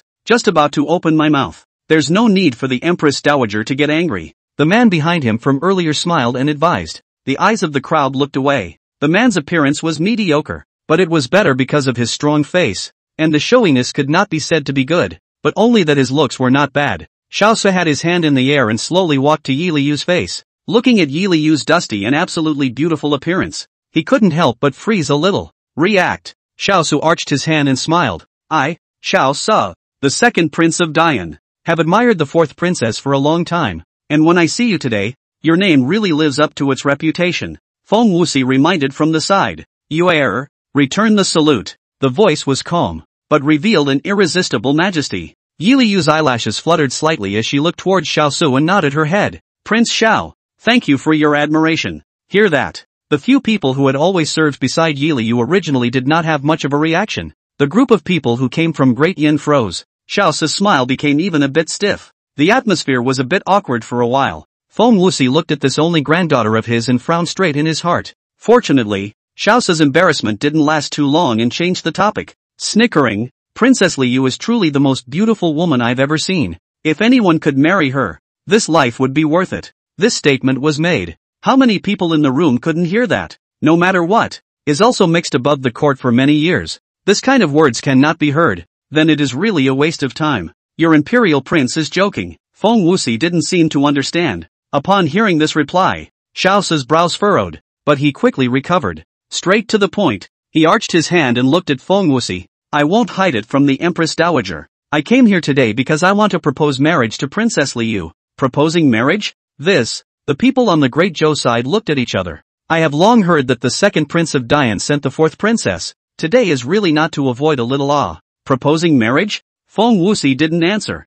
but looked at Yi Liu. Yuer, what do you think? Don't. Yi Liu shook her head. Her voice was clear and cold, extremely resistant. Sir, as you can see, Yuer doesn't want to, Feng Wuxi said faintly. It seemed to have anticipated this outcome. Xiao Su did not show any discouragement, but asked, I wonder what Princess Liu's criteria for choosing a spouse is. Yi Liu didn't say anything. Feng Wuxi spoke indifferently. Cultivation at the minimum Dao Yuan realm. Do you have it? Hear that? Xiao Su laughed cheerfully. I am not hiding anything from the Empress Dowager. I am now in the middle stage of the Dao Yuan realm. This statement was made. It drew sideways glances from the people of Great Zhou. A mid-Dao Yuan stage that's less than 200 years old? This, a little too demonic. One must know that their Great Zhou's proud cultivation genius, Yi Liangchen, had only reached the pre-Dao Yuan stage in his early 200 years of age. A trace of surprise also flashed across Feng Wuxi's eyes, but it was soon suppressed by her. Seeing the Empress Dowager move a bit,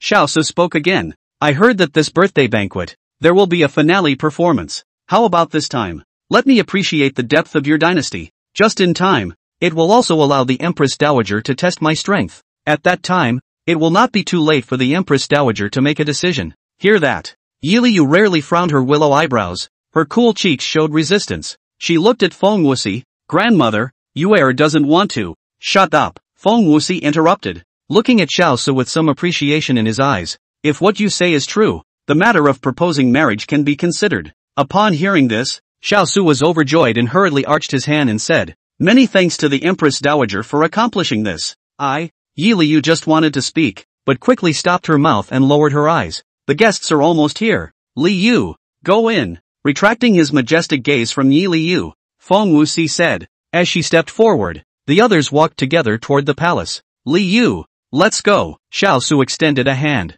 However, Yi Liu did not look at him and walked straight forward. Xiao Su's hand stalled in midair, looking a little embarrassed. LOL. That spread palm was finally clenched. Xiao Su looked at Yi Liu's cool figure. The corners of his mouth eventually pulled into a smile. This time, he had come prepared, and with a cultivation level of mid-Dao Yuan, he didn't believe that there was anyone else who could suppress him. Yi Liangchen, Yi Lang can't. As for Yi Yun, he also had the cards to face it. Yi Liu can only be his. Chapter 51, Your Wine. This seat will honor you. Spirit Rue Palace. Candlelight meets bright light. The feast was full of delicacies and delicacies, arranged in fine china. Gu Chang'e sat alone in a corner with her eyes closed to recuperate. Beside her sat in Xiao Xiao, quietly looking at Gu Chang'e's handsome face. Chang Shuanger, on the other hand, ran all over the banquet table, taking some strange food and stuffing it into her mouth from time to time. Master teacher, is this one to eat or not? Chang Shuanger asked as she ran to Gu Chang'e's side.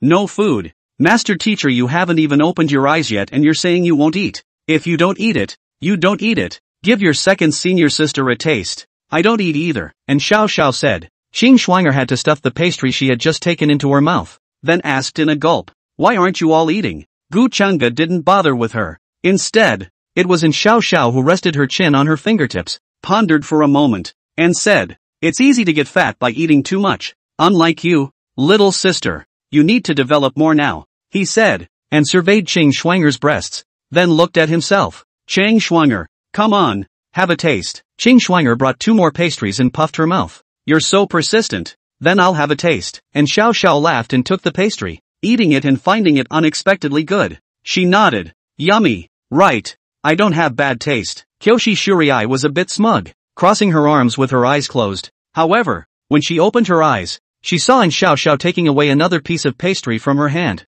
Senior sister, you're cheating. Ching Shuanger flattened her mouth, and Xiao Xiao let out a light laugh and turned her head to Gu Chang'e. Master, open your mouth. Clamping it between her flourishing fingers, she tenderly handed it to Gu Chang'e's mouth. Feel the aroma on your mouth. Gu Chang'e didn't think much about it and opened her mouth to eat it. Unexpectedly good. I have to say, God's capital is God's capital, and the food is done in an extraordinary way. Master, do you want more? Ching Shuanger was unconvinced as she lost by 1. For the teacher. Not waiting for Gu Chang'e to finish, Ching Shuanger then took a piece of pastry half in her cherry mouth. You, roll. Gu Chang'e blocked Ching Shuanger's small face with one hand. You want to eat my tofu? Think of the beauty. Ha ha ha. Senior sister you. And Xiao Xiao covered her face and laughed lightly. Between the knitted brows and the smile, it was all beautiful. It drew sideways glances from the people around them. Since Gu Chang'e was sitting more inside, it caused the others to not be able to see his appearance. I just feel that how can this man be so hateful?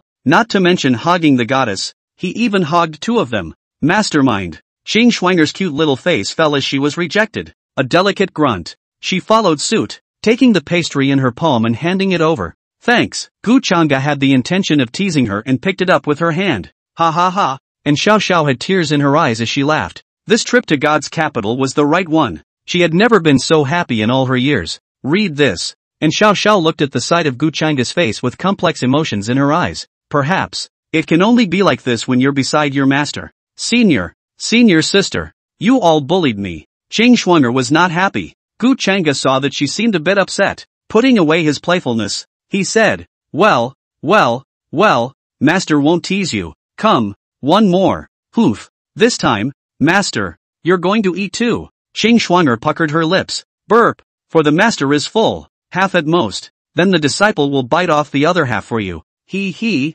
Senior sister. If you bite a little, I'll bite a little. Won't that do? Don't. Senior sister, you go away. Far side. A cool gaze had been watching them. Yi Liu looked at their jostling. The doubt in her beautiful eyes deepened. Princess Liu, what are you looking at? Xiaosa suddenly appeared beside her. Yi Liu withdrew her gaze very quickly, but it was still captured by Xiaosu. Looking in that direction of Gu Changa, Xiaosa's gaze stalled. I didn't realize that there were so many beauties in this great Zhou. Surprisingly, her beauty was not even comparable to Yi Liu. Retract your eyes. Xiaosu raised the wine bottle and poured a glass for himself and another for Yi Liu. Just hand it over. Yi Liu then turned sideways. Thanks, but I don't know how to drink. Then, he turned his gaze away, his eyes high and cold, not knowing what he was thinking. Xiaosa's wineglass stopped in the air. Despite being a bit upset in his heart, his expression was still gentle as he said, I didn't expect Princess Liu to not know how to drink. Yi Liu didn't say anything.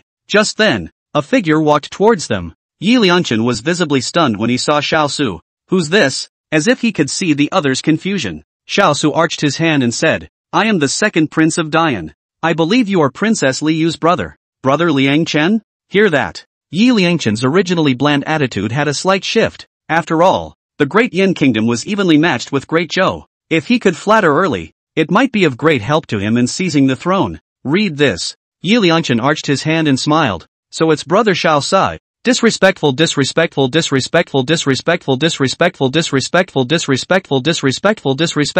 Seeing this attitude of the other party, Xiao Sai had a few points in his heart. Looking at Yi Liu, the other party still didn't look at herself. Ignored over and over again, Xiao Sai couldn't help but have a fire rise in his heart. How many women have thrown themselves at you in Dian? Why is this woman pretending to be reserved? Brother Xiao Sai, it's an honor to come to my fourth sister's birthday banquet today. Yi Liangchen laughed. Xiao Sai waved his hand and looked at Yi Liu. Where is the matter? It's an honor to have Princess Liu look at me one more time. Hear that? Combine that with the rumors out there. How smart Yi Liangchen's mind was. He instantly guessed Xiao Sai's intentions. Looking at Yi Liu, he was a little hesitant. The fourth sister obviously has no interest in Xiao Sai. If he is tough, it is not fair to her. But, Yi Liangchen's gaze went to his broken arm. The hesitation was immediately dispersed, and with an apology, he opened his mouth to Yi Liu and smiled. Fourth sister, I remembered, don't you know how to drink? Accompany Emperor Xiao to have a drink. Brother. Yi Liu raised her eyes, the confusion in her eyes getting deeper and deeper. How do you? Consider it a drink for my sake. Yi Liangchen said. Don't. Yi Liu turned her face away. Just as she wanted to move her feet to leave, Yi Liangchen's hand pulled her back. Just one cup, Yi Liangchen said in a deep voice, with a slight prayer in his eyes. Who would have thought that the formerly spirited Yi Liangchen would need to use such tactics now? But, he is clear that his bottom card is still too little, and he must pull in more forces. Yi Liu could see Yi Liangchen's complexity, and her beautiful eyes flashed with struggle. Eventually, she turned and raised a glass of wine. Liu, happy birthday. Xiao Sai smiled and raised his cup. At some point, his title had changed from Princess Liu to Liu. Yi Liu's delicate face was expressionless at the moment. The eyes were clear and cold, just as the two were about to clink glasses. Wait, a voice suddenly rang out. Yi Liu froze for a moment, her beautiful eyes blinking. Eyes on. A handsome face came into view, with slightly raised eyebrows hiding an endless sharpness. The radiant eyes were also low at the moment. In Yi Liu's dull cold gaze, Gu Changa took the wine cup in her hand and looked at Xiao Sai, smiling faintly. Your drink. This seat will toast. Chapter 52, None of Your Business. Xiao Sai's face visibly twitched as he turned his head toward Gu Changa, his eyes narrowing. What are you? This seat's identity? Gu Changa shook her head. You don't deserve to know yet. You. Xiao Sai froze. He himself could not have imagined that the other party would dare to speak out of turn. Get the hell out of here. Xiao Sai drank in a low voice. Yi Liangchen clenched his fists, stared at Gu Changa dead in the face, and drank. Gu Changa, you're not welcome here. Not welcome? Gu Changa raised an eyebrow and said indifferently. Your big brother sincerely invited this seat here. It's not your turn to point fingers. You. Yi Liangchen's eyes were filled with killing intent, fists clenched and purple. The surrounding crowd was attracted by the commotion here. There was a flurry of looks toward the area. The moment he saw Gu Chang'e, his face became surprised. Isn't this Peak Master Gu? Surprisingly, he would show up at the princess's birthday banquet. It's hard to come by in 100 years. You didn't go to the Spirit Hun Holy Land yesterday. Of course you don't know the might of Peak Master Gu. That's even. Saying this, the man lowered his voice before continuing. He's a ruthless man that even the Grand Prince has to retreat from. Hiss. This statement was made. Some uninformed people sucked in a breath of cold air. I heard that the Grand Prince had lived in the palace for a long time and had extraordinary means. But even he had to bow down in front of Gu Chang'e? It's a very scary concept. Read this. The people were all a little curious. How would such a character address Yi Liangchen and Xiaosu's aggressiveness? Probably won't make a move. After all, it's inside the palace. The arm can't be twisted, even if you are more powerful. So what? It's a dragon that has to be coiled. However, drink or not, if you don't drink it, forget it. A bemused voice came. In plain sight, Gu Chang'e smiled bashfully. The palms of the hands pressed down slightly. Drink spilled on the floor. Xiaosu's face grew more and more ugly as he clasped his fingers around the wine cup and gave it a firm grip. Click. The glass shattered and the wine spilled out. Boom. Who are you to stand in front of me and bark? Next moment, the astral aura overflowed in all directions, and with Xiaosu's circumference as the center of the circle, a flame fluttered. Look at the scene in front of you. Gu Chang'e's face remained unchanged. Instead, it was Yi Liu beside her, her slender jade hand reaching out, anxiously tugging at Gu Chang'e's sleeve. Bad man. Go. What? Gu Chang'e was a bit speechless. If you don't call him master, why do you call him a bad guy? At this moment, Yi Liangchen pulled Yi Liu and dragged her away. Fourth sister, don't mix with this kind of people. Having said that, he looked at Xiao Su and said, this person is my fourth sister's former master, with a corrupt character and abusive disciple. He is a scum. Brother Xiao Su don't get to know this kind of scum. That being said, but the meaning behind it is not simple. What's more, you've made such a big deal out of it.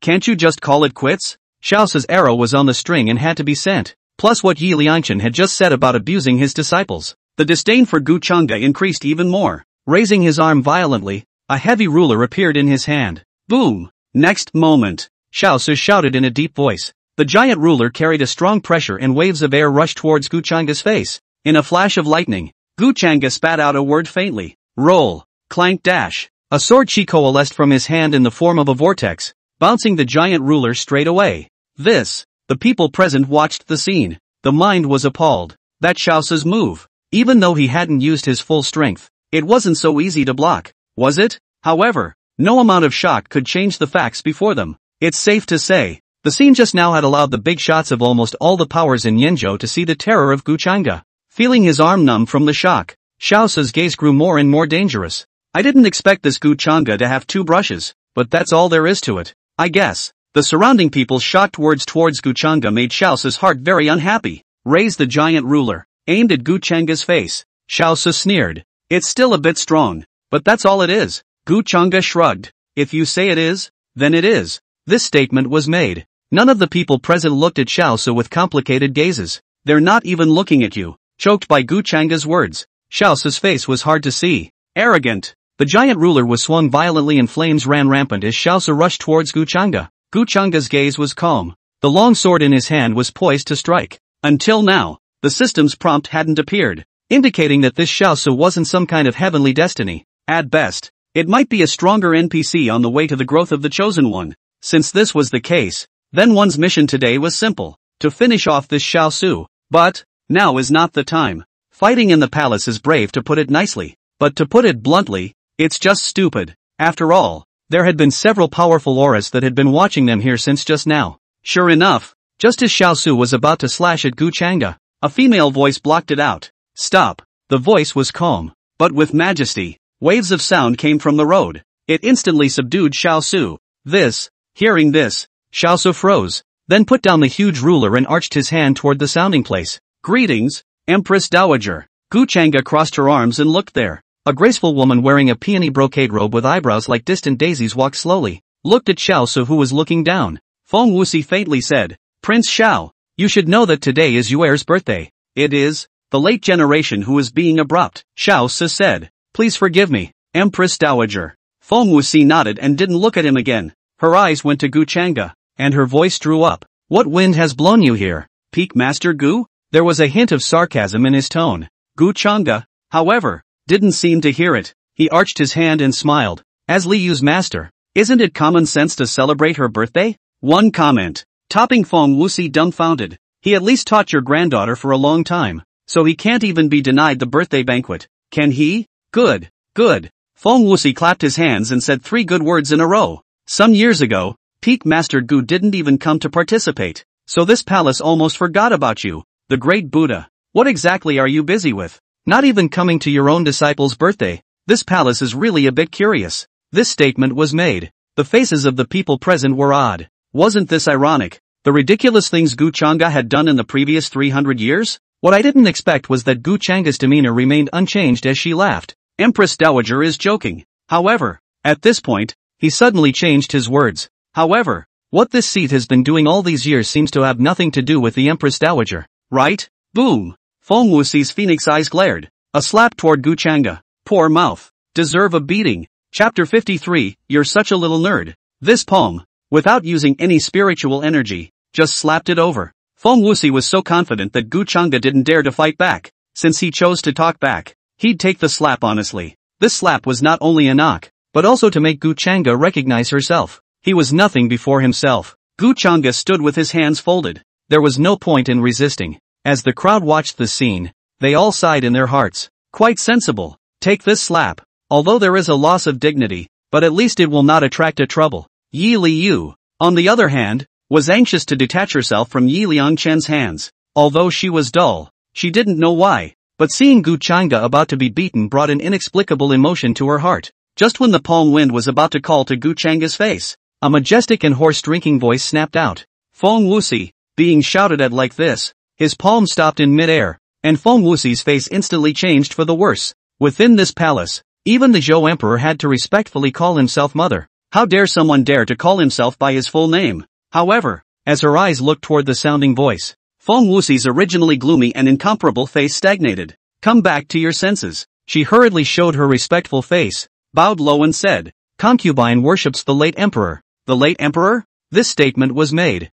All the people present were surprised. Looking toward the hunched silhouette dressed in black robes, there were only a few people who could make Feng Wuxi call himself the late emperor, and it was those few that held up the facade of the great weak. This is the swinging heavenly ancestor. Someone recognized it. Hiss. Hearing this, the crowd sucked in a breath of cold air. The Dang Tian old ancestor. That was an existence that had once been the Zhou Emperor and had led the entire Yanzhou continent to repel the invading demon race. I heard that after the abdication of the Dang Tian old ancestor, he disappeared into obscurity, and I didn't expect that he would appear at the 4th princess's birthday banquet today. In the midst of the crowd's curiosity, that black-robed figure had already walked in front of Feng Wuxi at this moment. Looking at the bent-over Feng Wuxi, Yi Dangtian spoke with a low voice. Feng Wuxi, what were you trying to do just now? At those words, Feng Wuxi froze. It seemed that the late emperor was not trying to reprimand himself. Thinking so, the panic on her face gradually faded, and she stood up, pointing at Gu Chang'e.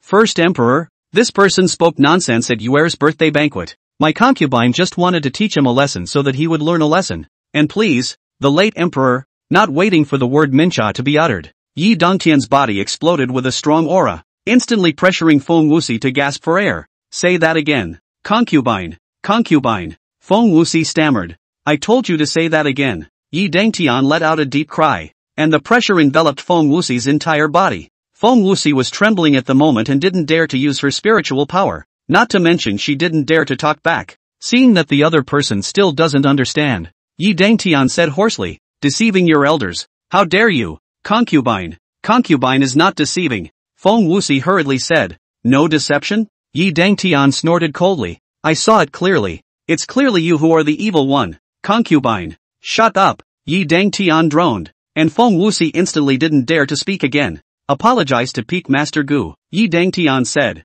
What? Apologize? Give it to him? Feng Wuxi immediately froze. Concubine. She wanted to resist, but looking at Yi Dongtian's gloomy look, she instantly didn't dare to say more. Facing Gu Chang'e, Feng Wuxi clenched her teeth and skimmed her head. Peak Master Gu. It was this palace that was rude just now. The words, spoken without emotion, were clearly coping, but it still caused Feng Wuxi to bite her red lips tightly, with obvious defiance showing in her eyes. How dare you? Yi Dongtian's old eyes glared. Just when I wanted to speak out again to reprimand, Xiao Su arched his hand, stepped forward and smiled. Senior, allow the junior to say a few more words. The Empress Dowager has backed down, so why don't we call it a day? With these words, Feng Wuxi couldn't help but look at this Xiao Su one more time. The good feeling in his heart multiplied. Yi Dangtian crossed his arms and looked at Xiao Su quietly. Just when the crowd thought the farce was going to be brought to an end, Yi Dangtian slowly spat out a word from his mouth. Roll. Words. Xiao Su's respectful expression froze. But, in front of such characters, he dared not make a mistake. Just when he wanted to compensate for his smile again, Yi Dangtian unexpectedly turned around directly, not bothering to look at him again. LOL. Xiao Su's face instantly became unsightly and abnormal. Fists clenched. Second great master. Almost line. Grandmother is also a moment of confusion. Yi Liangchen said. Yi Dongtian's eyes looked at him with an icy gaze, causing him to stop talking at once. Yi Liangchen trembled. It always felt that today's second prince was very odd, but it's hard to say what's weird about it. However, he wasn't too skeptical. Grandmother was originally from the elder brother's side, and the second prince must have wanted to suppress grandmother a bit. He had just spoken out to dissuade him, but he was adding to the problem. Just as the situation became more and more stalemated, Feng Wuxi unintentionally saw Yi Liu, and his eyes suddenly glowed. Feeling her grandmother's line of sight, Yi Liu trembled. Next moment, the eyes of the crowd, a stunning figure stood out. Yi Liu extended her arms and stopped in front of Yi Dangtian. The cool face, without the slightest emotion, just stood so. Yi Dangtian looked at her and said in a low voice, "Get lost." Not rolling. Yi Liu's voice was calm. Yi Dongtian's face instantly changed for the worse. The Dao Gang Qi overflowed. See this scene. The crowd gulped. No one moved. Today, the late emperor is determined to make Feng Wuxi admit his mistake. Who dares to stop him? Xiao Su felt the terrifying aura in front of him. It was even more frightening to move. The great Yen experts who followed did not move when they saw that their own imperial prince did not give instructions. Yi Liu had no cultivation. If she continued to block, she would definitely be injured. Xiao Su knew this, but still didn't make a move. He didn't want to offend such an expert. Yi Liu was still standing in front of Yi Dangtian. The face was still cool and out of place. Yi Dangtian also could not have imagined that Yi Liu would be so persistent. After freezing, his paws lifted up and he headed forward with the astral wind. Just when the crowd thought Yi Liu was about to be injured, a low voice suddenly sounded. Senior's good intentions have been realized by Gu, so please stop now. Hearing this, Xiao Su sneered in his heart. This Gu Changde also thinks too much of herself, doesn't she? Even someone like himself had been defeated in front of the late Emperor Yi, and he, Gu Changde, still wanted to play the hero? Funny, ignorant. However, after Gu Changde finished saying this, Yi Dangtian surprisingly really stopped in his tracks. He stroked his beard, nodded, and said, since Peak Master Gu has said so, then I naturally have no reason to insist. This, everyone in the room froze. Just like that, it's over? The crowd froze for an instant. Gu Changde walked over to Yi Liu. A hand reached out, paused, and finally rested beside her slender shoulder. One down. Gu Changde could then feel that the girl's body was trembling slightly. He glanced at Feng Wuxi. His face lowered. Retract your gaze. Gu Changde looked at Yi Liu's cool eyes and whispered. Not calling your grandmother a bad person, but calling me a bad person every day. Hear that? Yi Liu's eyelashes blinked and turned her face away. Then she met Gu Changde's eyes with a smile. You're a little nerd. Chapter 54, Propose to your mother. I don't stay. Yi Liu said in a high and cold voice, a pair of untainted eyes staring at Gu Changde. Gu Changde couldn't help but want to laugh a little as he looked at her in a serious manner, but it was hindered by Feng Wuxi's increasingly strange gaze behind her. Eventually, he coughed twice and withdrew his palm. Feng Wuxi. Right at this moment, Yi Dongtian's low voice rang out, and the crowd's gazes suddenly looked over. Feng Wuxi gritted her teeth and bent down. Concubine is here. Today's incident, bearing in mind that next time, it will never be as simple as an apology. Yi Dongtian's figure gradually disappeared, leaving behind the last words that echoed in the palace. I'm not happy with the way you're treating Yuer. Until Yi Dangtian left, the atmosphere in the room still hasn't eased up. There was a silence, only the sound of the crowd's breathing. It was too terrifying. This was the intimidating power of a divine tribulation realm powerhouse. There was no shortage of Dao Yuan realm experts present, and none of them could guarantee that they would be able to stand their ground after seeing the true divine tribulation realm. Empress Dowager. Elder Dang Tian is also a momentary old fool, so don't take it too personally. Xiaosa stepped forward and arched his hand, then looked around again with his head up and drew up his voice. Am I right? Everyone? This statement was made. Feng Wuxi also looked around. How dare the crowd say otherwise? They nodded their heads in agreement, disguised as agreeing that Ji Dangtian was senile. Only then did Feng Wuxi's face look better. The eyes that looked at Xiao Su also showed more appreciation. Sir, this palace appreciates talents like yours. Feng Wuxi laughed. Perhaps we can become a family. Xiao Su was overjoyed at his words and hurriedly arched his hand. Many thanks to the Empress Dowager. The crowd also glanced at each other, their gazes unconsciously looking at Yi Liu. As for you, Peak Master Gu, Feng Wuxi looked in Gu Changa's direction, the corner of his mouth pulling back in a smile. Have fun. Happy was the word she said with extreme gravity. Obviously, there is anger. After saying this, Feng Wuxi waved his hand and prepared to leave with his entourage. At that moment, a voice called her to a halt. The Empress Dowager is slow. Feng Wuxi turned back to Gu Changa with clenched teeth. Peak Master Gu, what can I do for you? Gu Changa slowly stepped forward. The slender finger pointed at Xiao Su.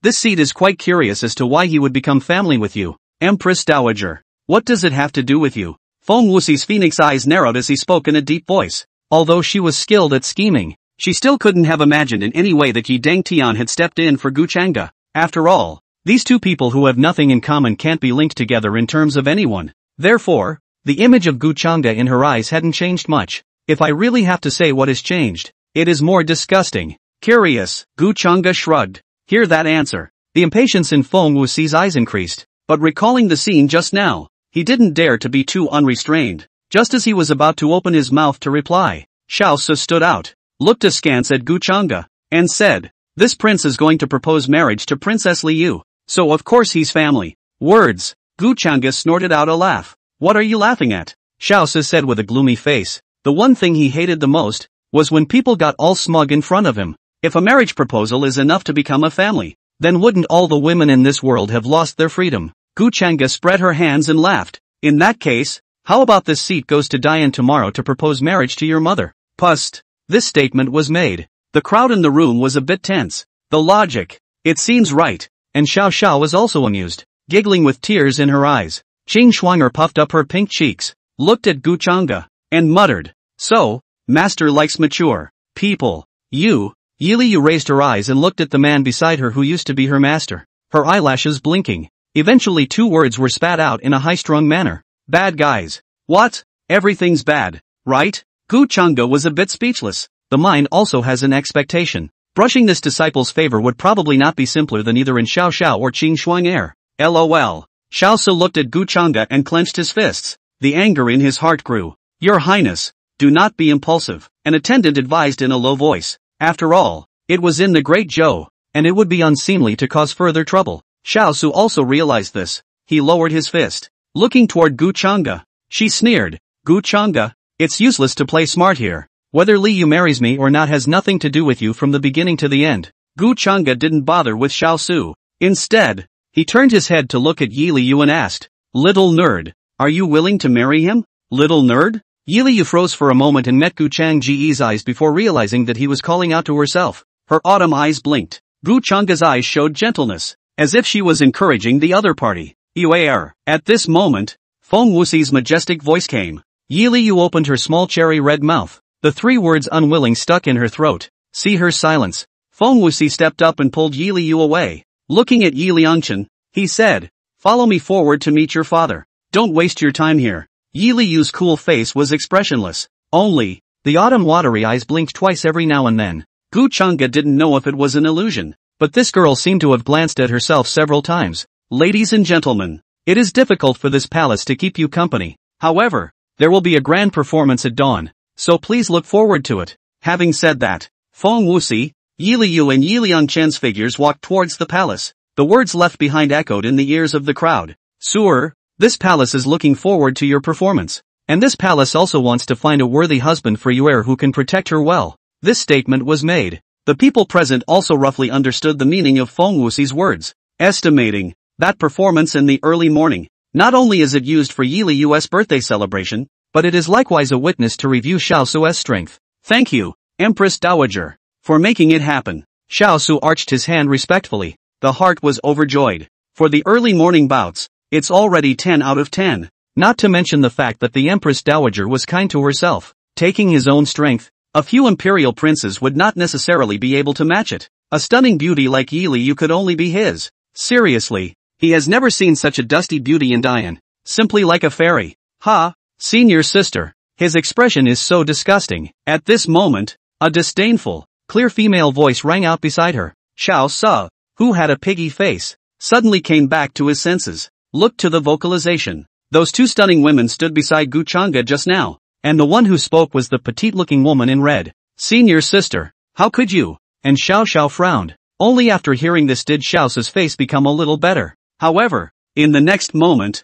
and Xiao Xiao continued, what's the point of looking at him all the time? Is master not enough for you? LOL. Xiao's fists clenched again. However, this time, he looked at Gu Chang'e with more contempt. When today was over, he would be able to take Yi Liu into his arms. Gu Chang'e, the one who was the master, probably wouldn't feel good in his heart, right? And so on. What if Gu Chang'e suddenly made a move to stop it? Thinking of this, Xiao's face changed. Just when he wanted to send his men to secretly teach Gu Chang'e a lesson, a shrill voice reached the ears of everyone present. By the grace of God, the emperor decrees, declare, Spirit Hung Holy Land, Gu Chang'e to enter the palace. Chapter 55. Let's go together. Hearing that it was Emperor Zhou who sent the decree, the crowd dropped to one knee and looked at the sound. A group of gorgeously dressed eunuchs approached, and the one standing at the head of the group was currently holding an imperial decree in his hand and looking in Gu Chang'e's direction. Li Wenzhou? In order to summon Gu Chang'e to the palace, the emperor even sent this kind of character to deliver the decree. The crowd was surprised.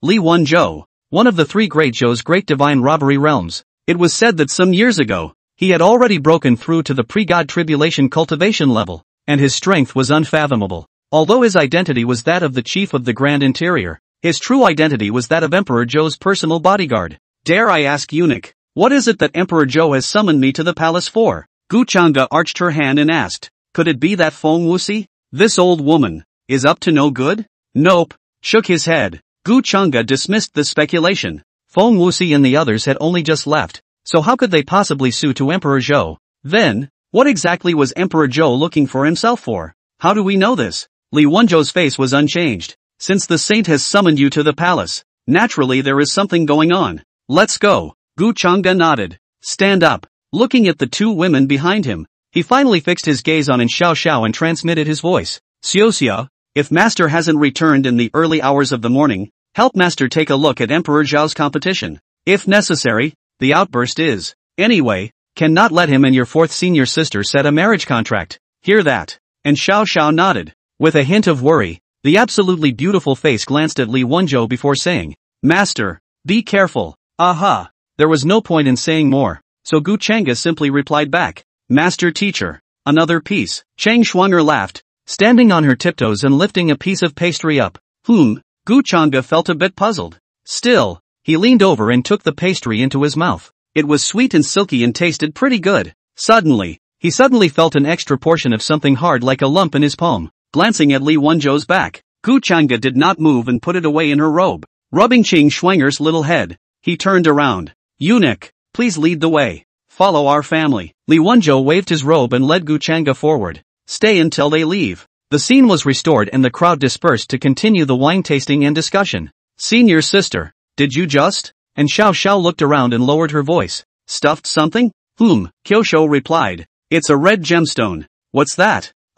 Chang Shuang'er shook her head. It's not my stuff. And Xiao Xiao's beautiful eyes surfaced with doubt. Whose is that? Sister Qin.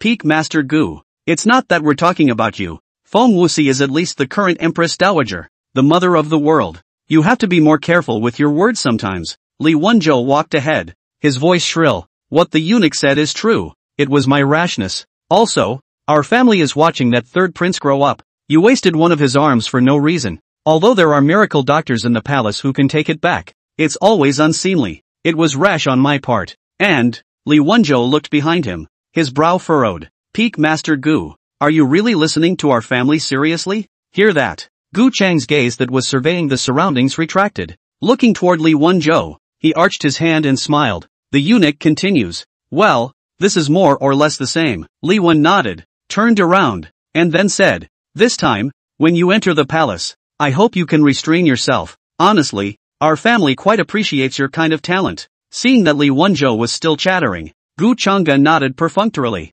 Instead, gravity surfaced in his eyes, a slight shrug of the nose. A faint devilish aura then burrowed into his nose. The closer he got, the more dense the demonic aura became. Gu Chang'e suddenly looked at Li Wenzhou's back, a chill flashing in her eyes. With such an obvious demonic aura, if other people didn't say so, wouldn't a powerhouse of Li Wenzhou's level be able to perceive it? This person was the personal guard of successive Zhou emperors, and his loyalty to the royal family could be seen by the sun and the moon. Then, being able to tolerate the demon race harboring inside the palace. What exactly did Emperor Zhou want? The more she thought about it, the lower Gu Chang'e's face became. I thought that only that great prince colluded secretly with the devil, but I didn't expect. Just then, Li Wenzhou's footsteps stopped. Peak Master Gu. It's here. Words. Gu Chang'e's thoughts retracted and her gaze looked ahead to a splendid palace. Above the palace, several figures stood, and in the center, was Emperor Zhou. Greetings, Your Holiness. Gu Chang'e approached and arched his hand respectfully.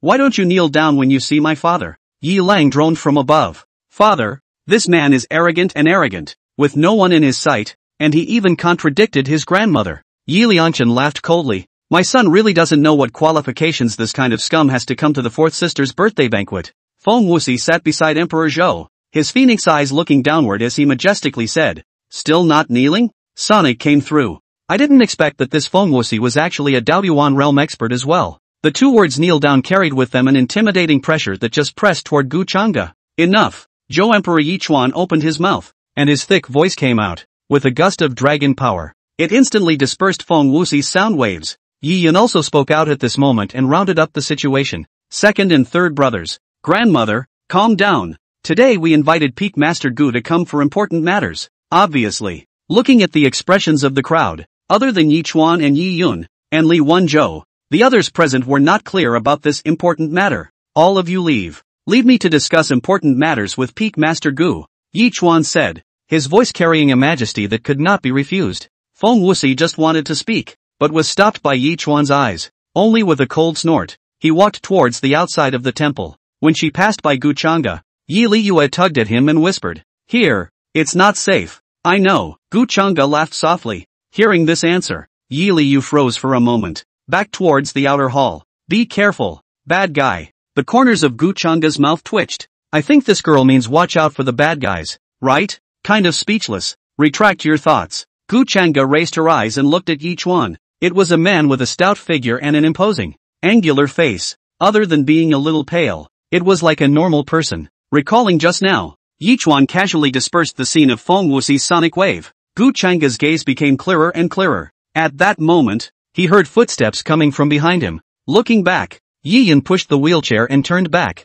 As for the owner of the footsteps, behind him, a silhouette dressed in a black robe and emitting a scarlet demonic aura pushed a wheelchair. With every step, the demonic aura thickened. Your Holiness, do you really want to do this? Gu Chang'e crossed her arms and calmly looked up. Yi Chuan said indifferently, Gu Chang'e, the great Yan's union, and your longevity, I want it all. Just then, Yi Yan came to Gu Chang'e's side and smiled. Peak Master Gu, you should have guessed yesterday when I invited you to this birthday banquet. Now, do you want to choose to resist, or obediently offer up your flesh? The black-robed figure's demonic aura puffed out. The blood surges. The divine apparition realm's mighty pressure was unleashed. Yi Chuan and Yi Yan's gazes were fixed on Gu Chang'e, as if they were looking at a prey held in their sacks. When the swords are drawn, pust. Gu Chang'e suddenly grinned and laughed out. What are you laughing at? Yi Yan's eyes narrowed. This seat Gu Chang'e flipped her palm. A fierce grip. The divine tribulation realm perfection experience card shattered, and in an instant,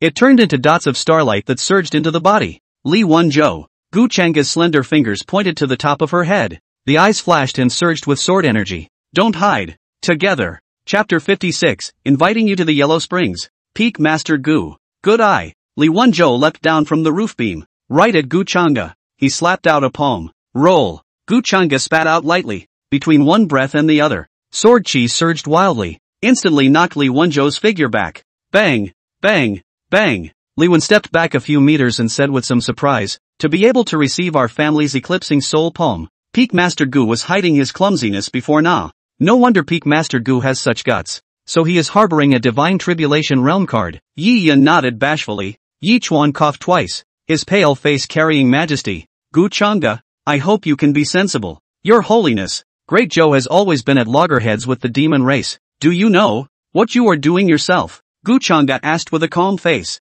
Rampant. Yi Chuan shouted angrily. You're worthy to ask questions about what this emperor does? His lifespan was about to end, so how could he give up now that he had a way to renew his life? Not only did he want the world of this Yin Zhou, he wanted to be the king of these 10 continents. Gu Chang'e shook her head lightly. Yi Chuan, do you really think that Yi Yun doesn't covet this throne? Collude with the demon race. Do you know that when you gaze into the abyss is also gazing into you? Unbridled. Yi Chuan angrily shouted again. Gu Chang'e, you don't understand our ambitions. Yi Yun shook his head. If I can make Great Zhou stand at the top of the 10 states, whatever I do, it will be worth it. A light clap of the hands. The black-robed man stepped forward. Bloody demonic aura surrounded it. Gu Chang'e felt the familiar demonic aura and her heart moved slightly. Blood Demon Clan? Yi Yun laughed. Peak Master Gu has good eyesight. The words came to him, his voice rising. Wan Xiao. 1 tea time. Refine him. The words just fell. The black-robed man flashed to Gu Chang'e.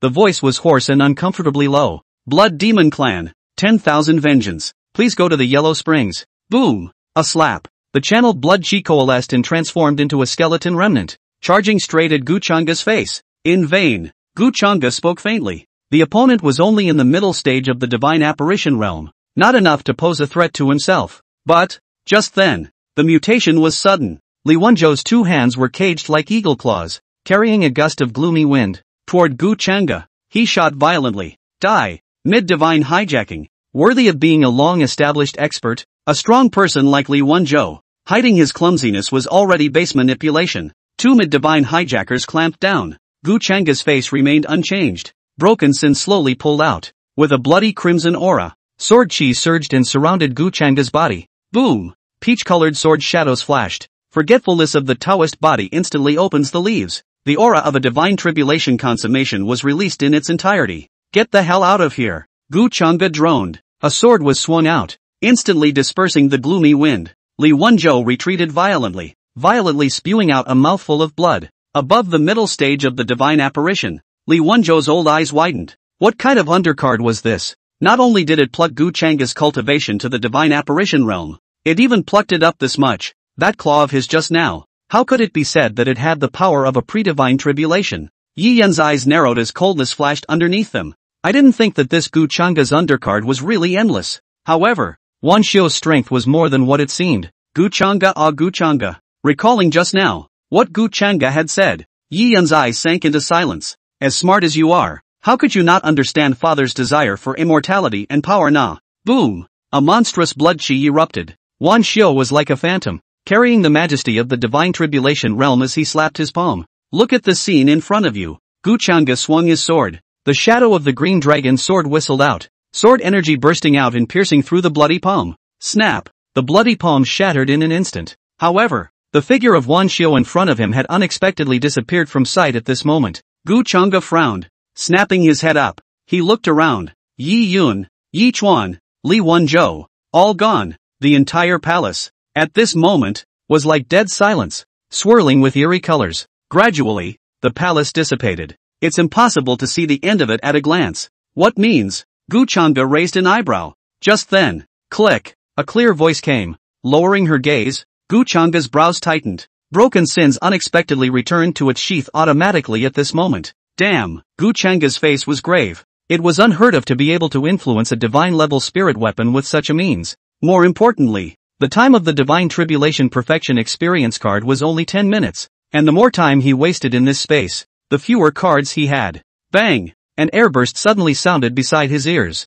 Gu Chang'e gazed over. A bloody palm attacked violently, just swung his sword out and shattered it. Next moment, another airburst came from the other side. Gu Chang'e just wanted to turn her head and swing her sword. Airbursts came from the southeast and northwest. Trying to wear me out? Gu Chang'e's heart sank slightly. Every time a blood palm was shattered, more blood palms were generated again on the other side. And, all of them carry the might of the divine calamity realm. Over time, faced with an increasingly dense attack, Gu Chang'e's expression remained unchanged. This was the wonderful use of the experience card, and the spiritual energy was like a river. For every point used, a point is replenished. But, on the other hand, he could clearly feel that the sensation of the divine tribulation realm was draining away. Gotta break fast. There was only one experience card left for the divine apparition realm. and if he continued to consume it, he wouldn't be able to hold out. Gu Changde noticed that if the blood palm shattered that orientation, it would create a gap of about 5 seconds. Read this.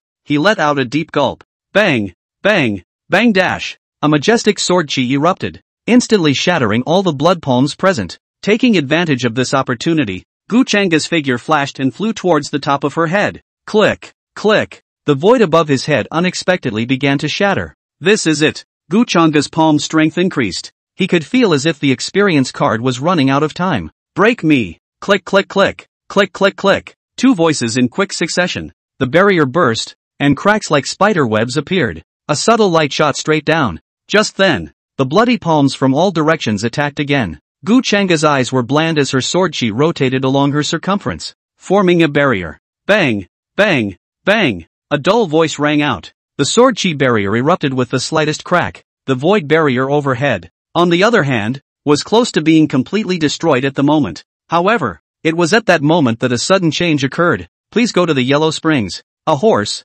deep drink came from behind him. Blood aura filled the air, and the power of the blood palms around them skyrocketed. Gu Changde looked back, and Wan Xiu was currently standing with his arms folded, a gust of demonic aura surrounding him. Gu Changde, I know you. Man Vengeance said more out of the blue. Gu Changde didn't have time to talk to him. The spiritual energy in his body gradually drained away, and fine sweat broke out on his forehead. You seem to have forgotten me. When Wan Xiu saw Gu Changde's dumbfounded face, he thought the other party was playing dumb. Drumming, he said, hand over the patriarch's soul, and I'll leave your body intact. What's that? Soul? Who? Qin Shallow? Gu Changde bellowed. What soul? This seat doesn't know. Get lost. Boom. Wan Xiu stamped his foot. The entire person shot violently toward Gu Changde. In your body, I feel the scent of you air. What are you still pretending? 200 years ago, you hurt her, and now you want to keep hurting her? Die. Hear these. Gu Changde frowned. Memories snapped to mind.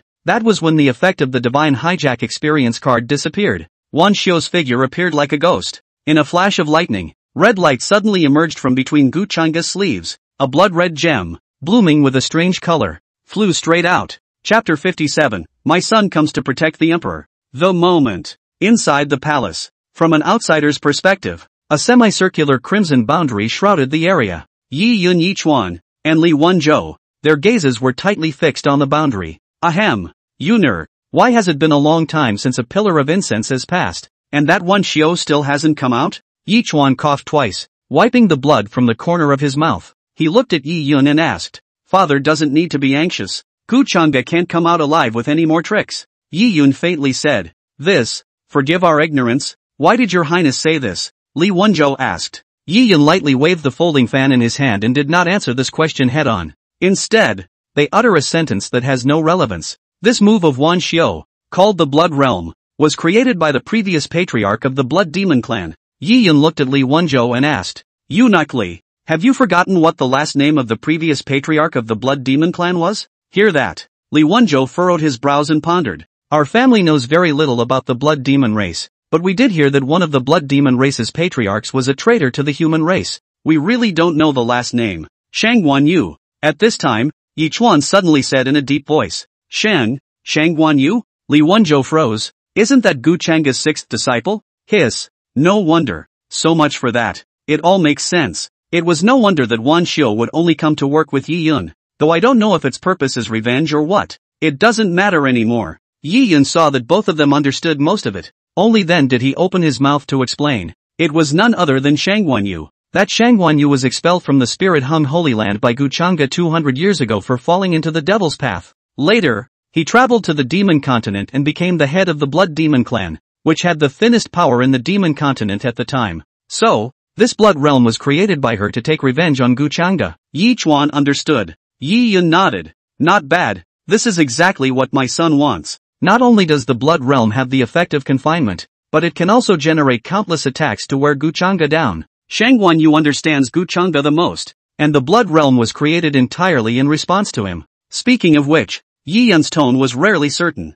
Gu Changde will surely die. This Gu Changde is truly a traitor to all. Disciple hates him to such an extent. Yichuan coughed. Yi Yun laughed. This Gu Changde also deserved it. When he drove away Shang Guanyu, he hated for the whole world to know about it. It's normal for disciples to hate him. if Shangguan Yu is still alive. I'm afraid that it's not just as simple as creating the bleeding realm. Yuner, you won't betray me, right? Yi Chuan suddenly raised his eyes. Li Wenzhou's gaze was similarly cast. Yi Yan's face remained unchanged as he arched his hand and said, the wish of my son's heart has never been any throne, but to see Great Zhou prosper. Good. With you, it is really me. It is really a lucky thing for Great Zhou na. Yi Chuan laughed out loud. Ahem. Another blood was coughed out. Yi Chuan looked at the blood realm and said in a deep voice, this Gu Chang'e is really tenacious. These means still can't kill him in seconds. Yi Yun also felt that something was wrong. What's taking so long? Frowning, he turned his head to Li Wenzhou. Eunuch Li, with the stalemate at hand, it's time for you to make a move. Seeing that Li Wenzhou was a bit hesitant, Yi Yun continued, the blood realm will only target Gu Chang'e. Others will not be attacked if they go in. Hear that? Li Wenzhou looked at Yi Chuan and arched his hand. Your Holiness, we'll be back as soon as we go. Please take care of the dragon's body. As he said that, he implicitly glanced at Yi Yun with some worry in his eyes. Your Highness, protect His Holiness. We'll be right back. Even said twice to go and go and go. Li Wenzhou stepped on his paw. The figure burrowed into the blood realm. Stay until he leaves. Yi Chuan sat on top, rubbing his eyebrows and pressing down the qi and blood that were rolling around in his body. Yi Yun was at the bottom, arching his hand. Father need not worry. With Eunuch Li's ability, together with Wan Qiu, it's more than enough to surround and kill Gu Chang'e. Yi Chuan looked at Yi Yun and sighed. It's not in vain that I gave birth to you guys na. He would turn into this ghostly appearance because some years ago, he was caught in a sneak attack by the Silver Moon Demon Emperor, and Yi Lang had avenged this by killing the Silver Moon Demon Emperor the other day. Right now, refining Gu Chang'e's flesh and blood would increase his longevity, and Yi Li Yu, as long as she is married to that Xiao So, the marriage between Great Zhou and Great Yan will bring Great Zhou's strength to another level. Read this. Yi Chuan's angular face moved, and ambition surfaced in his eyes. He, Yi Chuan, will be the only king of these 10 continents. Just then, bang, bang, bang dash, there was a sudden burst of air overhead. Yi Chuan frowned and looked up. 2 black and white chess pieces coalesced and hovered in the air, crisscrossing. The airflow that spun out was painful to scrape against his face. Yi Chuan's eyes widened as he looked at Yi Yun. Yuner, what are you doing? Yi Yan's elegant face revealed a smile. Father, what my son has done is not obvious enough. Of course, kill you. Yi Chuan's face became more and more ugly. He shouted angrily, adverse son, have you forgotten what you said earlier? Yi Yun faintly shook his head. Of course my son has not forgotten. My son thinks about it day and night and wants Great Zhou to prosper. Then you, not waiting for Yi Chuan to finish, Yi Yun then dryly interrupted. Precisely because of that, if you want Great Zhou to stand at the head of the 10 continents, this emperor, can only be me. Boom! The words fell. Yi Yun's fingertips fell. The black and white pieces in the air then hovered down. The bursting airflow swept across the entire palace. Yi Chuan wanted to move, but realized that it was already too late. Rebel son, father, as a human ruler, mediocrity is incompetence. Forgive me for my offense. Yi Yun was bland. He had lived in the palace for so long and seen so much filth that he had long since become numb. Killing Yi Chuan and framing Gu Chang'e for the crime was his plan. Seeing that the chess piece was about to crash into Yi Chuan, in a flash of lightning, a silver light shone throughout the palace. A loud wolf howl followed. Sound waves came out, and the pressure of the divine tribulation realm was released, instantly dispersing the pieces. Yi Yun frowned. Before his eyes could look away, he heard the sound of snapping applause. Yi Long, big brother, long time no see. Yi Lang slowly stepped forward and laughed. Just kidding. What are you doing here? Yi Yun's face was gloomy. Yi Lang stretched and yawned, smiling. Of course I'm here, to escort you. You. Yi Yun's elegant face became more and more ugly. His gaze fell on the figure beside Yi Lang, somewhat exasperated and laughing. In the meantime, Yi Chuan was shaken by the attack just now and his qi and blood churned. He forced himself to endure the severe pain and looked at Yi Lang and shouted, Longer, quickly kill this rebellious son. However, his eyes just looked away, instantly frozen. Silver Moon Demon Emperor? A tall figure slowly stepped forward, lifting his cloak and revealing his long gray mouth. Silver Moon licked his lips and smiled grimly. Yi Chuan, wasn't that last blow soothing? You. Yi Chuan's gaze traveled between Yi Lang and the Silver Moon Demon Emperor, instantly understanding everything. Spitting out a mouthful of blood, he angrily shouted, Rebellious sons, all of them. Okay. Yi Lang clapped his hands and looked straight at Yi Yun. This emperor has successfully escorted the emperor. Silver Moon, take down the sinner Yi Yun. Silver Moon licked her lips and eerily gazed at Yi Yun. Dao Yuan realm perfection. Just enough to fill your stomach. However, Yi Yun's expression at the moment, regained its calmness. He slowly took out a blood-colored elixir from his sleeve and said with a faint smile, "Originally, I wanted to use it to deal with Li Wenzhou, but I didn't expect it to be used on you guys. Shove it in your mouth." Yi Yun's aura skyrocketed and drew up to an unprecedented level. He stood up slowly, crushing the wheelchair with one hand. Blood-red eyes scanned the room. Kill you all and the plan goes on as usual. Chapter 58. Blood Demon Pill. Yi Lang stared wide-eyed. "Big brother, you've got some nerve." Devilish aura surrounds. Yi Yun's originally elegant face looked a bit grim. He held out his arms, where they were already covered in blood, and a strong pulse throbbed. "If it weren't for you, why would I be here? Speaking of which," Yi Yun's voice grew colder and colder. "You don't think I don't know who poisoned me back then?" At those words, Yi Lang's expression stagnated. "If not for that, how would I end up like this?" Yi Yun looked at his legs, his voice low and incomparable. The foot slammed down. His figure flashed, carrying a monstrous blood chi, and rushed straight at Yi Lang's face. "You are that son. Also give me death." Feeling the terrifying pressure in front of him, Yi Lang hurriedly shouted, "Silver Moon, make a move." Fine, I'm on my way." Yi Lang looked at Yi Yun in front of him. His figure retreated backwards. As he retreated, he let out a laugh. "Yi Yun, even if you are strong, so what? Silver Moon is a late stage of the divine apparition. You will surely die." As a Wolf Clan demon emperor, he had unusual means and even a powerful physical body. As for Yi Yun, after taking the blood demon pill, he had only just stepped into the level of the divine apparition realm. As long as Silver Moon exerted her full strength, Yi Yun could not win. At that time, he not only escorted the driver with credit, but also squeezed out Yi Yun, a major obstacle. Cool. Just as Yi Lang thought so. Pust. Next moment, a dull voice rang out. The drilling pain hit. The smile on Yi Lang's face froze. He turned his head in disbelief and looked at the old grey-mouthed wolf, saying with difficulty, Silver Moon, what are you doing?" Pust. Sharp claws flipped inside the chest. Silver Moon licked his lips and smiled grimly. "I'm not making a move here? I fed you the majority of my people in the north, and even engineered the fourth prince. How can you?" Before Yi Lang could finish, snap, Yi Yun's figure flashed too. The bloody palm slapped out and the head exploded like a watermelon. Face unchanged, he clenched his palm. Yi Lang's corpse instantly transformed into a drop of essence blood and merged into Yi Yun's mouth. Stupid. TSK, His Highness the Grand Prince is ruthless. Even his own brother was killed so dryly. This emperor admires that. Silver Moon licked his paws and smiled grimly from the sidelines. Yi Yun wiped the blood from his palm and did not speak. Looking out at the outside world, a powerful scent came from the outside world. Silver Moon's nose sniffed and her expression was greedy. This emperor is also a bit hungry. I wonder how many people can be slaughtered outside. Fury surged in Yi Yun's eyes as he turned his head and said coldly, "Are you trying to ruin my reputation?" "Not a single one." "Hear that?" Silver Moon's gaze instantly became disgruntled, and she smiled grimly. "Your Highness, that's not decent of you." Li Wenzhou,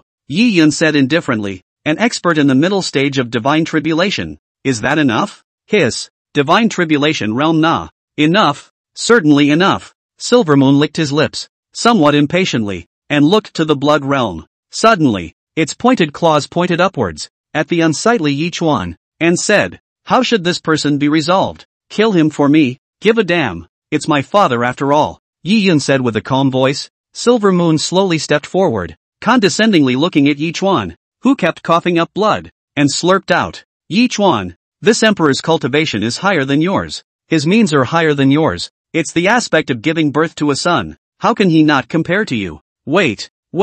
Before Yi Chuan could finish his words, with a poof, a cold flash, the sharp claws pierced straight through his chest. Yi Yun's eyes had no ripples. Looking straight at Yi Chuan's unwilling gaze, he opened his mouth and asked, "Father, that bottle of poison, you actually arranged it, right? You already knew." Yi Chuan coughed. Yi Yun did not speak. Turning away, he didn't look at him again. Yi Chuan's gaze gradually dimmed, and with a swish, Silver Moon pulled her claws out. Since then, Zhou Emperor Yi Chuan fell. What's next? Silver Moon licked the blood from his claws and slowly stepped forward. "When Wan Xiu and Li Wenzhou come out, silence Li Wenzhou and blame Wuchanga for the death of my second brother and father." Speaking, the blood chi in Yi Yun's eyes gradually subsided and became no different from a normal person. But in reality, after taking that blood demon pill, he had already been considered to have completely stepped into the demonic path. Silver Moon rolled her eyes and said in a grim voice, If Yi Lang and Yi Chuan don't show up for a long time, I'm afraid they'll be suspected by that Feng Wuxi. Wolf demons were all cunning, and had naturally thought farther ahead. However, Yi Yan clearly realized this as he slowly walked out of the palace. You watch this place. I'll stall Grandma. How do you drag it? Silver Moon was curious. Push it onto Guchanga. The Moon Star. Lingrue Palace. Outer Hall. Feng Wuxi sat in his chair, lightly sipping his tea. Beside him were two figures, a man and a woman, both richly dressed. Oh, in that case, your great Yen has produced another divine tribulation realm? Not bad. It is precisely my cousin's uncle, who also happened to come to visit this time, Xiao Su said in an unassuming manner. Great Yen is truly becoming more and more prosperous. There are 5 divine apparition experts in the royal family alone. Feng Wuxi spoke in an admiring tone. His eyes wandered between Yi Liu and Xiao Su. The mind pondered. Now that Chuaner is seriously ill, the court is afraid that it will be in turmoil for a period of time. And if there is help from the outside world at this time, I am afraid that the situation will be much better. Xiao Su saw Feng Wuxi's expression move. The heart was glad. Looking at Yi Liu, he had already treated her as if she was in his pocket. However, Yi Liu, did not bother to look at him from the beginning, but instead her gaze was directed towards the inner hall, her stunningly beautiful eyes carrying a hint of worry. Xiao Su's face couldn't help but look a little embarrassed. Feng Wuxi also noticed this scene. His face instantly dissatisfied, coughing at Yi Liu. Yuer. It was a rather imposing cough, instantly pulling Yi Liu's thoughts back. Moon is in. Communicate more with Emperor Xiao. What are you doing staying there? Feng Wuxi said in a deep voice with a warning in his eyes. Hear that? Xiao Su looked at Yi Liu expectantly. Chatting with such an iceberg beauty was something he had never experienced before. Yi Liu's cool face froze for a moment before she spoke. Hello. Get to the point, Feng Wuxi said from the sidelines. Yi Liu's eyes flashed with a trace of confusion, thought for a moment, and spoke. Do you think that Guchanga is a bad person? It could be seen that she really didn't know anything about this issue, which was why she spoke up to ask about it. Feng Wuxi's face sank as he said, he's not a bad guy. Who is? Xiao Su also added fuel to the fire. Li Yu, you mustn't be blinded by Guchanga's appearance. He's just looking at your innocence and wants to draw closer to the royal family through you. This statement was made. Yi Liu lowered her eyes, her curly eyelashes trembling slightly, adding bewilderment to her gaze. No wonder the bad guys are so nice to her. That's when, suddenly there was an urgent cry in the distance. Grandmother, it's bad. Something has happened to father and second brother. Upon hearing this, Feng Wuxi pushed back his chair and looked toward the sound emanating from it. Frowning, Yuner, what are you talking about? Yi Yun was assisted by an attendant and limped over. As soon as he came over, he gasped. Guchanga took advantage of my defenses and killed father and the others. Chapter 59. I was just acting on impulse. What? Feng Wuxi's eyes widened in disbelief as he walked forward and grabbed Yi Yun's shoulders. Yuner, is that true? My son wouldn't dare to make a move. Yi Yun's eyes were crimson with bitterness and hatred. If it wasn't for uniquely covering me, otherwise Guchanga would have silenced even me. This, Feng Wuxi staggered 2 steps backward. For a moment it was a little hard to accept this fact. Yi Chuan and Yi Lang are both flesh and blood. Hearing such news, it is false not to be in a trance, but after all, as the Empress Dowager of a country, after a long silence, Feng Wuxi still calmed down. She looked at her entourage behind her and ordered, gather all experts above the Daoyuan realm and go to the inner hall to surround Guchanga. Yes, several attendants responded. With a stamp of his foot, his body flashed outward. Hear that? A trace of gravity flashed under Yi Yun's eyes. One could only hope that Wan Qiu and Li Wenzhou would be able to solve Guchanga quickly, or else these experts from the palace would go over and pull unnecessary trouble again. But, it doesn't matter. Anyway, most of the palace today is full of their own people. The few that are old-fashioned, kill and be killed. In the future, with his own iron-blooded hand, Great Zhou would not need a second voice. Just then, Xiao Su stood out and arched his hand. Empress Dowager, today's matter is difficult for the late generation to ignore. I am willing to convince my cousin's uncle to participate in the siege together. This statement was made. Feng Wuxi couldn't help but look at Xiao Su twice more. There was appreciation in his eyes. She nodded her head and said, Thank you, Prince Xiao. In this current situation, one more powerful person of the divine apparition realm was sitting on the scene, and there would be one more point of certainty in besieging Guchanga. What's more, other than Li Wenzhou, there were only 2 divine apparition realms left in Great Zhou at the moment, Yi Dangtian and Yi Xingtian. These 2 divine apparition realms were Yi Lianchen and Yi Lang's Dao protectors though, but both are out of sight and out of mind. Especially the 4th Prince Yi Xingtian, who surprisingly did not show up even when Yi Lang was in trouble. However, after Xiao Su said this, Yi Yun's elegant face became a little low. Stupid. In his eyes, Xiao Su was a male dog in heat, desperately trying to please his grandmother as a way to marry his fourth sister. Now it was good. Sending out a divine tribulation realm was simply adding to his chaos. After Xiao Su turned to leave, the scene became silent, each with his own heart. Just then, Feng Wuxi raised his eyes and looked at Yi Liu, his voice gentle. You err, true love is seen in times of danger. This Xiao Su clearly has a heart for you. Seeing Yi Liu open her mouth to speak, Feng Wuxi's eyes glared and then said, It's settled. After today's storm, the marriage contract will be finalized for you. Grandmother, I don't want to marry him. Yi Liu resisted speaking out for the first time, her pretty face carrying determination. For the first time, he was refuted by Yi Liu. Feng Wuxi was first stunned, then his face suddenly looked bad. So who do you want to be with? Suddenly, she narrowed her phoenix eyes. Is it possible that you want to be with your father-killing enemy Gu Chang'e? Hear that? Yi Liu lowered her eyes. Struggles flashed in her cool beautiful eyes, and her small white hands clenched. Moon thinks that he's not a bad person. Snap! There was a crisp ringing sound.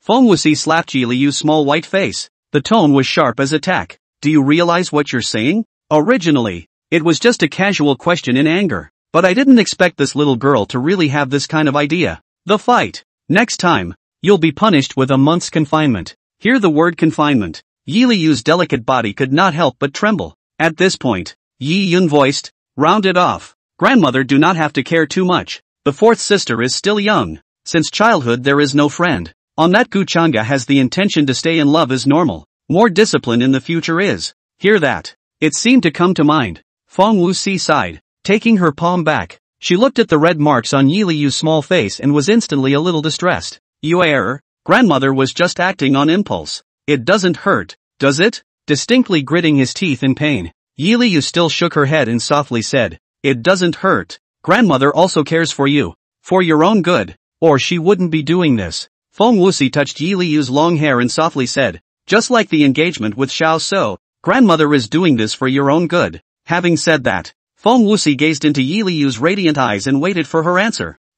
Before Yi Liu could speak. Rumble. A stepping sound rang out, and the floor was shaken slightly. The three men gazed at it. A group of soldiers clad in black armor, emanating a solemn aura slowly came forward. Great Zhou's forbidden army. The Tiger Guard. The leader of the generals knelt down on one knee and arched his hand at Feng Wuxi. See you, Empress Dowager. The general turned his head once again, looked at Yi Yun and said aloud. See His Highness the Grand Imperial Prince. Be excused. Yi Yun spoke out blandly, as if he was the one in charge here. Just then, two figures jumped down from the beams of the room, and beside Xiao Su, a bearded man appeared in the crowd's field of vision. This is my late cousin's uncle, Xiao Tang, Xiao Su introduced. Xiao Tang arched his hand as a sign of respect, and Feng Wuxi nodded in return. In that case, when the people are all together, let's go. Feng Wuxi gritted her teeth and said, Whoever takes down the rebel Gu Chang'e will be awarded 1,000,000 spirit stones. This statement was made. It made the Tiger Guards,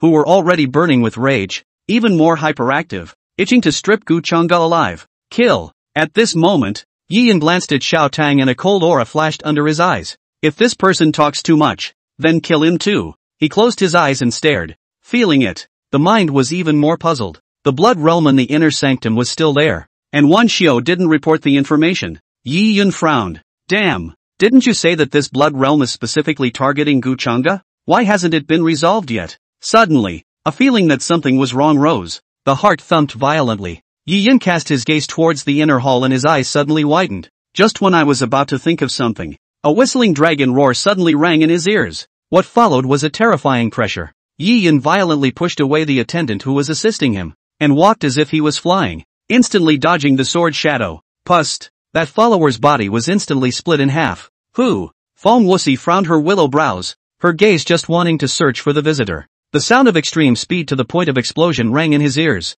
Snap! She only felt that her cheek was struck by a huge force, and her entire body instantly flew out several meters away. At this point, the crowd snapped out of their panic and mobilized their spiritual energy to look at the elongated silhouette in the smoke. Ta-da! With crisp footsteps, a white-robed figure slowly walked out. The handsome and peerless face and radiant eyes could not hide the killing intent in the visitor's heart. Clank dash! A crimson longsword was thrown out and stuck in the floor beside Feng Wuxi. Gu Chang'e stepped forward. one slender thigh stepping on top of the long sword as she looked down on Feng Wuxi. At the corner of his mouth, a concerned smile tugged. Old woman. This seat was just acting on impulse just now. It doesn't hurt, does it? Chapter 60, Unworthy Sons and Daughters. Gu Chang'e. Feeling the sharp pain in her cheeks, Feng Wuxi gritted her teeth and shouted, "What are you guys waiting for? Get together and kill him." Rumble. Next moment, all the soldiers of the Tiger Guards raised their weapons in their hands, and on each of them, the pressure of the Daoyuan realm radiated.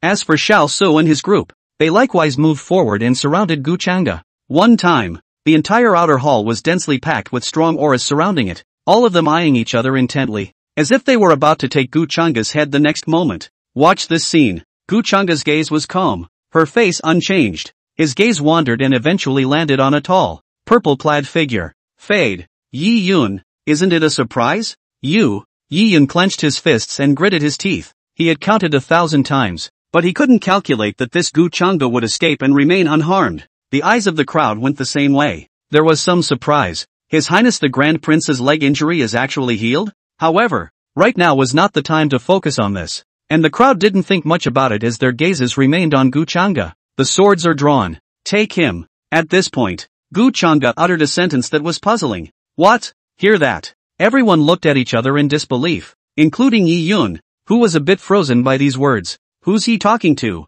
Can't you see it yet? Feng Wuxi's voice was authoritative. He's just trying to stall for time. All of you get on me. However, snap. Gu Chang'e slapped again. Feng Wuxi had a red mark on each side of her cheek. Purple and red and swollen. Boom! See this scene. The crowd erupted with a strong pressure, and several figures attacked Gu Chang'e at the same time. Bang! Bang! Bang dash! Gu Chang'e just flicked his fingertips and a majestic sword chi sent him flying several meters. This seat said, "Take down the rebel Yi Yun." Xiao Su sneered. Gu Chang'e? Still dying? You're the only one who's a rebel. The people present were also like looking at a little cutie. Looking at Gu Chang'e. This crazy man is dying, but he still has the courage to talk nonsense. However, Yi Yun looked at Gu Chang'e. A sense of foreboding in his heart grew deeper and deeper. He could feel that the blood boundary in the inner sanctum was still there, but neither Wan Xiao nor Li Wenzhou has appeared yet. How did Gu Chang'e? It's hard to believe that Gu Chang'e can still control the blood realm? How is that possible? Unease gripped his heart, and Yi Yun felt more and more that Gu Chang'e's breezy appearance was not a pretense, but that he really had a card up his sleeve. The footsteps went backward. A dense blood cloud slowly emerged and appeared at his feet. Slowly, Yi Yun squeezed through the crowd and gradually disappeared from everyone's view. Rumble. Another wave of people came forward, their spiritual energy erupting as they killed towards Gu Chang'e. On the contrary, Yi Yun stepped on the blood cloud and sped towards the inner hall. Phew! Yi Yun breathed a sigh of relief. I only hoped that they could hold Gu Chang'e back, and that when he reached the inner hall, he would know exactly what had happened. If even Silvermoon had an accident, well, just run yourself. The news that Gu Chang'e had gone after Wan Xiao and Silvermoon was enough to drive the Blood Demon clan and Silverwolf clan crazy. Borrowing a knife to kill. Strategizing. Gu Chang'e will die. It's coming. Yi Yun peered over. The blood realm within the inner sanctum at the moment had actually expanded several times at this moment, just about wrapping the inner sanctum. Wan Xiao, Li Wenzhou, Silvermoon's figures, all gone. See this scene. Yi Yun's figure shot out violently and flew towards the outside of the Spirit Rue Palace. There was no longer any need to stay here, and what could be known was that this blood realm had long been out of Wan Xiao's control. Gu Chang'e. Yi Yun's gaze was crimson, the jaded face twisted. Why don't you just go and die? You've made yourself look like a dog. Gu Chang'e. I will kill you by 1,000 cuts. Direction facing north. Yi Yun's figure was like electricity. All that was left to do now was to head north and make contact with the Silver Wolves. At that time, if you still can't take Gu Chang'e, then look for the Blood Demon clan. Just as Yi Yun was pondering, caught off guard, a strong wind blew violently. There was no time to dodge. Yi Yun's body was slapped away. Who? Yi Yun coughed twice and rose from the ground, looking at the person coming from the air. When the time comes to see, he froze. Su Tang? Xiaodong? Do you know what you are doing? Yi Yun gritted his teeth. Take down the rebels. Xiao Tang's gaze was cold as he slowly stepped forward. You? Well. Yi Yun was somewhat exasperated and laughed. Get lost for me. Follow me. Xiaodong ignored him. Spiritual energy surrounded his body. The condescending, silent eye said, at this point, die. An aura of blood erupted. Yi Yun leapt up violently. The might of the early stage of the divine apparition realm was in full force, and with the blood chi added, He even had a vague sense of oppression of the middle stage. A pre-divine apparition mongrel who also dares to go solo. Damn it. However, next moment, the spiritual energy around Xiao Tang's body skyrocketed. The aura was elevated to an unprecedented level. Mid-divine apparition realm. At the same time, his face kept changing, eventually transforming into a stooped old man. Ungrateful. Bang! With one punch, the blood chi around Yi Yun's body instantly shattered. Pust. Spitting out blood violently, his body was knocked back violently. Suffocation came from his brain as the old man grabbed Yi Yun's neck, his face clearly visible in the moonlight. Second great master? Yi Yun was stunned. You don't deserve to call me second master. Yi Dangtian coldly snorted, grabbing Yi Yun, flying towards the Spirit Rue Palace. Before the coma, Yi Yun's eyes glared. He suddenly figured it out. It turns out that Gu Changa's words about taking it down were not nonsense, but she was really talking to the second prince. The outer temple. The flames were in the sky, and the sounds of killing were constant. After all, the outer hall and the banquet location weren't far away, and such a big commotion had attracted the strongest of the various forces as well. As soon as they arrive, then he saw the scene of Gu Changa surrounded by the crowd. Everyone, please kill this rebel together, Xiao Su shouted to the crowd in the air. The various forces were puzzled, seeing the figure that was being constantly attacked. Gu Changa is a rebel? Not bad, Xiao Su hurriedly shouted. This person killed Emperor Zhou as well as the second prince. What? Hear that? The crowd first didn't believe it, but when they saw that Gu Changa was actually being pinched by the tiger guards,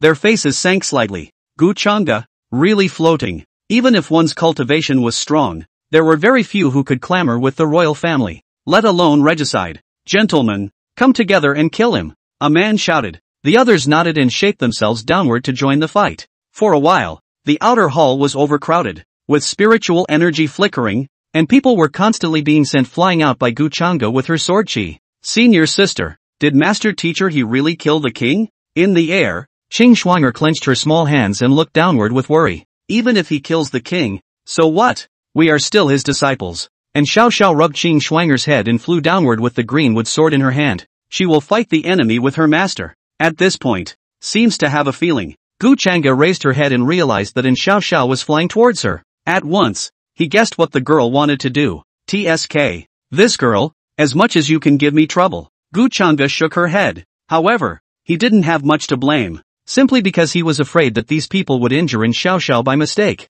Just then, Gu Changa noticed that a figure in the distance was flying rapidly, and the visitor was dragging someone in his hands. Old Den is finally here. Sigh. Gu Changa's surroundings exploded with countless sword shadows. In a spinning motion, it instantly knocked back the surrounding tiger guards. Clank dash. He moved his palm slightly. Broken Sin slashed towards the ground. The sword missed by a fraction of a millimeter and was just right on the side of Feng Wuxi's neck. All of you, back off. If you don't comply, this seat will never be soft. Said. Gu Changa held the hilt of Broken Sin with one hand, poised to strike. The crowd looked at each other in dismay, not daring to be careless, and could only obediently retreat. That's when a dark shadow suddenly reflected on the ground. Before the crowd could react, bang! A purple-clothed figure suddenly fell from the sky and slammed into the ground. The crowd froze as their eyes looked on. The Grand Prince? Chapter 61, The Truth. The eyes of the crowd were still stuck on Yi Yun's body. Just then, a hunched black-robed figure slowly landed on the ground.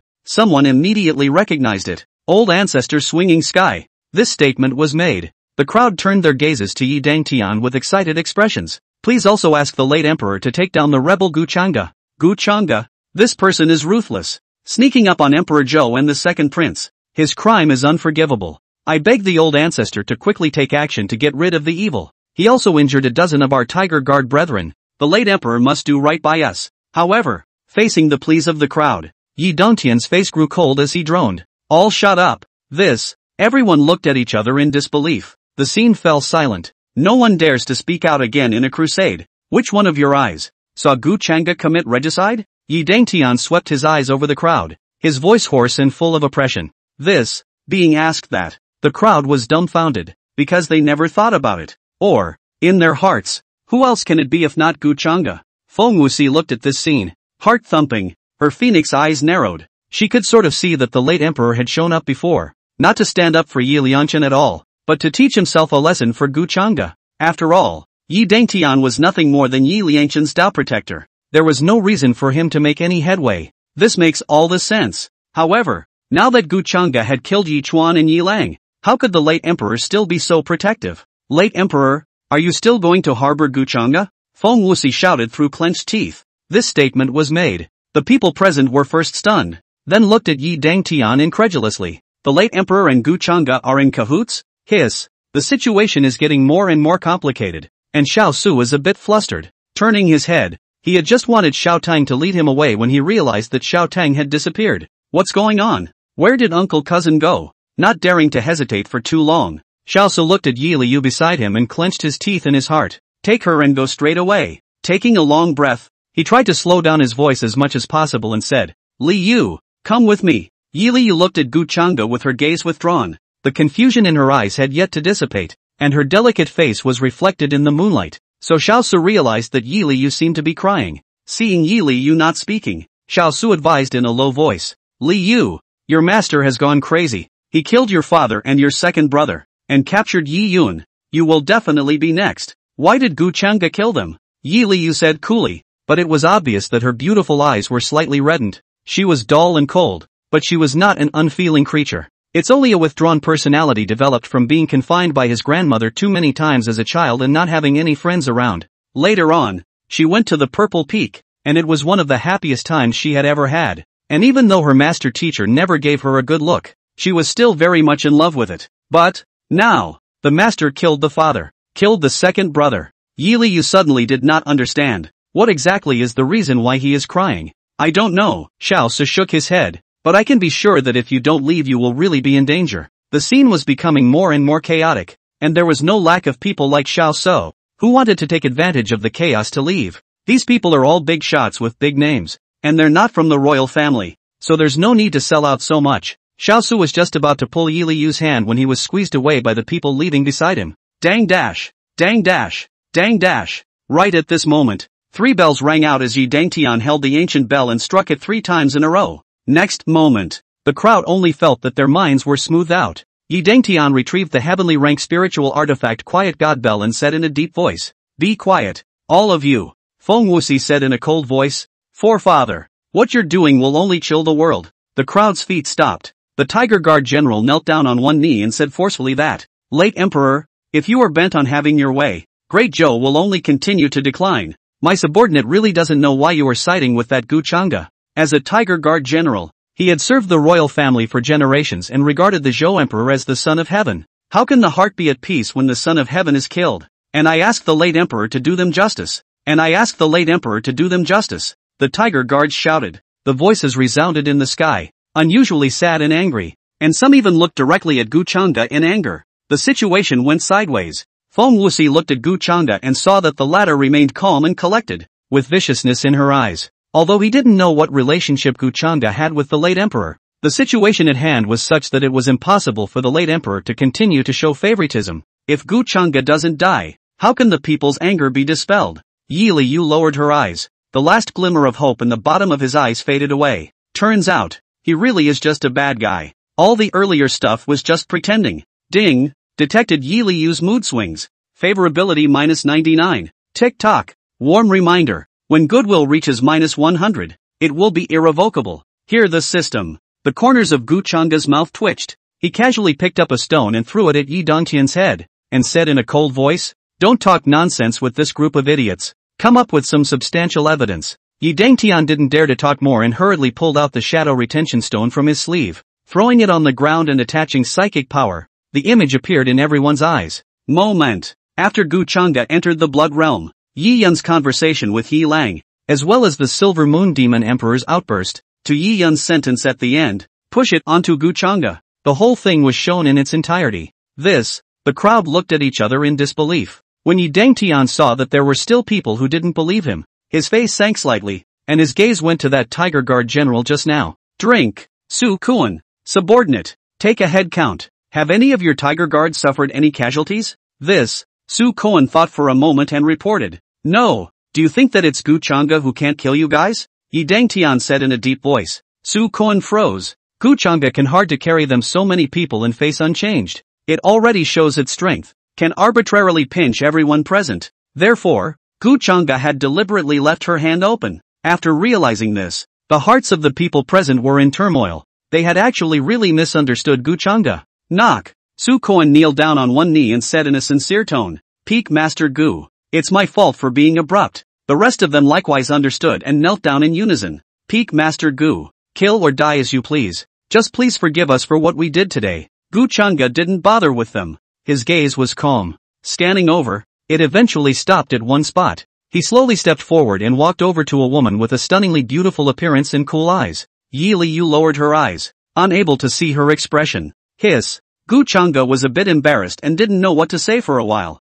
I wonder what this girl thinks of herself now. What is the grass going to do? Damn. I should have known that it would be better to learn less ass kissing and pick up more chicks in my previous life. The scene was a little awkward. Xiao Su looked at this scene and laughed coldly. Still want to covet his moon? Pushin' man. At this point, Yi Liu's body shook. Next moment, in Xiao Su's gradually widening pupils, Yi Liu jumped into Guchanga's arms. Before Guchanga herself could even react, a clear scent drilled into her nose. With it came a soft, delicate touch. Yi Liu buried her head in Guchangji's chest and raised her head, her high cool eyes flickering. "You?" Guchanga asked in a low voice, a little embarrassed. "What are you doing?" "Mother said that if you want to make friends, you have to learn to reflect on your mistakes. So this is..." Guchanga pondered. What was the point of reflecting on mistakes and coming into his arms? "But I don't want to be seen crying when I'm reflecting on my mistakes," Yi Liu said seriously. Her curly eyelashes were stained with tears, and under the reflection of the moonlight, she looked exceptionally cute. "Look at her." Guchanga was a bit stunned. Next moment, the system's voice rang in his ears. Ding! Detected Yi Liu's mood swings. Favorability plus 179. Rewarding self-help value 1790. Chapter 62, You're Just Too Cheap. Guchanga didn't know what to say. He could kind of see that the girl was just a silly little cutie. What a high-flying goddess. It's just a shell she uses to protect herself. Guchanga suddenly had a thought. If you give this little nerd a candy, she will probably think you are a good person. Are you done crying? Feeling the complicated gazes around her, Guchanga coughed awkwardly. Not yet. It seems. Yi Liu narrowed her eyes in a cool manner, in a high and cold manner, and like a kitten, her head rubbed against Guchanga's chest, revealing an expression of enjoyment. Guchanga narrowed her eyes and looked at her. I found that you little nerd, seem to be very cunning. Hear that? Yi Liu tilted her head, her eyes flickering. Master, I'm not a little nerd. Tada! Guchanga drew out her arm and, not too gently but not too heavily, gave her a blow to the head. When I say yes, you are around. Watching the scene where Guchanga knocked the fourth princess's head, those in the palace who had come into contact with Yi Liu, whether it was the tiger guards or the attendants, their eyes widened. They had never seen the fourth princess with this dependent look before, and not only that, the princess was even able to speak so many words. Seriously, if I met such a handsome man with a high cultivation level, I'd let me just fall for him, a young lady from a big power said, her eyes glowing with nymphomania. As soon as these words came out, the elders beside him droned, saying immodest things all day long. So unruly. You don't even look at the conditions of the fourth princess. What are your conditions? No, it's not just a little better looking than me, a little more talented in cultivation than me, and a little bigger breasts than me. Bull asterisk asterisk asterisk asterisk. Is that a point? A billion points is more like it. Listening to the words of the two men beside him. Cluck, cluck. Xiao's eyes were red, and the sounds of clenching his teeth and clenching his fists were interlaced. You are such a perfect woman, was so well behaved in Guchanga's arms at this moment, and it's still voluntary. You know, you haven't even touched Moon's hand. Damn, Guchanga, one day, I will take back everything that belongs to me. Xiao's back teeth were all clenched, and he could only rage impotently and furiously in his heart. Xiao Su was not the only one present who was unbalanced. Feng Wuxi watched Yi Liu being so close to Guchanga, completely forgetting about herself as her grandmother. The heart was furious. Moon. Feng Wuxi's cheeks flushed red as she gritted her teeth and sank her voice. Get over here. Hearing voices, Guchanga could feel that Yi Liu's body instantly trembled. Conditioned reflexes? As soon as she heard this old woman speak, this girl shook like this. Presumably, her current withdrawn personality is also due to this old woman? Read this. Guchanga's gaze was calm, his hands resting beside Yi Liu's shoulders as he looked straight at her. Feel the warmth of your hand. For some reason, Yi Liu's heart suddenly quieted down, and her body stopped trembling between one breath and the next. You're afraid of her? Guchanga looked at Yi Liu's tear-stained eyes and asked. Yi Liu blinked her eyes, and under her clear coldness, she revealed a sense of petulance. She looked equally straight at Guchanga. then shook her head. Not afraid. Really not afraid? Gu Chang'e raised an eyebrow, thinking, you're not afraid even though this girl was shaking like that just now? Yi Liu nodded her head, with autumn water rippling in her eyes, and said earnestly, not afraid now. What about before? Gu Chang'e was in hot pursuit. Yes, a little bit. Yi Liu stretched out her 2 white fingers, comparing them to a little bit. Gu Chang'e was a bit speechless. A little bit? It's a billion points, right? But, whatever. He has decided. When you take care of Yi Yun later, bring Feng Wuxi along with you. As for what to do with, Gu Chang'e's gaze landed in the inner hall, in the middle of the blood realm that emanated a demonic aura. It seemed to sense Gu Chang'e's killing intent. Yi Liu tugged at the corner of his coat and said anxiously, bad man. What the hell? I'm the bad guy again? You don't want me to make a move on her? Gu Chang'e raised an eyebrow. Aha. Yi Liu nodded, then carefully observed Gu Chang'e's expression, like she was afraid that he would eat her. Okay, meet you. Surprisingly, Gu Chang'e was quick to agree. He placed Yi Liu in place and slowly walked towards Feng Wuxi, eyes indifferent. Looking around, Gu Chang'e asked, does anyone know where your 4th princess is usually confined? The crowd looked at me. I looked at you. And a few of the palace attendants stepped forward. In the South Xian Palace. Southern Xian Palace? Gu Chang'e nodded and casually pointed at Feng Wuxi. Escort her in. Hear that? The crowd froze. Lock up the Empress Dowager? I wouldn't dare to eat a bear's heart and leopard's guts. Feng Wuxi's eyes narrowed and his voice was authoritative. Gu Chang'e, do you know what you're talking about? This palace is the Empress Dowager of the current dynasty. The mother of a country. Shutting down this palace. Are you worthy? Match? Gu Chang'e towered over him, his eyes indifferent as he looked around and bellowed. This seat took down the rebel Yi Yun and resolved the civil unrest in the palace. Does this seat deserve it? This statement was made. The crowd froze. The tiger guards were the first to shout. Match. Not only did he take down the rebels and save Greatjo from the flames, he even disregarded his previous suspicions and did not harm them. The besiegers. How is such a character not worthy? Immediately afterward, everyone was infected by the emotion and spoke out. Match. The voice moved mountains and rivers. Gu Chang'e pointed his finger towards the inner hall and said again, the allies who are being held there for Yi Yun are the Blood Demon clans Wan Xiu and the Silver Wolf clan Xinyu. Who did this? This statement was made. The crowd was shocked and they all sucked in a breath of cold air. They then realized that if Gu Chang'e hadn't stepped in today, they were afraid that Yanzhou in the future would only be messed up by Yi Yun. Reacting. The crowd was so energized that they neatly said, Peak Master Gu is mighty. Hear the answer. Gu Chang'e's gaze fell on Feng Wuxi's increasingly ugly face. The voice blandly said, now, is this seat worthy? Without waiting for her to answer, Gu Chang'e droned on, take it away. A command. A few tiger guards immediately stepped forward and mercilessly grabbed both of Feng Wuxi's arms. Go! How dare you guys touch this palace? Feng Wuxi still didn't believe that anyone would dare to make a move against her, and angrily said, you guys have to listen to the words of Gu Chang'e. A pariah? This statement was made. The expressions of the several tiger guards remained unchanged, but the force in their hands was a few points heavier. Go! Feel the determination of the tiger guard. And again, when no one in the room was willing to step in and stop it, Feng Wuxi was really a bit panicked. She looked towards Yi Liu and said urgently, you error, quickly save me. Yi Liu clenched the corner of her coat, bit her pink lips, and looked in Gu Chang'e's direction. Master, stop. Gu Chang'e interrupted faintly. It's just a confinement to let your grandmother reflect. What are you afraid of? Hearing this, Feng Wuxi angrily said, what do you know? The South Xian Palace is perennially freezing cold. Even if a body refining cultivator stays there for a long time,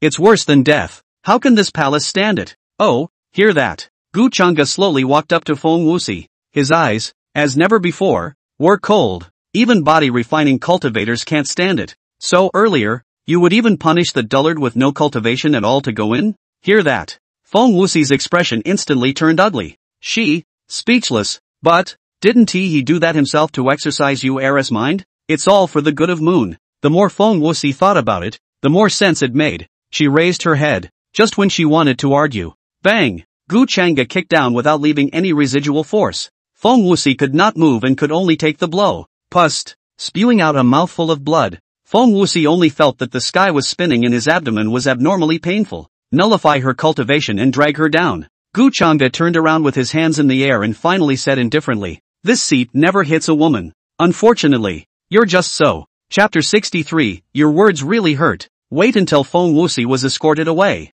The entire outer hall, still quiet as a pin drop. Gu Changa's dry and ruthless methods were deeply imprinted in everyone's minds, and I'm afraid that they would never forget it in their lives. Everyone now had only one thought in their mind: never go against this person. But it's also true that the fourth princess had her cultivation level sealed off, and the Empress Dowager was still moving to confinement. What is this, not a pervert? It was no wonder that Gu Changa would get really angry. But didn't they all rumor that Gu Changa liked to abuse his disciples before? And it seems that this is not the case at first sight today? Hiss. The crowd shook their heads in their minds. When rumors were really scary, I guess only a strong person like Gu Changa would not bother to come out and dispel them? Gu Changa was a bit speechless as she looked around at the gazes of either fear or admiration. Isn't it just a beating of the old hag? It's not that great. Why the reaction? Gu Changa turned her thoughts around and realized that it did seem quite impressive. He was probably the first person in the ages to beat up the Empress Dowager and remain unharmed. All of you leave. Old ancestor swinging sky and I will settle the rest. Retract your thoughts, Gu Changa said as she looked around. The crowd heard this without any objection. In addition to Yi Dang Tian, there, Xiao Su's cousin uncle who suddenly disappeared. And then there is no second divine calamity realm. Who can't intervene? Wait until the others leave. Gu Changa looked at the still unconscious Yi Yun, then looked at Yi Dang Tian and shook his head. Your family affairs. What a mess. Yi Dang Tian let out a sigh. Somewhat helpless. It wasn't just Yi Yun. Yi Chuan and Yi Lang all had problems, so there was really no one else to blame. To be honest, even though Yi Dang Tian was acting as Yi Liangchen's Dao protector, he now also felt that this bastard was unreliable. But no matter what Gu Changa did today has eliminated a huge potential hidden danger for the royal family. Read this. Yi Dang Tian knelt down on one knee, arched his hand and respectfully said, "Many thanks to Peak Master for making a move." Gu Changa waved her hand, signaling him to get up. Where is Yi Liangchen now? According to the party's subordinates probe, he seems to have run away. Yi Dang Tian said inside again, timid as a mouse thing. Know where it ran off to? Gu Changa asked. The northern part of Yinzhou, Yi Dang Tian replied. I'm afraid that it's the same idea as Yi Yun, both wanting to use the Silver Wolf clan's hand to eradicate you. Gu Changa did not speak, her face thoughtful. Yi Dang Tian arched his hand and said, he didn't run far. My subordinate can chase him back. It's not necessary. Gu Changa waved his hand and said indifferently, and he's not the only one who knows about this. There are so many people today. Should this seat kill them all? It was my subordinate who was ill-considered. Gu Changa said no more. Instead, he interlaced his fingers and tapped the long sword. Looking in the direction of the north, the corners of his mouth turned up. Yi Liangchen, this goods but the middle stage of the Dao Yuan realm. Dare to go to the northern part of the demon race into trouble. Let's just say, courageous. There is nothing more to it than that. And to actually say anything more would be hopelessly stupid.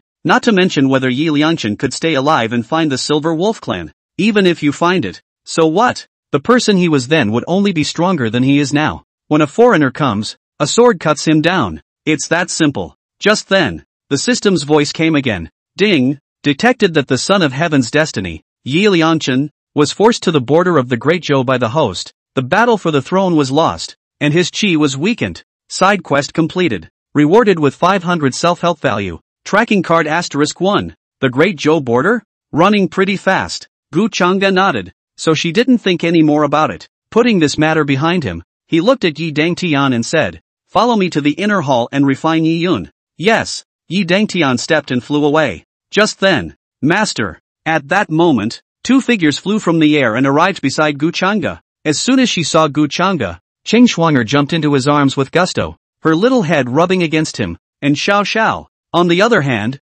narrowed her eyes and hugged Gu Changa's arm with a very jealous expression. Although Qing Shuang'er was also jealous, but after all, she hadn't shown her heart towards her master, so of course she couldn't be similar to an Xiao Xiao. So I had to rub a few more times and take the opportunity to eat master's tofu. Gu Changa was a bit speechless. He rubbed Qing Shuang'er's little head and said, you girl, why are you still like a child? Hearing the word child, Qing Shuang'er raised her head, her beautiful eyes narrowing. Master, you really do like big ones. Ward hair? Gu Changa didn't know what to say. While he did like the more mature ones, why did it seem so strange when it came out of this girl's mouth? And Xiao Xiao came up to Gu Changa's ear and exhaled. Master, when you're done with your business today, let disciples serve you. Gu Changa pushed these two girls out of the way and said indifferently, Master has business to attend to, so we'll talk later. Then, will you be staying at the divine capital tonight? And Xiao Xiao said softly, disciple can book 2 inns. One for the senior sister, one for the disciples and you. talk about it later. Gu Changa was a bit speechless as she stamped her feet and flew towards the inner hall. One room? His old back can't take it. Looking at Gu Changa's departing figure, and Xiao Xiao stroked her chin, her pretty face revealing thought, I also don't know. At this late hour, there are still no inns. Yes, you can stay at the Spirit Rue Palace. At this moment, a clear and cold voice came from behind. Yi Liyu's curled eyelashes blinked slightly, looking at the two of them with some anticipation, and Xiao Xiao saw Yi Liyu's emotions, and sighed slightly in her heart. She was afraid that the only joy this fourth senior sister of hers had in her childhood was only at the Violet Peak. Retrieving her thoughts, she smiled and said, many thanks to the fourth senior sister. Then how about this? How about the ninth senior sister sharing a room with you? And how about me sharing a room with my master? Yi Liyu's eyes instantly lit up when she heard Xiao Xiao agree, nodding her head and obediently saying, good, senior sister. Ching Shuang'er flattened her lips. Why do you want to share a room with master? The world of adults, children don't understand, and Xiao Xiao's beautiful eyes narrowed as she laughed. Senior sister, how do you know I don't understand? Ching Shuang'er was not willing to show weakness. It's just a kiss, that's all. Elder sister is looking down on her too much. No, no, no. And Xiao Xiao shook her head and said, you're just like the fourth senior sister. You don't know anything about the world of adults. Ching Shuang'er puckered her lips. Then I need to know even more about it. Just for tonight, so that my master can teach me. And Xiao Xiao held her forehead. The youngest sister was really simple. Her gaze turned aside and saw Yi Liyu dropping her eyes at the moment, not knowing what she was thinking. Fourth senior sister, what's wrong with you? Yi Liyu raised her head, her eyes a bit lifeless. Senior sister, your words really hurt. And Xiao Xiao froze for a moment. Then the corner of her mouth twitched. This fourth senior sister of hers really wasn't generally pure. This was purer than white paper. In the meantime, in the distance, in the direction of the inner hall, a rushing blood chi erupted out. Gu Changa looked at the Blood Vengeance and Silver Moon Demon Emperor, who were slowly dissolving in the blood realm. Turning around, he faded. Throw Yi Yun in as well. Chapter 64, Blood Demon Pearl. Inner Sanctum. The moment a blood-colored boundary that almost overflowed the palace stood on the ground, surrounded by demonic aura. It looked a bit eerie. In the blood realm, two figures, one black and one silver, were slowly dissolving. Li Wenzhou, the old Deng, was the weakest, so he had long been refined by the blood realm. Hearing Gu Changa's order, Yi Dengtian lifted Yi Yun with one hand. Just when they were about to be thrown into the blood world together, a huge force of struggle came from Yi Yun as he opened his eyes, his body bursting with demonic aura. Second master, spare your life. Bang! Yi Dongtian's old eyes glared as he punched him out. Spare your life? Who am I to spare your life? Yi Yun was beaten black and blue. The demonic aura dissipated at once. Seeing him in this ghostly state, Yi Dengtian frowned and shouted angrily, if you hadn't colluded with the demon race, how would you have ended up like this? Blame yourself. Two me's in a row. Yi Yun lowered his head powerlessly and smiled bitterly. Demons are most capable of compelling people. I was also confused for a moment. A moment of confusion? Yi Dengtian glared. A moment of confusion. You killed your own father and brother? Phew. Another punch. But it didn't land on Yi Yun's body after all. Retract your fist. Yi Dengtian shook his head and sighed. There's no point in talking more. You deserve to end up in this situation. I have no complaints if I have to kill or die. Are you qualified to complain? Are you qualified to regret? Yi Dengtian choked him. Unworthy grandson. Yi Dengtian yanked up Yi Yun and walked towards the blood realm. Go to hell and reflect properly for me. Wait. Yi Yun suddenly raised his head and looked at Gu Changa, who was in front of him, standing with his hands folded. Peak Master Gu, can you tell me how you escaped the blood realm? Let me die with understanding. Hear that? Yi Dengtian frowned. Just when he wanted to drink, Gu Changa raised her hand and said indifferently, this seat can fulfill this request of yours. Yi Yun was a bit surprised. He had long been prepared for rejection and did not expect Gu Changa to agree. But you have to answer one of my questions first. Yes, Yi Yun nodded. He was genuinely curious. How on earth did Gu Changa crack a seamless, certain death situation? What's the problem? My question. It's simple. Gu Changa slowly walked to Yi Yun's side, condescending. His gaze was calm. Your original body is at the border of Great Zhou? The tone of the sentence was, not questioning, but affirmative. Yi Dengtian and Yi Yun, at the same time, revealed puzzled expressions. Yi Yun froze for a moment and said with a blank expression, I'm right here. When did I go to the border? Yi Dengtian arched his hand and said, my subordinate chased all the way. This Yi Yun will not be a problem. And before the chase? Gu Changa said indifferently, Perhaps His Highness the Grand Prince was cunning and created a diversion after leaving the inner hall. There is this conjecture, and it is not an empty one. The system's rewards for Yi Lianchen came quickly, so fast that Gu Changa felt that there was something odd in it. The borders of the Great Zhou were 100,000, 18,000 miles away from the divine capital. Far away. Yi Lianchen was only in the middle stage of Dao Yuan. How could he be that fast? In other words, why did he run when he knew he would be caught for lack of speed? And, the world knows how dangerous the north is. What makes him dare to go there alone? All signs. Letting Gu Changa's gaze, it eventually landed on Yi Yun's body. This, Yi Dongtian's old eyes glared. If that was the case, then Yi Yun did have a chance. After recording the image himself, he flew to the outer hall and knocked out the real Xiaotang to replace his identity. With this gap, Yi Yun did have a lot of time to prepare his backhand. Yi Yun looked indifferent and shook his head. Peak Master Gu. I'm afraid you're overthinking it. How in the world can there be a method of splitting a body? This statement is not false. Yi Dangtian nodded his head. It's not that my subordinate is favoring Yi Yun, but, Yi Dangtian hesitated for a moment, fearing that Gu Changa would not be able to pass his face. Say, Gu Changa looked at him. Yi Dangtian arched his hand. Even with my subordinate's insight, I have never heard of such a means. Split soul. Gu Changa calmly spat out these 3 words. The Blood Demon Clan's secret method can extract the soul and recast the flesh and blood. It's normal that you don't know. This statement was made. Yi Yun's pupils contracted. Yet, he continued to shake his head. Peak Master Gu. I really don't know what you're talking about. Nevertheless, but compared to a moment ago, his expression was no longer so subdued. Gu Changa didn't say anything. Just look at him quietly. Yi Yun was a smart person, and there was no need for Gu Changa to waste too much of her words when talking to a smart person. Fulfill the promise you just made and answer my questions, and I'll answer yours. The sentence was finished. Yi Yun was silent. A few moments later, with a long sigh, he nodded and said, my original body is, indeed, at the borders of Great Zhou, with Yi Lianchen? Gu Changa raised an eyebrow. Yi Yun was silent once again. He suddenly felt that the means of this person in front of him could no longer be described as demonic. This is simply anticlimactic. It was as if one's every move had been seen through. Yes, Yi Yun squeezed this word out from his teeth. Aha, Gu Changa nodded. Everything was just as she thought. In this way, with the help of Yi Yun, a divine apparition realm, Yi Lianchen will have much less difficulties in the north. That's not good. Soul-splitting technique. A technique unique to the Blood Demon Clan, can separate the soul from the body, casting flesh and blood with the same frequency of consciousness. Those Blood Demon Clan secret techniques that the Su clan had harvested worked at this time. Gu Changa said word for word as if she were reciting. With every word, Yi Yun's pupils shrunk as a haze surfaced in his heart. Good, Gu Changa nodded. Since you've finished answering my questions, I should fulfill my promise as well. The words are gone. In his palm, there was an additional blood-red, gem-like object. Yi Yun at the first sight of it, the pupils suddenly snapped shut. Blood Demon Pearl. Understand now? Gu Changa smiled faintly. The Blood Demon Treasure Pearl is a secret treasure of the Blood Demon Clan. It belongs to Shangwan Yu. How come it's in your hands? Cold sweat broke out on Yi Yun's forehead. Your Imperial Highness. This is your second question, Gu Changa said. But I just answered 2 of your questions as well. How can you be a scoundrel? Yi Yun really panicked. Gu Changa was able to escape the blood realm because of the object in his hand. Because, in front of the blood magic treasure pearl, all the blood magic secret methods are all useless.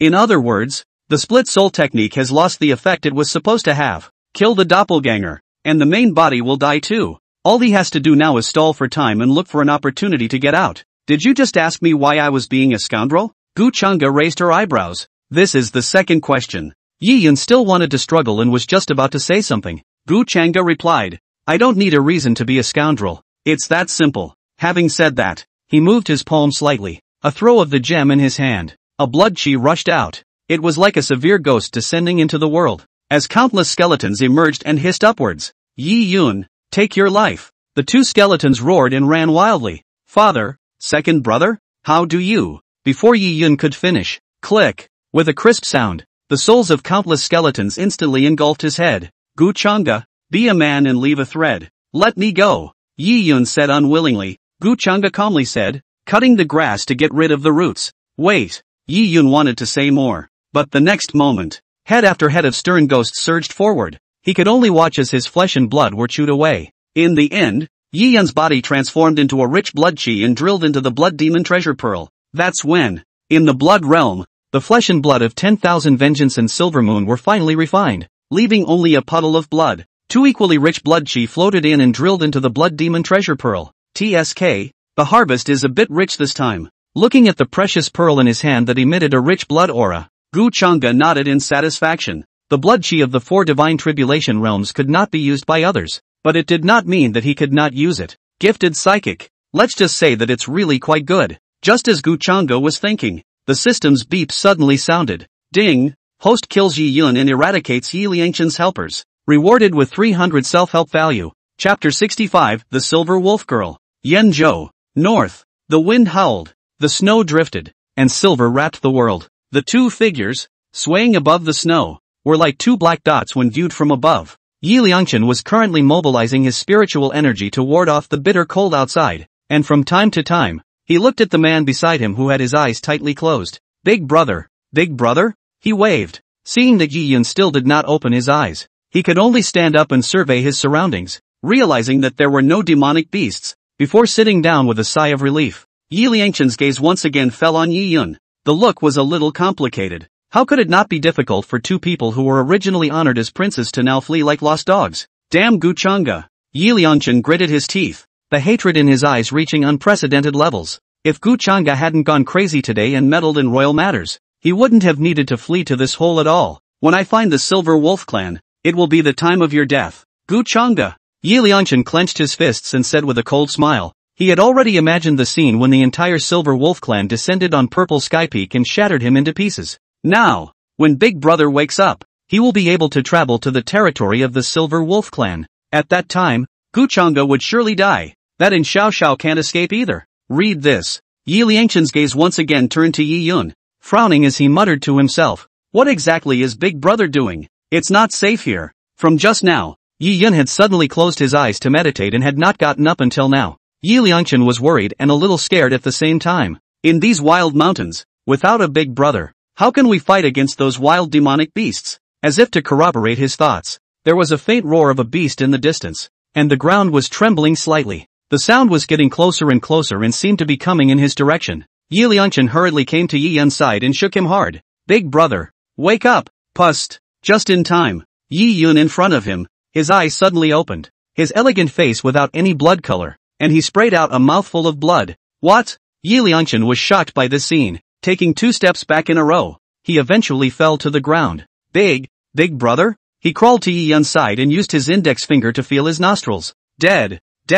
Yi Liangchen looked at his index finger in disbelief and probed it again. Still with the same result. He was dumbfounded for a moment. You shook yourself twice and your Big Brother died? How is this possible? Just as Yi Liangchen was lost in thought. Bang! Bang! Bang! Suddenly there were dull footsteps behind them. The ground shivered with the snowflakes. Before he could react, a footstep, sounding from all directions. Roar! Yi Liangchen stood up and looked around, only to realize that he had been surrounded by a group of bull demons with plate axes in their hands. Asterisk. Gritting his teeth, he bellowed angrily. Yi Liangchen summoned the peacock plume and swung it violently, instantly erupting a Tao of golden astral dark weapons. However, bang! The bull demon in the lead gave a cold snort and swung out his plate axe in a circular arc, surprisingly easily knocking all the concealed weapons away. Demon King? Feeling the other party's terrifying aura, Yi Liangchen's pupils shrunk. The figure just wanted to move backward. A whistling gale hit his ears, and a huge board axe flew in at a rapid pace. Jabla! He was unable to dodge, and his only remaining arm was instantly cut off. For a while, blood gushed out like a fountain, and the snow was dyed the color of blood. Yi Liangchen desperately gritted his teeth, endured the pain, and his body frantically retreated. In the field of vision, the figures of several bull demons gradually turned into a single black dot. Phew! Finally dodged. Yi Liangchen let out a long breath. The last word hadn't been uttered. Boom! The bull demon from earlier held a plate axe in his hand and stared with big scarlet eyes, instantly coming to Yi Liangchen's eyes. On its bovine face, a humanized smile appeared and it rasped. Human, what are you running for? The board axe swung out violently. Yi Liangchen was covered in cold sweat, boldly bellowing. A dragon chi coalesced and transformed into golden astral armor, and the divine sparrow Tao body surfaced behind it. For a moment, with the dragon chi, the golden gang armor actually blocked the plate axe. Stalemate. A lanky figure came running wildly in the distance. A bull demon appeared around Yi Liangchen. Bang! Bang! Bang! a huge force slammed. Click! The golden dipper gradually shattered, and it looked like it was about to be crushed. Yi Liangchen shouted, "Don't kill me! I have friendship with the Silver Wolf Clan." The bull demon's large eyes glared as anger rose. "The Silver Wolf Clan has a long-standing grudge against my clan, so I'll take revenge on you today." What? Yi Liangchen couldn't wait to slap himself twice. Click click click. The stalemate lasted less than a few seconds. Under the huge force of several bull demons,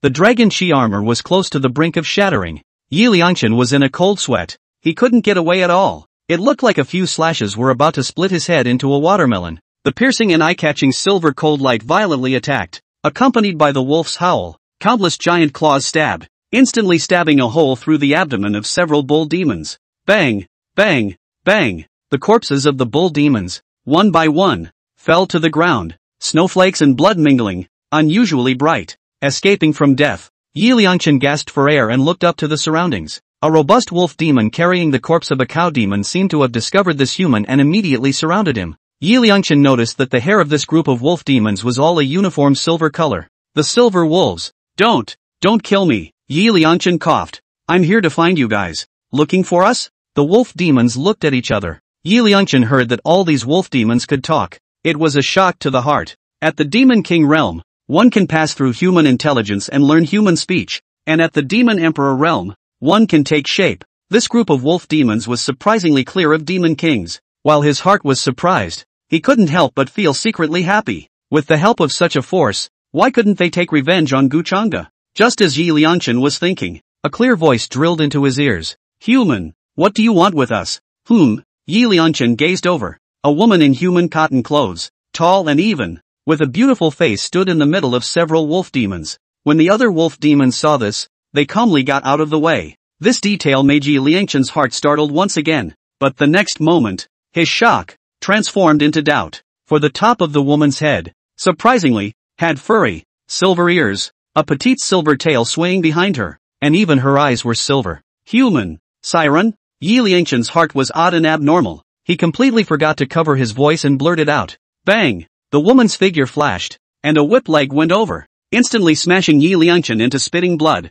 "Siren? Your whole family is a siren." Turning around, Lu Qingge greeted. "You guys, eat this guy now. The meat should be cut off piece by piece." "Yes, miss." The crowd of wolf demons stepped forward, and the bloody scent instantly surged into Yi Liangchen's nose. Wait my ass. Dare to insult this young lady. Go to hell." Lu Qingge revealed a pair of tiger teeth and sneered. "Don't." Seeing that the wolf demon was about to grab himself, Yi Liangchen didn't dare to delay any longer and hurriedly shouted. "The Silver Moon Demon Emperor is dead and you guys don't care? What?" Lu Qingge's figure instantly flashed in front of Yi Liangchen. Bang! She pinched Yi Liangchen's neck with one hand, her eyes showing a fierce light. "Say, what happened to my grandfather?" Chapter 66, I should have killed him. Ahem. Yi Liangchen's face was suffocatingly red, and he said with difficulty, You first let go of me. How dare you make demands?" Lu Qingge's silver pupils bubbled with anger, and the strength in her hands increased instead of decreasing. "Speak quickly." Don't say yes." Lu Qingge's silver pupils flashed with a cold aura. "Just when I wanted to exert myself again, the wolf demon beside him spoke out and reminded. Miss, he has already passed out." Hear that? Only then did Lu Qingge calm down a little. Bang! The palms of the hands were loosened. Yi Liangchen's body landed on the ground. "Barbarian, take him back to the tribe and lock him up." Lu Qingge glanced at Yi Liangchen, disgust showing on her pretty face. "How ugly he looks. Not as good as that scum master of mine." After a pause, her palm clenched and sharp claws dug out of it. If there's even a hint of a lie in his mouth, this lady doesn't mind tearing his stinking mouth apart. The silver wolves, the tribe. On the outside, there were caves that had been pushed open by a huge force, where countless low-ranked demonic beasts lived. Inside, there are houses made of ice bricks, accented by drifts of snow that fall above. Wow! In a humble igloo, the sound of water was continuous. 2 Demon King-level wolf demons were carrying iron buckets, in which ice and snow turned into icy water fell down, dousing Yi Liangchen from head to toe. Do it all. The 2 wolf demons hugged their shoulders and looked at Yi Liangchen quietly from the side. Cough, cough. The piercing cold came. Yi Liangchen slowly opened his eyes and kept coughing. A wolf demon stepped forward, its savage aura puffing out of its nose, and condescendingly said, "Human, can you say it now? What the hell happened to our patriarch?" Cough. Yi Liangchen raised his head. looked at the other party's fierce appearance, and gritted his teeth. If you want to know, you have to promise me a request first. The words were just finished. Yi Liangchen's face was then pinched by the wolf demon's sharp claws. The claws were sharp, and his cheek was instantly scraped with the slightest trace of blood. You're negotiating with us? The wolf demon named Barbarian narrowed his eyes, revealing a menacing glow. Yi Liangchen was at least a prince, and also had the courage in him, and did not chicken out in the face of the wolf demon's threat. What's more, the most the other party could do was to abuse himself, not to kill. If you don't promise me, then you'll never want to know. Yi Liangchen shook his head. This statement was made. The two wolf demons looked at each other as Barbarian's sharp claws raked down from his cheek to his neck. With a little pressure, it sunk in. Say no. A cold, painful sensation came from his neck. Yi Liangchen's expression remained unmoved. Barbarian's complexion froze, and it didn't expect this person on the opposite side to be so stubborn. The claws didn't fall in the end. Regarding the whereabouts of the matriarch, people had already been sent to find out, but for a while they must be clueless. The human in front of me was the only breakthrough. Well, Yi Liangchen looked straight at the wolf demon. Not only can I tell you, I can also help you. What's the request? You can't kill me, and help me heal the broken arm. You, Barbara glared. It's easy not to kill him. Heal the arm. Where do they have this ability in the demon race? There's nothing we can do to heal a broken arm. Then change it. Before Yi Liangchen could finish. Snap. The door to the igloo was pushed open. Lu Qingge walked in. Her head lowered so it was impossible to see her expression. The whereabouts of the matriarch could be deduced through the clan's altar. And by this time, the young lady should have already gotten the news. Miss? The two wolf demons came up and asked. The matriarchate. Dead. Lu Qingge's calm voice rang out. She looked up, her silver pupils full of gloom without tears. Dead. Dead? The second wolf was a bit incredulous. Who can kill the Lord Clan Chief who is a demon emperor? Lu Qingge didn't say anything. Instead, he slowly walked to Yi Liangchen. Is that the message you were going to say? Yi Liangchen just wanted to speak. Bang! He then received a kick in the abdomen. Say, who killed my grandfather? Lu Qingge shouted angrily. Cough cough. Yi Liangchen was already weak and suffered this kick. Where could he stand it? Constantly coughing up blood. It looks like it's not going to last long. Just as Lu Qingge was about to continue pursuing the matter. Bang! Bang! Bang! Outside the igloo, a footstep came. A demon king-level wolf demon walked into the house, its gloomy gaze fixed straight on Yi Liangchen. A hunched figure stepped forward, and the other wolf demons respectfully moved out of the way. The hunched figure was none other than an old-looking she-wolf with a scepter in her hand and a majestic look on her face. Qingge, stand down, the she-wolf calmly said. Grandma, Lu Qingge raised her eyes. Stand down. The voice was heard aggravated a few times. Although Lu Qingge was unwilling, she could only obediently step aside. The silver moon wolf mother walked to Yi Liangchen's body, the scepter in her hand raised and aimed at his brow. Boom! A silver-colored energy burst out. It instantly surged into Yi Liangchen's body. The clan mother struck, and the wolves watched the scene with some surprise. This is the clan mother's skill. As long as the opponent is not dead, she can pull back from the ghost gate. Ahem! Ahem! Cough 4 times in a row. Yi Liangchen felt that his original vomiting sensation, as well as the pain from his broken arm, had disappeared. When he opened his eyes, he was met with a crowd of wolves surrounding him. Tell me, how did my old man die? Wolf Mother's hoarse voice came out. Seeing that he had no way out, Yi Liangchen didn't dare to make any more demands. However, it wouldn't be a loss if he could take Gu Chang'e away before he died. With this thought, Yi Liangchen said word for word. Spirit Hong Holy Land, Purple Peak, Gu Chang'e. It was him that killed the Silver Moon Demon Emperor. Gu Chang'e? Hear the name. All the wolf demons present stared wide-eyed. Yi Liangchen was a bit confused. What kind of reaction is that? This group of wolf demons, they seem to know Gu Chang'e? It's hard to believe that. Gu Chang'e's reputation has spread to the demonic beasts here. Gu Chang'e? Lu Qingge leapt in front of Yi Liangchen in one step, lifted his collar, and said sharply, "You're not lying?" 1,000 times over. Yi Liangchen nodded and added, "Not only that, he also skinned the Silver Moon Demon Emperor alive and broke it into pieces. Abominable to the core. The second half, he made up. After all, aside from Gu Chang'e herself, no one knew how the Silver Moon Demon Emperor died. Splash more dirty water, and you can pull a few more points of hatred. Gu Chang'e must die." Sure enough, this statement was made. The faces of the wolf demons present immediately sank, and in their gazes, murderous intent flowed out. Lu Qingge froze and put down Yi Liangchen. Next moment, her silver pupils contracted and her hands erupted into rows of sharp spikes. His pretty face was incredibly gloomy, and his killing intent burst out. Damn thing. I should have killed him back then before leaving the Violet Peak. Chapter 67 Luchinga's Killing Intent. Xing, calm down, Wolf Mother advised in a warm voice. Grandma, how do you want me to calm down?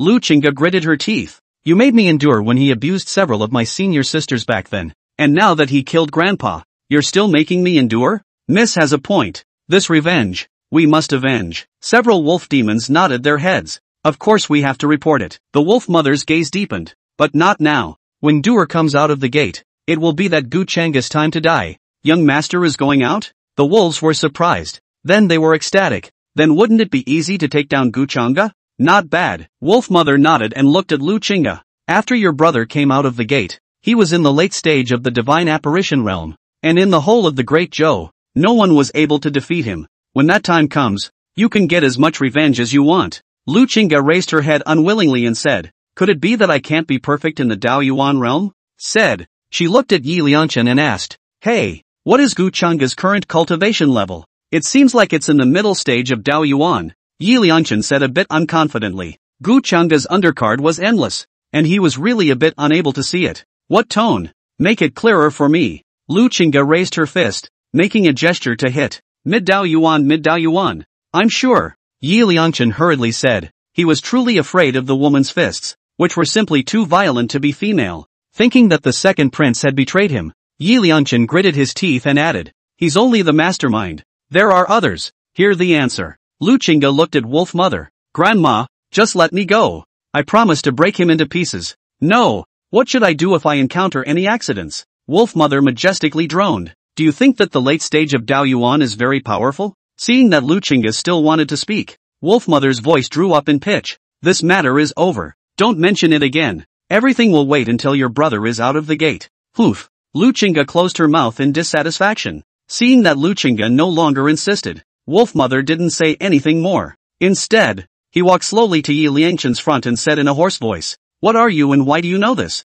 I'm the third prince of Great Zhou. Yi Lianchen hesitated before choosing to answer honestly. He was in a bad situation now. His life was held in the hands of these wolf demons. The only card left to play may be this layer of identity. Third prince? My old man heard your name when he first made a deal with the second prince. Wolf Mother nodded faintly. Yi Lianchen. Immediately afterward, it looked straight at Yi Lianchen with a deep gaze and said, I just used most of the power in my scepter to heal you. What can you give me? I can help you guys. Yi Lianchen hurriedly said. Seeing the crowd of wolves with either puzzled or disdainful expressions, Yi Lianchen continued, with my status, I will definitely be able to ascend to the throne when I return to Great Zhou, and at that time, the entire northern part of the country will be under your control. How about it? This statement was made. There were no wolf demons present to move. Instead, they laughed disdainfully. The entire north has long been given to us by your second brother. What's the point of talking about being in charge? I can shrink the border and cut out another area.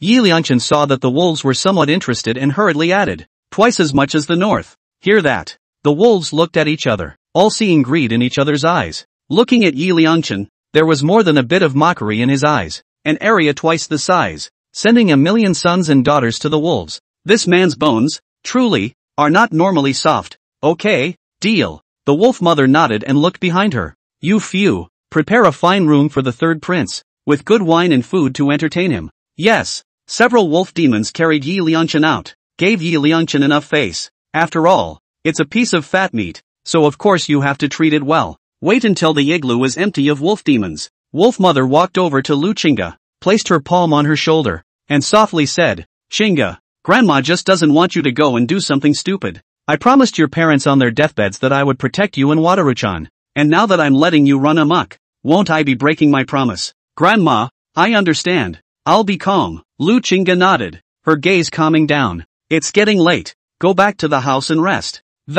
Into the night. All is silent. On the snowy ground, there were a few wolf demons patrolling every now and then. In the very center of the inner circle, in an igloo, a tall figure stepped out. Luchinga looked left and right and realized that there were no clansmen nearby, so she quietly stepped and drilled into the jungle in the distance. Looking toward the distant and boundless south, her silver pupils flashed with killing intent. Gu Changa, this time, I'm going to kill you with my own hands.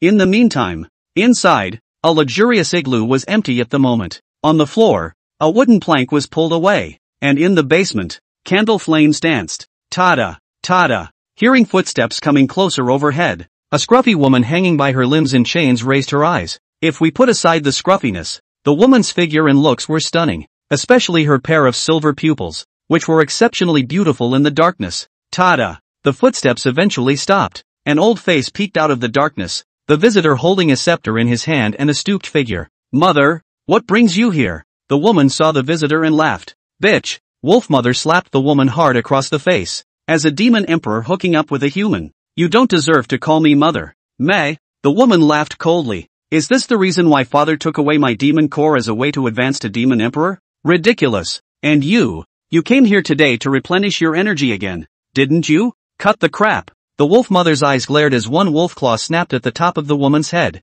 Next moment, a silver glow drilled out of the woman's brow. Wisps of silk that eventually merged into the scepter in the wolfmother's hand. TCH, it's getting smaller again, wolfmother murmured with a frown, glancing at the frail woman. Her old face was expressionless. But it's good. If you die, your daughter will be able to inherit the identity of the holy maiden. Dare to touch Changgu.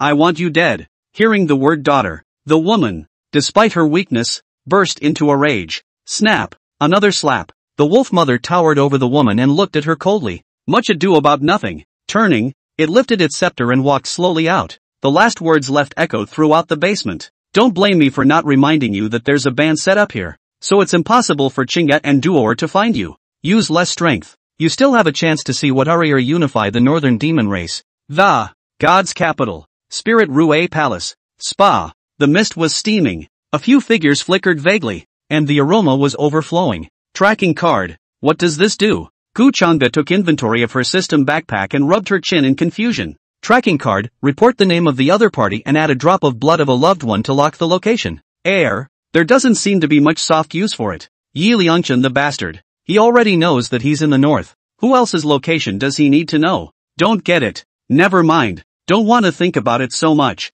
It's always useful to keep it. After all, there were so many other apprentices, so maybe one of them would be useful? Read this. Gu Changba closed her eyes. After soaking in the hot springs for too long, they're all getting a little sleepy. Snap. There was a sudden splash of water behind him. Before Gu Changba could react, a soft touch hit his back, and with it, the same softness came from his right and left arms. Master, look at me. Is it good? Qing Shuanger on the left blinked her eyes, her cute little face with a playful, smiling expression. Master, share a room with me tonight. I will definitely not do anything to you. And Xiao Xiao on the right came closer and exhaled like orchids. You guys? Before Gu Changba could reply, above his head, there was a sudden soft, QQ bouncing sensation. Yili Yu lay on top of Gu Changji's head, her curly eyelashes blinking slightly, and like a kitten, she lazily stretched out. Fourth senior sister, what are you doing? And Xiao Xiao laughed lightly. Yi Liyu's cool eyes blinked, then said seriously,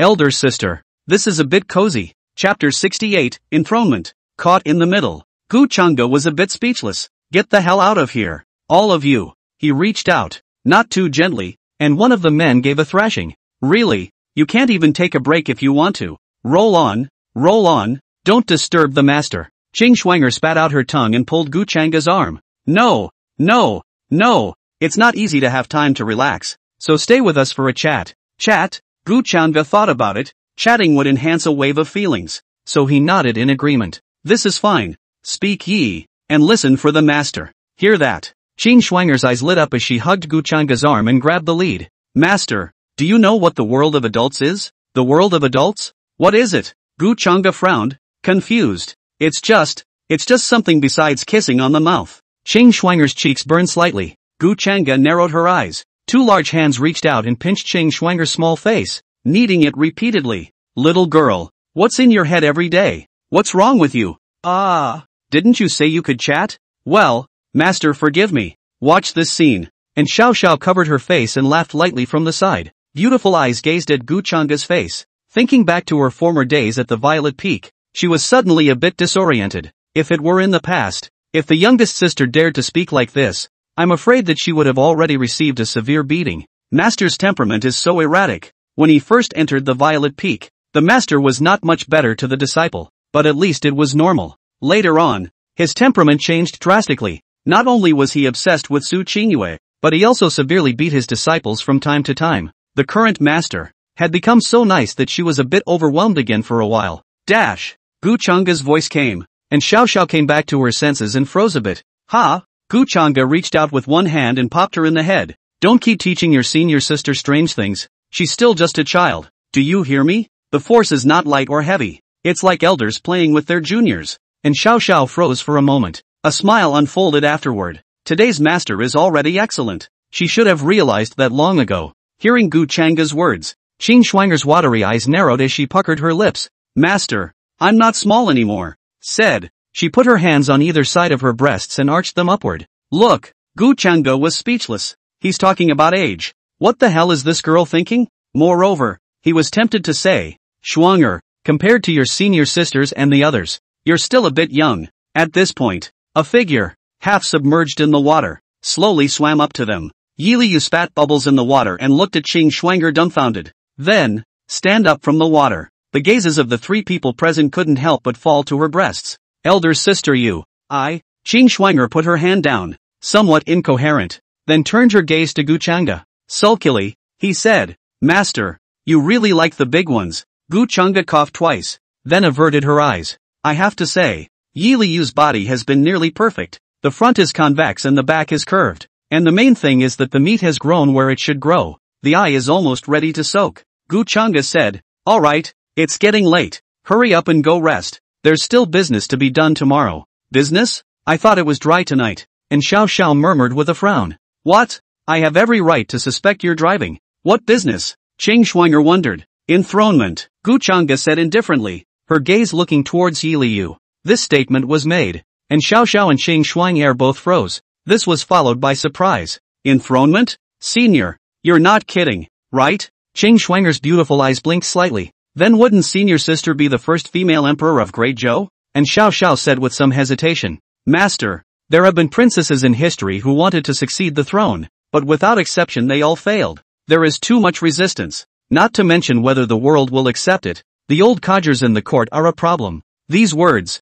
simple and concise, captures the point. The old codgers in the court will not accept a woman on the throne. And Xiao Xiao continued. Yi Liangchen's whereabouts are unknown now. They will definitely go to look for Yi Liangchen's whereabouts first. And, said this, she glanced at Yi Liu and sighed. Even if Yi Liangchen dies, the throne won't take the turn of senior sister. Having said that, the scene fell silent. Senior, I'm not interested in the throne, Yi Liu whispered. Said, blinking her autumn watery eyes, she looked at Gu Changa and said seriously, I want to return to the Violet Peak. This statement was made. Qing Shuang'er and in Xiao Xiao's gazes, in unison, looked toward Gu Changa. There was worry in his eyes, and a hint of pleading. If Master Teacher insisted on letting Yi Liu ascend to the throne, none of them could stop them. But, they also wanted Yi Liu to come back. They could see that Yi Liu was not happy in the divine capital. Mastermind, may I? Seeing that Gu Changa didn't say anything for a long time, Yi Liu looked at Gu Changa. Her curled eyelashes trembled slightly, and her gaze slowly returned to its former coolness. The scene, for a moment, fell silent. Gu Changa looked at the three of them. I said to myself, these girls, do they have too much inner drama? Well, seems like he didn't express himself clearly enough. He's trying to use a plugin for the system. Never mind. I can't explain it all at once, so it's not too late to explain it tomorrow. This matter will be discussed tomorrow. It's getting late. I'll go back to bed. Yes. Hearing this answer, Qing Shuang'er clearly had some disappointment in her eyes, and Xiao Xiao sighed. Then he looked at Yi Liu. His heart was somewhat intolerant. If this is the case, the fourth senior sister can only be locked in this palace in the future. At this point, she suddenly wished, somewhat, that those old codgers in the courtroom would be a little more stubborn. Yi Liu looked at Gu Changa's departing back, frozen in place. Senior sister, I won't be sleeping with my master tonight. Can I go to your room? And Xiao Xiao held Yi Liu's hand, her pretty face revealing a smile. And me. Qing Shuang'er came up, looking at Yi Liu's face. She consoled. Master, he wasn't like this before. Maybe it was a moment of confusion? Forget it. Senior sister, I'll beg him again tomorrow is fine. Don't be unhappy la. And, seeing Yi Liu remain silent, Qing Shuang'er continued. Even if Master Teacher doesn't agree, those old men won't agree to your ascension to the throne. Looking at her little sister who was desperately trying to comfort herself, Yi Liu's eyes surfaced with seriousness and comforted them instead. Senior sisters, you don't have to be sad. as long as you don't make your master angry, and you don't leave me behind. Just visit me often. Senior sister Yu. And Xiao Xiao was a little heartbroken.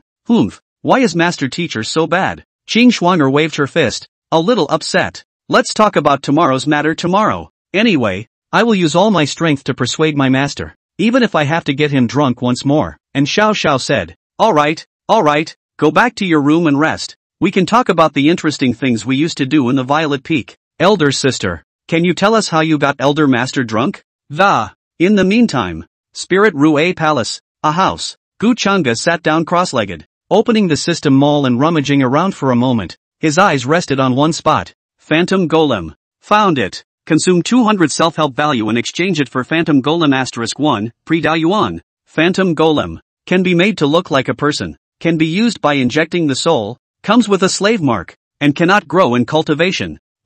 What does Yi Liangchen look like? Thought for a moment. Gu Chang'e waved his hand. The blood demon treasure pearl appeared in his hand. A blood aura floated out. And Yi Yun's soul was suspended in the air. Gu Chang'e flexed her fingers. Yi Yun's soul then entered the puppet's body. A good smart brain should be used to run the dynasty. A puppet emperor is still an emperor. It's better than the real Yi Liangchen coming back to take over the throne. I'm having a bad day. I'll make it up tomorrow. If I don't make it up, I'll double the amount of work I owe. And so on and so forth. Brothers supervise me. Chapter 69. Surprise. Boom. A blood light erupted violently. And Gu Chang'e returned to silence with a press of her fingertips. Prince Yi, this seat advises you to be honest. What are you doing to me? The voice in the puppet shouted angrily. Giving you the chance to be reborn. You don't want it? Gu Chang'e raised her eyebrows. Reborn? The voice there froze. This seat needs you to manage the dynasty and be the emperor of this great Zhou. Are you unwilling? Gu Chang'e asked indifferently.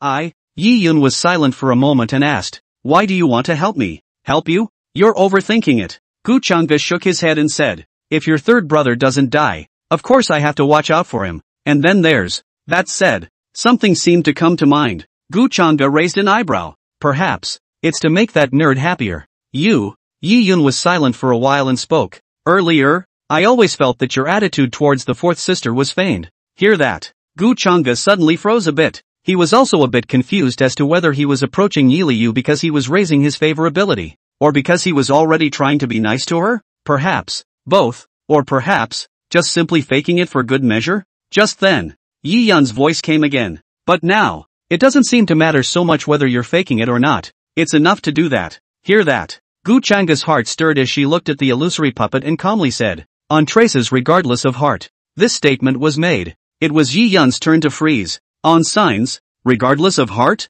All talk about deeds, no talk about hearts? He was suddenly silent. Once upon a time, I was so blinded by hatred that I couldn't see the good that other people did for me, and just thought that everyone had bad intentions. Gu Chang'e's words, for some reason, suddenly made him somewhat relieved. Peak Master Gu is erudite. I am ashamed of myself. Yi Yun exclaimed from the bottom of his heart. To be able to say such words, it was no wonder that the other party could be so powerful in heart. I have lived in a deep palace for a long time and have read a lot of poetry, yet I am far behind Peak Master Gu. I am ashamed. Yi Yun sighed. Listen to the compliments that are a bit like horse's ass. Gu Chang'e didn't know what to say. Couldn't tell him that he brought the phrase from the blue planet. Could he? Well, that's better. But by the looks of it, it seemed as if the comment had normalized the bastard's mind quite a bit, and it was earned. Next, it's fabrication. Retract your thoughts. A murmur. Gu Chang'e's fingertips tapped and placed on the puppet's brow. In his mind, Yi Liangchen's appearance emerged, turning into instructions that were instilled into the puppet. Next moment, the puppet's figure kept changing. Soon, in front of him, a man who looked exactly like Yi Liangchen, but with both arms intact, appeared. Look at your hands and feet. Despite the excitement in his heart, however, Yi Yun did not get carried away, but instead kneeled down on one knee and arched his hand. Many thanks to Peak Master Gu. No need to be polite. Gu Chang'e waved his hand, signaling him to get up. From now on, you'll be Yi Liangchen. Manage the dynasty well, and this seat will have Yi Dangtian take Li Wenzhou's place and protect you closely. Yes, if there is nothing else, go back to your house and sleep, and come and see me in the morning. Gu Chang'e yawned. Then the corners of her mouth rose as she softly said, it's not bad to give your fourth sister a surprise. Peak Master Gu, you, Yi Yun froze, are really favoring your disciple. Base, do not 6. What? Yi Yun was a bit confused. The words spoken by Peak Master Gu were really getting more and more profound, and he couldn't even understand them now. Nothing, you go back. Gu Changa scratched his head. The subordinate takes his leave. However, just before taking 2 steps, Yi Yun circled back. What else? Gu Changa raised her eyes. Yi Yun's expression was a bit unnatural and his voice lowered. Peak Master Gu. This is located in the East Pavilion of the Spirit Rue Palace. One is the 4th sister's house, and one is used for hospitality. Hear that? Gu Changa choked and looked at him with a raised eyebrow. So, several of them are next door? Aha. Yi Yun nodded. Alright, got it. Gu Changa pinched her brow. You go back. The subordinate takes his leave. Wait until Yi Yun left. There was a moment of silence. Gu Changa stepped, pushed open the door, and walked towards the next house. Tada! Knocked twice on the door. No reaction. 2 more times and still no one opened the door. Phew. Asleep? Then it's fine. Gu Changa took a long breath. He didn't want the meaty words he said to be heard by these 3 girls. Awkward. At this point, Gu Changa narrowed her eyes. Eyes surveyed the 2 houses, mentally cursing. Obviously, there was some sort of prohibition set up here, or else it was impossible for one to not sense the breath of these 3 girls. Perhaps the prohibitions here can isolate the sound? Yeah, definitely. Bad news, disgraceful. Good news, it was close. Seeing that there's nothing going on, Gu Changa walked towards the house. No raffle or cultivation tonight, he just wanted to get a good night's sleep. After all, he was just too tired. And so on. How about another smoke before bed? Smoke it and go to bed. Ding. Consume 50 points of self-help value. Thank you for your patronage. Lucky value +1. Get out.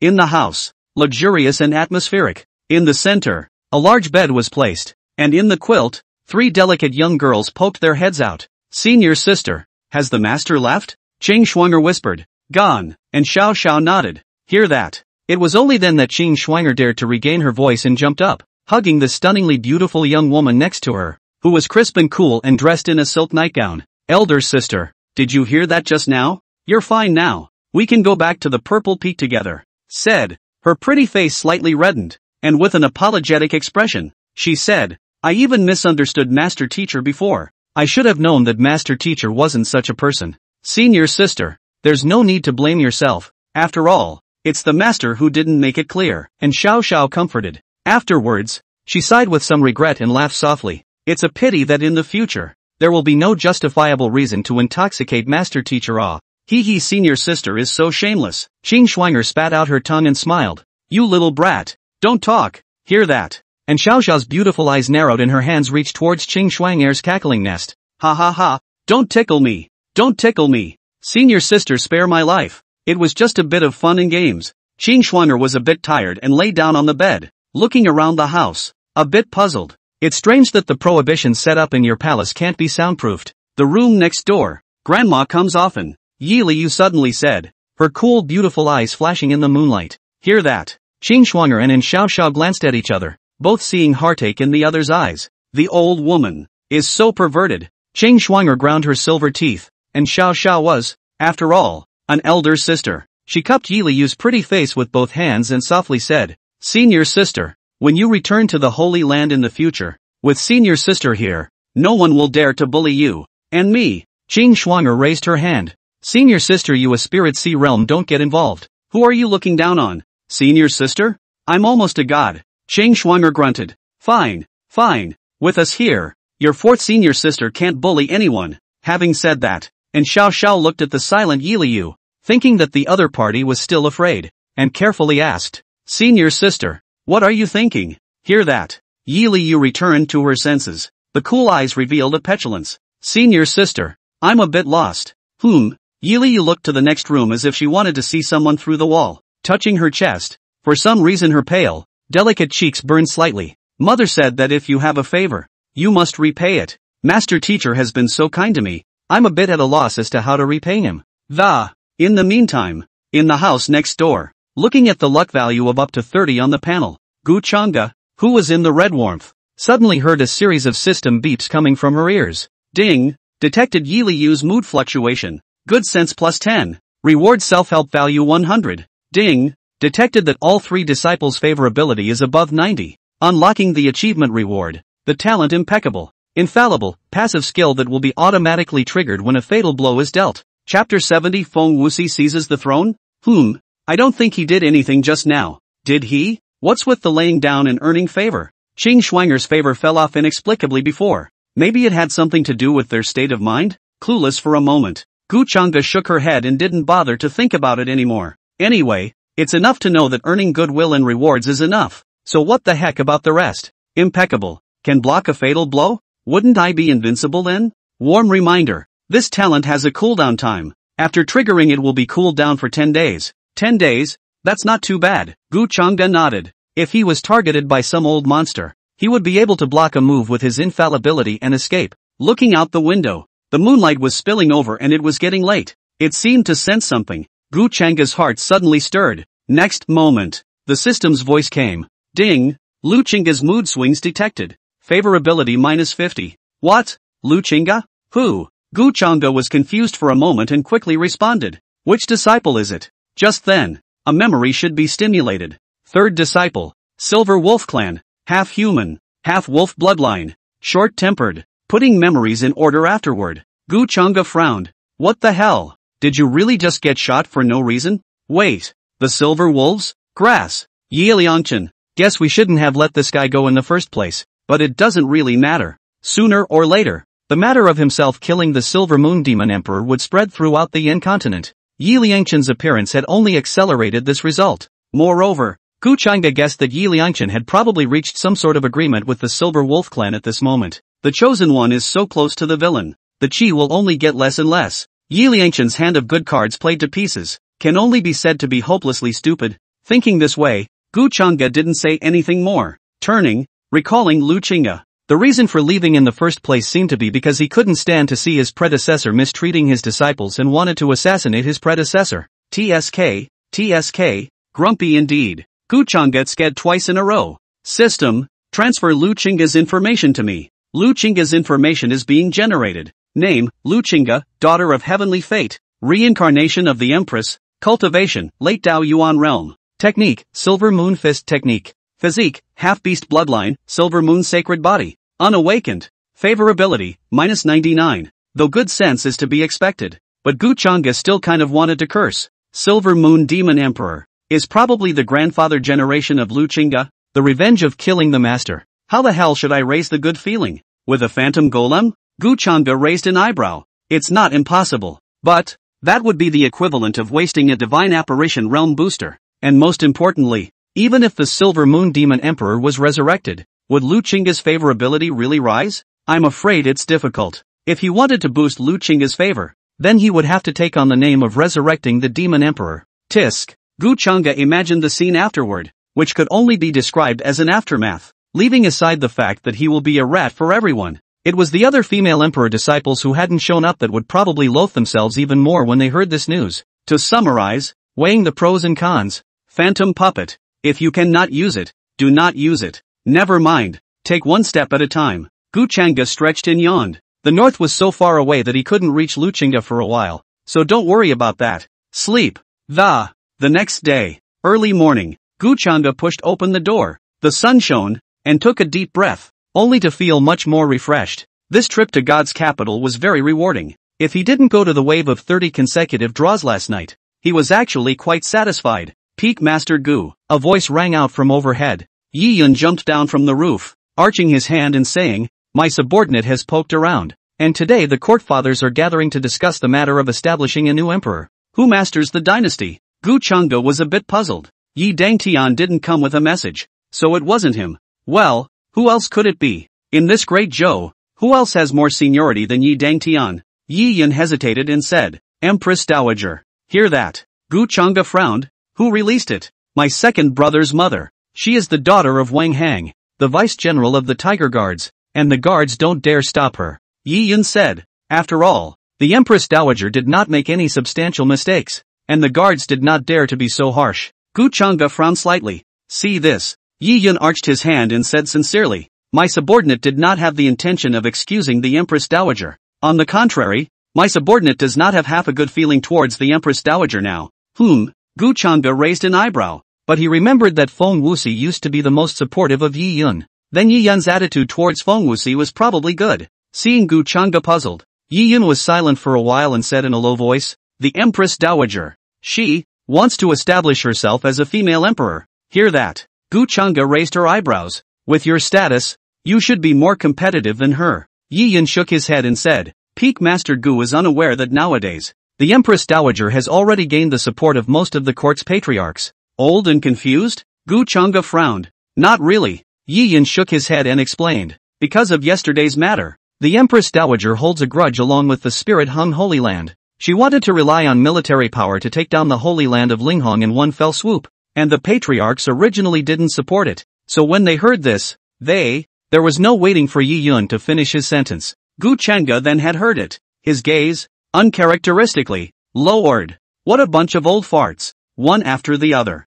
The Holy Land already had 10,000 years of roots and abundant resources, so of course they were greedy. He himself had offended Feng Wuxi yesterday, and at best, he was considered to have offended the Empress Dowager. But when Feng Wuxi became a female emperor, his kind of behavior was called disobeying the monarch. As long as Feng Wuxi was the new emperor, he could order the other forces of the Yanzhou continent to crusade against the spirit-hung Holy Land and seize the resources in a dignified manner. Yi Yun frowned and said, "The Empress Dowager doesn't read military books and doesn't understand power tactics. My subordinate really doesn't know what kind of chaos the entire Great Zhou will be in after she becomes the dynasty. Not knowing anything about power, yet she would come up with such a clever technique to seize the throne. The person behind her is not simple." Gu Chang'e said indifferently, "It's interesting for a guy as stupid as Yi Lang to have such a smart mother. This woman has a deep and vicious mind, and it was she who blue pillow talked to my father's father in the beginning, and finally poisoned my legs. Speaking of which, rarely was Yi Yun such an elegant and easygoing character."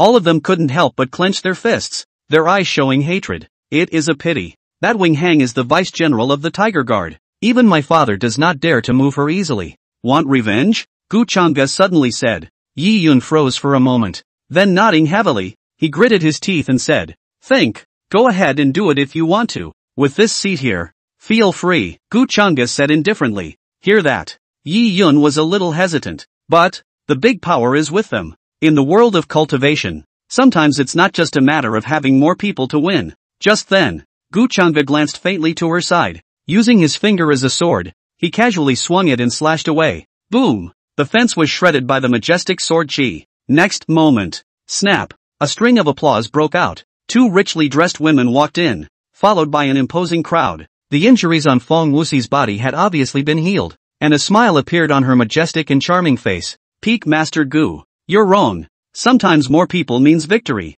Tap your palms. Rumble." A group of soldiers clad in black armor, emanating the pressure of the Dao Yuan realm, stepped forward. Chapter 71. Shut the door. Not one of them will be left behind. Watch this scene. Gu Chang'e's expression remained unchanged. Her gaze was calm, and she looked at Feng Wuxi with a light smile. "I wonder what the Empress Dowager wants to do by coming here today. Catch the guilty." Seemingly remembering last night's incident, Feng Wuxi's voice trembled as he spoke angrily. "What is this seat's offense?" Gu Chang'e raised an eyebrow. "You wronged this seat yesterday, and this seat fought back, getting even. You." Feng Wuxi was choked. The soldiers behind him, for a moment, didn't know whether to go forward or not. At this point, a soft voice suddenly rang out, and a heavily made-up, flamboyant woman walked out, laughing. "Is it not the intention to conspire against the throne by discussing the matter here in the early morning?" This statement was made. Yi Yun's face instantly changed for the worse. Even though he was trying his best to hold down the killing intent in his heart, he still couldn't help but sneer out. "Rebellion? I'm the only prince. What's the point of plotting against me? I think you, this Tai Fox, is the one who wants to plot against me the most." This statement was made. Wang Qi's face changed, frowning at Yi Liangchen. "Third prince, who are you calling a Tai Fox?" "Says you," Yi Yun said in a cold voice. "Add another one. Insulting the consort. Escort away," Wang Qi said coldly. "Yes." Rumble. The soldiers stepped forward in unison. Gu Chang'e looked as normal. He looked around and noticed many familiar faces, the very same tiger guards from yesterday. The corners of his mouth went up and said, "Yesterday, he didn't still say that he could die by 1,000 cuts for the sake of this seat, but today, he turned against the water. So he's really a soft bone." The tiger guards glanced at each other, and the leader of the generals said in a deep voice, "Peak Master Gu. Times are different now. I'm offended." Gu Chang'e didn't make a move. Instead, he looked at Wang Qi and calmly asked, "Before the new emperor is established, it's too early to talk about anything. I'll give you guys a chance. within 3 breaths. Rolling? Hear that? The people present looked at each other in disbelief. Feng Wuxi's eyes glared angrily as she laughed coldly. This palace will ascend the throne tomorrow. And even if I kill you and cut you up today, no one will stop it. On! Put the sinner on the spot. A command. The sound of footsteps, accompanied by the scuffling sound of solid black armor. All the tiger guards surrounded the duo of Gu Chang'e. Yi Yun looked at it and frowned. Fewer people than yesterday. How did you dare? Is that so? Clapping her hands together, Wang Qi laughed daintily. Please also ask Emperor Shao to make a move. The next moment the words fell. Bang! Bang! The 2 figures leapt down with a dull sound. A powerful aura that sunk the floor. Cousin uncle, don't drop your chain this time. Xiao Su looked at the bearded man beside him and reminded him. Xiao Tong touched his neck and laughed easily. Naturally not. The opposite side is just 2 Daoyuan realms. Not enough to fear. Well, Gu Chang'e, is there anything else to say? Feng Wuxi laughed contemptuously. If you kneel down and beg for forgiveness, this palace will still consider leaving you a dog's life, nullifying your cultivation, and dragging you to the Nanxian pavilion to enjoy confinement. Having said that, she looked at Xiao Su and faintly said, Suer, what you have done for this palace has remembered in its heart, and after today's incident, Yuer will be your fiancé. Thank you, Empress Dowager. Xiao Su was secretly happy on one side of his heart, while looking disdainfully at Gu Chang'e. I thought there was no chance, but I didn't expect the darkness of the willow to allow him to marry Yuer. As for Gu Chang'e, this waste that almost took away Yuer, now he can only bitterly beg for mercy to save his life, which is simply ridiculous. One time, with an encircling momentum, a terrifying aura filled the compound, wrapping Gu Chang'e and the 2 of them. Faced with such a situation, Yi Yun could not help but look grave. He looked at Gu Chang'e and realized that the other party still had a calm expression and seemed to still be thinking about something. There was a bit of a freeze. Aren't you afraid? It's not convenient for the second master to make a move this time. He struck yesterday because he had killed his father and second brother. So the second prince had arrested himself in name only. But now, Feng Wuxi was about to ascend the throne, and the reason for arresting them was justified. So how could the second prince make a move? Peak Master Gu, how about we run? Seeing the crowd getting closer and closer, Yi Yun whispered. After weighing the situation, he really didn't know how they should break the situation. Well, there's only running. Run? Why run? Gu Chang'e asked with a raised eyebrow as she snapped back from her thoughts. If we don't run, I'm afraid we'll suffer. Yi Yun misunderstood Gu Chang'e's meaning and patiently explained. Do you think we need to run? Gu Chang'e asked suspiciously. Subsequently, in Yi Yun's afterthought gaze, in his palm, a blood-red gem appeared. This, Yi Yun's eyes glazed over. He almost forgot that there was this thing. Still want to struggle? Xiao Su saw that the duo were still whispering something, and immediately laughed coldly. In front of the divine tribulation realm. Still thinking of escaping? Ridiculous. However, he hadn't even finished his sentence. Gu Chang'e then turned around and knocked on the wooden door of the house behind her. The next image is a bit gory, so you guys should stop watching. Ah, master, you found out long ago? Chang Schwinger's voice came out. What do you think? Gu Chang'e raised an eyebrow. 3 pairs of big eyes lying in the doorway. Do you think master is blind or stupid? Hey, master, can Yi Liyu's voice. Can't, Gu Chang'e rebuffed directly. I gave them a chance, and now, it's too late. What are we talking about? So upbeat? Feng Wuxi's cold voice came out. You've disappointed grandmother me. When the time comes, you'll be confined for another month. Still thinking of pleading for mercy now? Gu Chang'e asked. Don't want to. Yi Liyu's dull cold voice came out. That's right. Gu Chang'e nodded. Turn around. He and Yi Yun were already surrounded by a group of people in the corner, eyeing them with murderous intent. It's already been 3 breaths. Peak Master Gu. It seems like you still haven't been able to get us to roll na. Wang Qi teasingly laughed. Concubine Wang doesn't need to bother with him. Just kill him, Feng Wuxi said disdainfully. Go! Rumble! Just as a weapon carried its might, it charged violently towards Gu Chang'e and Yi Yun. Gu Chang'e's bland voice rang out. Yeah, you've been given so much time and you don't even know how to appreciate it. There was a pause. Yi Dang Tian. The corner of Gu Chang'e's mouth pulled back a smile as she said word for word. Close the door. One at a time. The next moment the words fell. A hunched figure appeared over the east pavilion without warning. Buzz dash. An unprecedentedly majestic energy surged out,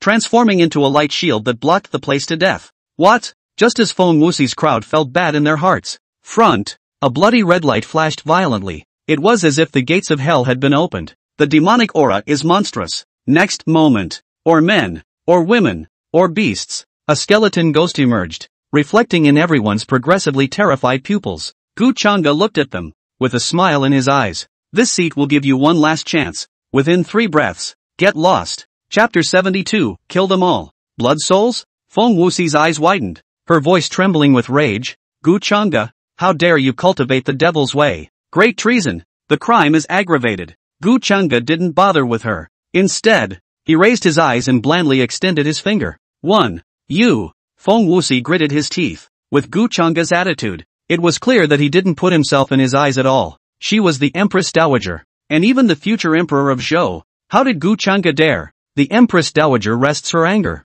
A delicate voice came. Wang Qi slowly stepped forward and looked at a terrifying blood soul in front of him. The expression on her delicate face did not change, but she coldly drank. Gu Changa, I didn't expect that not only did you intend to plot against the government, but you also practiced such a treacherous art. It's simply a great crime. You, not waiting for Wang Qi to finish. 2. Gu Changa extended a second finger, looking at Wang Qi, who looked a little stunned. Gu Changa had a smile in her eyes as she faintly said, last breath of time. Still not running? You. Wang Qi's voice slowed down. Still majestic. If you can take back your means now, we can treat it as invisible, and today's matter can be put to rest. How about it? Not bad. We can let you off the hook for today. Xiaosa glanced at Blood Soul and gulped. Gu Changa, you'd better be sensible. If you move us, you won't be able to eat it either. You guys? Gu Changa raised her eyes. There was more than a little impatience in his radiant eyes. Enough said? The next moment the words fell. Boom! The blood light appeared.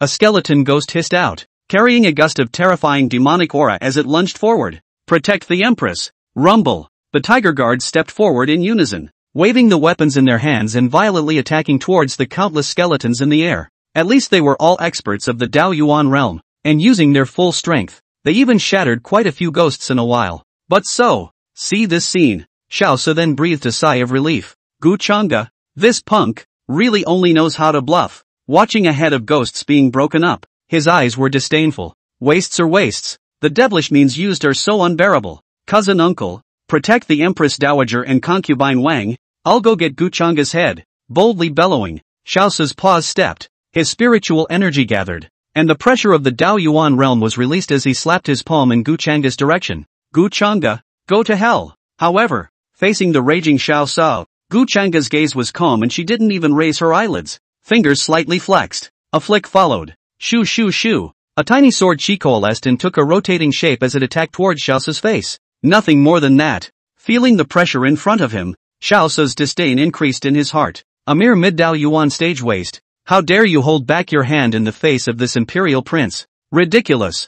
Bang, bang, bang. The power sword. His figure was like electricity, treading the floor to pieces like a brute, and he slapped the spiral sword chi to pieces with a single palm. Next moment, Xiaosa's gaze was directed at Gu Changa. Just when he wanted to attack towards the front, a bad feeling suddenly welled up in his heart, and when he turned his head violently, he saw a silver light coming at him. Sur, Xiao Tang bellowed. The might of the divine tribulation realm erupted. In the next moment, he picked up Xiao So and wanted to flash to the side as he did so. Pust! One arm was hacked out, spilling blood. Aha! Damn it! My arm! Xiao's eyes were red and he grimaced in pain. Everyone was caught up in the commotion. Eyes on. When he saw the origin of the silver light, he sucked in a breath of cold air. Silver Moon Demon Emperor. In the eyes of the crowd that were either horrified or in disbelief. Bang! Bang! Bang! Dull footsteps sounded. A tall, sharp-toothed werewolf with a bloody, savage aura stood out. The body was reddish, and it was in the shape of a soul, but the aura of the demon emperor was undiminished, not waiting for the panic in the hearts of the crowd to dissipate. Bang bang, bang bang. 4 more footsteps. The floor was stepped on and sagged. Li Wanzhou, Wan Xiao, Yi Chuan, Yi Lang. 4 crimson figures appeared. Look at the scene. The familiar faces. In the hearts of the crowd, waves of shock had been set off. Chuaner and Langer, what's wrong with you guys? Feng Wuxi's voice trembled. However, confronted with the words of the former Queen Mother, Yi Chuan and Yi Lang didn't even give a single square eye. The figure flickered. The Silver Moon Demon Emperor, Wan Xiao, and the remaining 3 came before Gu Changa. Then, to the disbelieving eyes of the crowd, the 5 figures fell to their knees in unison. Greetings, Master. Boom. This statement was made like thunder from a flat earth.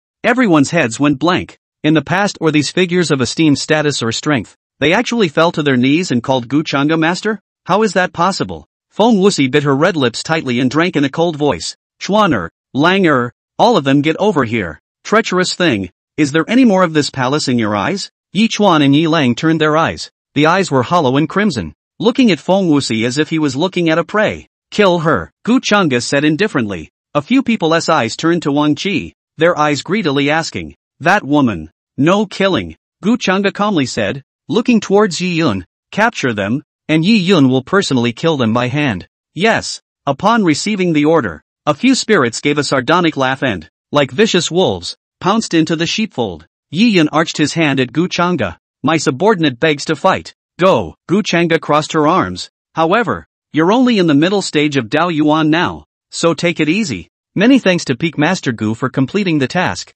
My subordinate will definitely go through fire and water in the future. Yi Yun arched his hand. It then joined the fray. One time, in the entire East Pavilion, there was a series of miserable screams, and the smell of blood rose to the sky and resounded. Gu Changa, you shall not die. Peak Master Gu, please let us go. We were just ordered to do something. We had no choice. Aha. Don't come over here you guys. Watch the scene. Gu Changa's face was calm, and there were no waves in her heart. He's a villain, but not inhuman. But, in the face of such a group of bullying wallflowers, he will not have any mercy. Not much longer. In the East Pavilion, if one were to look down from above, one would see corpses strewn about, a trail of blood filling the air and seeping into the floor. Bang, bang, bang. Countless heads of little ghosts floated in the air. On the ground, with the Silver Moon Demon Emperor as the leader, a powerful soul in an encircling position surrounded Feng Wuxi and the others. Do you know what you are doing?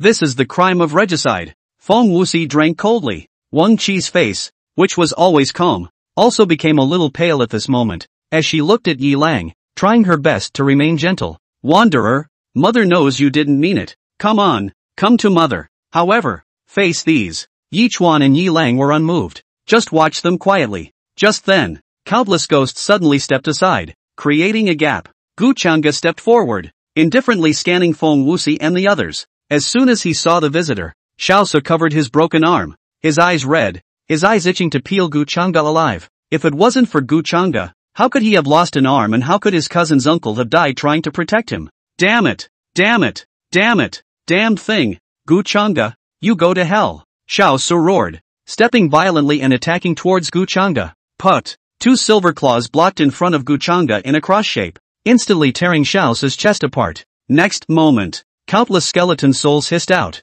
densely packed, gnawing up Xiaosu. Soon, Xiaosu's entire body was gnawed away and turned into a blood chi that surged into the blood demon treasure pearl. Look at this horrible scene. Feng Wuxi, Wang Qi, and the few remaining attendants' pupils shrunk violently, the fear in their hearts reaching its peak. How could Gu Changa's methods be so terrifying? I should have known better. Gu Changa looked at the men and said, Wang Qi to Yi Yun. As for the others, there was a pause. Gu Changa's bland words fell. Kill them all too. Chapter 73, A Hug. Gu Changa, don't bully us too much. Kill us. Do you know what the consequences are? Feng Wuxi clenched her red lips. Her voice trembled a little, and she said in a cold voice, I know, Gu Changa said. Feng Wuxi did not expect this answer, froze for a moment, then sneered. Then you still dare? Not waiting for her to finish, Gu Changa shrugged and smiled lightly. Even if there really are any consequences, what does it have to do with you? Are you concerned about me? The crowd was dry and silent for a moment.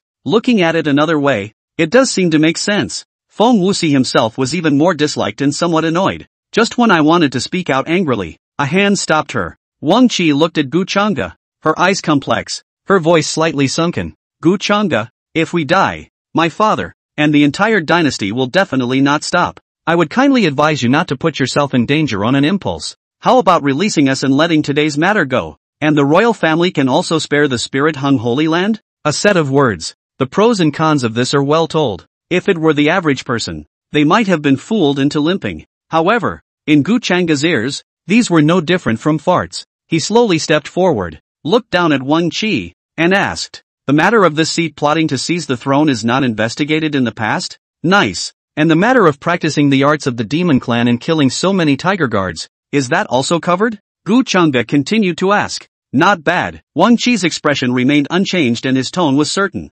Really? 1,000 times over. Hear that? Gu Changa raised her eyebrows slightly. Seeing this, Wang Qi's heart was relieved. Then said, Gu Changa, I believe you are very sensible. If you don't do anything stupid, the royal family will not treat you badly in the future. That's really great. Gu Changa's voice with a smile came out. Wang Qi felt something was wrong. In this smile, why was there a hint of teasing? Just then, Gu Changa stepped and arrived in front of Wang Qi, eyes radiant, handsome face, pulling back a smile. Qi, look me in the eye and answer my question. But there's no harm in saying it. Wang Qi could only answer any questions now. I look like a cutie, do I? What? Boom. Next moment, before the crowd could react, Gu Changa's gaze was cold, and one hand grabbed Wang Qi's tiny neck, then violently picked her up.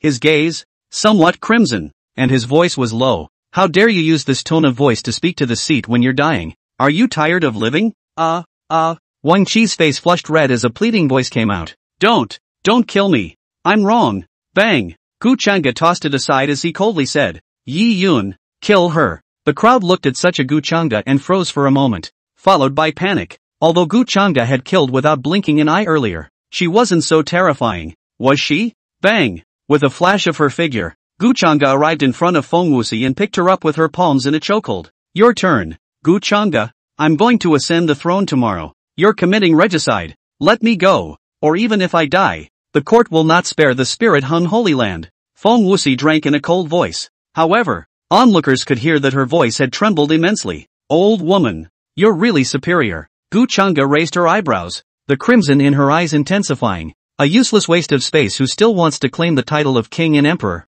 Damn it! Bang! A kick down. Feng Wuxi violently sprayed out a mouthful of blood. After all, her cultivation had been nullified. Plus Gu Changa didn't intend to keep her hands at all. With just one kick, all of her ribs were broken, and she fell to the ground with only half a breath left. Gu Changa looked at her condescendingly. His eyes, more and more red. Only one thought in his head. Kill, kill, kill, kill. Inside the house, watching a scene unfold in the outside world, Cheng Shuang'er looked in Gu Changa's direction, with some worry in her eyes. Master, it seems like there's something wrong. Indeed. And Xiao Xiao nodded her head, her willow brows furrowed. Master's mind is superb, not so angry over such things. Tada! Just then, the voice came, and Xiao Xiao and Cheng Shuang'er followed the sound and saw that Yi Liu had already run to the side of the bed and picked up her clothes. Senior sister, what are you doing? And Xiao Xiao frowned. Cheng Shuang'er reacted, her beautiful eyes wide. Senior sister, you're not thinking of going out, are you?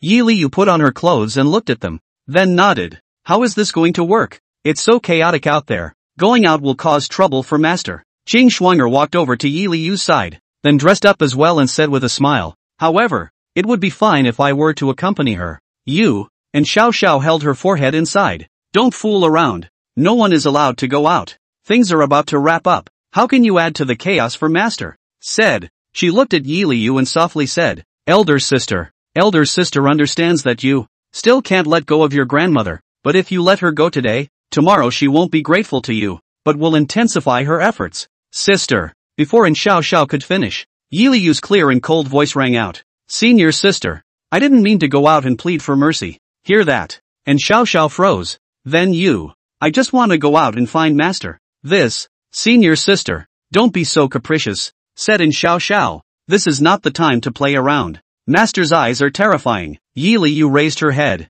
her cool eyes revealing unprecedented seriousness. Master is in danger. Senior sister. And Xiao Xiao hesitated a bit. Then what are you going to do? Give him a hug. The East Court. Ground. A body lay on the ground. If one looked closely, one could see a blood chi floating, constantly surging towards Gu Changa. Shoo shoo shoo. A sword aura surrounded it. Swish swish swish. As the cold aura flashed by, Feng Wuxi's body was sliced into several pieces. Lift your head and look around. It was only then that he realized there was no longer any living person present other than Yi Yun. The crowd of blood souls, led by Silver Moon, knelt on one knee and waited for Gu Changa's sentencing. Grass. What's going on? Gu Changa frowned. His reasoning told him that after cleaning up this wave of people, he only needed to deal with that Tiger Guard Vice General Wang Hang. However, the strong killing intent in his heart prompted him to directly order all the blood souls to kill through God. Yi Yun walked to Gu Changa's side, arched his hand and asked, Peak Master Gu,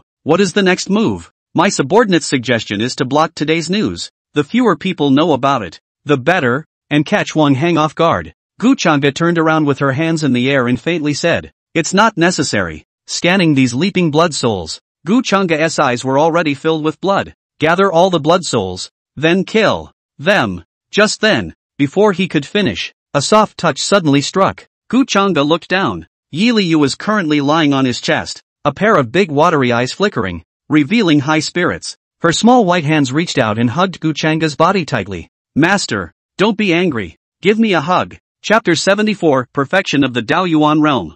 Gu Chang'e looked at Yi Liu in her arms. Froze. In his eyes, the lingering crimson color slowly had a tendency to dissipate. That's when. And Xiao Xiao and Qing Shuang'er came from behind him. Before Gu Chang'e could react, Qing Shuang'er hugged him with a flying leap. "Master." Pust. Being so swooped, Gu Chang'e was a bit speechless. "You girl." He narrowed his eyes, stretched out his hand, and popped Qing Shuang'er on the head. "Want to run over for the teacher, is it?" "Hey." Qing Shuang'er's beautiful eyes blinked slightly as she stared into Gu Chang'e's eyes and puckered her lips. "Master, the state you were in just now was dangerous." "Hear that?" Gu Chang'e was a bit confused and frowned. "Master is fine. Where is the danger?" "Master's eyes. Like bad guys," Yi Liu said seriously.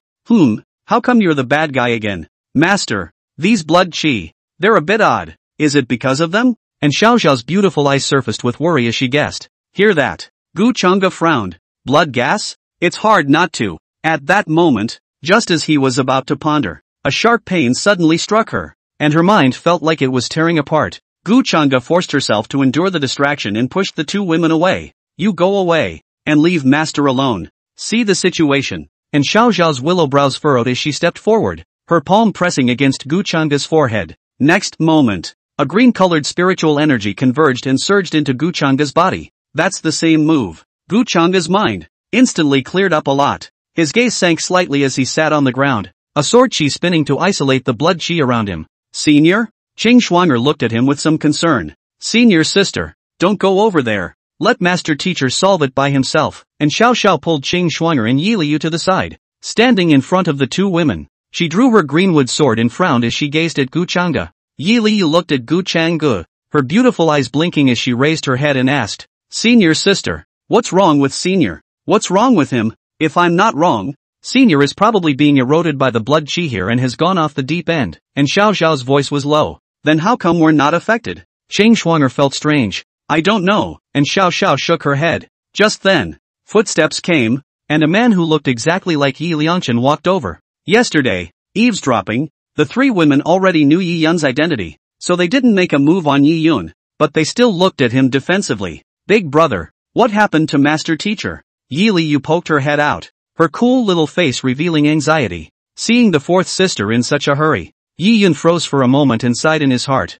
It's true that a woman is not a woman. The only thing that could cause the fourth sister to be so nervous was probably Peak Master Gu, right? Spat silently. Yi Yun spoke. Peak Master An's guess is correct. The blood demon treasure pearl is inherently evil, and the user is extremely susceptible to blood chi erosion. Speaking of which, he sighed. If a regular person were to use it, they would probably burst into flames in a few breaths. Peak Master Gu's strength is profound, and being able to withstand it for so long is already very good. What's the solution then? Qing Shuang'er worried. Can we help? Probably not. Yi Yun shook his head. This calamity can only be crossed by Peak Master Gu alone. If we rush out, I'm afraid that it will make him even more perilous. If we can't survive this calamity and the blood chi erodes, at that time, Peak Master Gu will completely lose himself and be reduced to a killing machine. There was a pause. Yi Yun looked in Gu Chang'e's direction. Continued. If we pass through this calamity and suppress the blood chi in our bodies, I'm afraid that Peak Master Gu's realm will be plucked up to an unprecedented level. At that, his voice became unsure and he sighed. But the likelihood of that is slim. Master, he will definitely be fine. Yi Liu suddenly spoke out, her voice clear, cold and powerful. Fourth sister. Yi Yun just wanted to speak, but stopped his mouth and finally said, I hope so. The blood demon pearl. But the blood demon clan's greatest treasure. A naturally evil thing, the entire demon continent covets the existence of. Although the Gu Peak Master's bottom card is endless, but it is only a small Dao Yuan realm. That's a lot of bad luck. In the meantime, Gu Chang'e sat cross-legged on the ground. His gaze sunk slightly, and his divine sense probed over toward the spirit sea. Sure enough, Gu Chang'e's eyes dawned. At this moment, the spirit sea within his body had unexpectedly been haloed by a faint blood color. If it wasn't for the plug-in, I might have really had to plant myself here today, ah? Spit it out. Gu Changga's palm snapped. The healing card shattered instantly. Next moment, the damage done to the body by the blood chi was instantly dispersed by a magical energy,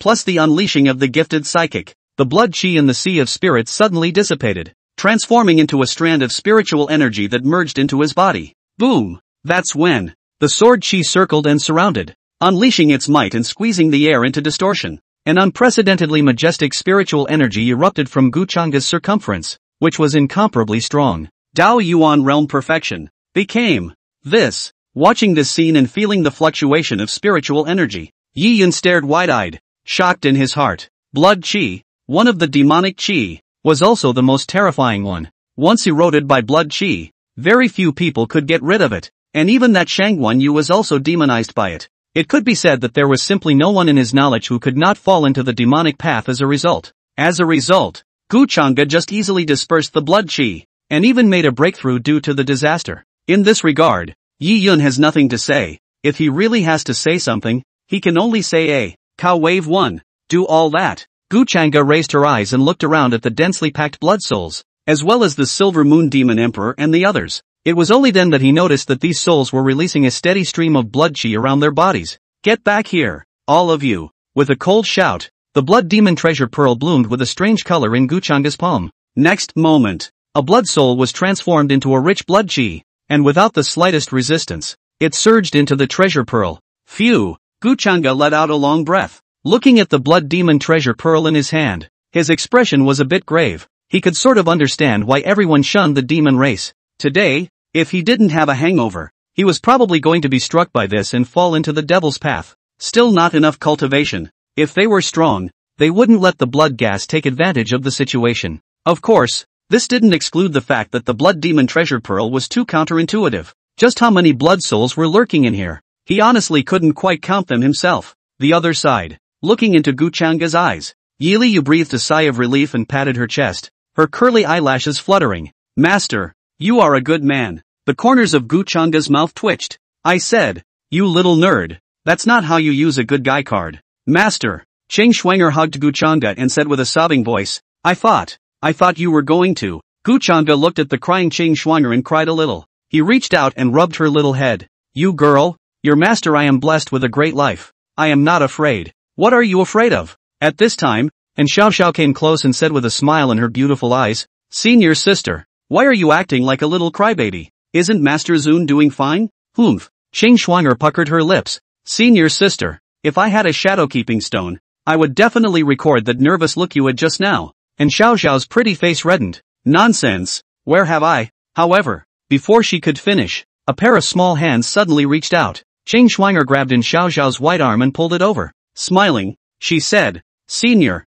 sister wants a hug too. Chapter 75, Another Wave of Enemies. And Xiao Xiao frowned her willow eyebrows and shook her head. Nonsense. I don't want to? Cheng Schwanger squeezed her eyebrows. Don't you want to, senior sister? I. And Xiao Xiao hesitated and looked at Gu Changga, then shook her head. I don't want to. Hear the answer. Cheng Schwanger furrowed her willow brows and circled around in Xiao Xiao. Senior sister, are you serious? Well, and Xiao Xiao nodded. Look at the look on her face. Gu Changga didn't know what to say. I thought, how sickly you were before. How come you're so timid now? Ahem. Don't think biased. The reason he thought that wasn't because he was horny. It just simply felt a little strange. Actually, ever since that misunderstanding, and Xiao Xiao was trying her best to suppress her liking, and her feelings for Gu Changgu only flowed out in words, for fear that she would be hated. And now also, and Xiao Xiao wanted to get close to Gu Changga, but didn't dare, typical of her pretentiousness. If Gu Changga knew these thoughts of hers,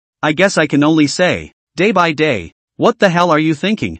Forget it. Just now, if it wasn't for Xiao Xiao, he wouldn't have come to his senses so early. It doesn't really matter if you have a hug, does it? Think of it this way. Gu Changga reached out his hand, and in Xiao Xiao's lowered eyes, he pulled her into his arms. Master, and Xiao Xiao didn't react for a moment, just staring blankly at Gu Changga's face. After all, it was the one who initiated the hug.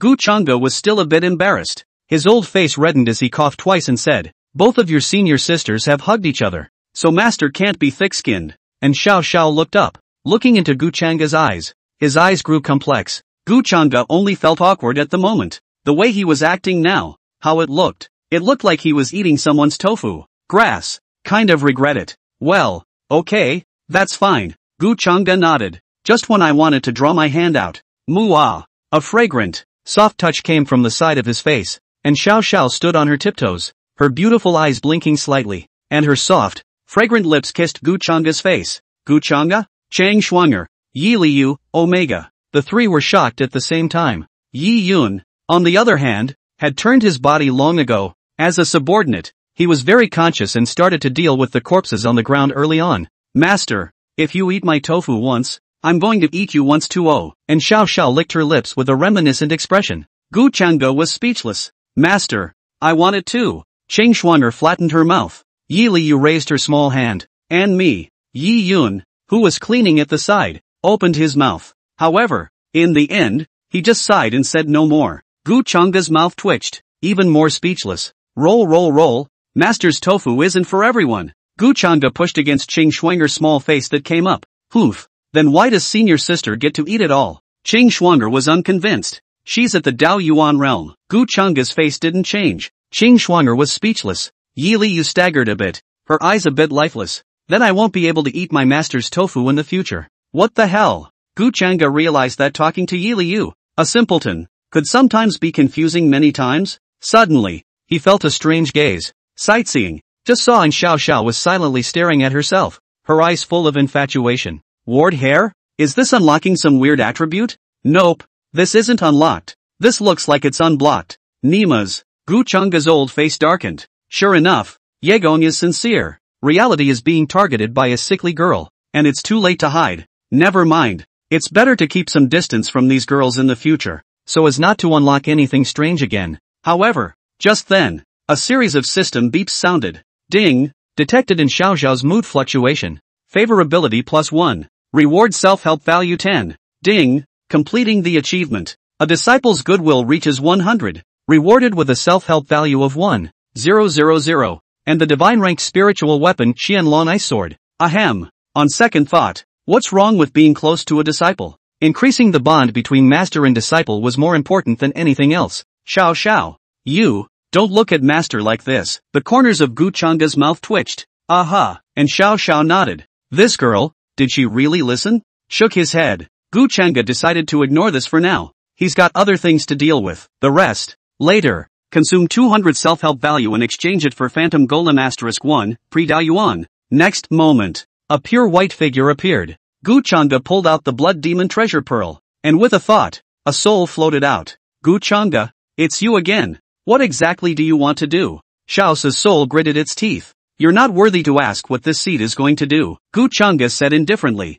Flex your fingers. Xiao's soul instantly flew into the illusory puppet. Senior, what are you doing? Qing Schwanger asked as she looked at the blood demon treasure pearl with some concern. If Prince Xiao dies in Great Zhou, Great Yan won't take it lying down. Master is trying to maintain the relationship between the two countries. And Xiao Xiao walked up to Gu Changge and laughed lightly. Master, did I guess correctly? For that matter, shouldn't I be given a reward? There's no reward. You only guessed half right, Gu Changge said. Senior sister is so stupid. Chang Schwanger grunted. Then said. Senior sister still has to use Xiao's mouth to deal with Wang Hang and the others. Master, am I right? Gu Changge nodded and didn't mince words in her praise, giving a thumbs up. So smart. What about the reward? No. Chang Schwanger, with so many people dead, there has to be an explanation for those old foxes. Gu Changge said indifferently. The Empress Dowager and concubine Wang intend to conspire against Dayan's Prince Xiao. This crime, it's enough. Master is so smart. Qing Schwanger gave a thumbs up and her little cherry mouth came up.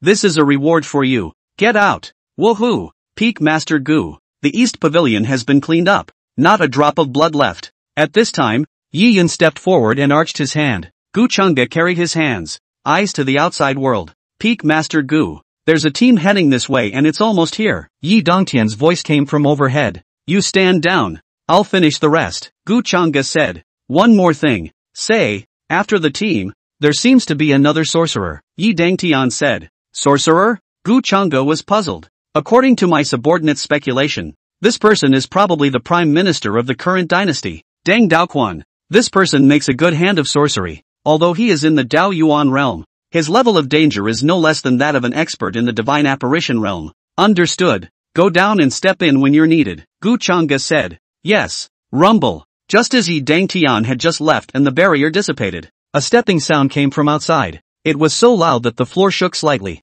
Gu Chang'e. Where did Empress Dowager and concubine Wang go? A voice filled with anger snapped out. The next moment, a tall man, clad in black armor, walked in. Chapter 76, Xiao Su appears. The next moment the words fell. A large group of people then walked into the East Pavilion. Each and every one of them was a powerhouse above the Dao Yuan realm. Wang Hang looked around at the scene in the compound, which was empty except for Gu Chang'e and the others. First, there was doubt. Then he reacted and blushed. You better give me a reasonable explanation. General Wang, what are you saying? Why can't this seat quite understand? Gu Chang'e stood with his hands folded, playing dumb. Damn it. Around Wang Hang's body, a strong pressure erupted as he said in a deep voice. I'll give you one last chance. Where are they? This seat. Gu Chang'e spoke faintly. I don't know. Fart. Wang Hang's tiger eyes glared. A large black sword was raised in his hand, and with a deep cry, he slashed towards Gu Chang'e. Boom! The blade chi chopped through the air, emitting a sonic boom, carrying a terrifying pressure and coming straight at him. Face these. Gu Chang'e only felt tedious. Each and every one of them, they don't weigh their own strength. Why? Are they very confident? Shaking his head, he raised his hand slightly. A sword chi coalesced and swirled in his palm. Next moment, a gentle push. It burst out instantly. Clank dash. A metallic clashing sound rang out, rippling throughout the entire compound. In everyone's ears. No stalemate. No suspense. The sword chi pierced through the blade chi like a coiled dragon hissing, instantly attacking Wang Hang's face. What? The tiger guards behind him stared in disbelief. They had been following Wang Hang for many years, and the slash just now had obviously used up most of their strength. Now, the general's near full strength strike was shattered so easily? Are you kidding me? Boom! Sword chi whistled. Wang Hang raised his greatsword in his hand and bellowed angrily as a giant elephant Dao body coalesced and appeared behind him. Mad demon blade. Bang! Bang! Bang! The blade chi converged and kept surging, aiming at the sword chi. This is the general's famous skill. Great! Gu Chang'e will die for sure. Nonsense! The general is a late-stage Dao Yuan stage and has a two-leaf Dao body. Gu Chang'e, a tiny mid-stage Dao Yuan stage, is nothing. Look! It's going up. Clanking. Blade chi and sword chi crisscrossed and tore together. Not much longer. Both dissipated. A bit of strength. Gu Chang'e nodded. Gu Chang'e, bind your hands and tell me their whereabouts, and I can still spare your life. Wang Hang laughed harshly. Oh, Gu Chang'e raised an eyebrow and faintly said, really? Wang Hang didn't expect this answer and froze a bit for a moment, then said, not bad. Then this seat will satisfy the curiosity. Gu Chang'e shrugged her shoulders. They died. Dead? Wang Hang's expression stagnated. Even though the guess was already in his mind, it was still hard to accept when he heard the affirmative answer. Who killed them? Wang Hang's voice was incredibly low. This seat, Gu Chang'e said indifferently. Do you want to die? In Wang Hang's palm, a terrifying stream of spiritual energy converged. Not really. Laying hands on the Empress Dowager and concubines of the current dynasty. You are truly tired of living. Wang Hang looked behind him and shouted angrily. All of you, leave no one behind. Wait my ass. Dog, if I don't break you into pieces today, I'm not called Wang Hang. Rumble. A black armored soldier fiercely stepped forward, watching the scene play out again. Gu Chang'e was a bit speechless. Gourd bugs save grandpa, right? One by one. What do you think? But, the cure card is gone. And, Deng Daoquan, the old Deng, hasn't shown up yet. The mantis catches the cicada and the yellow bird is behind it. He didn't want to be the praying mantis. Read this. Gu Chang'e looked at Yi Yun. Yi Yun instantly understood. Standing out of the body, he coldly drank. All back off. Third prince? The crowd was stunned. Wang Hang narrowed his eyes and said in a cold voice. Third prince? What are you doing? How can you hang out with this rebel?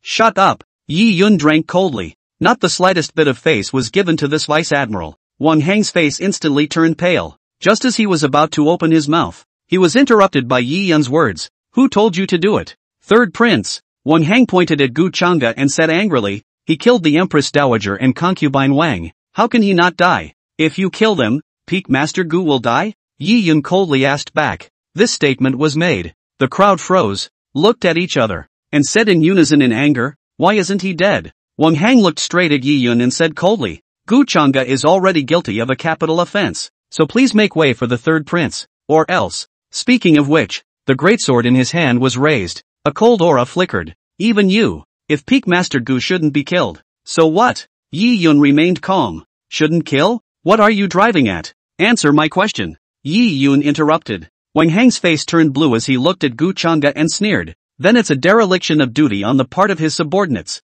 and he should be dealt with according to military law. Good. Yi Yun nodded and said indifferently. Peak Master Gu has been merited for killing a thief and beheading the rebel Feng Wuxi and his group. How can he die? This statement was made. The crowd's expression stagnated. You got credit for killing a thief? Are you kidding me? Third Prince, are you playing me? Wang Hang's face grew more and more ironic. The greatsword was raised in his hand, obviously impatient. 1. Feng Wuxi and Wang Qi conspired to seize the throne, which is the crime of intending to conspire against the throne. There was a pause. Yi Yun said heavily. Secondly, Feng Wuxi and Wang Qi intend to conspire against Dayan's Prince Xiao So, disrupting the relationship between the two countries and provoking a war, which is a capital offense. This statement was made. The crowd froze at first. A hearty laugh ensued. Ha ha ha, are you kidding me? Third Prince, you have to make a draft even when you're lying. Laughing to death. How could the Empress Dowager and concubine Ong be like this? This lie is simply ridiculous.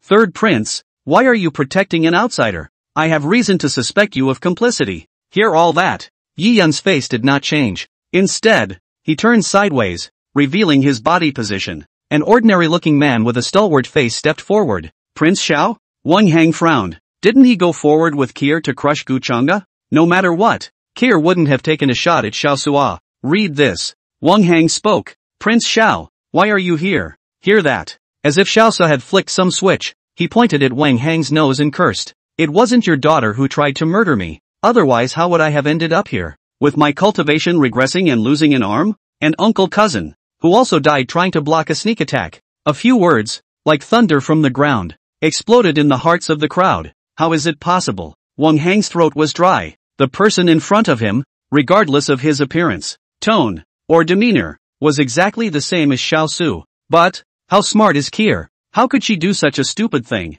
Just as everyone was staggering, a white-robed figure walked out slowly with his hands in the air. Gu Chang'e looked at Wang Hang's stunned face. Faintly, he laughed. General Wang, when do you plan to carry out the promised military justice? Chapter 77. What's wrong with an army without military law? You. Wang Hang glared. The greatsword was raised violently, and spiritual energy erupted, instantly slashing at Gu Chang'e's face. If you don't show your power, do you really think I'm a sick cat? Gu Chang'e's gaze sunk slightly. The palm of his hand pushed violently. Between his fingers, a green light surged and transformed into a green dragon silhouette that hissed out. Boom! The shadows rushed out, carrying the might of a Dao Yuan realm consummate. It was unstoppable without the slightest reservation. Dao Yuan realm perfection? The crowd lost their voices in shock. Cold sweat broke out on Wang Hang's forehead as he clenched his teeth and said, "Bluff! Say it!" The force in his hands did not diminish, and the giant elephant Dao body hissed as the greatsword fought to slash. The blow was loud and powerful. Waves of air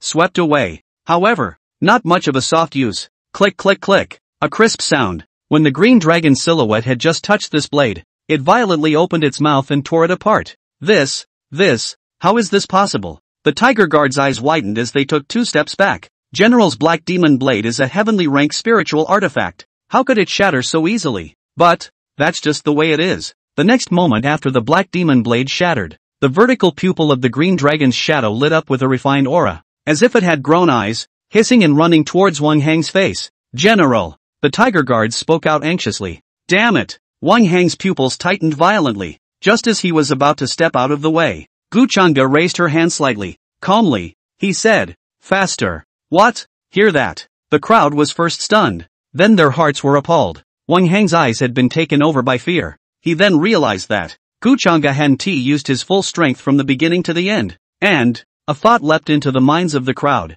Gu Chang'e hadn't utilized her Dao body until now. Hiss! What kind of demon is this? Wang Hang spoke hoarsely. Spare! Before the last word of fate could be uttered. Buzz dash! The deafening sound of the airwaves slammed into the air. A huge green-colored dragon shadow, with a figure like electricity, left a trail of residual shadows in the air. General! The tiger guards made horrified noises. However, all in vain. Just as the green dragon shadow opened its huge mouth, revealing its sword-like giant teeth, it was about to bite off Wang Hang's neck. Swish swish swish! 3 black runes attacked violently, tightly clinging to the green dragon's silhouette. It is also this moment. Bang! The runes lit up black. Air bursts rose. The green dragon silhouette wailed. And in the next moment, it annihilated into the air. What's with being a shrinking turtle? Come out and fight my master one-on-one if you're capable. Chang Schwanger droned. Little girl. Words can't be said like that. The old man didn't come here today with the intention of fighting with your master. An old voice with a smile rang out. The eyes of the crowd looked away. The figure of an old man in a black robe with a masked face appeared and stood out. Lord Prime Minister? See who's coming. Wang Hang breathed a sigh of relief and arched his hand.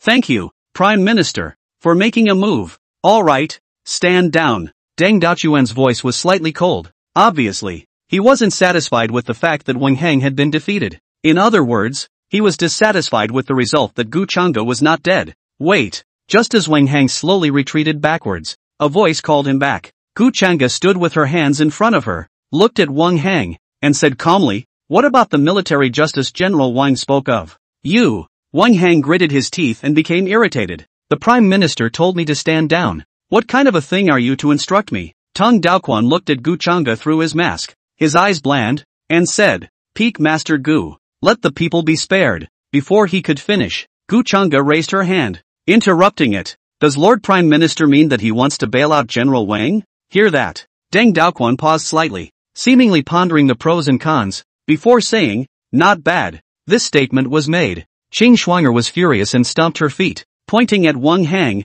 He tried to lay hands on us just now. How can he just let it go? Oh, Wang Hang sneered and drank. Little girl peace. Here cannot you talk. Give the old man shut up. You. Qing Schwanger was momentarily speechless and looked at Wang Hang with a puff of anger. Tang Daoquan stroked his beard under the mask and said faintly, Peak Master Gu, when I came today, I have no ill will. I just want to. Without waiting for him to finish, a cold voice rang out. Lord Prime Minister, it seems that this seat has not yet agreed to let General Wang leave, right? The army has no military law. The country has no national law. What is the behavior? Gu Chang'e raised her hand slightly. The Sinbreaker is sheathed. A crimson aura filled the air. Boom! Sword chi was strewn across the room, and waves of chi surged up, scraping people raw, before anyone could react. Phew dash! An ear-piercing cracking sound rang out. Next moment, pust, blood is dripping. Deng Daoquan froze slightly, then turned his head to look. Wang Hang, who had been at his side just a moment ago, had now lost his head. Blood, gushing out like a fountain. Deng Daoquan didn't say anything. Instead, with a large wave of his hand, a barrier appeared, isolating the blood beside him. He looked at Gu Chang'e and said in a deep voice, Peak Master Gu, what are you doing? Execute military justice. Gu Chang'e was bland. Deng Daoquan was silent for a while, then opened his mouth and asked, Now, are you satisfied? Not satisfied. Gu Chang'e took Broken Sin back into its scabbard and said indifferently, You. Deng Dao's full face sank slightly, his tone cold. Gu Peak Master, don't give an inch. Why should I give you face if this father doesn't even show up? Gu Chang'e's voice was calm. These words fell. The crowd was a bit at a loss for words. What honors? Says who? The Prime Minister? Eyes flocked to Deng Daoquan. Master, could. And Xiao Xiao's beautiful eyes blinked slightly. Witchcraft. Yi Yun, after all, is well read in poetry, plus living in the Deep Palace for a long time. He knows Deng Daoquan quite well, and guessed, this person is probably not the real Deng Daoquan, but only a manipulated Dao Yuan realm expert. Gu Chang'e stood with his hands folded. Calmly, he looked at Deng Daoquan. The scene, for a moment, was frozen. Deng Daoquan is in a high position. Is the old fox of old foxes? Natural means are endless. Something like sorcery was very mysterious. And frankly, Gu Chang'e didn't know much about it herself. But, from the fact that this Deng Daoquan in front of him didn't even react when he struck out at Wang Hang just now, the real Deng Daoquan is still in the dark. Moreover, Gu Chang'e guessed that this Olden probably wasn't in the neighborhood. Otherwise, with Yi Dongtian's strength, it was impossible to not perceive it just now. Peak Master Gu. Good eye. The Deng Daoquan in front of him stroked his beard and nodded with a smile in his voice. The old man is still in charge of the dynasty, so it's inconvenient for him to get away. So please forgive me. Peak Master Gu. Looking for me for what? Gu Chang'e raised an eyebrow. Well, I originally wanted to sip tea and discuss the Dao with Peak Master Gu, but things have come to a head, and with all the trouble that has happened, I would like to ask Peak Master Gu to take a trip with my old man. Che is still tasting tea. I think it's because he wants to sneak up on his master. Chang Schwanger muttered in a small voice. The voice was not loud, but in the empty courtyard, it was clearly audible and fell into the ears of the crowd. The tiger guards looked embarrassed. Deng Daoquan, however, seemed as if he hadn't heard, still stroking his beard and waiting for Gu Changa's reply. Gu Changa didn't say anything. Mental note. With a Divine Tribulation Realm experience card in his hand, as well as numerous undercards, the Divine Capital probably didn't have anything that could threaten him. Moreover, now that Feng Wuxi was dead, they were powerless, so naturally they wanted to install Yi Yun on the throne. In that case, there's nothing to hesitate about. Read this. Yes, Gu Changa nodded. Where to? The main hall. Peak Master Gu doesn't need to worry, but he's just going to talk to us old things. Tang Daoquan laughed and looked towards Yi Yun and Xiao So. Please also invite Third Prince and Prince Xiao to join them. Wait. I have a question. Gu Changa raised her hand. Peak Master Gu can say anything. Tang Daoquan said indifferently. The sorcery on her. Did you do that? Gu Changa pointed at Yi Liu. It's the old man. Tang Daoquan did not intend to hide it and admitted it quite simply. So what? Do you want him to disarm it?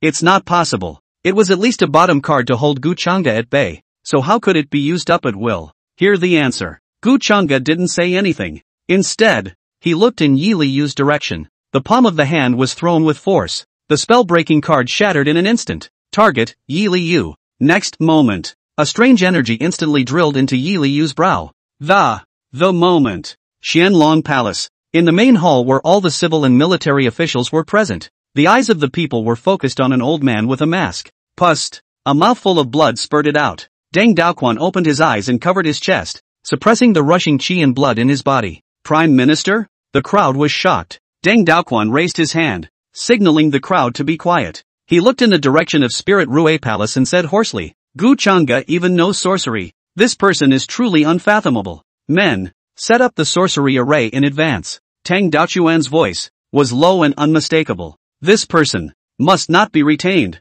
Chapter 78 Witchcraft Formation. Ding. Detected the host breaking the forbidden spell on Yi Liu. Rewarded with 100 self-help value. Enhanced Spell Breaking Card *1. Enhanced Spell Breaking Card. It has a breaking effect on anything related to witchcraft. The system's voice came. Gu Changa secretly nodded. That's a bonus. Nice. Deng Daoquan dared to take the initiative to invite him over. The probability was that he had set up some kind of trap. Witchcraft. Or some kind of ambush? Whatever it is, it's always right to have an extra card against witchcraft. Just then, after the energy entered Yi Liu's brow, next moment, a black gas floated out from her brow, and just as it touched the air, it dissolved into nothingness. A breakthrough. Yi Liu looked at her hands dumbfounded. She could feel a surging spiritual energy, as if it had been suppressed for a long time, finally bursting out at this moment. Anon, with a mellow dragon roar. The original cultivation of the late Tongshan stage had unexpectedly crossed 2 realms in a row as a result, breaking through to the pre-Dao Yuan stage.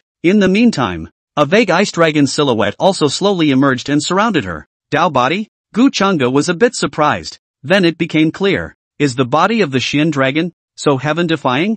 There is also an Xiao Xiao's wood spirit body, able to break through 2 realms in a row within 3 days, and the Dao body opens leaves. Let's just say, it's worthy of an empress. To be able to comprehend the Dao body just after breaking through was more outrageous than even he, who had an external attachment. Read this. His gaze fell on Chang Shuanger. This girl, it seems that she only has a higher cultivation talent, and there is nothing else demonic about her awe. It's a little weird. However, now is not the time to think about that. Retract your thoughts. Gu Changa's gaze went to Deng Daoquan. His eyebrows raised slightly. No injuries? Thought the Spellbreaker card had a cascading effect. Although he hadn't suffered any harm, this fake Deng Daoquan's voice still became low. He looked toward Gu Changa and laughed hoarsely. Peak Master Gu's strength is unfathomable. I admire you. Then, please, Deng Daoquan sidestepped. Gu Changa didn't say anything. Instead, he turned and scanned over the 3 disciples. Master is leaving for a trip. During this period,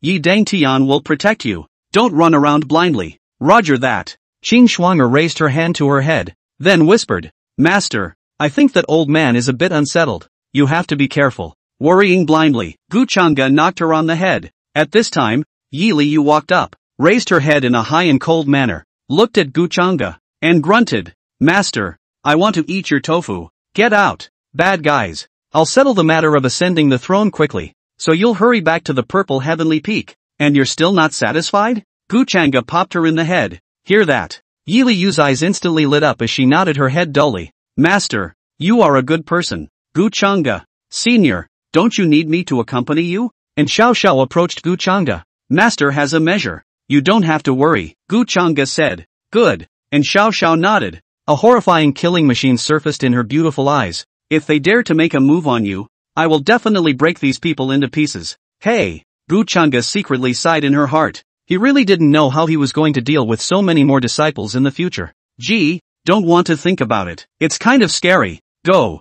Gu Chang'e looked at Deng Daoquan with a smile in her eyes. Lead the way. The Qianlong Palace, Main Hall. This place used to go to court. Today a great peace. Civil and military officials gathered here, waiting for the arrival of Gu Chang'e. Now the Empress Dowager has died. The throne is vacant. Naturally have to let the third prince on the throne. But why would the third prince hang out with that Gu Chang'e? The third prince also had an arm cut off by Gu Chang'e the other day, and even put down harsh words to take Gu Chang'e's life. And nowadays, his behavior is indeed contradictory and abnormal. It's hard to believe that he is not the third prince. But Gu Chang'e used some kind of spell to forge him? This statement was made. The ministers around them snapped back from their idle chatter and looked at the old man who had spoken. A minister lowered his voice and said, De Yuan, meals can be eaten indiscriminately, but words cannot be spoken indiscriminately. In the future, if the third prince ascends to the throne, you will have to lose your head for these words. What is there to fear? The old man named Zheng Deyuan's voice rose a few points. I'm loyal to my country. The sun and moon can see that. Who dares to punish me? Gu, you'd better keep your voice down. Gu Chang'e and the others can be coming. Ha! Zheng Deyuan hummed. If you ask me, that Xiao Su is also an imposter. I don't believe that the Empress Dowager and concubine Wang would do such a stupid thing. Not bad. If you think about it carefully, there are indeed many doubts on the third prince and Prince Xiao. A minister concurred. This statement was made. When the crowd thought about it, it seemed to be true. If Gu Chang'e's methods are extraordinary, even if they are really imposters, we may not be able to poke holes in them. A minister sighed. Dragon breath. Just then, a hoarse voice came from above. Tang Daoquan looked down below, at the ministers who were discussing the matter, and said, as long as the third prince cannot exert his dragon chi, then he is a fake. Hear that? It dawned on the ministers below. Dragon chi was something that could only be utilized by imperial sons and princesses with pure imperial blood flowing in their bodies. If this so-called Yi Liangchen couldn't perform it, then it must be a fake. Just then, someone raised his head, looked at Deng Daoquan, and said in confusion, Prime Minister, there is no need for sorcery over there? There's no need to use it. Tung Daoquan's gaze looked toward the distant gate. Peak Master Gu is already here. The crowd froze at first, then their eyes looked away. 3 figures, appearing at the door, led by Gu Chang'e, slowly walked in. Greetings, Prime Minister. Gu Chang'e arched her hand. Yi Yun and Xiao Su similarly arched their hands. Greetings, Prime Minister. No one's talking. For a time, in the entire hall, a needle could be heard, leaving only a breathing sound.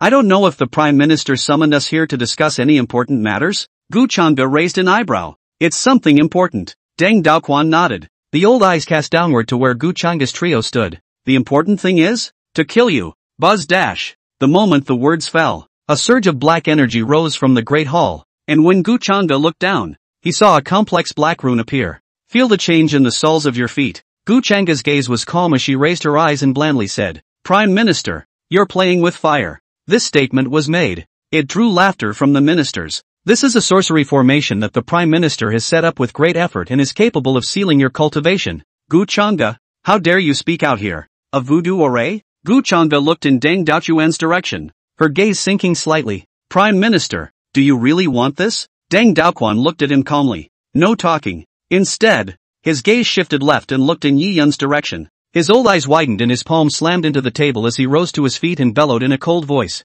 Third Prince, where is your dragon chi? Chapter 79 Ancient Dragon's Blood. Dragon chi is the root of becoming an emperor. You don't have dragon chi. How dare you call yourself an emperor? Hear that? Yi Yun frowned and looked at Gu Chang'e, whispering, Peak Master Gu, with this shell of mine, can I use dragon chi? Sure. Gu Chang'e nodded. The blood demon treasure pearl, which houses the blood and soul of others, is finally hybridized into the blood soul. In other words, Yi Yun had not changed in the slightest except that his flesh was not the original flesh. Using dragon energy and whatnot is a breeze. Old me originally didn't believe that Peak Master Gu would resort to such means. At this time, Deng Daoquan once again opened his mouth with a low voice. Now that the evidence is clear, old me is simply disappointed. Peak Master Gu, with such a despicable trick, Are you trying to put the safety of Great Zhou at risk? A stone has stirred up 1,000 waves. These words completely mobilized the emotions of the people present. There was a flurry of words and curses. Gu Chang'e,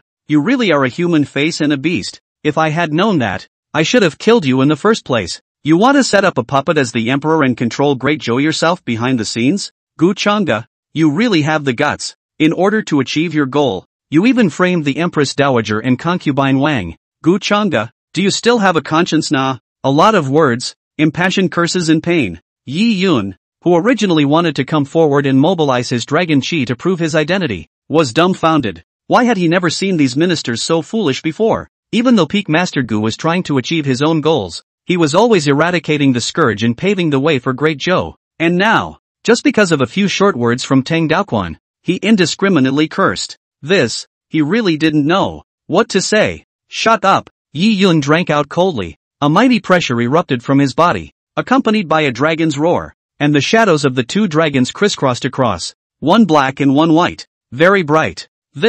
Watching the scene, the crowd's eyes widened. This is dragon chi. Deng Daoquan was first startled. Then he set his measuring gaze on Yi Yun's body. This is the great prince's dragon chi armor.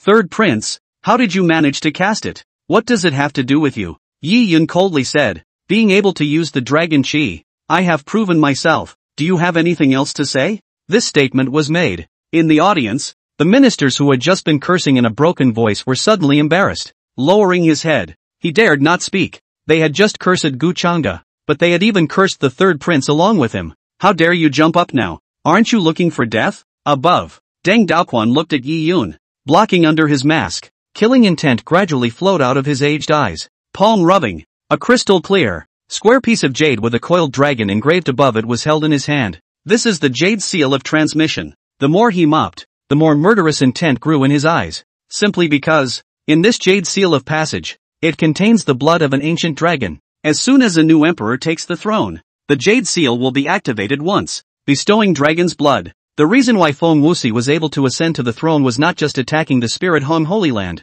but she used the dragon blood in the jade seal to buy herself. After obtaining the dragon's blood, one could evolve one's own dragon's chi, and one's chi, longevity, and cultivation could all be plucked up to an unprecedented level. But now, when it looked like they were about to get it, Gu Chang'e unexpectedly jumped out. Damn! Deng Daoquan clenched his palms. If one were to observe carefully, one could see that his palms, long ago, had crawled with tiny black wrinkles. It spread up the arms and down the face. This, then, is the side effect of using witchcraft. So, the emperor of the Great Zhou can only set up a puppet, and the dragon blood can only be his. Which formation? Up, with a raspy sound. Below, with Gu Chang'e at the center, a black rune spread outward. In the blink of an eye, it was spread throughout the entire hall. Prime Minister, what is your reason? This is indeed the third prince.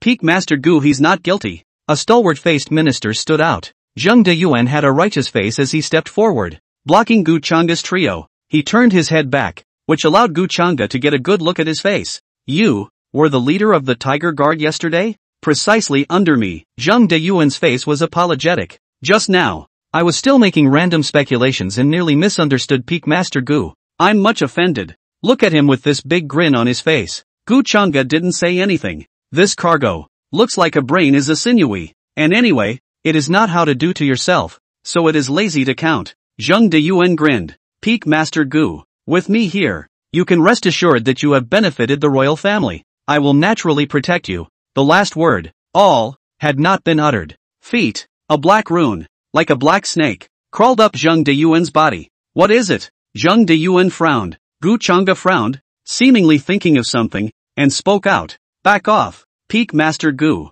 This is, before he could finish, for a split second, thin black lines that crawled all over Zheng Deyuan's body. Next moment, boom, there was a loud explosion. Inside the great hall, blood was dripping and pieces of flesh and blood were flying around. Ministers with fearful gazes looked upwards. Prime Minister, what are you doing? Deng Daoquan looked down indifferently and said coldly, Zheng Deyuan intends to protect the rebels. He should be killed. If anyone catches another step forward, they will be guilty of the same offense as Zheng Deyuan. This statement was made. The ministers, who were just about to step out, stopped in their tracks. If you can't move your feet, you can talk, right? After swallowing his saliva, someone opened his mouth and said, Prime Minister, The third prince is as good as fake. And Peak Master Gu is indeed not guilty of any wrongdoing. And should not be. Boom! Bursting open again. The crowd stopped their mouths and dared not say anything more. Deng Daoquan looked down at Gu Chang'e, whose eyes were lowered so that he couldn't see her expression.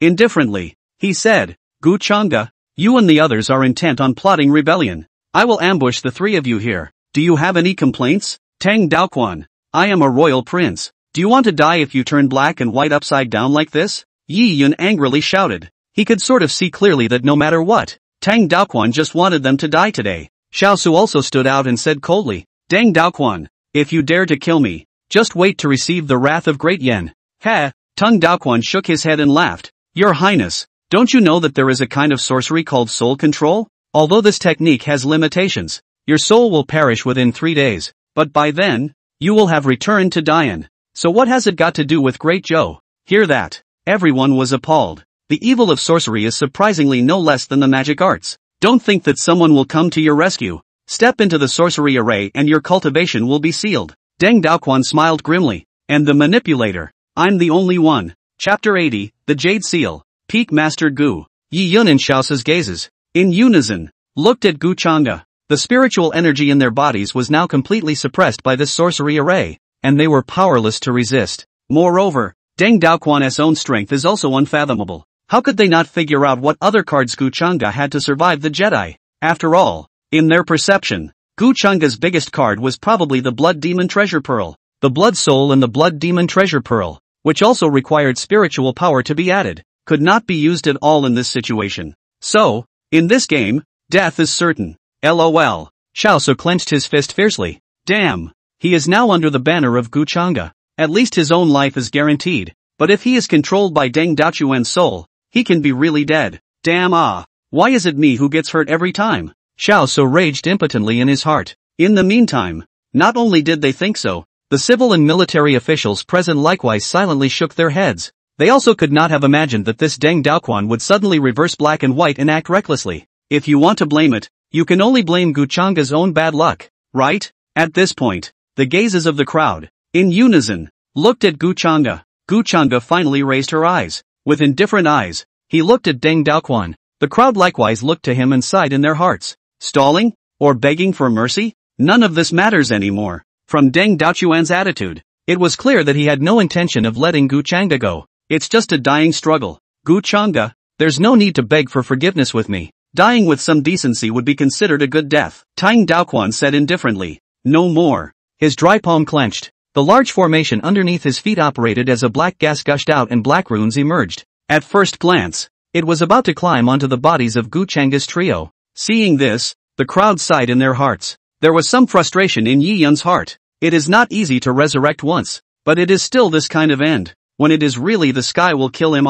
Peak Master Gu. In this short day, you have made me realize many things. Many thanks. Yi Yun arched his hand and sighed heavily. Unfortunately, not being able to get rid of traitors like Deng Daoquan is a regret in life. Gu Chang'e, I wish your whole family happiness and prosperity. Xiao Su's heart was like death. He said, he originally wanted to curse his mother, but eventually changed his mouth. People are dying, so let's be virtuous. Gu Chang'e didn't bother with him. Regret? He looked towards Yi Yun and said with a calm gaze, such traitors, since the body should be broken into pieces. Otherwise, this seat will not be at ease. These words, word for word, were spoken with extreme heaviness, resounding in everyone's ears. The voice was low, yet powerful and invigorating. What? Before the crowd could react, Gu Chang'e raised her hand slightly. Enhanced version of the spell-breaking card, shattered in an instant. In the center of his palm, a swirling energy converged, aiming at the large formation that was bubbling with black gas at the bottom of his feet,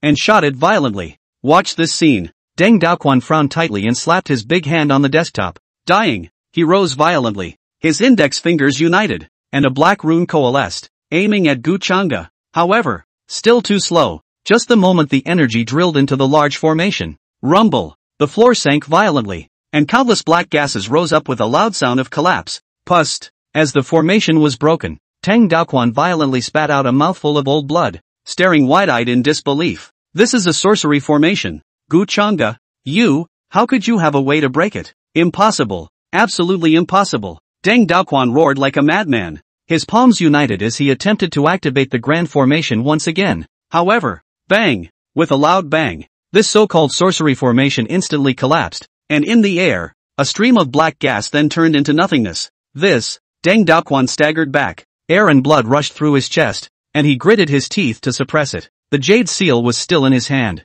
Feeling the touch in his palm, Deng Daoquan's heart crossed, ignoring the repeated backlash. He shouted. The runes erupted violently and surrounded his body. With a stamp of his foot, he was just about to flee. Did this seat let you go? A cold voice suddenly sounded from the side of his body. Gu Chang'e's gaze was indifferent, and with a lift of her palm, broken sin was sheathed and pressed against Deng Daoquan's neck. Gu, Peak Master Gu, this seat, too, doesn't let you talk. A faint cry, a crimson cold aura flashed by. Pust, blood spurted out. Deng Daoquan's words stuck in his mouth, and he died just like that. Bone on bone, heads rolled off, the mask came off with it. The gazes of the crowd, just as they landed on Deng Daoquan's face. There were people dry heaving all of a sudden. Only Deng Daoquan's old face was dry and shriveled, with dark eyes and wrinkles all over, as bizarre as black textures. Gu Chang'e's gaze looked away, her expression unchanged, and with a slap of her palm, she crushed it into dust.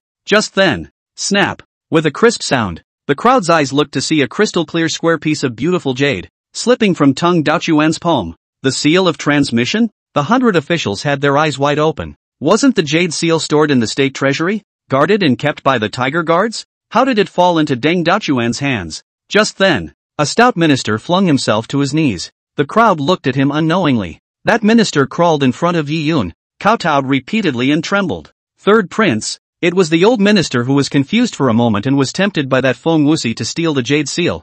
I deserve to die for my sins. Yi Yun's gaze turned cold as he kicked away. Come on, put this person in a cell and wait for his punishment. He could sort of understand why Deng Daoquan, such a respected and important minister, would suddenly rebel. The blood of an ancient dragon was of immense significance to any cultivator. What's more, he was transformed into that ghostly form because of witchcraft, so how could he not be tempted? Feng Wuxi abetted others to steal the jade seal of the passing state. The crime is aggravated. Peak Master Gu killing her today is a blessing for the great Zhou. Please accept a bow from the old minister. A minister knelt down. A call to arms. The civil and military officials knelt down, their voices sincere and resounding throughout the hall. Peak Master Gu, please accept a bow from my old servant. See this scene. Gu Chang'e didn't say anything. Instead, he raised his hand slightly, signaled the crowd to be quiet. He looked around and finally spoke faintly. Now that the identity of the third prince is confirmed, who has any objections to the ascension of the throne? Hear that.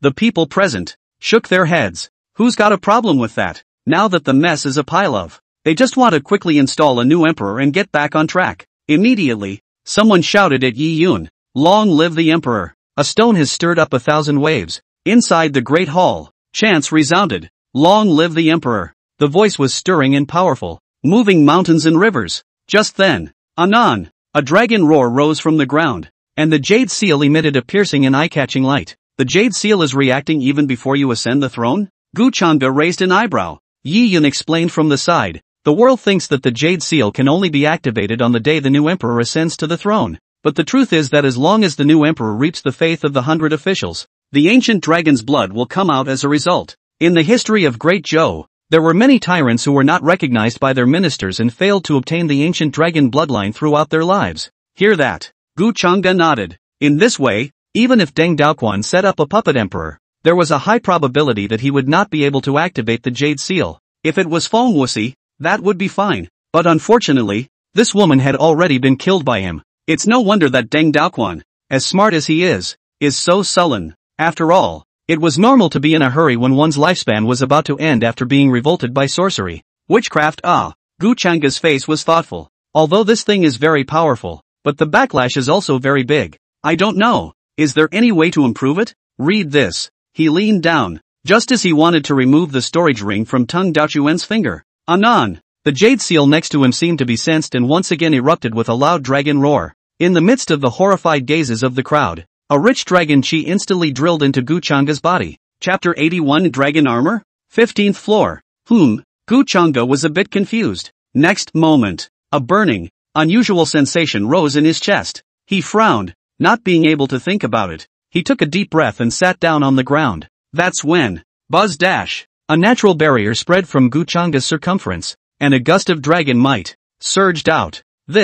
What is this for? The ministers looked at each other with wide old eyes. The blood of an ancient dragon has actually recognized Peak Master Gu. This is unheard of. Silence. Yi Yun drank and the scene instantly quieted down. Since the ancient dragon bloodline has recognized Peak Master Gu, it is the decision of the ancestor. So who dares to question it? I wouldn't dare. The crowd kowtowed. Yi Yun's gaze looked toward Guchanga and sighed softly. Peak Master Gu.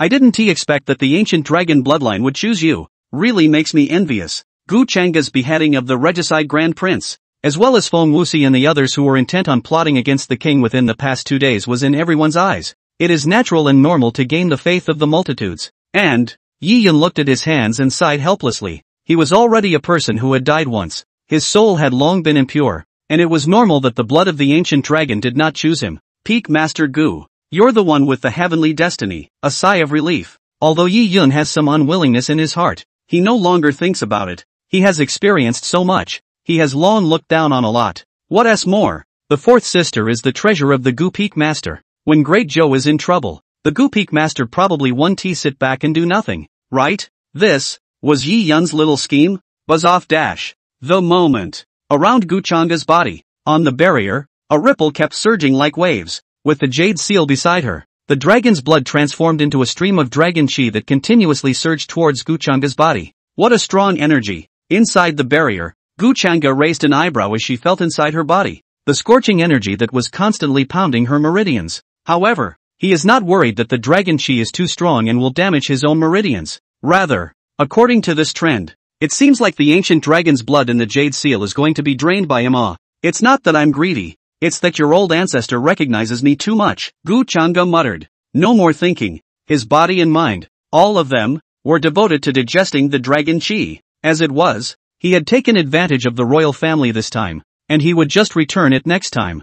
Think of it this way. A strand of dragon chi, once again, erupted and instantly surged into Guchanga's body, outside the barrier. Watch this scene. The crowd was dumbfounded. What kind of demonic speed is this? In front of her eyes, a dragon chi, like a wild horse out of control, gushed out recklessly and drilled into Guchanga's brow. Guchanga herself was calm. Around his body, a peach-colored armor slowly began to coalesce. Dragon chi armor? Xiaosu raised his eyebrows and disliked Yi Yun's shoulder. This looks like it's much stronger than yours. My dragon blood is only enough for me to evolve 2 layers of armor. If I absorb some dragon chi, I will be able to break through to the 3rd layer. Yi Yun looked at Guchanga, and his voice sighed. Peak Master Gu today. I'm afraid that he is going to evolve 10 layers of dragon chi armor in one go. You have to know that, among the successive emperors of the Great Zhou, only the first generation of the late emperor was able to do it. Hear that? Xiaosu sucked in a mouthful of cold air. He was aware of the first ancestor of the Great Zhou. This person, it was said, was a half-dragon body, a deservedly demonic figure. Back then, he even almost led the Great Zhou and sacked all the remaining 9 continents. It was a pity that later, because the dragon's blood was too exuberant, it suffered a backlash and died of depression. But there was no one who didn't remember such a legend. So when he heard Yi Yun say this, Xiaosu was first surprised and then in disbelief. Although Guchanga was demonic, she wasn't demonic to this extent. One must know that the first ancestor of the Great Zhou was a man who had once almost reached the legendary emperor realm. 10 layers? It can't be possible. Xiaosu muttered. The moment. Numerous eyes, staring tightly at Guchanga. Everyone was curious as to just how far Guchanga could bring this ancient dragon's blood into play. Legend has it that 10 layers of dragon armor is already the limit. 10 armorers can move mountains and break the sea. Gu Peak Master today. The will not. A minister's voice trembled. Although Peak Master Gu was gifted, he is still not qualified in front of the late emperor. A white-haired minister who had obviously lived for many years and experienced many eras shook his head. His voice certain. The 10 armored one is already a great emperor. I and other mortals. How can I be virtuous enough to see this scene? Just as the words of this old minister were falling from his lips, an unprecedented, resounding dragon roar, like a flood bell, echoed in the ears of the crowd. Around Guchanga's body, waves of chi surged up and swept away. Peak Master Gu? The gazes of the crowd looked in unison. They were all curious as to how far an outsider without dragon blood in the district could bring the ancient dragon's blood into play. Buzz dash. Guchanga was just about to raise her hand to observe her surroundings when a strange feeling suddenly came over her heart. A giant peach-colored armor coalesced violently. Then under the shocked gaze of the crowd, it gradually shrunk. And eventually, like light armor, it clung to Guchanga's body. It was a quick process, but it didn't hinder the crowd's judgment. However, in the face of the fact that Guchanga had 15 layers of dragon chi armor, the entire hall, at this moment, was surprisingly dead silent. The aging minister from earlier stared at Guchanga with wide eyes, incredulously. 10, 15 armored, Gu Peak Masters, unexpectedly have the posture of a great emperor. Ward hair? A great emperor? That's not a good thing to say. Guchanga coughed twice and looked at the minister. Calm down. Calm down. The 15th armor is nothing more than that. You don't need to be so surprised. Wow dash. The crowd was in an uproar. Dumbfounded. Peak Master Gu. You are really modest, huh? Yi Yun wiped the fine sweat on his forehead. 15 armor is nothing. So what the hell is this 3 armor of his? Awesome. Xiao Su was convinced. A complete change of opinion about Guchanga. Thinking back to his earlier, constant face-jumping and mocking scenes in front of Guchanga, he couldn't wait to slap himself twice. What the hell? 15 armor is strong? Looking at the expressions of the crowd, Guchanga was a bit baffled. The first generation of ancestors, all but 10 armor, said Yi Yun. Guchanga didn't know what to say. Retract your thoughts. He looked at the peach-colored armor around him and made a fist. The air in front of him instantly exploded. But, that's not all. Bang, bang, bang. Right in front of his eyes, a series of air burst out in unison, blowing the wall of the great hall, instantly, into an opening. What a strong power. It's just that the spiritual energy is consumed a bit quickly. Feeling the loss of spiritual energy in his body, Guchanga muttered, and then he withdrew the dragon armor. Nice. This time, the god's capital was not a wasted visit. Just then, seems to have a feeling. Guchanga raised her eyes and looked toward the front door as a figure darted in. Xiao Xiao. Didn't the master say not to come over? He looked at Xiao Xiao a bit speechlessly, then suddenly felt a bit strange in his heart. In theory, Chang Schwanger, this girl is so active. She should have come along, right? For a while, Guchanga actually felt that this matter was a bit unbelievable, and so on. It's not right. Seemingly thinking of something, Guchanga frowned when she was just about to open her mouth to inquire, and Xiao Xiao had come to him. She didn't have time to catch her breath, and her face turned white as she hurriedly said, Master, it's not good. There was a pause. Her voice was shaky and she looked worried. Little senior sister she had an accident while breaking through the Tongshan realm. Her spiritual energy overflowed and she suddenly fainted. 1 chapter owed. For tomorrow, a little pussyfooting around. This storyline can be considered over, so we can finally get back to the main story in the next chapter. Chapter 82, Chung Schwanger Coma. Coma? Guchanga's brows furrowed. His gaze sunk slightly as he held in Xiao Zhao's shoulders and said, Sort out the language before you say, what the hell is going on? Mastermind. And Xiao Zhao took a deep breath and a layer of mist emerged from her beautiful eyes. Just after you left, Senior Master, Junior Sister yelled that she wanted to cultivate and break through to the passing spirit realm before it was too late, so she asked us to guide her from the sidelines. Junior Sister is gifted. Breaking through to God is only a matter of time. But, tears overflowed from the corners of Xiao Xiao's eyes as she forced herself to cry. But when she was about to break through to Tongshan, the spiritual energy in little sister's body suddenly overflowed, and even Elder Dang Tian couldn't suppress it. In the end, not only did she fail in her breakthrough and spit blood from her mouth, she also directly passed out. Hear that? Guchanga's gaze, instantly, clouded over. At this point, Yi Yun frowned. There are specialized imperial doctors in the palace. Are they also? I don't know, and Xiao Xiao shook her head. Elder Dang Tian and 4th Senior Sister have already sent Junior Sister to the Imperial Medical Center. I don't know how the situation is now. Yi Yun, belonging. Where is the Imperial Medical Center? Lead the way. A low, unmistakable voice rang in his ears. Yi Yun didn't dare to delay. Sidestepping and pointing the way. Shenlong Palace is heading due east. From here, it will probably take an incense stick of time. The next moment the words fell.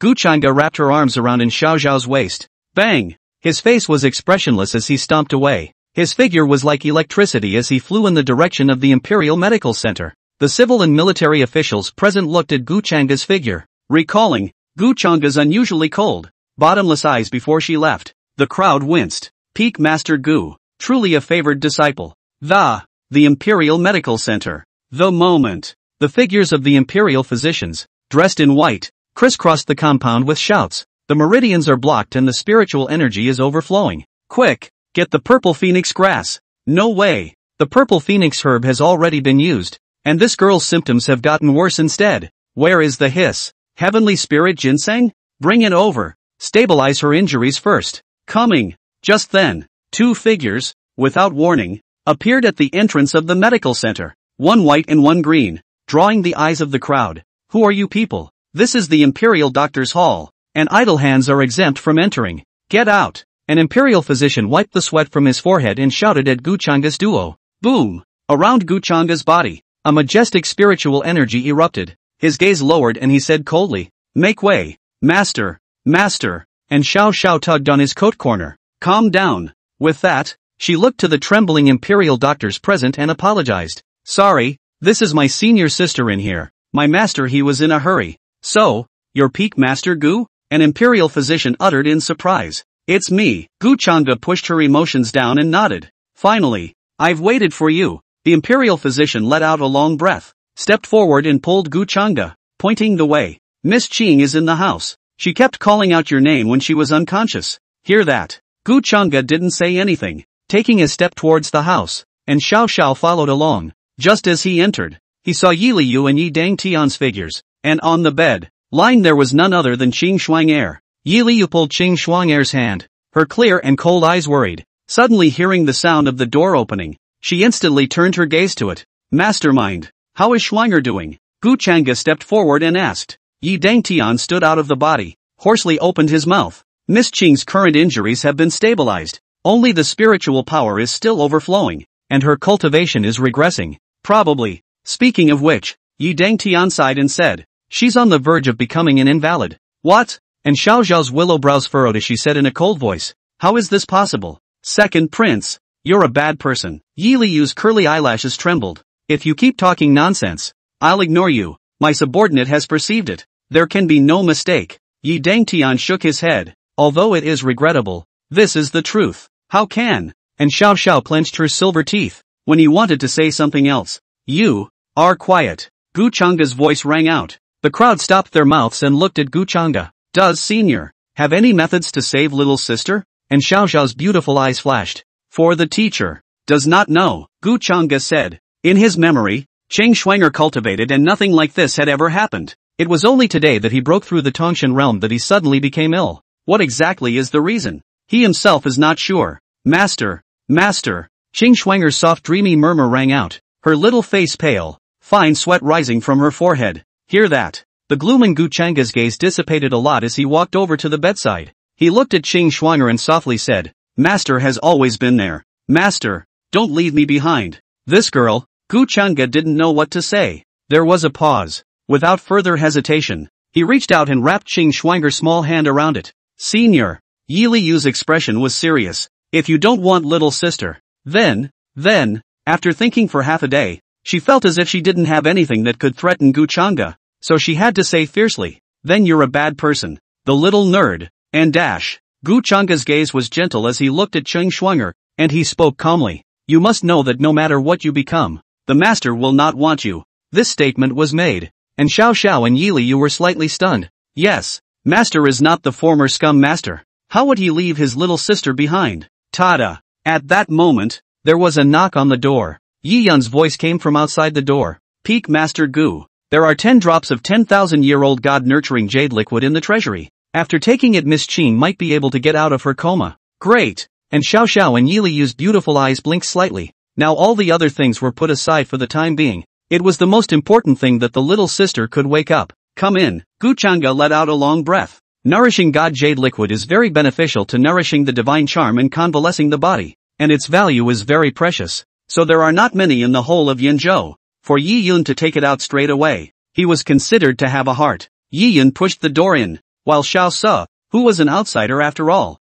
stopped outside the door. "Peak Master Gu." Yi Yun handed over the spirit bottle in his hand. Guchanga took it and lifted it with a movement of her palm. Just after opening it, the aroma of the jade liquid filled the air, and with a single sniff, he felt his mind stabilized. "Shuang'er is good. Open your mouth." Guchanga took her small hand and said softly. However, Qing Shuang'er was in a coma and couldn't hear Guchanga's voice at all. Looking at Qing Shuang'er's pretty face pale, she frowned tightly at her willow brows and her small mouth was tightly closed. Guchanga was in a bit of a bind. It seemed to come to mind. He turned to look at Xiao Xiao, a little embarrassed, and pointed to the jade liquid in his hand. Xiao Xiao, do you want to feed it to Shuang'er? Master, master. Chang Shuang'er's voice suddenly came. Ahem. What followed was a violent coughing fit. Forget it. Spell it out. A heartbeat later, Gu Chang'e tilted her head and poured the jade liquid into her mouth, wrapping it in spiritual energy and holding it in her mouth. Next moment, he leaned down and pressed himself against Chang Shuang'er's pink mouth.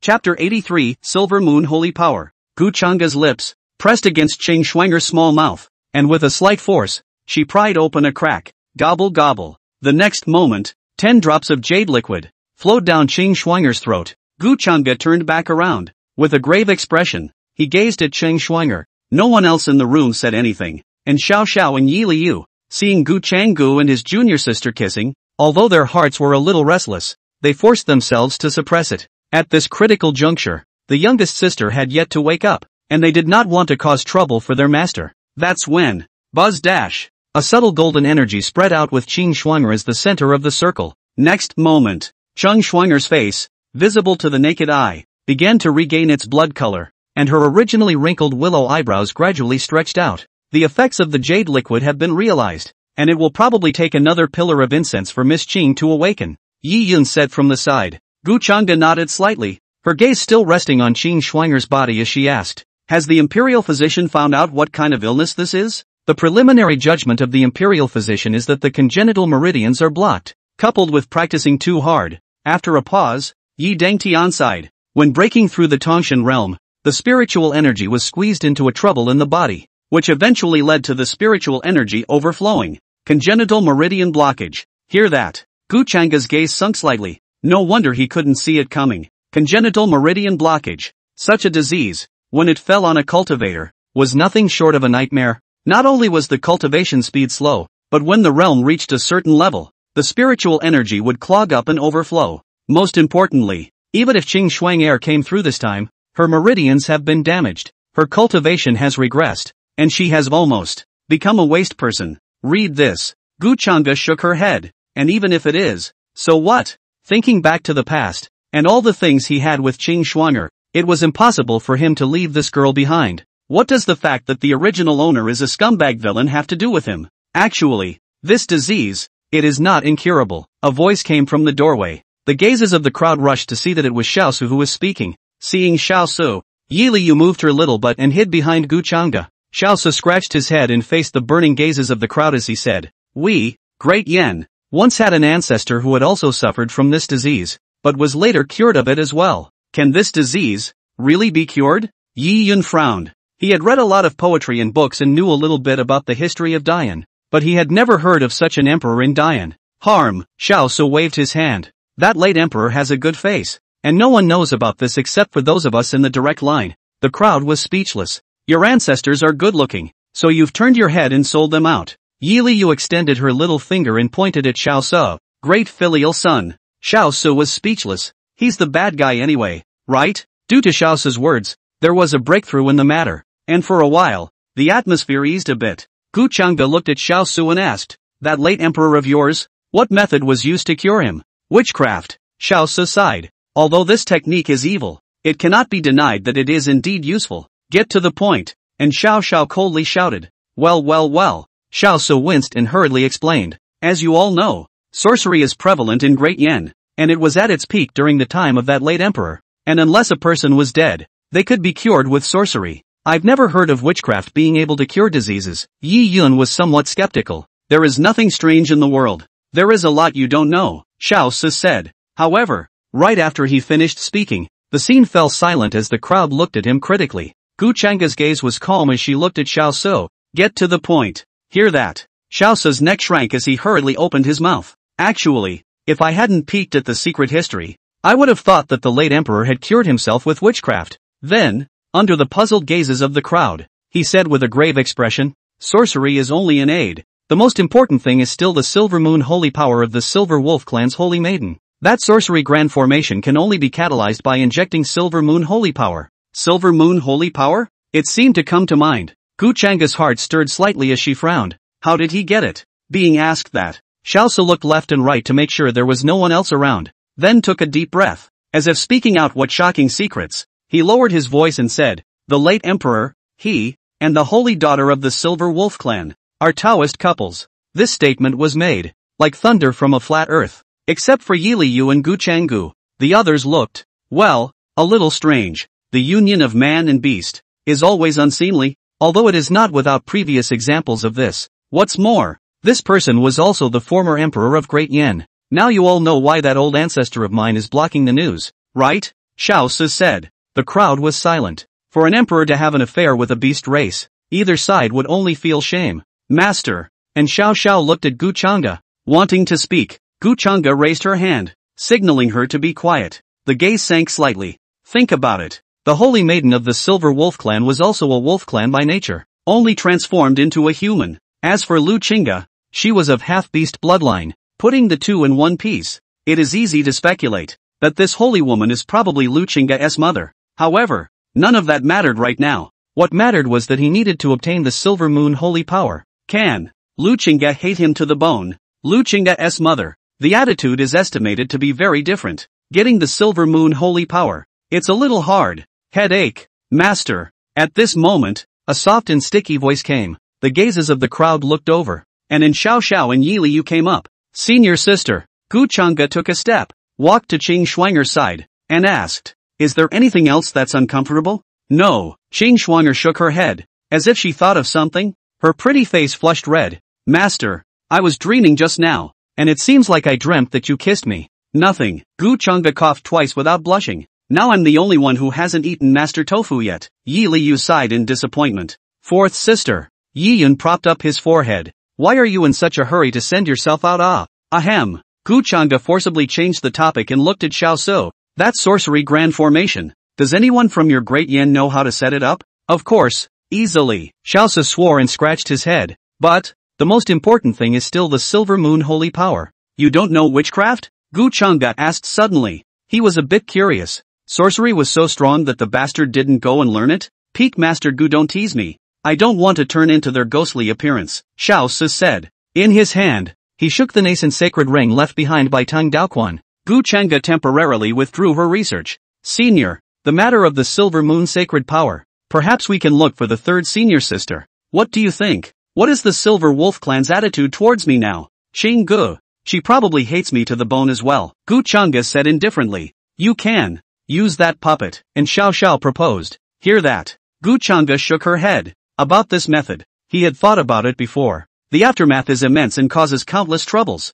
However, if it works, these troubles can be ignored. But does really work? What's more, he didn't know if the Silver Wolf clan had any means to recognize the Silver Moon Demon Emperor's authenticity. So, Gu Changge decided to use the crudest and simplest method. Kill. Yeah, just kill. Sooner or later, the Silver Wolf clan would come over with Yi Liangchen to look for trouble, so he might as well preempt it. Master, there is no need to worry about me. Look, am I not fine now? Qing Shuang'er blinked and said with a smile, even if I can't cultivate, I'm okay with it, as long as, speaking of which, her voice suddenly became very, very soft, as long as you don't mind me, that's all, I'm content. Just then, before she could finish, a pair of large hands lifted her small face up. Gu Changge's eyes were serious, looking at Qing Shuang'er's large watery eyes. Willingly? What? Can't cultivate, Gu Changge said. Qing Shuang'er pursed her lips and forced her nose to be sore. Her greatest wish was to become a strong person and switch herself to protect her master in the future.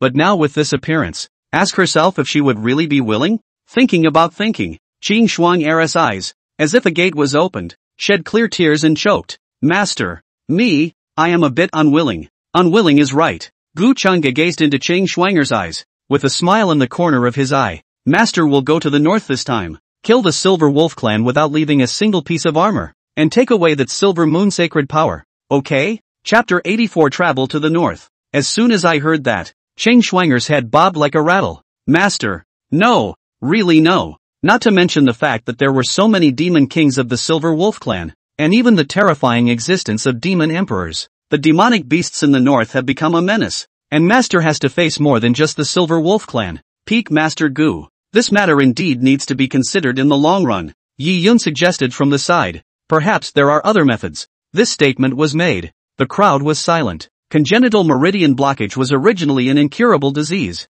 Not to mention that Qing Shuang'er's meridians were now destroyed. making it even more difficult to cure. Other methods? Maybe there is, but the probability is slim to none. Yi Yun, let me ask you a question. Gu Chang'e held Qing Shuang'er's small hand and didn't turn around, but spoke faintly. Peak Master, please speak. Yi Yun arched his hand. You can wait for this so-called method, and I can wait, and even everyone can wait. But, can this girl wait? When she said this, Gu Chang'e's gaze was calm and her voice rippled. But, there was a firmness in it that everyone could hear, seared into their hearts. Yes, if we keep waiting, we can only wait until Qing Shuang'er grows old and perishes with dry bones. Others could not care about Qing Shuang'er's death, but he, Gu Chang'e, could not help but care. Yi Yun was silent for a moment, then sighed. Can't wait. He looked at Qing Shuang'er and said with an apology, it was me who spoke out of turn. Please forgive me, Mississippi. However, Qing Shuang'er did not reply, just staring blankly at Gu Chang'e's handsome and gentle face.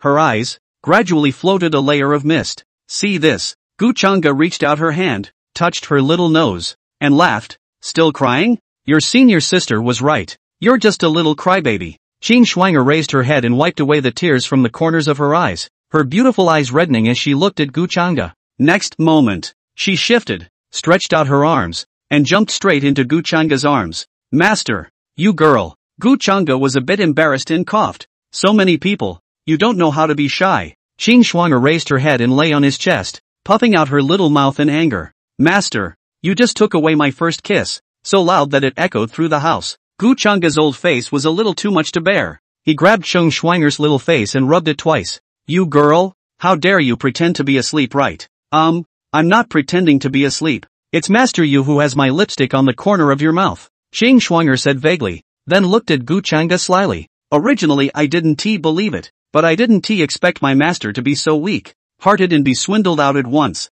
Hear that? Gu Chang'e touched the corner of her mouth, and sure enough, she wiped down a touch of red. His expression remained unchanged as he looked at Qing Shuang'er, narrowing his eyes and saying viciously, if you dare to bring up this matter again, Master will kiss you to death. Good. Qing Shuang'er lifted her little head and leapt to her feet. Master, come on, get lost. Gu Chang'e pushed her face away. Day after day. How come he looks like a little girl and a few disciples look like yellow hairs? Forget it. Saying too much is a tear. This pain still can only be digested slowly by him alone. Playful at the same time. Gu Chang'e was also planning in her mind the arrangements for this trip to the north. Not much longer. Then he thought about it. Gu Chang'e stood up and looked at Yi Dangtian. Elder Yi, you'll follow me on this trip to the north. Subordinate leads the way. Yi Dangtian said. Gu Chang'e's gaze, wandering over Yi Yun and Xiao Su's bodies, finally said, you two, just do your jobs. For Xiao Su, he didn't have much to ask. Just go back to your own home and find your own mom.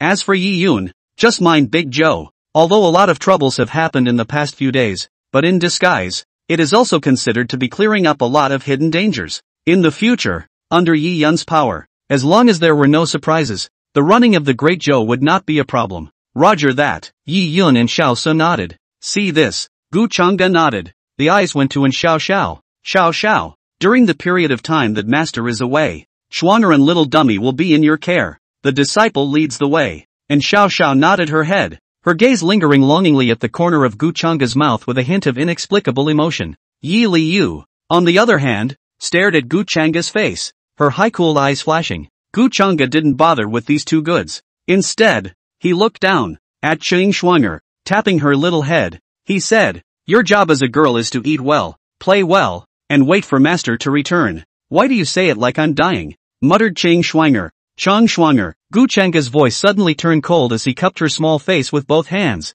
If you talk nonsense again, Master will really kiss you to death. Okay, Qing Shuang'er said softly. No more nonsense, but I want to kiss you again. Master, is that good at kissing? Gu Chang'e was a bit speechless. Good kiss, said. Qing Shuang'er's two fingers twirled. Mainly, I didn't feel it just now well. Wait, until Master comes back after a while. Gu Chang'e coughed. Oh, when he comes back, he'll deny it. He didn't agree to it anyway. Watch this scene. Yi Liu staggered a bit. Her eyes were lifeless. I'm the only one who hasn't eaten Master's tofu yet. And Xiao Xiao's beautiful eyes blinked slightly as she looked at Gu Chang'e and said quietly, Master, you can't be thick-skinned. Gu Chang'e sighed. For the teacher promises you guys, when you come back, surely, surely one person will eat tofu once. Hey! Yi Liu's eyes glowed, but her small mouth was still sighing. Master has fallen. Gu Chang'e kind of lost count. How many times has he been rendered speechless by these three girls today?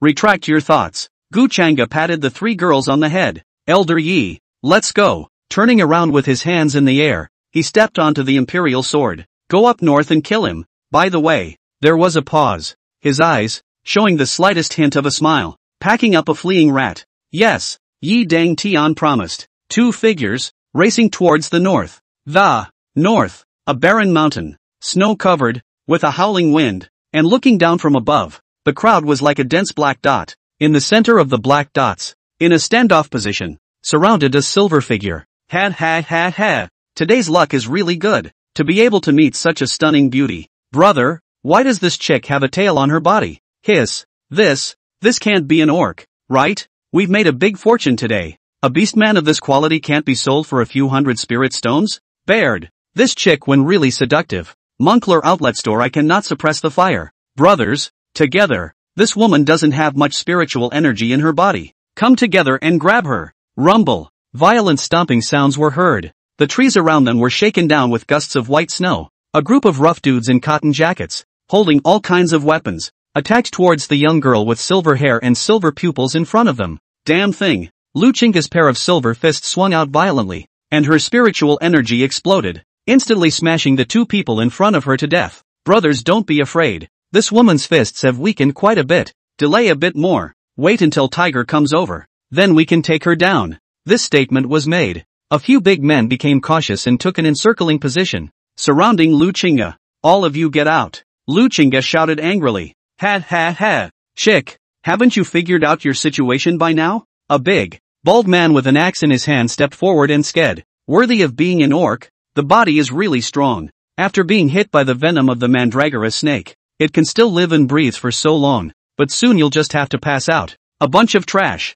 In normal times, I could break you all with one punch. Lu Chinga gritted her teeth, her silver pupils filled with killing intent. Get out of here. A punch is thrown. However, it swung blankly. That's when her eyes were dazzled, and the spiritual energy in her body drained away. Near the bottom. Damn. Bunch of bastards. Put it in the usual. Lu Chinga staggered backward, only feeling her legs getting less and less strong. Eyelids fluttered. In front of her eyes, a group of big men stepped slowly and smiled lewdly. The leading bald man rubbed his head and walked towards Lu Chinga. Hey, hey, hey. Scream again. Scream again? No one can save you even if you scream your throat out. However, just the next moment after he finished speaking, boom, a loud sound, carrying a terrifying pressure, suddenly erupted from overhead. Lu Chinga tried her best to open her eyelids, wanting to see the visitor. However, the toxin had been lurking in her body for too long. When it erupted at this moment, even his Daoyuan realm self wouldn't be able to resist it.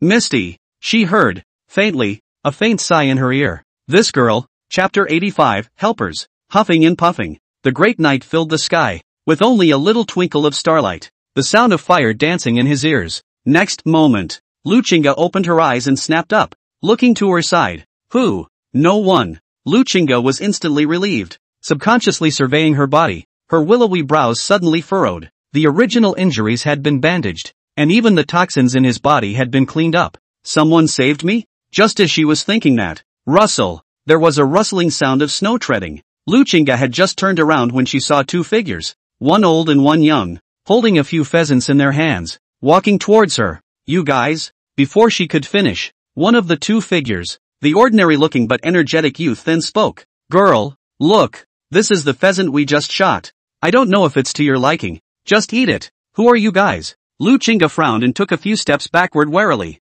Hear that? The young man stretched out his hand, and hastened to say, Miss, we were passing by here and couldn't bear the thought of you being bullied by those bandits, so we came to your aid. We are not evil. Despite saying this, Lu Chinga was still looking at him vigilantly as her divine sense swept through. No cultivation? It seemed to come to mind. Her gaze, toward the hunched old man beside the youth. Pre-Dao Yuan? It turned out to be this person who made the move. It all makes sense. Lu Chinga slowly exhaled a breath. Her silver pupils stared at the youth and asked, This is a deserted mountainous area. How did you come here? Hey, I am ashamed to say that we were originally subjects of Dian, and we want to travel to Great Zhou to see if there is any business to do. There was a pause. The youth sighed. I didn't expect that. The road was lost with the merchants, and even the silver and goods were lost. Luchinga suddenly realized that the youth in front of her was simple and somewhat pitiful. I can't believe I've been kept in the dark about even such a simple scam until now. Looked at the old man beside him.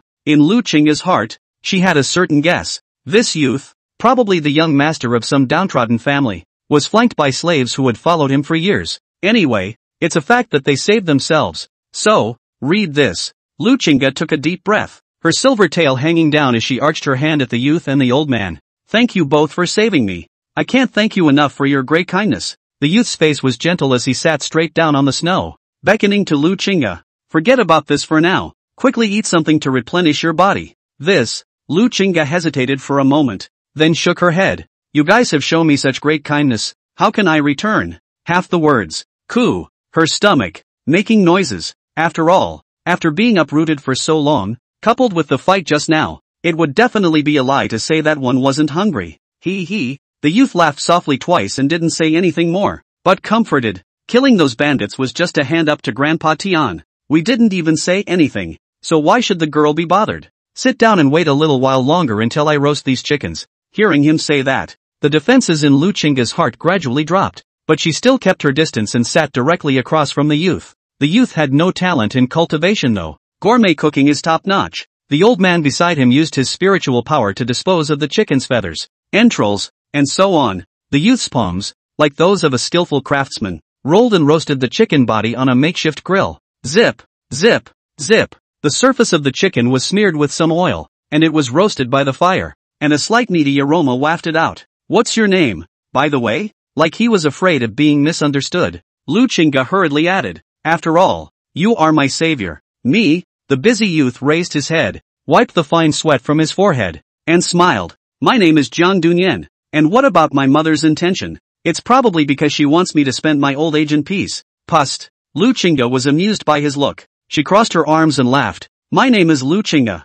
I don't know what my mother meant, but my goal is to clean up that scum with song in his name. Hear that? But, ahem. Jiang Dunyan seemed to be choking and coughed twice. Ahaha, to be remembered by a girl like that. That must be the scum of the scum, right? That's for sure. Luchinga was a bit energized, clenching her fists and saying viciously, this kind of scum, I will definitely crush him into pieces with my own hands. Ahem. The old man who had been silent beside him, for some reason, also suddenly coughed twice. Luchinga felt a bit strange. Jiang Dunyan is not a cultivator. Was cold to she can understand. How this person are Dao Yuan realm. Also this person is also so weak? The human race of Dian seems to be even less physically fit than the human race of Great Zhou. Didn't wait for her to think about it much. A tantalizing scent suddenly came to his nose. Here, adding some cumin is even better. Jiang Dunyan held the roasted chicken in one hand and reached out with one hand to sprinkle a box of cumin powder down. Didn't you lose all your cargo? How come there's still this stuff?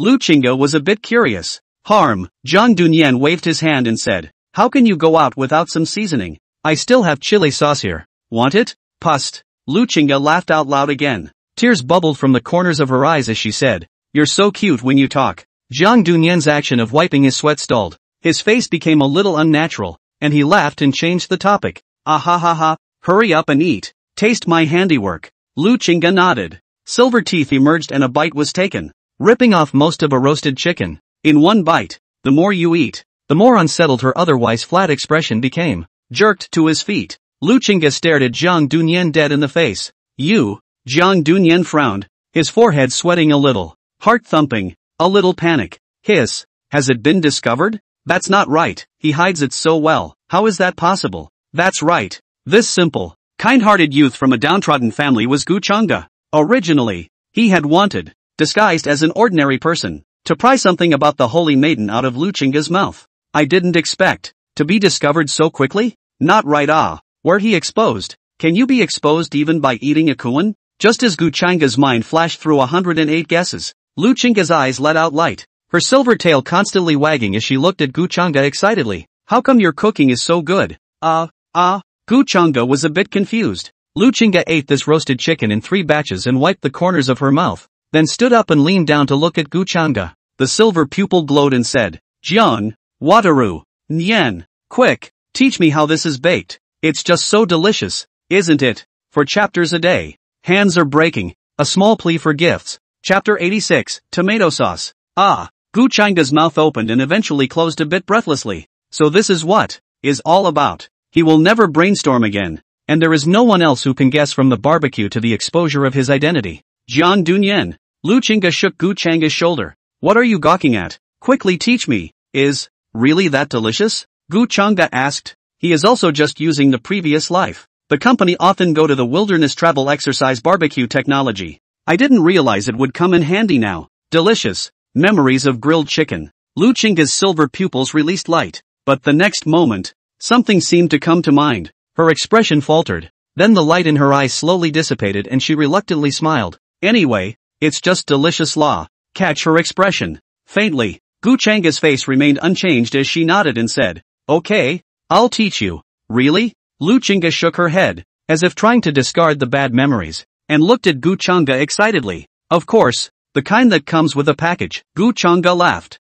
Lu Chinga suddenly stared at Gu Changa and asked with a bit of curiosity, won't your family tell you off for delving into barbecuing so much? Hear that? The corners of Gu Changa's mouth twitched slightly. Drill? If it were not for the fact that the boss in his previous life was stingy and only spared to go to the middle of nowhere to build a group, he would not have been able to practice for a few more years. 2.5 years. Maybe you can only practice a little bit? Take a moment to think about it. No way, Gu Changa said while picking up the plucked pheasant. On the contrary, my mother is still very supportive. Lu Chinga stared slightly, expressing great shock. Your family is quite rich too, isn't it, that your mother is willing to let you do nothing? Hear that? Gu Changa's gaze sunk slightly. He lowered his eyes and said in a low voice, I'm not hiding it from the girl. My meridians are congenitally blocked. I can't cultivate. And I'm simply an invalid. Congenital. Meridian blockage? Lu Chinga's beautiful eyes moved slightly as she muttered under her breath. That's good. Exactly why my father asked me to go into business to see if there was a way out.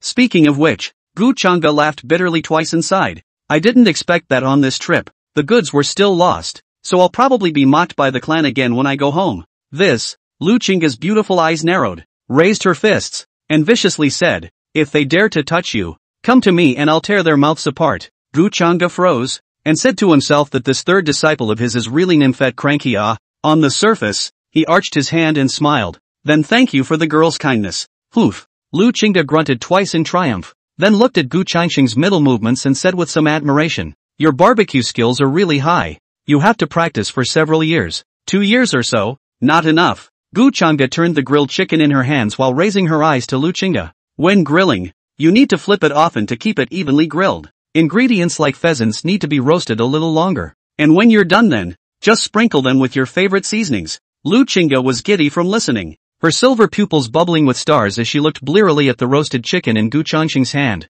Aha! Gu Changa was a bit speechless. You don't understand a word of this, do you? This behavior, but also in line with this girl's persona. Spit a few words in your mind. Gu Changa pulled out a box of sauce with a bright red appearance and poured it over the roasted chicken. New flavor. Want to try? New flavor? Lu Chinga came forward, got close to the roasted chicken and sniffed it twice, then frowned. It's so sour, but I can try. She crossed her arms and said atmospherically, I won't say anything about it, even if it's awful. Gu Changa didn't know what to say. One can only silently hand over the roast chicken. Lu Chinga looked at the roasted chicken in her hands, swallowing, as if making some sort of determination. He opened his mouth and took a bite. Next moment, she puffed up her mouth and chewed, looking at Gu Changa with enjoyment in her eyes. This is too good to eat. 3 down 5 out of 2. A rotisserie chicken was once again gobbled up. Hiccup came out a belch. Lu Chinga sat on the ground contentedly and stretched out,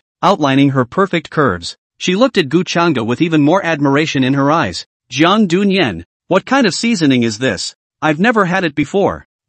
Tomato sauce, Gu Changa said. Tomato sauce. Lu Chinga repeated word for word, then looked at Gu Changa and gave a thumbs up. Your cooking skills are really strong. Among the people I know, you can rank second. Ha, the girl is wrong. Gu Changa said in her heart that this is the technology brought by Blue Star, so it can't be downgraded to strike you natives? After eating and drinking enough, Lu Chinga simply laid down on the snow and looked at the starry sky. Miss, the environment here is treacherous, and lying on the snow is easy to catch wind chill. You are pretty silly and cute. Lu Chinga reached out her hand and rubbed her ears before pointing at her silver eyes. Can't you see by now that I'm not a normal person? Gu Changa was momentarily speechless. Of course he could see that it was just a matter of trying to maintain Jian Dunyan's naive and foolish persona. But, Lu Chinga made a carp and stood up, shaking the snowflakes from her body, revealing her tiger teeth, and looked at Gu Changa and smiled. Thanks for your concern. No need to thank you, Gu Changa said. Lu Chinga half squatted on the ground, one hand resting on her chin and one hand wrapping around the ends of her hair. Looking at Gu Changa's face, she said casually, although you're pretty average looking, not even as good as my scumbag master. Hear that? The corners of Gu Changa's mouth twitched, hoping that you have not complimented a single person in one sentence, right? But you're still pretty handsome sometimes. Lu Chinga's two small tiger teeth showed and she put on a rather cute smile. For example, when you were barbecuing just now. Thank you, Gu Changa nodded. Harm. No need to thank you. Lu Chinga patted Gu Changa's shoulder. Don't you also not dislike me? Dislike you for what? Gu Changa raised an eyebrow. Mouthfuls. His gaze, however, glanced toward the jungle behind him. Lu Chinga was still talking to herself. Don't you think I look strange? Beast ears, beast tail, even my hands. Before she could finish her sentence, rustle. The jungle directly across the street suddenly resounded with the sound of rustling and scuffling. It's the sound of leaves being stirred. Someone? Lu Chinga instantly got up and looked ahead,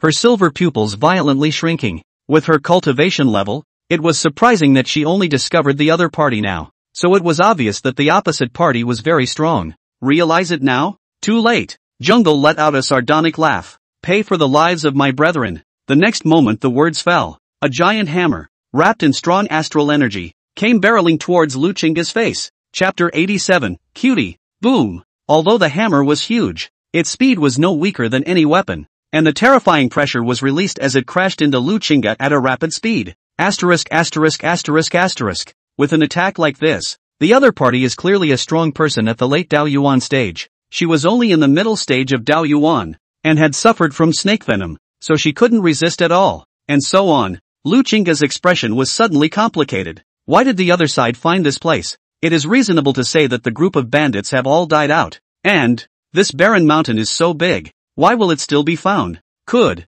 be him? Read this. One moment. Lu Chinga's silver pupils flickered as anger surged up and she looked at Gu Changa. Jiang Dunyan, you, the words betray me had not been uttered. A strong astral wind struck in front of him. The iron hammer slapped the surrounding wind and snow away and hissed as it crashed into Lu Chinga. Damn! It's too late. Lu Chinga clenched her silver teeth. Her pupils contracted violently, and her pretty face turned gray. How can she die here? She was going to kill Gu Changa with her own hands to avenge her grandfather's death. Both fists snapped up in front of his body. She was ready to be beaten until she was crippled. However, just in the nick of time, bang! A dull thud rang in her ears. Next moment, all she felt was that she was wrapped in a wave of warmth and her body was held tight.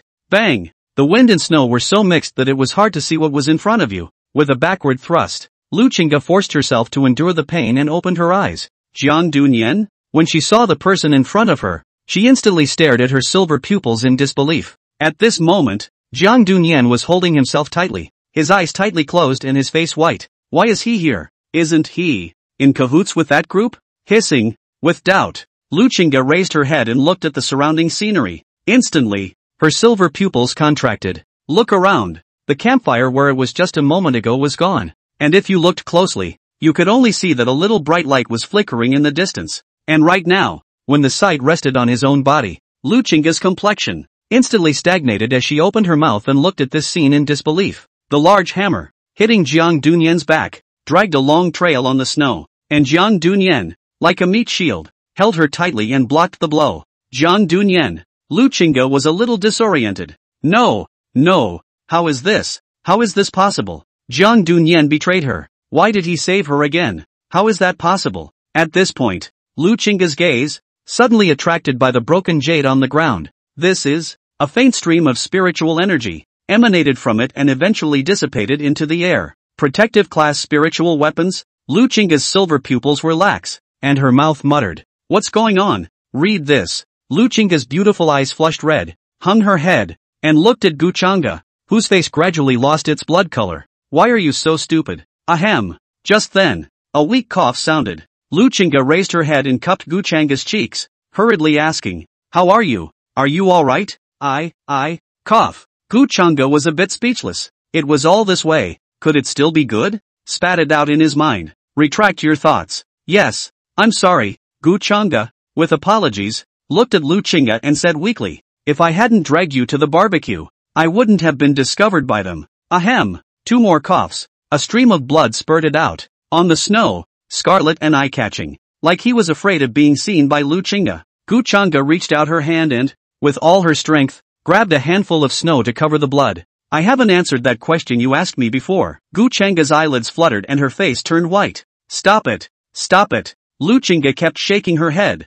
her beautiful eyes reddening. You're about to die. I've never disliked you, Gu Changa said to himself, a smile appearing at the corner of his mouth. On the contrary, I think you're quite cute like this. Especially when you smile. Ahem. A violent coughing fit, and for once, no blood. In the gaze of Lu Chinga, who gradually understood everything, Gu Changa's eyelids gradually closed. Finally, it slowly closed. Lu Chinga bit her red lips tightly and lost her voice. How could this be? This all shouldn't be like this. Ha ha ha ha, is not supposed to do that. Just then, a teasing laugh suddenly rang out from the front. Lu Chinga looked up. A tall figure, laughing loudly, stepped towards this place, stepping forward. Ouch! With a loud and clear wolf howl, as the big man at the head walked out, Wang Hu patted the wolfhound beside him with satisfaction and laughed out loud. Good. Worthy of being my hound. Sense of smell is just sharp. Hound. Lu Chinga opened her mouth, her eyes lax. You don't think, now, that it was this little cutie, put you in harm's way, right? Wang Hu teased. This statement was made. The crowd laughed. Wang Hu hugged his shoulders and spat, laughing disdainfully. This little cutie, it's also miserable, saving you like you and getting bitten back. I didn't expect to end up saving you again, a junior beside him added. The last servant also left him and ran away. Ha ha ha. Snap. Wang Hu stretched out his hand, gave him a slap and glared. Tired of living? Dare to steal my lines. Don't dare. After the interlude, Wang Hu's crowd, smiling lewdly, slowly approached towards Lu Chinga's position. Lu Chinga was senseless at the moment. She lowered her eyes. Her face no longer had any blood color. She just mumbled, "It's all my fault. It's all my fault. TSK, Chang Zi really didn't lie to me." Upon seeing Lu Chinga's looks, Wang Hu's eyes widened. Excellent goods nah. It's a good thing I didn't kill you just now, or I'd have to regret it for 8 lifetimes. Said. He had already walked up to Lu Chinga and Gu Changa. Standing tall, Wang Hu's gaze wandered between Lu Chinga and Gu Changa. Turning back to the crowd of minions, he looked at them and smiled playfully. You guys say, this little cutie, is it a green turtle, giving me a pussy for nothing? Ha ha ha. The crowd laughed, saving this woman over and over again. This woman is still ungrateful. Hot face on cold ass. Not a? Who are you, calling a green turtle? Lu Chinga slowly raised her head, her silver pupils devoid of any color. You. Wang Hu widened his eyes and sneered. I said this little cutie. What? Are you going to help him take revenge? A waste in the middle stage of the Dao Yuan realm. Still wanting to, before he could finish. Bang, bang, bang. A sound of an air explosion rang out violently. Lu Chinga swung out her fist, wrapped in silver-colored spiritual energy, and the air along the way kept exploding. The aura around her body was climbing. The middle stage of the Dao Yuan, the late stage of the Dao Yuan, and the Dao Yuan. Consummation. Chapter 88, Alive. Boom. A strong pressure erupted and a wave of air swept away. Wang Hu opened his mouth, his eyes widened, and he lost his voice. Row. Before the words are out. Bang. There was a loud bang. His chest was directly penetrated by Lu Chinga's fist. Bang. Before Wang Hu's eyes closed, he collapsed to the ground, dead beyond repair. Big brother, quickly, run. This was hiding her strength before. So much for shouting. The remaining bandits hastily backed away. Did I tell you to run? A low to the ground voice rang out. Lu Chinga gently put down Gu Changa, looking toward the several people who fled in all directions in front of her. Her silver eyes flashed cold to the extreme. Next moment. Bang, bang, bang. In the eyes of the crowd in despair and shock, Lu Chinga's figure had long since disappeared, instead transforming into a silver stream of light that flashed before his eyes. Watching a trail of stumps, the fear in the hearts of the crowd had reached its peak. Run, run. If you don't run, you're really going to die. Snap. Beside him, the head of one of his companions was shattered by a punch, and several wolfhounds, too, had long since perished. More and more fallen bodies, fewer and fewer companions. A big man drew his sword and roared. Where are the damn people? All come to me. There are more of us. Even if we can't fight, we can still defend ourselves. However, just the next moment after he finished speaking, bang, bang, bang, several swift fists, like flying shadows, carried a terrifying pressure and penetrated his chest. Spare your life. The remaining few people, after seeing Lu Chinga's terrifying strength, their legs and stomachs went limp and they collapsed to the ground. Lu Chinga's gaze was calm as she wiped away the blood on her fist's blade and looked at the men blandly. Want to live? Hear that? A few big men froze and looked at each other, then became ecstatic and hurriedly kowtowed. Think, but, you don't deserve it. The cold voice came. A few people hadn't reacted yet. An astral wind blew by, and in the next moment, the head was shattered by a punch, and blood gushed out. Do all that. All is calm. Wind and snow mingled, and a cold wind pierced the bones of the deserted mountains. Lu Chinga slowly walked over to Gu Changa's side. Puff. Fall to your knees. Her eyes were lifeless as she wiped the blood from her hands, then cupped Gu Changa's face. It was just quiet for a while. A series of clear tears trailed down her cheeks. Lu Chinga clenched her teeth tightly and, with a sobbing voice, leaned her head on Gu Changa's forehead.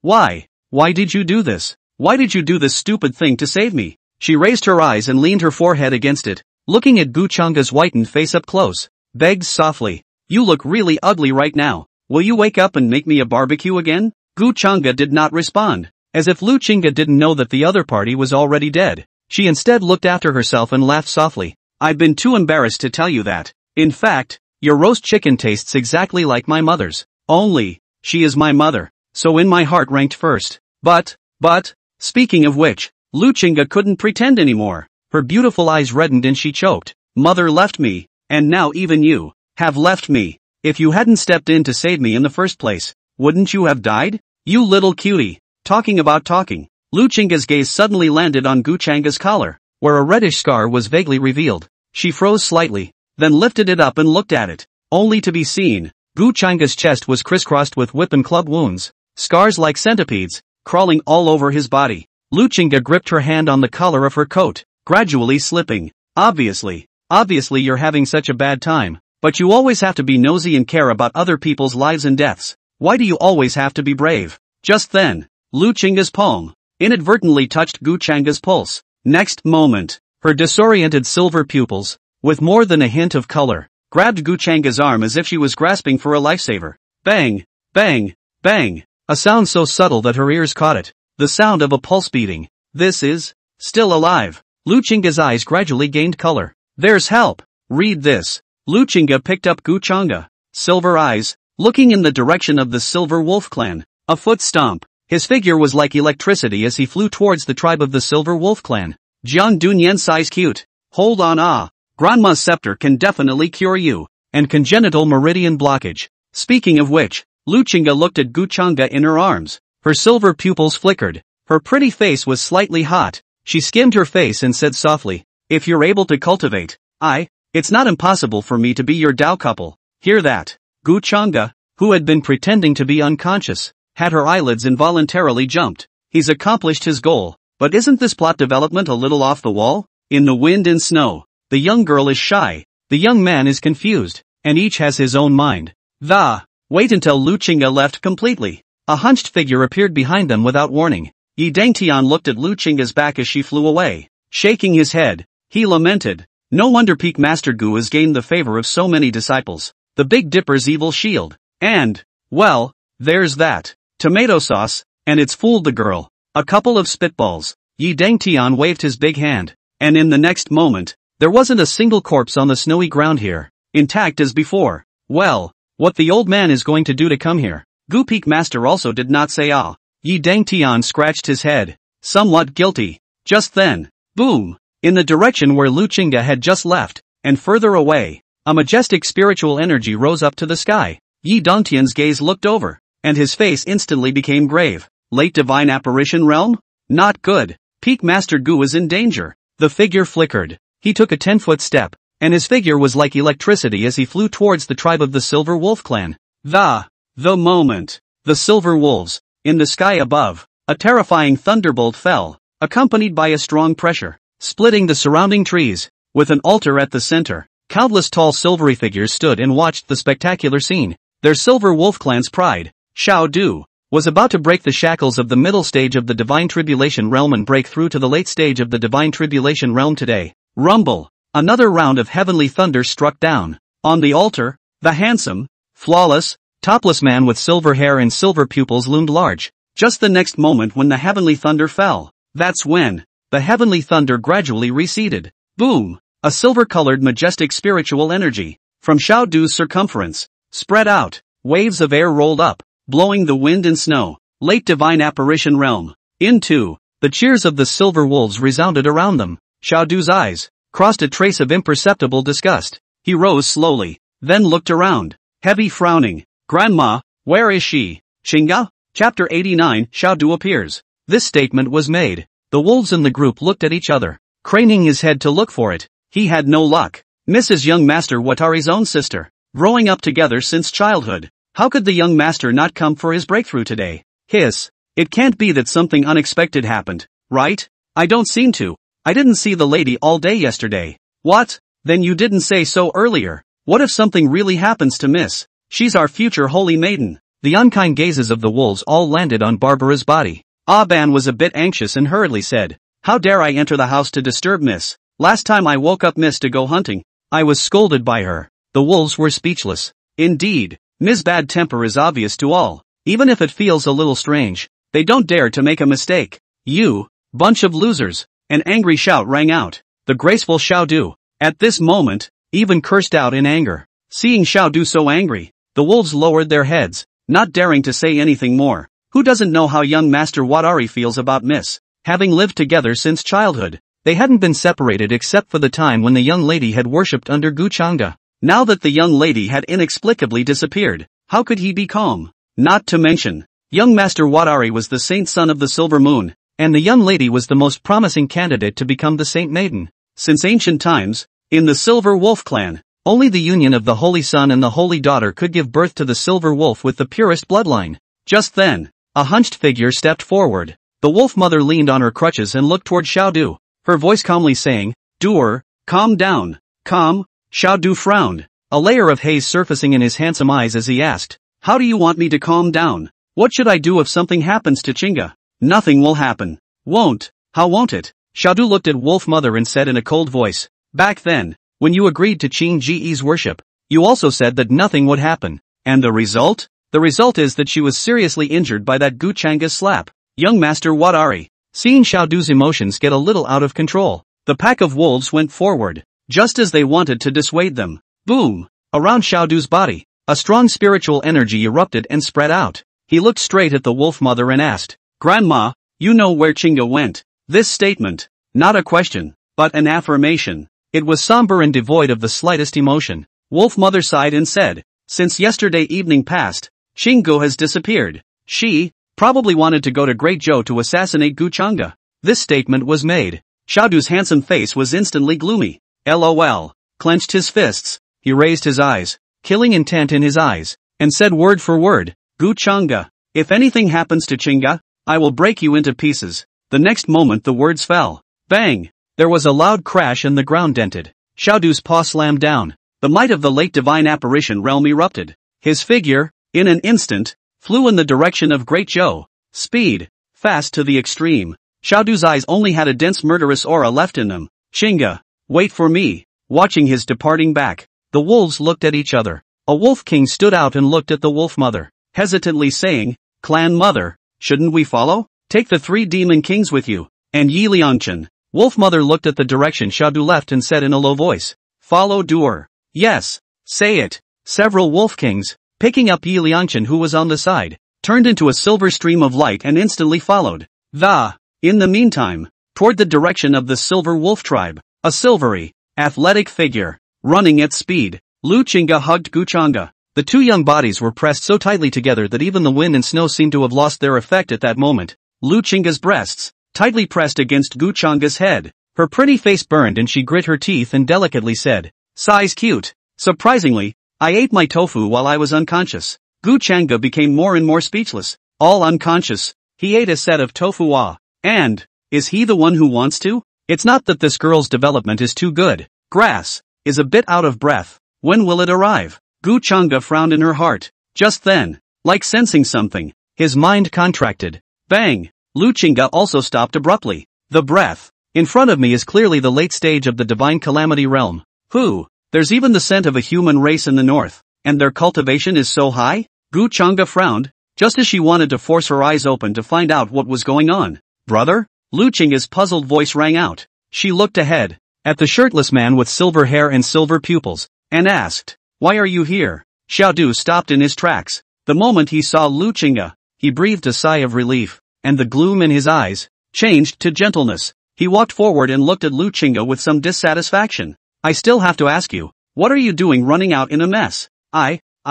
Lu Chinga stammered, feeling the cold warmth of his arms. Her willowy brows furrowed. "Brother, let's not talk about this. I'm leaving first." "Stand still," Xiaodu called out to Lu Chinga, who had just wanted to fly away, and his voice gradually chilled. Her eyes fell on Gu Changa in her arms. "Who is this man? I don't have time to talk to you about this. It's going to be too late." Lu Chinga was a bit anxious, just when she wanted to step again. Boom! A pressure, not carrying any substantial damage, pressed down on her body, making her unable to move. "Xing Gu, speak clearly before you leave." Xiaodu's handsome face was cold, and his unkind gaze fell on Gu Changa. "What does it have to do with you?" Lu Chinga's willow brows furrowed. "Let go of me." "Of course it matters." Xiaodu slowly walked to her side and calmly said, "I am your brother." "You?" Lu Chinga clenched her silver teeth, and no matter how she moved, she couldn't escape. Looking at Xiaodu coldly, he raised an eyebrow at Gu Changa with a disdainful, superior look. She froze slightly, and for the first time she felt that her own brother,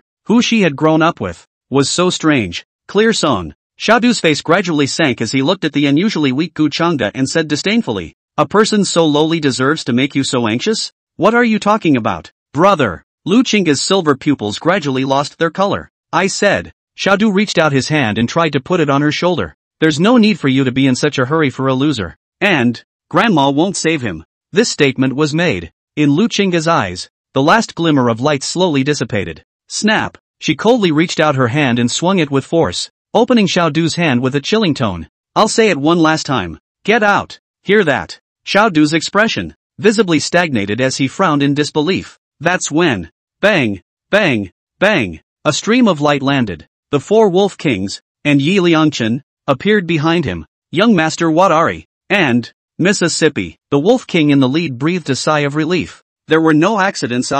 No. Xiaodu's unperturbed, inaudible voice rang out. His silver eyes narrowed as he leaned down and stared at Gu Changa's pale face. Nose shrugged and sniffed. A look of feigned surprise flowed out. The breath of the word. "Is that how you approached Kyoko?" Chapter 90, A Request? "Kill him." The next moment the words fell. Xiaodu violently extended his hand. The cold knuckles, clenched fiercely, pinched Gu Changa's neck. With one hand, he ripped it away from Lu Chinga's arms and lifted it into the air. "You see this scene?" Lu Chinga was instantly anxious. She stifled her red cheeks and struggled for her life. But she couldn't move. "Let go of him." Hearing Lu Chinga's voice so anxious, Xiaodu's heart sank and his silver eyes were covered in gloom. He looked at Gu Changa, who was ordinary looking, dying, and had no cultivation, and narrowed his eyes. "Chinga, I am curious. What means this person used to make you so dead set on it?" "There's no means whatsoever." Lu Chinga drank coldly. "Quickly release him. I'm going to find Grandma, Lu, Ching, and Song." Xiaodu shouted angrily and said word for word, "Do you think this person is that simple? He has the aura of the Tao on him, and he approached you on purpose." "Dawood." Lu Chinga raised her head and looked at the unconscious Gu Changa. The eyes were complex. "See this scene." Xiaodu knew that his words had taken effect. He looked at Lu Chinga and softened his voice. "Chinga, this person has a despicable nature. No matter what he did, it was just to get close to you. Now, go home with your brother and leave him alone. Okay, brother?" Lu Chinga's calm voice rang out. Xiaodu raised his eyes and waited for her answer. "If there is a man who saves me when I am about to be captured and humiliated by bandits, is he good to me?" "Hear that?" Xiaodu knew that Lu Chinga was talking about the man in his hands. He laughed dismissively. "Dirty purpose. That?" Lu Chinga raised her head, her silver pupils carrying complex emotions as she looked at Gu Changa. "What if someone is willing to capture wild game and roast wild chickens for me to eat in the middle of winter? Not enough." Having said that, Xiaodu glanced at Gu Changa. The disdain in his eyes is deeper. "Just this trick. Fooling Chinga can. Fooling him. No door." Hearing Xiaodu's reply twice in a row, the complexity in Lu Chinga's eyes increased. She flicked her red lips and finally asked the question. "If there is someone who is willing to go to desperate lengths without regard for their own safety, who is willing to?" Speaking of which, Lu Chinga's voice gradually became very, very light. "Willing to use his own life to save mine?" "Hear that?" Xiaodu finally understood why his own sister would be so concerned about this person. The jealousy in his eyes faded and was replaced by a cold smile. Bang! Like throwing trash, Gu Changa's body was thrown to the ground by Xiaodu. At the same time, he answered Lu Chinga's last question. Foolish, Jiang Dunyan. Lu Chinga's silver pupils shrunk violently as she looked at Xiaodu. Unprecedented hatred in her eyes. Xiaodu, let me go. I can promise you that. Xiaodu's handsome face was gentle as he faintly said. However, before that, you have to promise me a request first. Good. I promise. Lu Chinga didn't even ask what the request was, so she just agreed. See this. In Xiaodu's eyes, a look of jealousy rose once again, but soon, it returned to calm. He lifted the intimidation. A foot reached out and casually kicked Gu Changa to Lu Chinga's side. Jiang Dunyan. Lu Chinga couldn't be bothered to think about it. With a stamp of his feet, his body shape was like electricity as he violently ran towards the silver wolf tribe. Look at her anxious back. Xiaodu stood with his hands in the air, his eyes clouded over. He shook his head and laughed softly. Jiang Dunyan, I still have to thank you.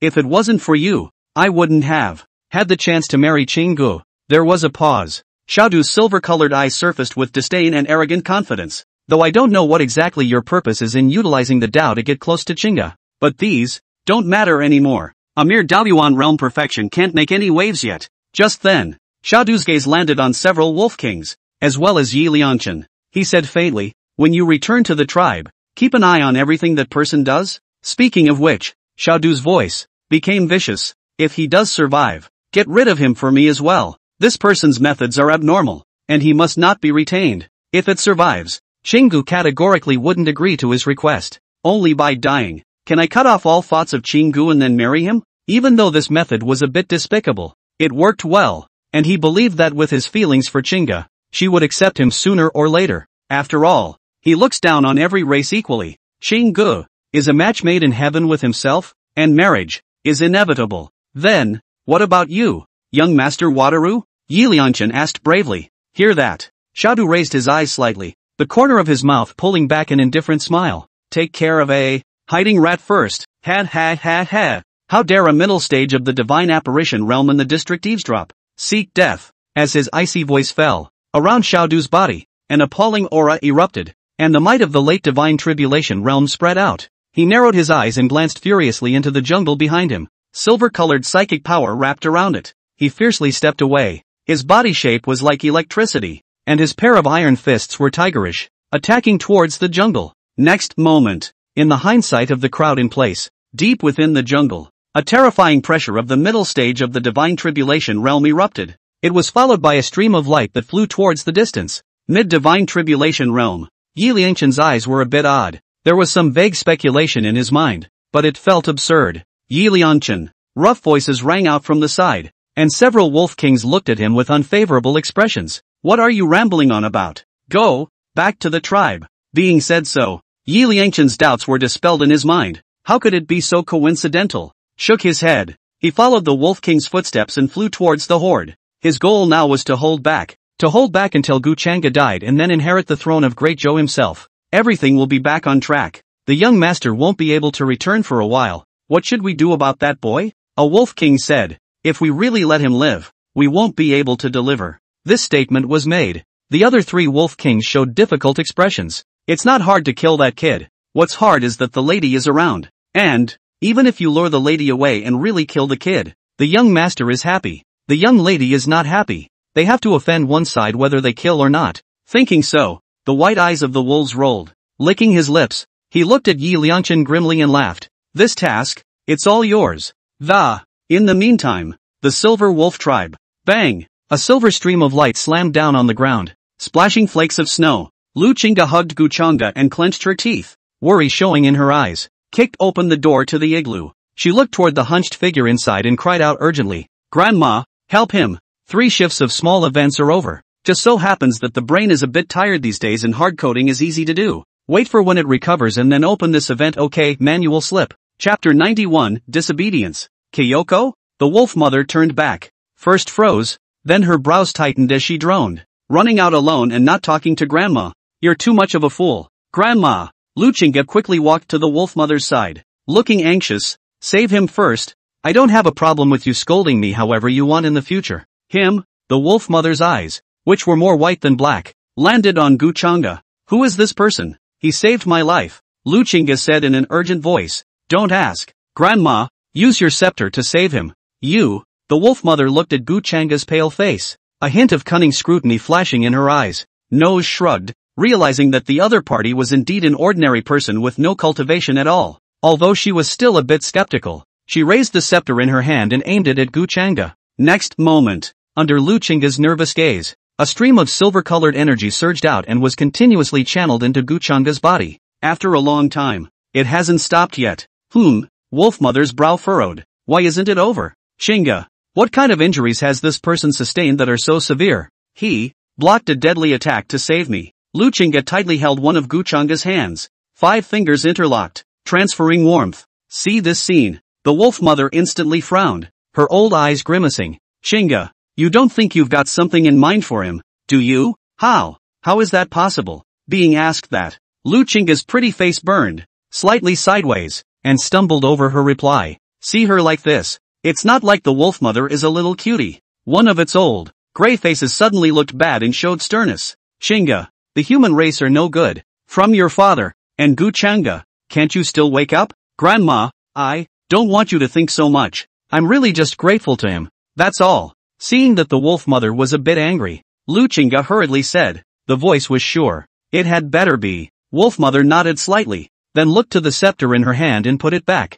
"In another incense stick of time, he'll probably come to his senses, and when he does, I'll have the clan send him out." "Go out too." Lu Chinga's silver pupils contracted slightly, and her gaze fell on Gu Changa, whose face was gradually regaining its blood color. "What? You don't want to?" The wolf mother narrowed her eyes, her voice husky. "Or, don't want to?" Speaking of which, the wolf mother's voice gradually became shrill. "If that's true, I don't mind letting him go now." "No." Lu Chinga got up violently. Her pretty face was cold and her voice was icy, mixed with anger. "Grandma, what do you take me for? How could I possibly like this kind of fool?" "Hear that?" The wolf mother glared slightly, then revealed an ugly, kind smile and said with an apology. "Chinga, it's Grandma who misjudged you. You've always been a good boy." Lu Chinga's face was calm as she nodded. "Grandma, since there's nothing else, I'll leave first." "Say it." She picked up Gu Changa and headed towards the house. "Chinga, stop."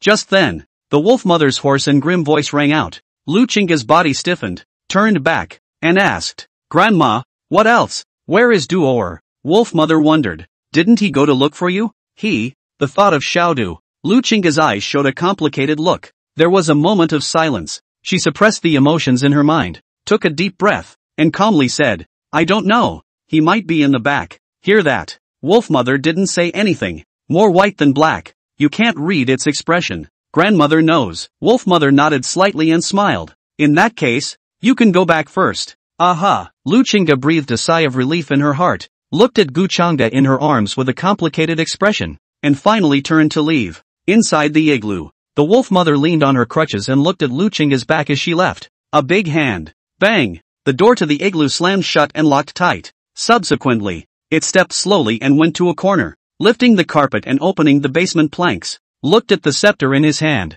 which was gradually dimming. A grim look emerged from the wolf mother's old eyes. "Lu Yen, your daughter seems to have become a bit disobedient."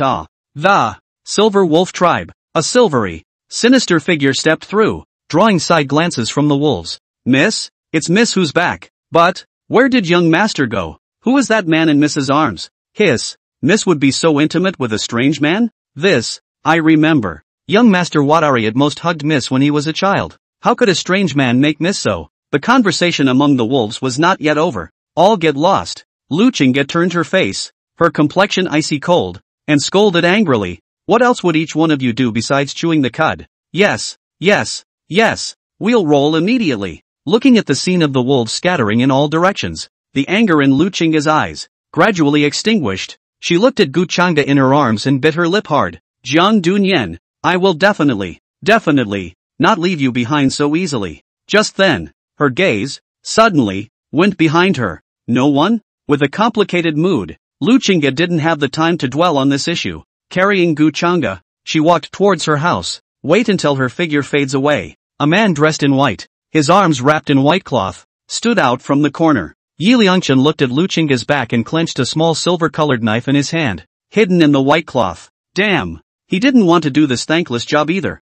but it was all that could be done to keep his plans from being disrupted. As long as he fought quickly, Luchinga wouldn't necessarily be able to discover himself. So comforting in my mind. Yi Liangchen gritted his teeth. A cold light flashed in his eyes, and he stepped in the direction where Luchinga had left and followed him. Plus, this little knife in his hand wasn't that simple. Made by the Wolf King's wolf teeth, and then attaching spiritual power, killing people, in a shadowless and invisible way. Even if Jiang Dunyan really was some kind of Dao Yuan realm perfection expert, it couldn't catch this blow even when it was so weak. The moment. In a luxurious igloo, a figure with silver pupils and silver hair, clear and pretty, sat on the edge of the bed. Luchinga's beautiful eyes blinked slightly as she looked at Guchanga, who had regained her human color and was quietly sleeping. As she watched, a strange look emerged from her silver eyes. The cheeks burned slightly. Luchinga revealed two small tiger teeth, propped up her head, tilted her head to look at the side of Guchanga's face, and muttered to herself,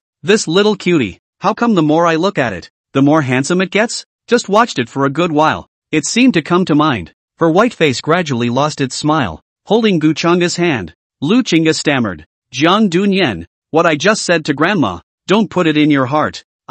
Before she could finish, ta-da! Two knocks on the door suddenly sounded. Comes with the territory. It was a respectful male voice. "Miss, I've come to deliver soup medicine to Jiang Dunyan." Chapter 92, A Kiss. Who? Luchinga furrowed her willow brows, eyes a little irritated. He looked toward the door. "Miss, I am Yi Liangchen, and I have specially brewed a bowl of tonic soup for the patient." Yi Liangchen? Luchinga thought for a moment, remembered who he was, and glanced at Guchanga before finally saying, "Bring it in." Squeak. The door was pushed open. Yi Liangchen walked in with a bowl of steaming soup. See him standing still. Luchinga frowned slightly, but after all, the other party was here to deliver medicine to Jiang Dunyan, so she didn't want to have a fit. She just said with a slight coldness, "Medicine down. People can go." Yi Liangchen hesitated and stood still. See this. Luchinga couldn't help it. Her silver pupils narrowed and she drew her voice up. "If you've got a fart, don't stutter. Hear that?"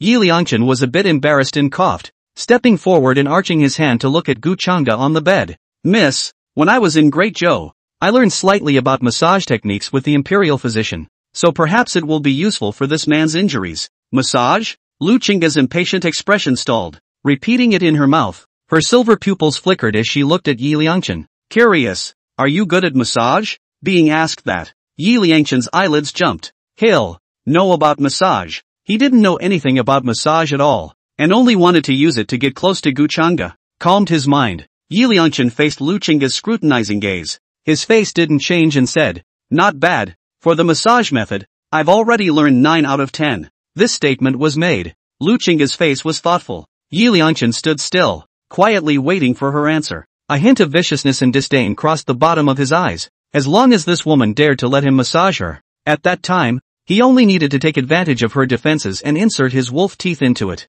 Jiang Dunyan's little life would not be saved. Just then, Luchinga raised her head and looked at Yi Liangchen, waving at him. "Come here. Hear that?" Yi Liangchen's heart was happy. His face was self-conscious as he stepped forward, when he was just about to walk to Guchanga's bedside. "Hey, did I tell you to go over?" Luchinga's cold voice suddenly sounded. Next moment, Yi Liangchen only felt a huge force that tugged at his collar, yanking him away from Guchanga. "Miss, what do you mean by this?" Yi Liangchen was dumbfounded. "Didn't you ask him for a massage? What's with the tugging and pulling? Come, you show me how to massage." Luchinga looked at him calmly. "Demo?" Yi Liangchen opened his mouth and looked around. There was only Jiang Dunyan and Luchinga. He wasn't allowed to give Jiang Dunyan a massage, so did he have to press it on Luchinga? Isn't that a pure death wish? Bang! Just then, a silver-colored object that was thrown on the ground. Yi Liangchen's gaze looked at it, and it was a silver-colored equivalent of a giant wolf doll. "Press on this doll. I'll watch and learn," Luchinga said indifferently. Yi Liangchen's legs trembled a little. This woman, why is she so nosy? Let him give Jiang Dunyan a good massage to unclog his meridians. Won't it be a happy ending for all? "What? Do you want me to say it again?" Luchinga glared, impatience surfacing in her silver pupils, motherly and abrasive. No wonder she had looked at the guy in the first place. Yi Liangchen wiped the fine sweat from his forehead. He couldn't imagine that this woman, who was so big-headed earlier, would be so cautious at this moment. For a while, the plan was disrupted, and Yi Liangchen panicked a bit. One can only take one step at a time. Read this. Yi Liangchen frowned, desperately recalling the massage techniques he had once learned. Recall a generalization. Just when I wanted to go forward. Wait, Lu Qingga's voice rang out. Yi Liangchen stopped, his fists clenched under his sleeves, the veins on his forehead bulging slightly. What's going on? Does he even need a demonstration to massage a doll? Put it off too long and the medicine will get cold. Lu Qingga said lightly. Of course, not to Yi Liangchen. She picked up the bowl and swept her divine sense through it to make sure there were no problems in it before blowing lightly on it. Watch this scene. Yi Liangchen secretly sighed with relief in his heart. Luckily, I had left my hand in the soup in the first place and didn't tamper with the broth. One is because, if the cause of Jiang Dunyan's death was poisoning, then he, the one who delivered the tonic, would be exposed. Secondly, it is because, I am afraid of being discovered in advance by this woman Lu Qingga of course. Yi Liangchen was not very worried about this earlier. After all, the woman was so reckless that he didn't worry too much. Who would have thought that all the things you didn't expect to happen are now happening one by one? This woman, why has she become so cautious? Is it because of this kid named Jiang Dunyan? There was some doubt in my mind. Yi Liangchen didn't dare to strike again either. It's still too risky to rush in with a bad opportunity today. He's steady as a horse right now. Just as Yi Liangchen was internally calculating. You, get out. A cold voice rang in his ears. Yi Liangchen hadn't reacted yet. Next moment. Bang! With a kick, Lu Qingga kicked the delayed Yi Liangchen out of the door. Grandma, every time I talk to you, I don't stammer and wheeze. Get the outta here. Lu Qingga's voice came from inside the house. Yi Liangchen sat on the snowy ground outside the door as strands of snowflakes fell and hit his face. Damn it! This woman! How dare you do this to yourself? If he had the chance, he would definitely whip him into shape and break him into pieces. Took a deep breath. Yi Liangchen's fists clenched tightly, plowing an opening in the ground as he stood up, forcing his anger to be pressed down. He stood up and said to the house, Miss, go back then? Wait. A slurred voice came from inside the house. Naya, there's so much going on, right? Yi Liangchen exploded. In the heart, of course. He doesn't have the guts to do that now. If he really heard it, he would be crippled by this woman. Hey! A sigh of relief. Yi Liangchen half crouched at the doorway, quietly waiting for Lu Qingga. I don't know what the woman was doing in there and needed to kick him out. Never mind. It's none of his business. Why do you think so much? The moment. Inside the igloo, on the ground, there was no longer a figure standing, and on the bed, a woman in a silver cotton jacket with a hot body was sitting on the bed. Gu Changga's legs, pressed by two soft masses, were a bit speechless in her heart. It was already annoying to be pinched and thrown around by that Xiaodu. What does this girl Lu Qingga want again? Never mind. Anyway, I've already got the silver moon sacred power, so I'll pretend to be unconscious for one more day, and then I'll be ready to go. Think about it. A trace of coldness crossed Gu Changga's heart. Before leaving, by the way, he took Xiaodu and Yi Liangchen again, and this trip is also considered to be earned. Gu Changga originally thought that if this bastard Yi Liangchen dared to make a move on him, there was no need to pretend himself. One sword will cut it down. Then he will go and kill Xiaodu and bring the silver moon sacred power back to the purple heavenly peak. But I didn't expect Lu Qingga, this girl, who is usually big and bold, to be so cautious just now. That's something he didn't expect. Wait, what's pressing in? Gu Changga suddenly felt a soft touch coming from her chest. There's also a faint smell of medicine. What the hell? Before he could react, a soft little mouth, with a sweet and clear scent, kissed him in a single gulp. Chapter 93 Jiang Dunyan wakes up? What? Ward hair? Gu Changga was a bit unresponsive. Next moment, his mouth, then, was pried open by those soft lips. Gobble gobble. The mild tonic flowed down Lu Qingga's mouth and entered Gu Changga's throat. After the soup was finished, Lu Qingga's lips detached as she tilted her head and poured the last half of the bowl into her mouth. Again? The corners of Gu Changga's mouth twitched. Next moment, just felt the soft touch again. Kissed, pry it open. One and done. Gu Changga was a bit speechless. No, why does it make him look like a little girl? No, that's not supposed to be what he's concerned about. What's wrong with this girl? What's wrong with her? Just as Gu Changga was thinking. The medicine. It's finished. Lu Qingga sat on Gu Changga's lap and pulled up her hair so that she could see her red, delicate side. Feel the movement. Gu Changga breathed a sigh of relief. It's finally over. Only known less than 2 days to kiss mouth. This girl's mind needs to be improved. Just as he was thinking that, Lu Qingga's muttering came. You big little cutie. Took my girl's first kiss. How dare you continue to sleep? Who took it from whom? Gu Changga didn't know what to say. Just then, it seemed to come to mind. Lu Qingga's self-talk. Once again, sounded with a slight stutter in her voice. I'm not just a casual person. No. I was just trying to feed you medicine. Anyway, I'm not a casual person. Since I kissed you, I definitely have to be responsible for you. Hear that? Gu Changa, who was pretending to be asleep, had a slight flutter of her eyelids. Responsible for? What a bossy word. Among his disciples, I guess this girl was the only one who would say such words? Lu Chinga obviously didn't notice the scene. Instead, he continued to talk to himself. How about this? After I go to the Violet Peak and teach Gu Changa a lesson, I'll take you to Great Yen. How about that? My mother has said that my father was a Day Yen, and he left me an asset. Speaking of which, Lu Chinga's voice became arrogant.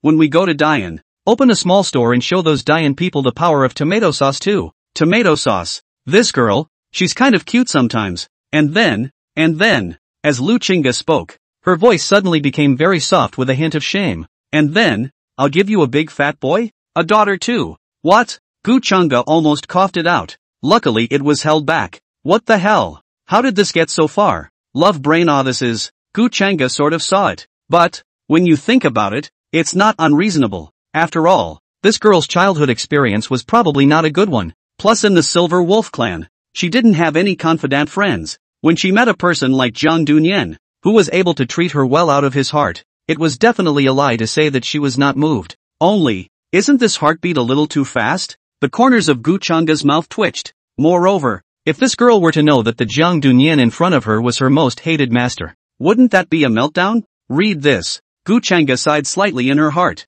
Never mind. When he finds an opportunity, he'll just leave quietly. Although this was not good, it was better than letting Lu Chinga learn the truth. At this time, he made such a decision, not only because of the good sense, but, he really didn't quite bear it. This third disciple of his own, although he was a bit grumpy and big-headed, his nature was not bad, and could even be said to be simple. Gu Changa didn't intend to leave her with that much of a shadow. Tonight, when this girl goes to bed, the mind reeled. Gu Changa continued to play dead, and outside, after Lu Chinga finished saying those words, her originally snow-white pretty face had now reddened into an apple. What a shame. I can't believe she just said that. I also wonder if this little cutie Jiang Dunyan, will he remember? Think about it. Never. Lu Chinga shook her head vigorously. There was a moment of silence. Her silver eyes flickered with complexity as she muttered to herself. How about? Or what? Forget it. Or don't. Gu Changa was speechless. What do you want with it? Not to mention, he heard it a long time ago. Okay. He can be considered to have discovered that the hidden attribute of this grumpy third disciple is a little arrogance. Wait. What the hell? Again? Just then, a soft touch came. Next moment, Gu Changa only felt that her lips were once again kissed, but this time there was no soup, only a sweet and silky flavor. Lu Chinga pulled her hair back, her silver eyes flashing, and a soft little mouth pressed Gu Changa against it. The corners of Gu Changa's mouth twitched in her heart. How much does this girl like herself? She's kissed me 3 times. Ryoko. The lips parted, pulling off a crystallized wisp of silk. Lu Chinga got up and sat on Gu Changa's lap. Looking at his face, her cheeks flushed as she said, I'm going to be responsible for you anyway, so a few more kisses won't matter, right? Gu Changa was silent. What? Seems to make sense. Well, Lu Chinga stroked her hot cheeks with both hands and said to herself a little strangely, this little cutie's mouth, how so good to kiss. Still want to kiss again, how to do? Still coming? Gu Changa was a bit too much to handle. Ahem. He coughed twice and propped himself up with his hands under Lu Chinga's somewhat flustered gaze. You, Jiang Dunyan, you're awake? Lu Chinga's silver pupils flickered, realizing that she was still sitting on the other party's lap. She hurriedly backed away and leaned against the side of the bed. You? Gu Changa's eyes were confused, as if she had just woken up from a coma. Chinga? Me? It's me. Lu Chinga was a bit flustered because of what had just happened. Her eyes were evasive and she didn't dare to meet Gu Changa's eyes. So shameful. If she was found out, wouldn't she be treated as a random woman by Jiang Dunyan? Looking at Lu Chinga in this state, Gu Changa didn't know what to say. What happened to your bravado just now? How come you are so scared now? Sure enough, this girl is a little arrogant. Where am I? Gu Changa decided that it was better to go through the process first and asked with a bewildered look on her face. We are now in the tribe of the Silver Wolf clan, Lu Chinga said, her voice becoming lighter and lighter. The beast race and the human race have always been incompatible. The wolf race in the eyes of the human race is even more cunning and abnormal creatures. Jiang Dunyan is so stupid. Knowing that he is from the Silver Wolf clan, he will probably be afraid. Oh, Gu Chang'e nodded, looking normal. He was supposed to ask a few questions and go through the process. There was no need for all the mumbo-jumbo. Are you not afraid? Lu Qingge looked at Gu Chang'e, her silver eyes flickering. Then she averted her gaze once again. She didn't dare to look Gu Chang'e in the eyes, except for what just happened. She was still afraid that the other woman was just not showing her fear in order not to hurt herself. Gu Chang'e looked at her like this and said that this girl is really a haughty girl, just dying to say what's in her heart, right? A mental sigh. Gu Chang'e raised her eyes and stared tightly into Lu Qingge's eyes as she calmly said, Qingge, let me ask you a question first. If I get ugly, will you dislike me? Hear that? Lu Qingge immediately shook her head. How could that be? It's not like I like you because you're handsome.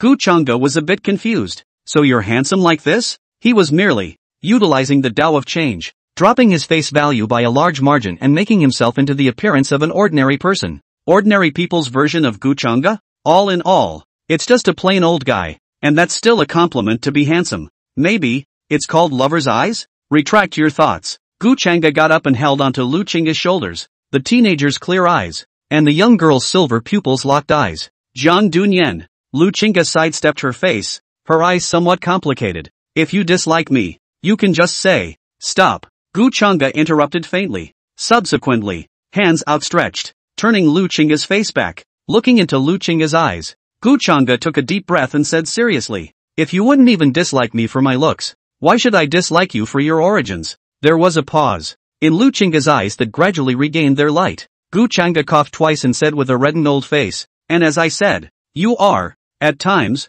quite cute. Chapter 94, The Secret of the Doll. Sometimes, has always been cute. Gu Chang'e changed her words. Hear that? Lu Qingge suddenly lowered her eyes, somewhat unable to see her expression. Gu Chang'e wanted to say, this is what happened. This girl is so sensitive? Actually, just when I wanted to say something to save the day, Lu Qingge raised her eyes, silver-colored eyes that twinkled like stars. Next moment, before Gu Chang'e could react, Jiang Dunyan, Lu Qingge stretched out her hands and lunged forward, hugging Gu Chang'e's body tightly. For a moment, the two men looked at each other in all directions. Breaths mingled. I really like you. Lu Qingge's little face was flushed, and her pair of small silver furry ears wiggled around, looking flinty. What about you? You? Her eyes looked at Gu Chang'e expectantly. Gu Chang'e was silent. There was no answer for a long time. See him like this. Lu Qingge's expression stagnated. The bright light in his eyes went out with the naked eye.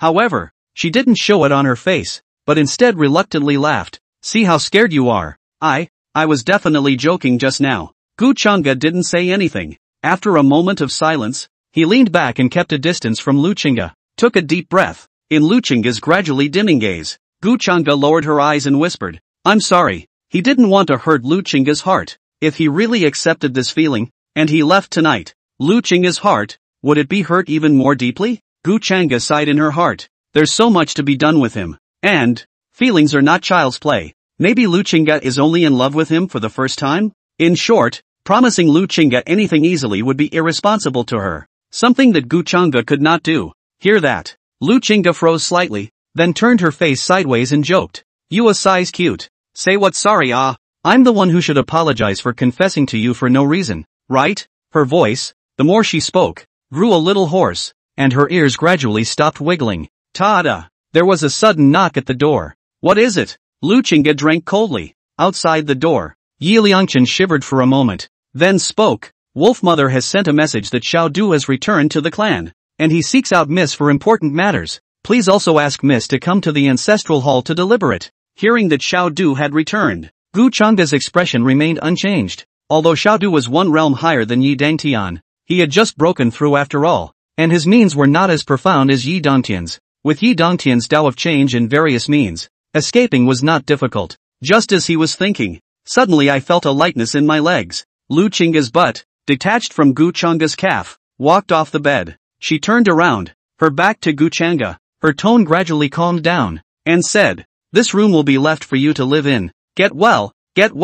Said it like it was stuck for a moment. There was a pause. Lu Qingge's relaxed laugh came out. After you've recovered from your injuries, I'll send you home. Having said that, she opened the door to her room and walked out. Inside the room, there was a long silence. Gu Chang'e looked toward the door, sighed, and finally spoke. Thank you. Let's also put aside the matter of brushing up on goodwill. In such a situation, it would be useless for anyone to come, and the girl could only be allowed to digest it on her own. Just then, Gu Changa's gaze suddenly landed on a wolf-shaped doll on the ground. He froze slightly, recalling that this was what Lu Chinga had placed on the ground earlier. But, look at the dolls. Gu Changa's brows suddenly furrowed. Standing up and walking off the bed, he held the doll up. Sure enough, around the doll's circumference, there was a vaguely voodoo charm. It's simple and faint, but someone who hasn't been exposed to witchcraft must not feel it. Witchcraft, although Gu Changa didn't understand it either. He had all sorts of sorcery spells left behind by Deng Daoquan in his hands.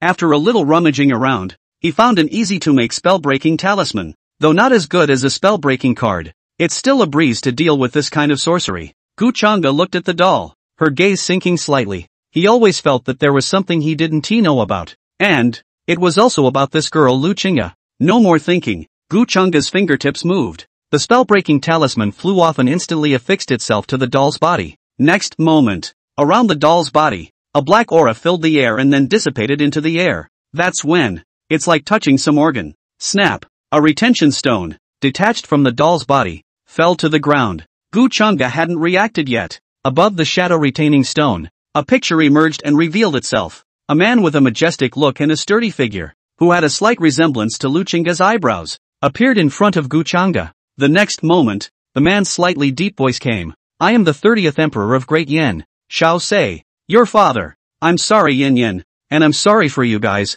If it wasn't for the Silver Moon Demon Emperor's backstabbing, I definitely wouldn't have left you guys behind. Shao Xia sighed. In short, my father is guilty. Hear the first two sentences at the beginning. Gu Changa probably understood that this was the video Shao Sei left for Xiaodu and Lu Chinga. There was no way of knowing when it was given, and he didn't have time to think about that. Instead his gaze continued to the video. My father doesn't have much time, so I can only remind you to be careful of the Silver Moon Wolf Mother. She is the most dangerous one. Maybe you don't want to believe it, but that's the way it is. Your mother. It's what's holding you. Xiaodu. Don't ever feel that all the women in the world are not worthy of you because of the Wolf Mother's compulsion. That's a trap. A trap. The video began to blur and Shaw's voice became stuck. Don't marry Chinga. Your children will only be used by the Wolf Mother. Zip. Two voices passed. Retention stops playing and the screen goes out. And just now, Shao Xia's words echoed in Gu Changa's ears for a long time. Recalling just now,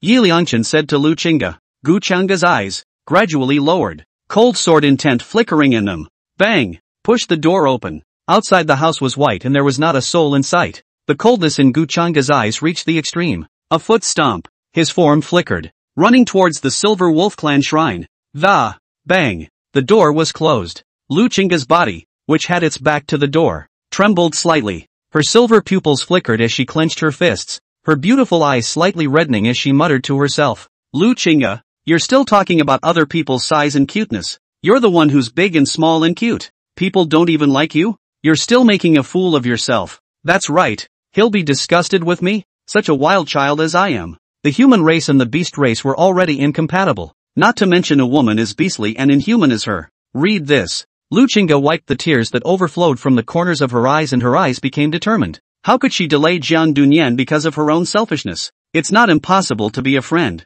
Miss?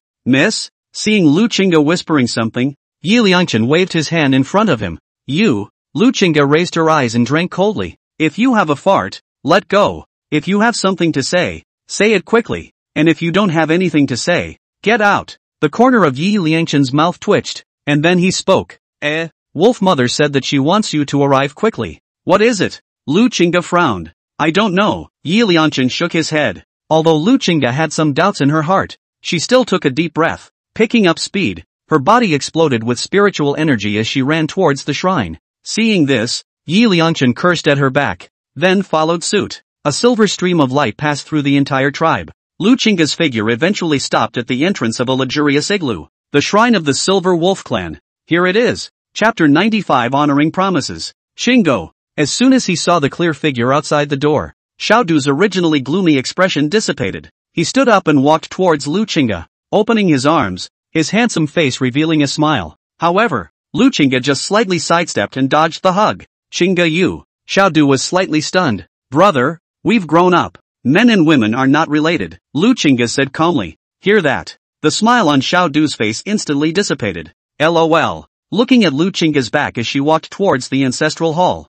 His fists clenched. Turning back and looking at Yi Liangchen, Xiao Du's face was cold as he asked, "Is Jiang Dunyan dead?" Yi Liangchen hesitated for a moment, then spoke, "No. You." Xiao Du was originally dissatisfied because that mid-divine tribulation goods had escaped in his hands, plus the way Lu Qingga treated herself just now. The fire was instant. Waste stuff. No wonder Qingga treated him like this. Jiang Dunyan is surprisingly still not dead. This person, when it is really a ghost, is not still alive. The fists squeezed tighter. In Xiao Du's eyes, a killing opportunity surfaced. When the right time came, he would definitely thwart this person. Read this. He no longer paid attention to Yi Liangchen, but glanced at him grimly and turned to follow Lu Qingga. Bang! The door to the igloo was closed. Yi Liangchen stood in the doorway for a long time. His fists clenched, and the gloom in his eyes gradually coalesced. Damn! Wait until the time I ascend the throne and absorb the Jade Seal Dragon Chi. I will definitely whip you into shape. Yi Liangchen's face showed a fierce color. Said. He looked to his arms, and when the white cloth was partially torn away, he could see golden light shimmering and a dragon's aura filling the air. Not bad. He was blessed by the disaster and put to death. And after the wolf mother saved herself, the hidden blood of the ancient dragon in his body exploded. Not only had he recast his arms, he had also condensed the fourth layer of dragon armor. Nowadays, Yi Liangchen's cultivation had skyrocketed and had already arrived at the late stage of Daoyuan, plus the dragon breath armor. In the entire Silver Wolf clan, only Xiao Du was able to fight against it. As for Gu Chang'e, there was even less to say. Now in his eyes, it was nothing but trash. Ha ha ha. Wait until I ascend the throne, then prepare to bear my wrath. A bunch of two sneers. Yi Liangchen's figure flashed and dashed towards his residence. What he needed now was to scramble to cultivate. Only then would he have more backbone to deal with the Silver Wolf clan when the time came. Right in the middle of Yi Liangchen's flight, the mind was pondering what to do and how to do it back in Great Zhou. Phew! A figure as fast as a swordlight overhead set off a blizzard and flew violently past. What person? Yi Liangchen glared, snapping his head up to look at the sky. Only drifting snowflakes. No one. Damn! Why are you always suspicious lately? Yi Liangchen frowned. He shook his head and thought no more about it. Footsteps quickened as he flew towards his residence. In these few days, he is going to rely on the Dragon Chi and break through to the Daoyuan realm perfection in one go. At that time, goods like Gu Chang'e could only become scum in front of him. Read this. Yi Liangchen's eyes couldn't help but cross a trace of smugness. Sneering twice, his figure disappeared in place. That is, the next moment he left. Phew! A swirling vortex of air violently blew up in the air, stirring up the wind and snow around them. In the middle of the hover, a sword chi overflowed like rushing thunder, pointing straight at the Silver Wolf clan's ancestral hall. The moment. Inside the shrine, a wolf king stood and gathered around, and all the wolves' eyes carried interest as they probed into the center of the shrine. Say, is it really good for young Master Watari and Miss to get married? Isn't young Master Watari young Master Miss's brother? How? Idiot. We beasts don't have all that red tape. We can be with whoever we want. What's the point of all that? The neck of the scolded wolf king shrank, and spoke again. But, it seems that Miss Wataru only has affection for young Master Wataru. So forceful. You know, sooner or later, the young lady will become a holy maiden. And the young master is the holy son of our clan. Only when they combine will they be able to give birth to the strongest wolf breed. Moreover, the young lady must be interested in young Master Wataru as well. Only that she hasn't discovered it yet. Waiting until after the marriage, slowly cultivating it, is not a problem. This statement was made. The surrounding wolf kings immediately revealed a look of dawning realization. In that case, wouldn't my clan be able to produce another demon emperor? The child of the holy maiden and the holy son. The bloodline in their bodies was pure and noble, and possessed a talent that surpassed ordinary people. It wouldn't take many years for them, the Silver Wolf clan, to add another powerful person of the divine tribulation realm. Think of it this way. The wolves were not overly concerned about Xiao Du's marriage proposal to Lu Qingga, but were excited to witness the scene. Lu Qingga walked into the ancestral hall and looked at so many clansmen. Her beautiful eyes flickered with some doubt. Grandma said it was important. What needs to be at the shrine? And with so many clansmen present? You know, the shrine is basically not open a couple times a year. Just as Lu Qingga was secretly speculating. Seeing Lu Qingga come in, there was also Xiao Du who arrived behind him. Scanning around, the wolf mother raised her palm slightly, her scepter vibrating towards the earth, and said solemnly, "Silence." As soon as I heard that, there was instant silence in the room. The wolf kings didn't dare to say anything more, but just used a pair of eyes that were more white than black to roam between Luchinga and Xiaodu, with the clan mother presiding over the ceremony. In the presence of these generations of clan elders at the ancestral hall, if the marriage contract is finalized, then it can never be changed again. They are curious as to whether the lady will say yes, or will she grumpily refuse?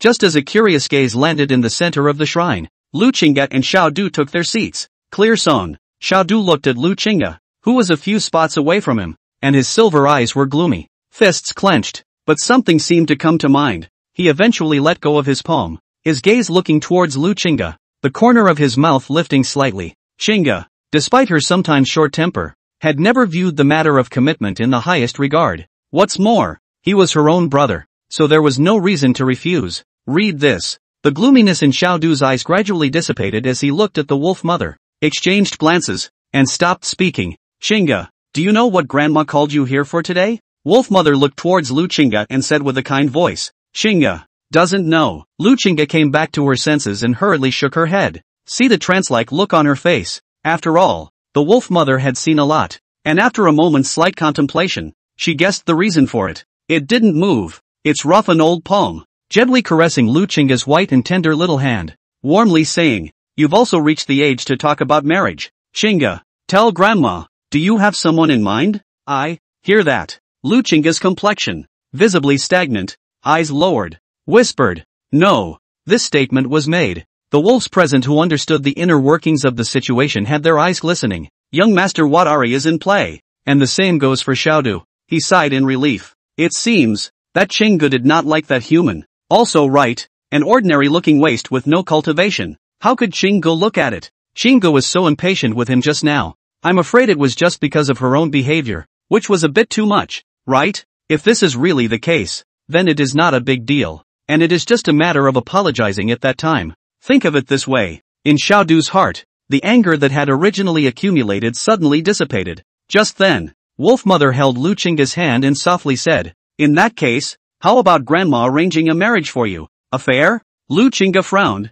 doubts surfacing in her silver pupils. Nice. Wow. The chair was pushed away. Xiaodu got up and walked to Luchinga's face, his handsome face with a smile. "Shinga, remember your promise?" "What?" Luchinga frowned deeper. "Shingu, it's time to honor your promise and agree to my request," Xiaodu said indifferently. The eyes converged on this place. Then recalling just now, what the wolf mother had said, Luchinga's small face instantly sank as she asked in a low voice, "What's the request?" Xiaodu's eyes were calm as he looked down on Luchinga and faintly said, "Marry me." Chapter 96, Guchanga appeared. This statement was made. The shrine was suddenly quiet. The gazes of the wolves were focused on Luchinga, waiting for her answer. "Brother, you're not kidding, right?" Luchinga's beautiful eyes flashed as her body leaned back. "How could I make up such an important matter?" Xiaodu laughed, then looked straight into Luchinga's eyes, waiting for an answer. One time, throughout the shrine, a pin could be heard. Everyone looked at Luchinga with either curiosity or anticipation. Luchinga was silent for a long time. Lifting her head, she looked at Xiaodu and said with a resolute expression on her pretty face, "I don't want it." Hear that? The scene froze. It was as if Xiaodu had already guessed this answer, and his expression was not overly surprised, but the eyes remained more than a little somber. His tone sank slightly as he looked at Luchinga and said, "Shinga, why are you unwilling?" I'm just plain affectionate with you." Having said that, it seemed to come to mind. Luchinga's complexion became a bit lost, and turned her face away. "No matter what, I won't marry you. Brother, change your request. Don't embarrass us all."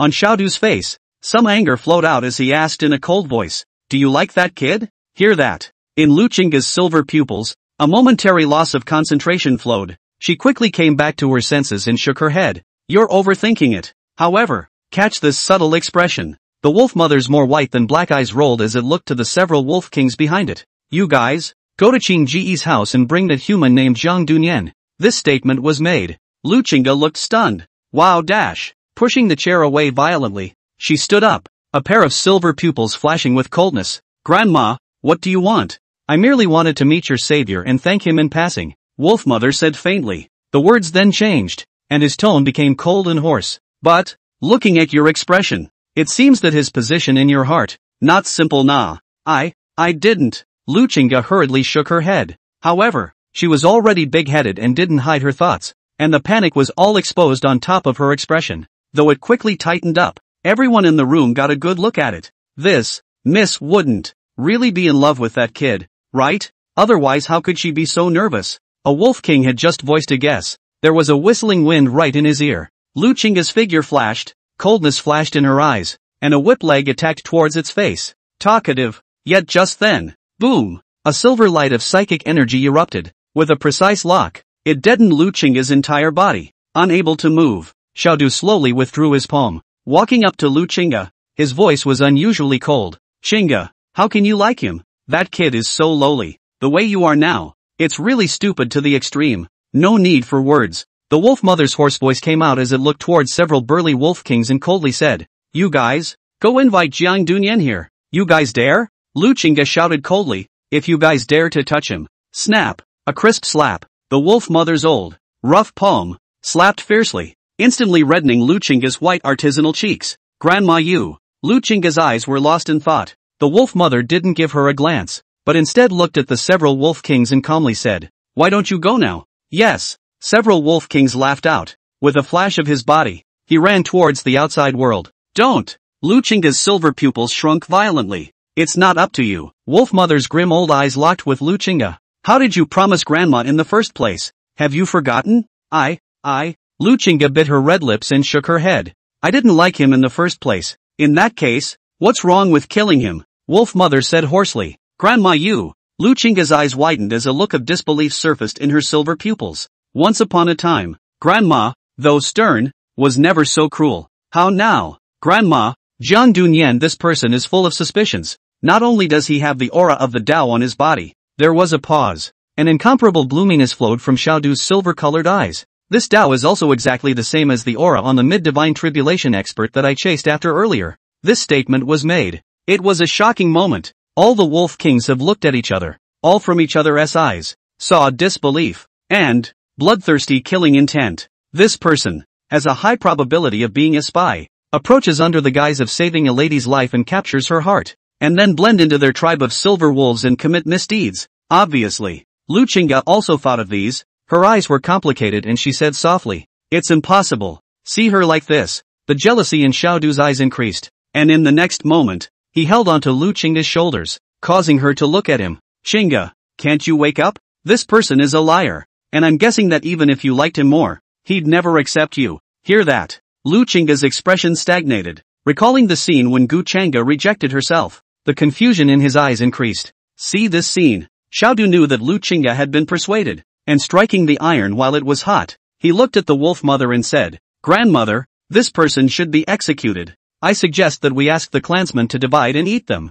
"No." Lu Chinga snapped her head up and looked at Xiaodu without any hesitation. "Don't you want to marry me? Fine. I agree. The condition is that you must release Jiang Dunyan, not harm him, and send him safely to Dian." "Good." Xiaodu agreed dryly. However, a hint of coldness flashed under his eyes, as well as deep jealousy. To be able to mesmerize Qinggu in such a way, this person deserves to die, must not be kept. See this scene. The wolf mother's old eyes showed a momentary grim smile, but it was quickly retracted. It walked forward, its palm gently stroking Lu Chinga's cheek, apologizing. "Chinga, grandma was also in a hurry just now. Is everything alright?" Lu Chinga didn't say anything. Seeing this, the wolf mother sighed, then turned around and looked at the Dao Dao spirit plaque behind her. "Since Chinga has agreed, bring her to stand over and make a marriage contract here." "Good." Xiaodu's handsome face couldn't help but show some self-satisfaction as well. In this world, only Chinga was worthy of himself, and now that he had married her, it was already perfect, so how could he not be happy? The pressure is lifted. Lu Chinga stumbled for a moment before she steadied herself. "Chinga, let's go." Xiaodu reached out his hand and tried to pull Lu Chinga. At this moment, Lu Chinga had a complicated expression and was somewhat lost in a trance. She still didn't want to believe that Jiang Dunyan was even treating herself well just for the sake of being an undercover agent. This can be fact. Thinking back to the earlier scene, she couldn't help but feel a little ridiculous. It turned out that since the beginning, she was just wishful thinking. Looking in front of him, Xiaodu stretched out his hand. In Lu Chinga's silver pupils, she had already lost any emotion. It didn't matter to her. Still, she didn't take Xiaodu's hand, just silently walked forward and stood before the spirit cards of the successive demon emperors. In the face of this scene, Although Xiaodu was angry in his heart, he knew that he would be able to win back Qing Ji's heart later, so he pressed on. Just when he wanted to go forward, stand beside Lu Qingge, and make a marriage vow, boom! A loud bang violently erupted overhead.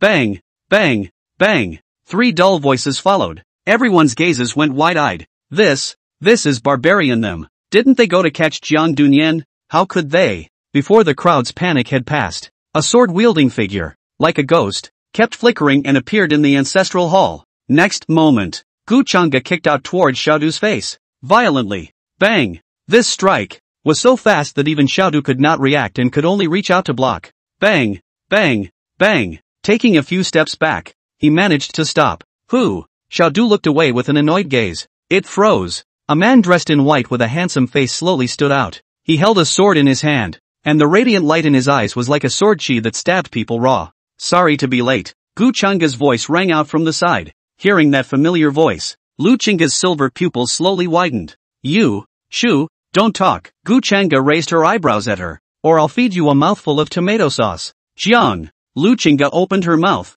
and a light emerged in her eyes, but with some complexity. Is that what the original is all about? Jiang Dunyan and Gu Changge. It is the same person. But, how can this be? For a moment, she didn't know how to face Gu Changge. Come here. Gu Changge's voice rang out. Ha! Before Lu Qingge could react, a broad palm grabbed her by the shoulders. Rumble. That's when, with Xiaodu as the leader, a wolf king, whose body was filled with a terrifying aura, stood out. You go, leave me alone, Lu Qingge said with some anxiety. Anyway, you don't care about me anyway, leave me alone. However, just as she spoke, a terrifying spiritual energy of the divine tribulation realm violently erupted with Gu Changge as the center of the circle, sweeping across the entire ancestral hall. Next moment, Gu Changge hugged Lu Qingge with one arm. With one hand, he raised his crimson longsword and indifferently aimed it at Xiaodu. A faint voice rang out with extreme coldness. Today, this seed is to take her away, and whoever of you dares to block it is, die.